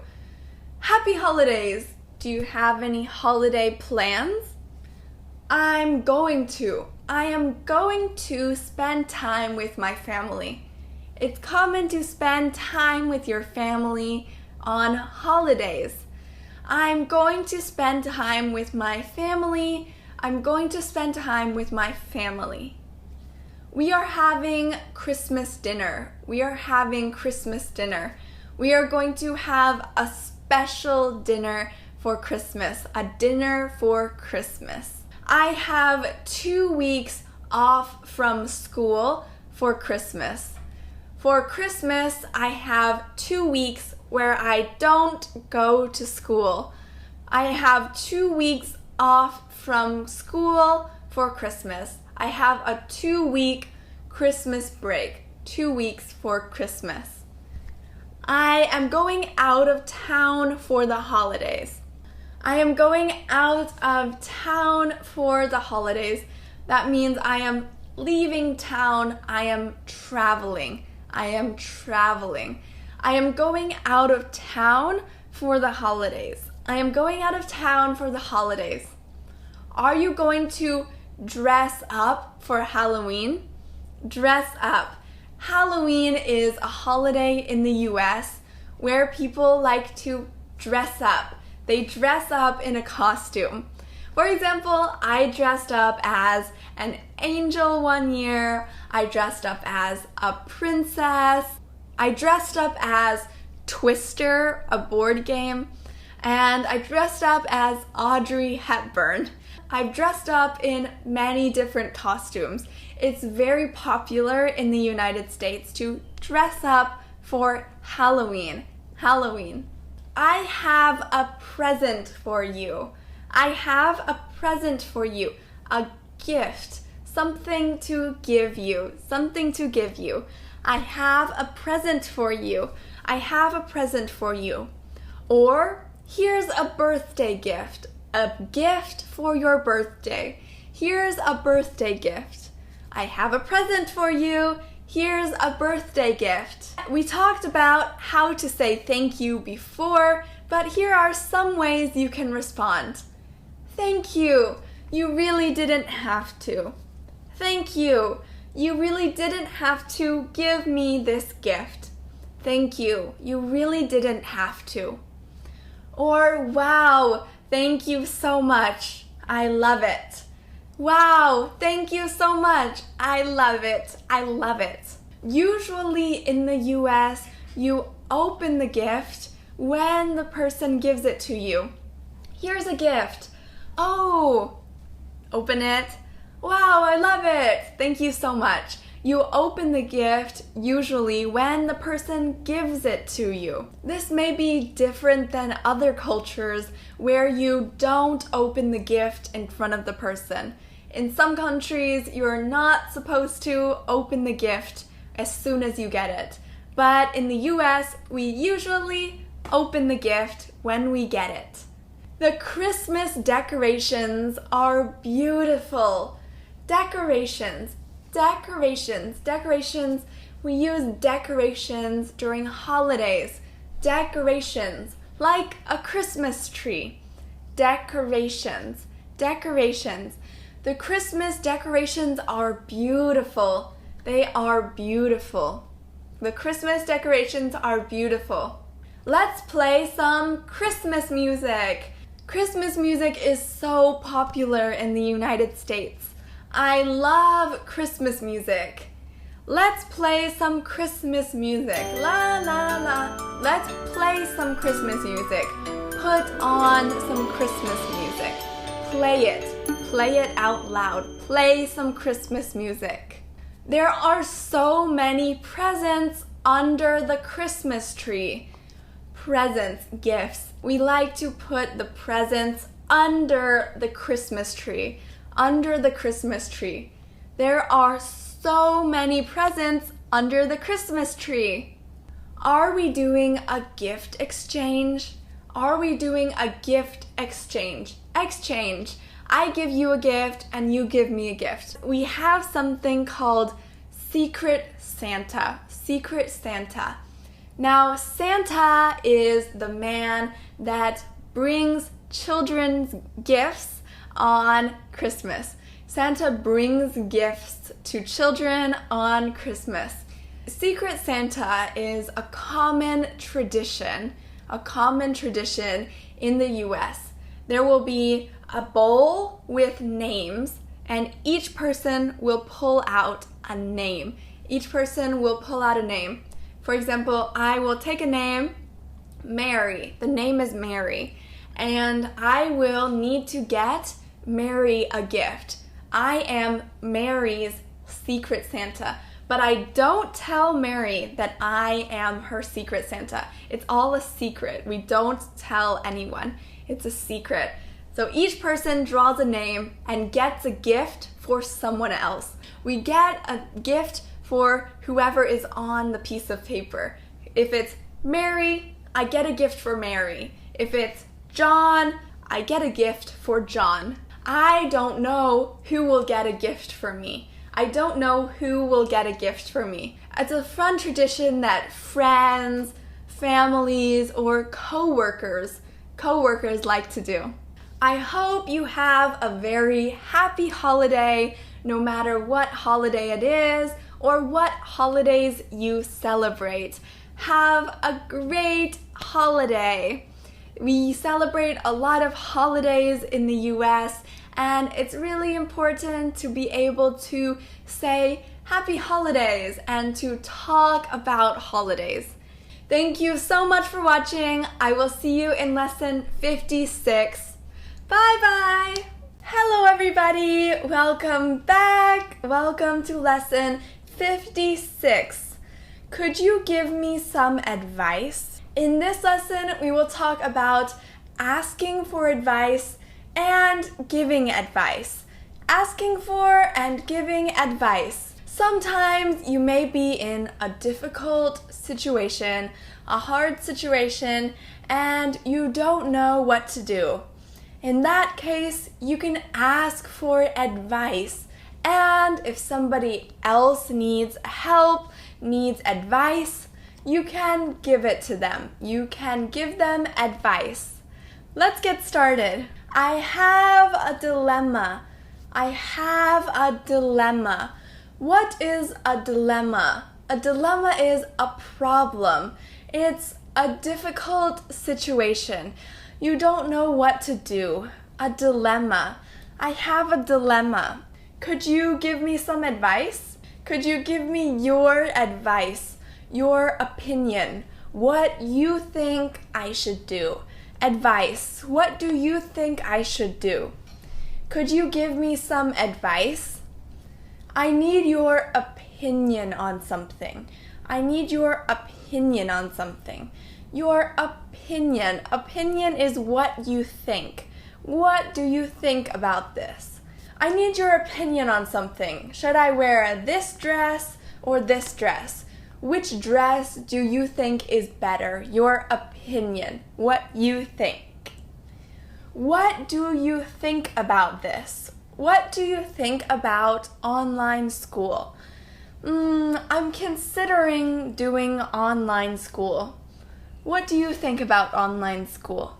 What do you think about it? What is your opinion on it? What do you think about something? What do you think about this dress? What do you think about this dress? What do you think about the food? What do you think about the food? What do you think about it? How do you view it? What is your opinion? What is your opinion? I value your advice. I value your advice. Your advice. What you say and what you think. Your advice. I value it. I think it is important. Value means you think it is important. I value your opinion. I value your advice. If you were me, what would you do? If you were me, what would you do? What would you do? What would you do in this situation? Here we use the subjunctive. If you were me, what would you do? If you were me. And when you respond, you also use the subjunctive. If I were you, I would, I would. If I were you, were. If I were you, I would double check with her. If I were you, I would double check again.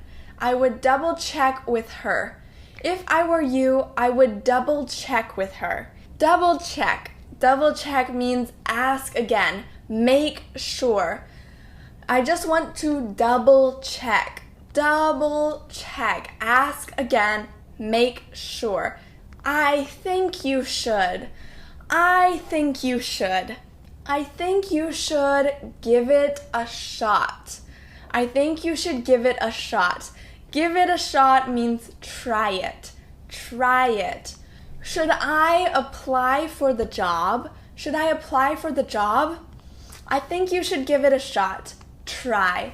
Just try. I think you should give it a shot. Try. I think you should try it. Try it. That's a bad idea.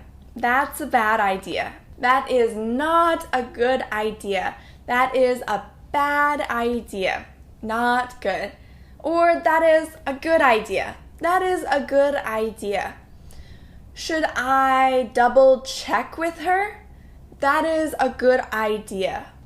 That is a good idea. That is a bad idea. We need to be cautious. We need to be cautious. That means careful. Cautious, careful. You use this to tell someone things that you have to do. We need to be optimistic. We need to be optimistic. Look at things positively. Optimistic. We need to be cautious. We need to be cautious. In my opinion, this is a really good phrase. In my opinion, I think. In my opinion, you should definitely go to a doctor. In my opinion, you should definitely go to a doctor. My finger hurts. Do you think I should go to a doctor? In my opinion, you should definitely go to a doctor. I think you should. Take my word for it. Take my word for it. That means trust me. Trust me. Take my word for it. Listen to me. Take my word for it. That's a bad idea. Take my word for it. You don't know what you're getting into. You don't know what you are getting into. You are getting into something big, something complicated. You don't know what you are about to do. I was thinking of applying for this job. Oh, you don't know what you're getting into. That usually means it's not a good idea, usually, but it's a warning. It's a warning. It's more complicated than you think. You don't understand what you are about to do. You don't know what you're getting into. Should I help her with her homework? You don't know what you're getting into. Once you help her with one thing, she will ask for help with everything. You don't know what you're getting into. Next, don't take it to heart. Don't take it to heart. That means don't let it make you upset. He said something really mean to me. Don't take it to heart. Don't take it to heart. Don't let it upset you. Don't let it make you sad. Don't take it seriously.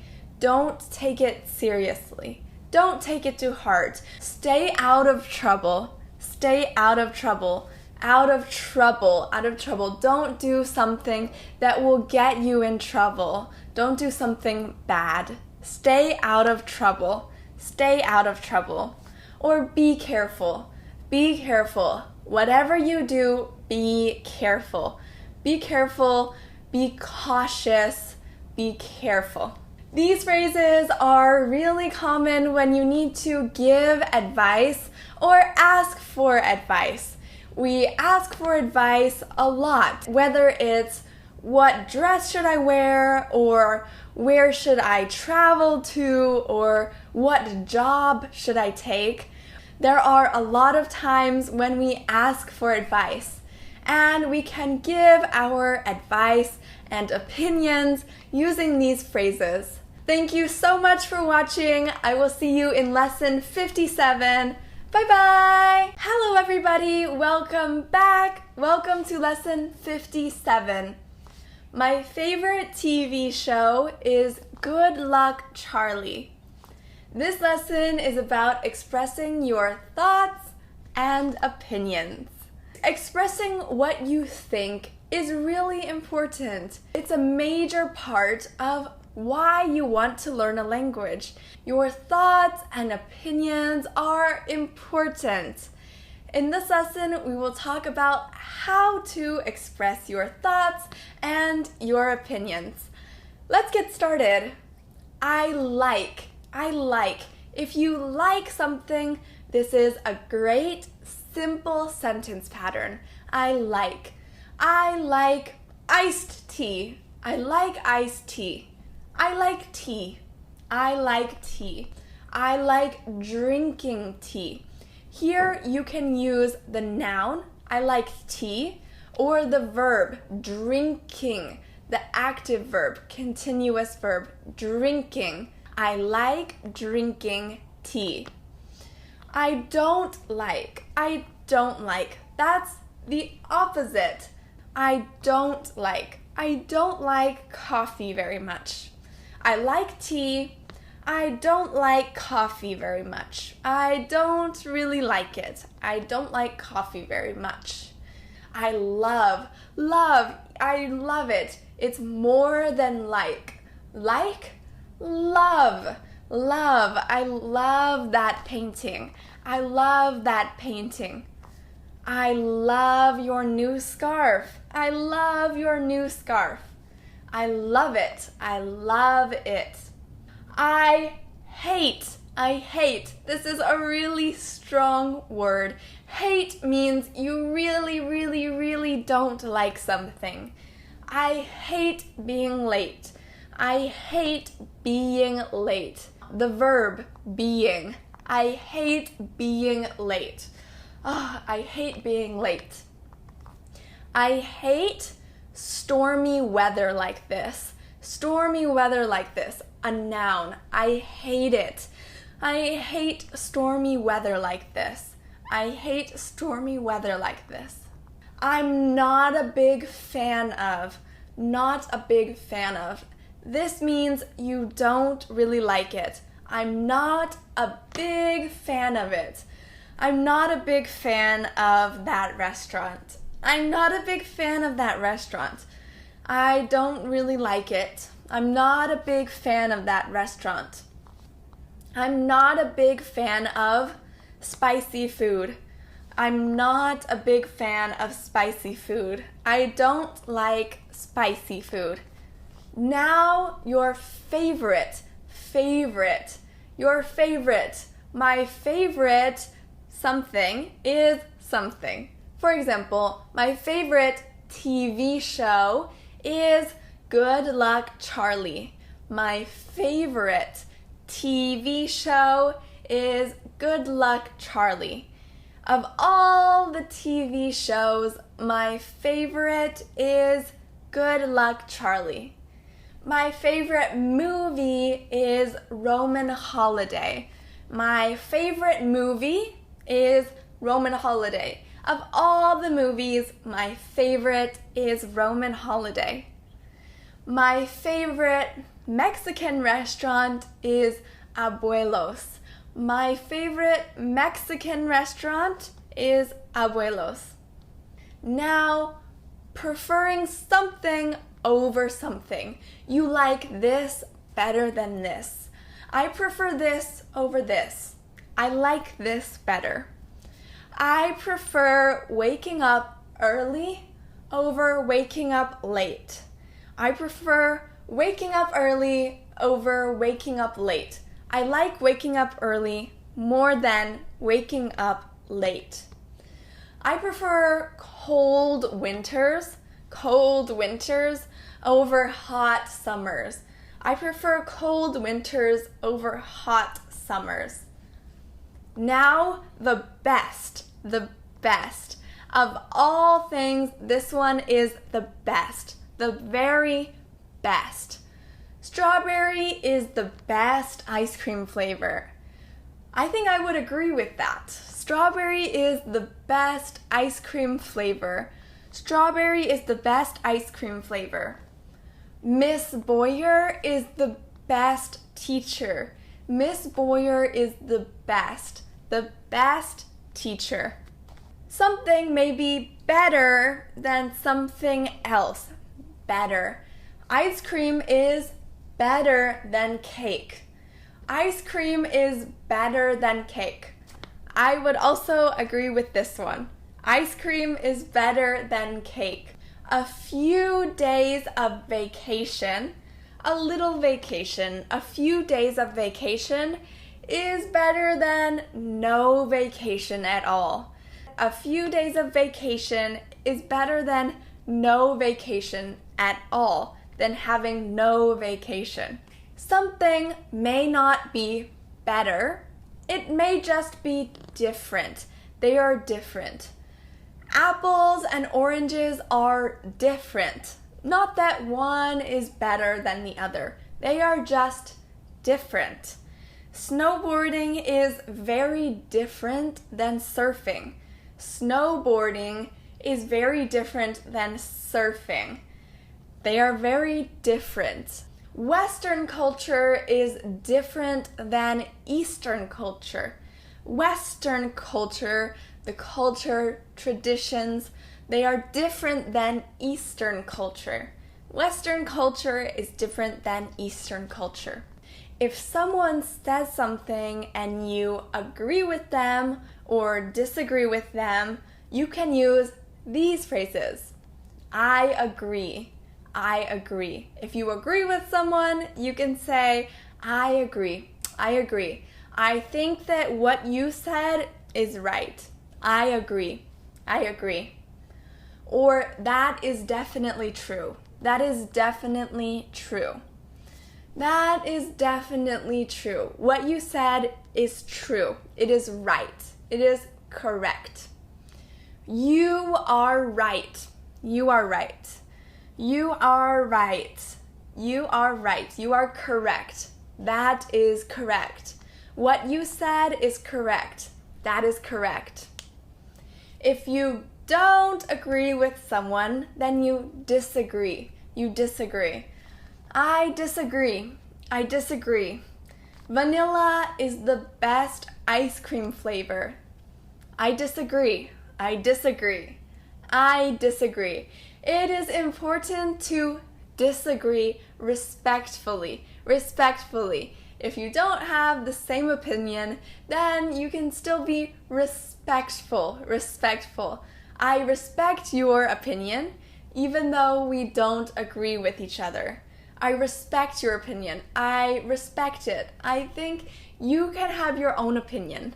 I respect your opinion, even though we don't agree with each other. Oh, I'd have to disagree with you. I would have to disagree with you. That means I disagree with you. I do not agree. I have a different opinion on that. I have a different opinion on that. We do not have the same opinion. I disagree. I have a different opinion on that. And sometimes you may not be sure. You don't know something. That is perfectly fine to express. You can express that. I don't know. This is really common. I don't know. I do not know. I don't know. I have no clue. I have no clue. A clue is an idea or a thought about something. I have no clue. I do not know. I have no clue. Or I'm not sure. I am not sure. I'm not sure about it. I don't know if this is right or this is right. I'm not sure. I'm not sure. You can also say, don't quote me on that. This is a really native saying. A lot of native speakers say this. Don't quote me on that. Don't quote me on that. Don't quote me on that means what I'm saying may not be completely true. So do not rely on what I am saying. Don't say, oh, Ali said that. It must be true. Don't quote me on that. That means I'm not exactly sure. I will get back to you on that. I will get back to you on that. Get back to you.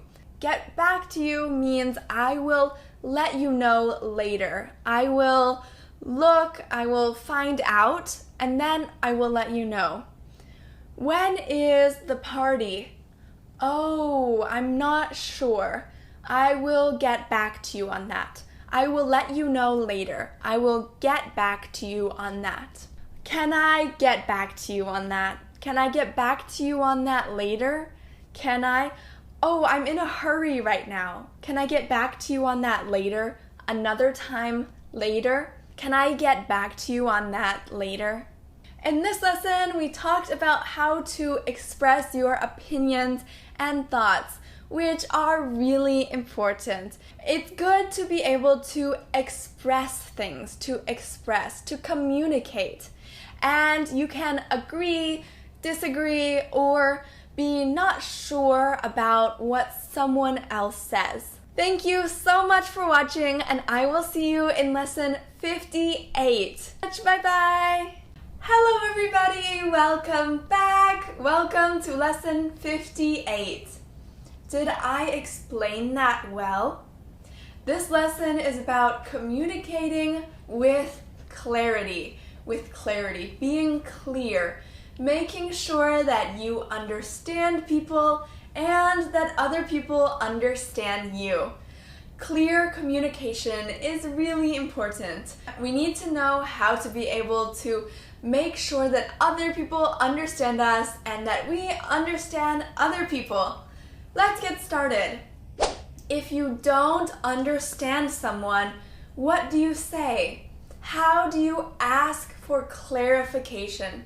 Clarification. Make something clear, understandable. I'm sorry. I'm sorry. You can use this if you want someone to repeat something. If you want someone to say it again, you should say it like, I'm sorry. Rising. I'm sorry, like a question. I'm sorry. Or pardon. Pardon. Pardon. Both I'm sorry and pardon. Ask someone to say it again. For both of these, I'm sorry and pardon, you should use a rising tone. I'm sorry, pardon. If you don't, then it can be kind of confusing. If you don't do that, other people might not understand what you mean. For example, hi, I'm Allie. I'm sorry. It doesn't really make sense. Hi, I'm Allie. I'm sorry? Oh, I said, hi, I'm Allie. I'm sorry? Pardon?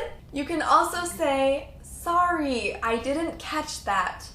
Sorry, I didn't catch that.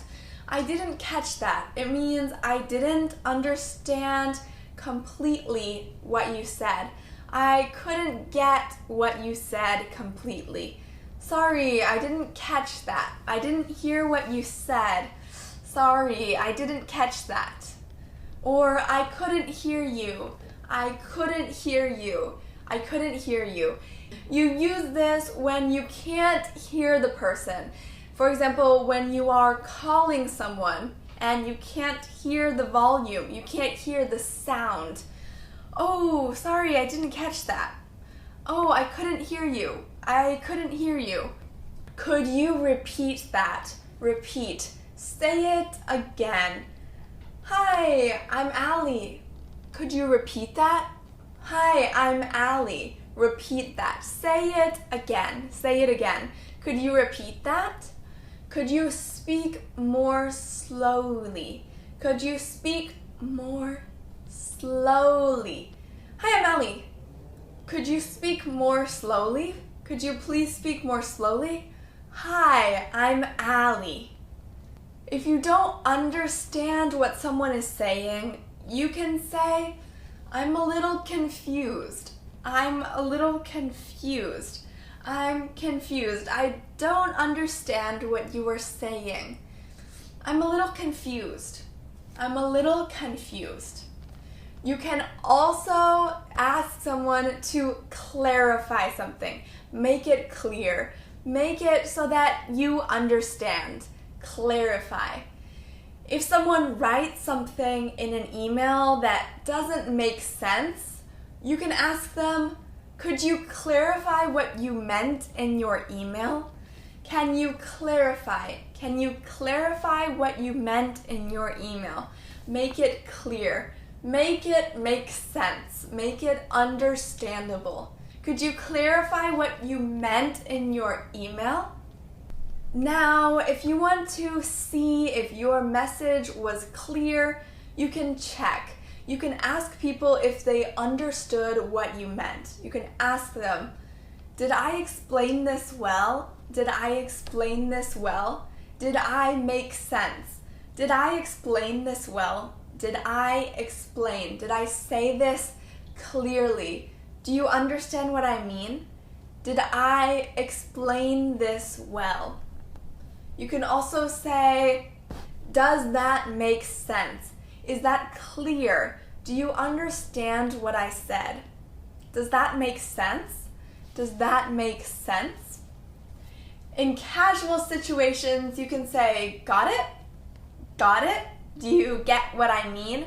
Do you get it? Do you understand it? Get, understand. Got it? Got it?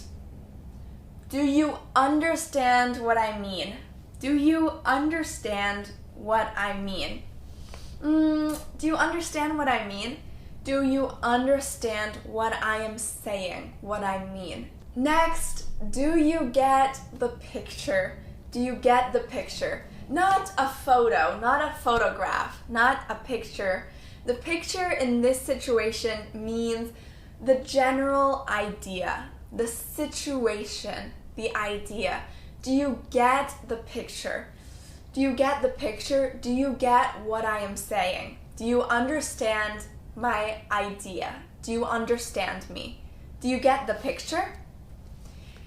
Finally, it's good to say that people can ask you questions if they need to.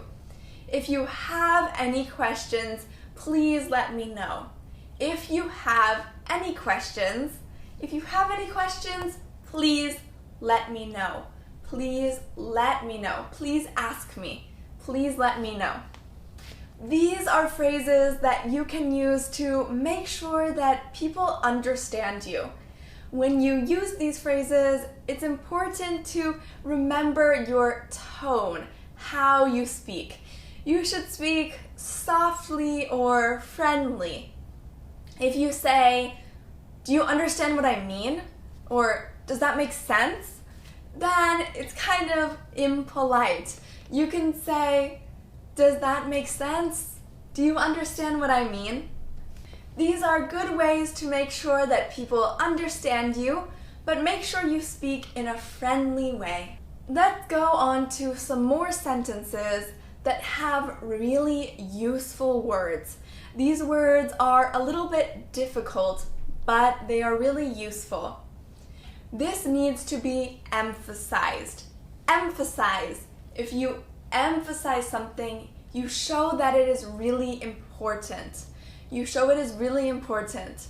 You need to emphasize that point.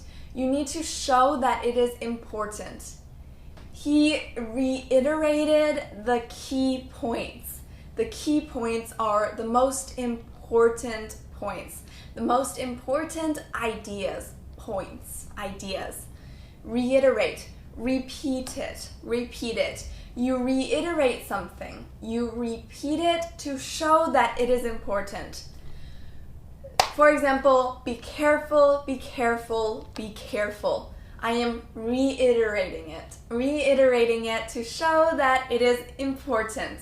You should reiterate your main argument. Argument, your main idea, what you are trying to say. The report underscores the importance of wearing masks. Another word that is similar to emphasize is underscore. Underscore. Now, underscore literally means to draw a line under words, to draw a line under a word. Underscore. But when we use it like this, we mean to show that it is important. This report shows the importance of wearing masks. It underscores the importance of wearing masks. It underscores the importance of wearing masks. Now, how do you summarize your points? Summarize them. You summarize your point. You make what you said shorter. You say your main idea. You say the main idea, the big idea. You can say, the point is, my point is, what I am trying to say, the big idea, the important idea. The point is, we need to complete this quickly. The point is, we need to complete this quickly. The point is, it's really important that we complete this quickly, finish this quickly. The point is, we need to complete this quickly. To summarize, to say everything shortly. To summarize, I think we should start the project right away. To summarize, I think we should start the project right away. It is good to summarize to make sure that people understand your point. You summarize to emphasize to emphasize what you are trying to say. At the end of the day means the most important fact is, it's important to remember. At the end of the day, it's our decision. At the end of the day, it's our decision. Here, at the end of the day does not mean in the evening or at night. It means the most important point. The basic, most important point is this. At the end of the day, it's our decision. In this lesson, we went over sentences that will help you to communicate with clarity, more clearly. You can make sure that you understand other people and that other people understand you. This is super important in any language. It's really important to be able to communicate. Thank you so much for watching, and I will see you in lesson 59. See you then. Bye-bye. Hello, everybody. Welcome back. Welcome to lesson 59.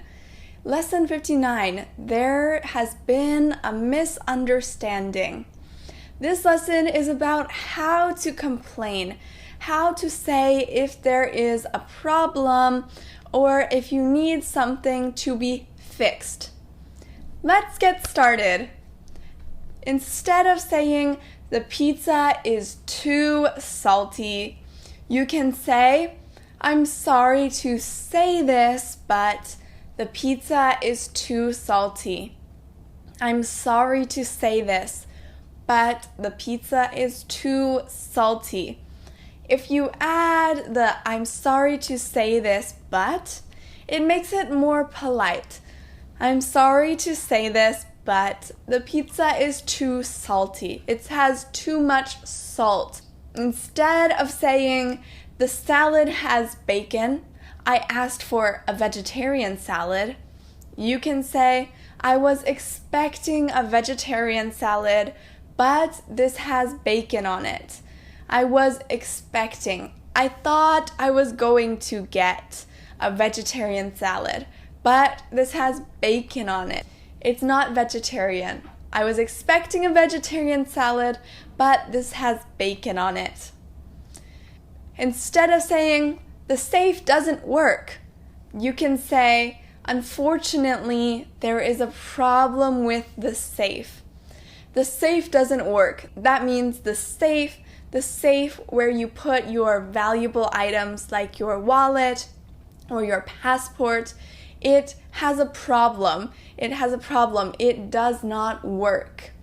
You can say, unfortunately, it is unfortunate that there is a problem with the safe. There is a problem with it. There is a problem with the safe. There is a problem with the TV. There is a problem with the light. It means there is a problem. It doesn't really work. There is a problem with the safe. Now, instead of saying the customer service here is not good, you can say, I was really disappointed in the customer service. I was really disappointed. I was disappointed in the customer service. Customer service is how people treat you, how workers treat customers. For example, a waiter at a restaurant, their customer service is how they treat, how they are with their customers, how they treat the people eating at the restaurant. Customer service. The customer service here is not good. That is really strong, really direct. The customer service here is not good. If you want to be more polite, more gentle, you can say, I was really disappointed in the customer service. I was really disappointed in the customer service.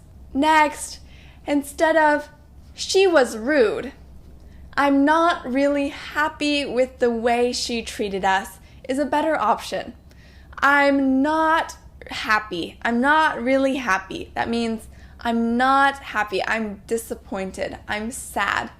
I'm upset. by the way she treated us, the way she treated us, the way she acted towards us. Maybe she was really mean. She was rude. Instead of that, you can say, I'm not happy with the way she treated us. I'm not happy with the way she treated us. Next, everything tasted horrible. This is an impolite way of saying that you did not like the food. Everything tasted horrible. It means you really did not like it. But this is quite impolite.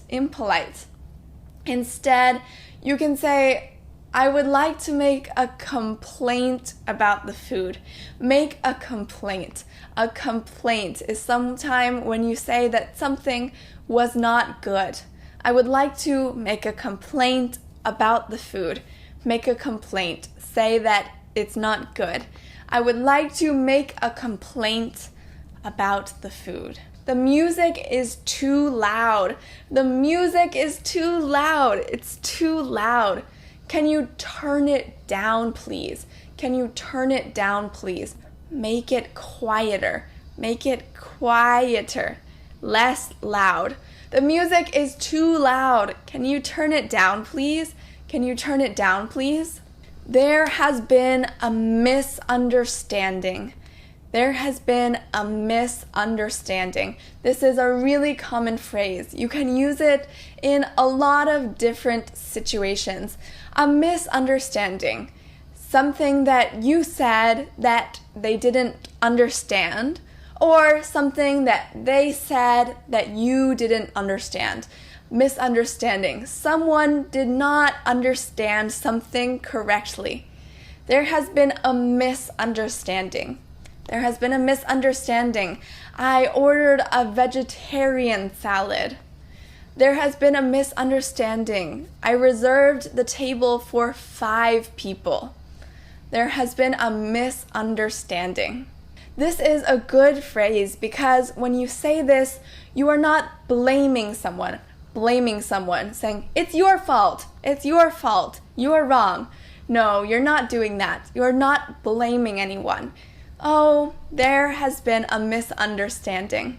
May I speak to a manager? May I speak to a manager? A manager is someone higher up, someone who controls, who runs a business. You can also say a supervisor, May I speak to a manager? Can I talk to your boss, your manager? You say this if you are not happy with the worker's work. You are not happy with the worker. May I speak to a manager? May I speak to a supervisor? May I speak to a manager? Next, something needs to be done to fix this. Something needs to be done to fix this. To fix this, to make it good, to make it better. Something needs to be done to fix this. We need to find a solution. Something needs to be done to fix this. I understand this is not your fault.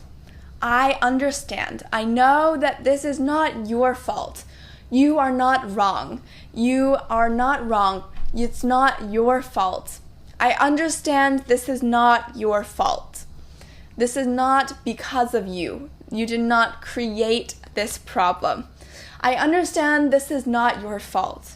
Is there anything that can be done? Is there anything that can be done? Is there a way to make this better? Is there a way to fix the problem? Is there a way to make this better? Is there anything that can be done? How would someone respond to these complaints?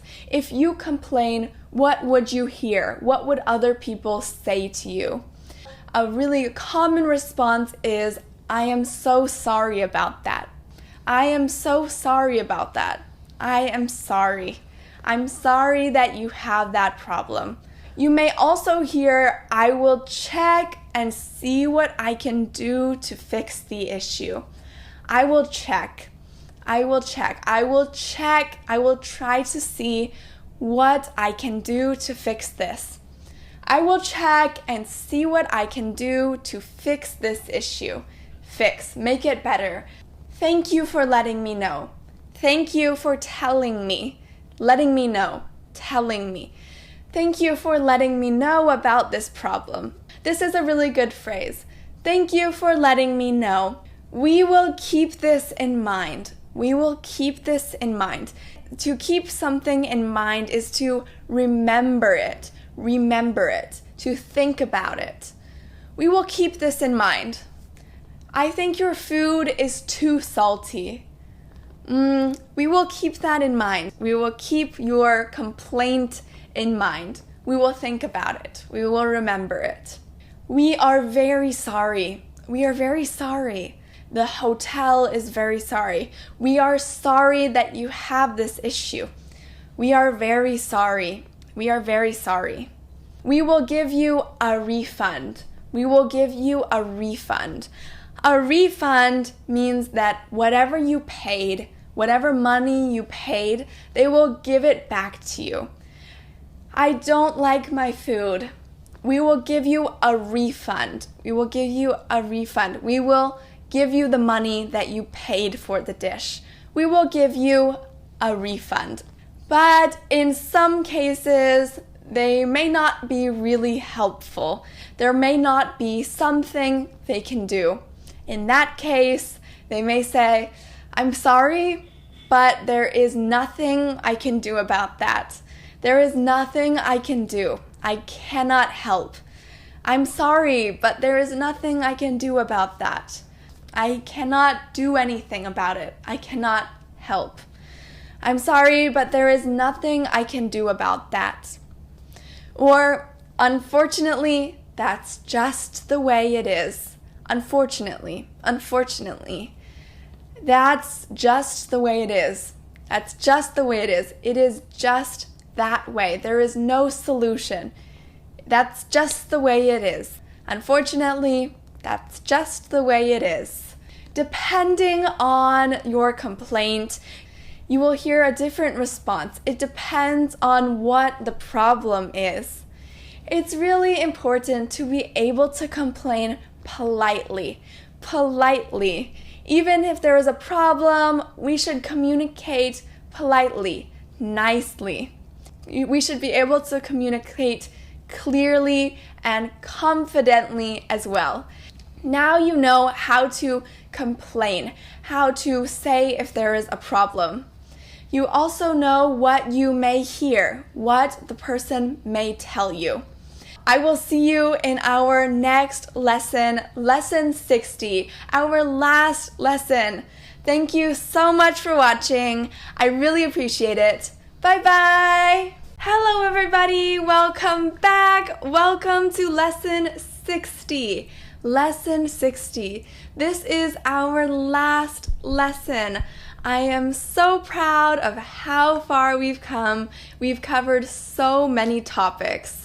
Let's get started with lesson 60. You look great today. You look great today. This lesson is about how to make compliments, how to compliment other people. Did you know that compliments are used more frequently in American English than any other language? In the US, we love to compliment others. We love to compliment, to say good things. It shows friendliness and it is comforting to give and receive compliments. It's important to give compliments genuinely. You give compliments when you really do think something is good. You compliment when you really mean it, when you really think that something is good. When you give compliments, you should also be sincere. You want to let the other person know that something is good, that they look good, that they are kind. You should say it sincerely. You really mean it, like you really mean it. Sincerely.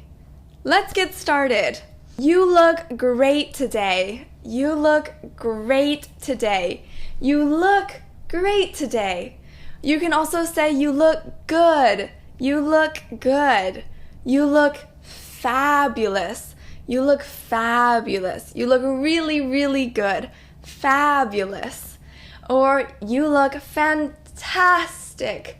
You look fantastic. You look great. You look really, really good. Great, good, fabulous, fantastic. You can also say, I love your hairstyle, the way you did your hair. I love your hairstyle. Or your outfit, the clothes that you wear, the clothes. Your outfit looks great. Your outfit looks great. Your outfit, your clothes look great. If someone says a really good idea, you can say, what a great idea. What a great idea. That is a great idea. What a great idea. What a great idea. You can also say, you're so thoughtful. You're so thoughtful. You're so thoughtful. You think about other people. You think about others. You're so thoughtful. If someone does something big for you, something really nice, you can say, you really didn't have to do this for me. You really didn't have to do this for me. You went above and beyond. You did something extra. You did something that you did not have to. You did not need to do it. You really didn't have to do this for me. If someone cooks food for you, it's really important to compliment the food, to say that the food is good.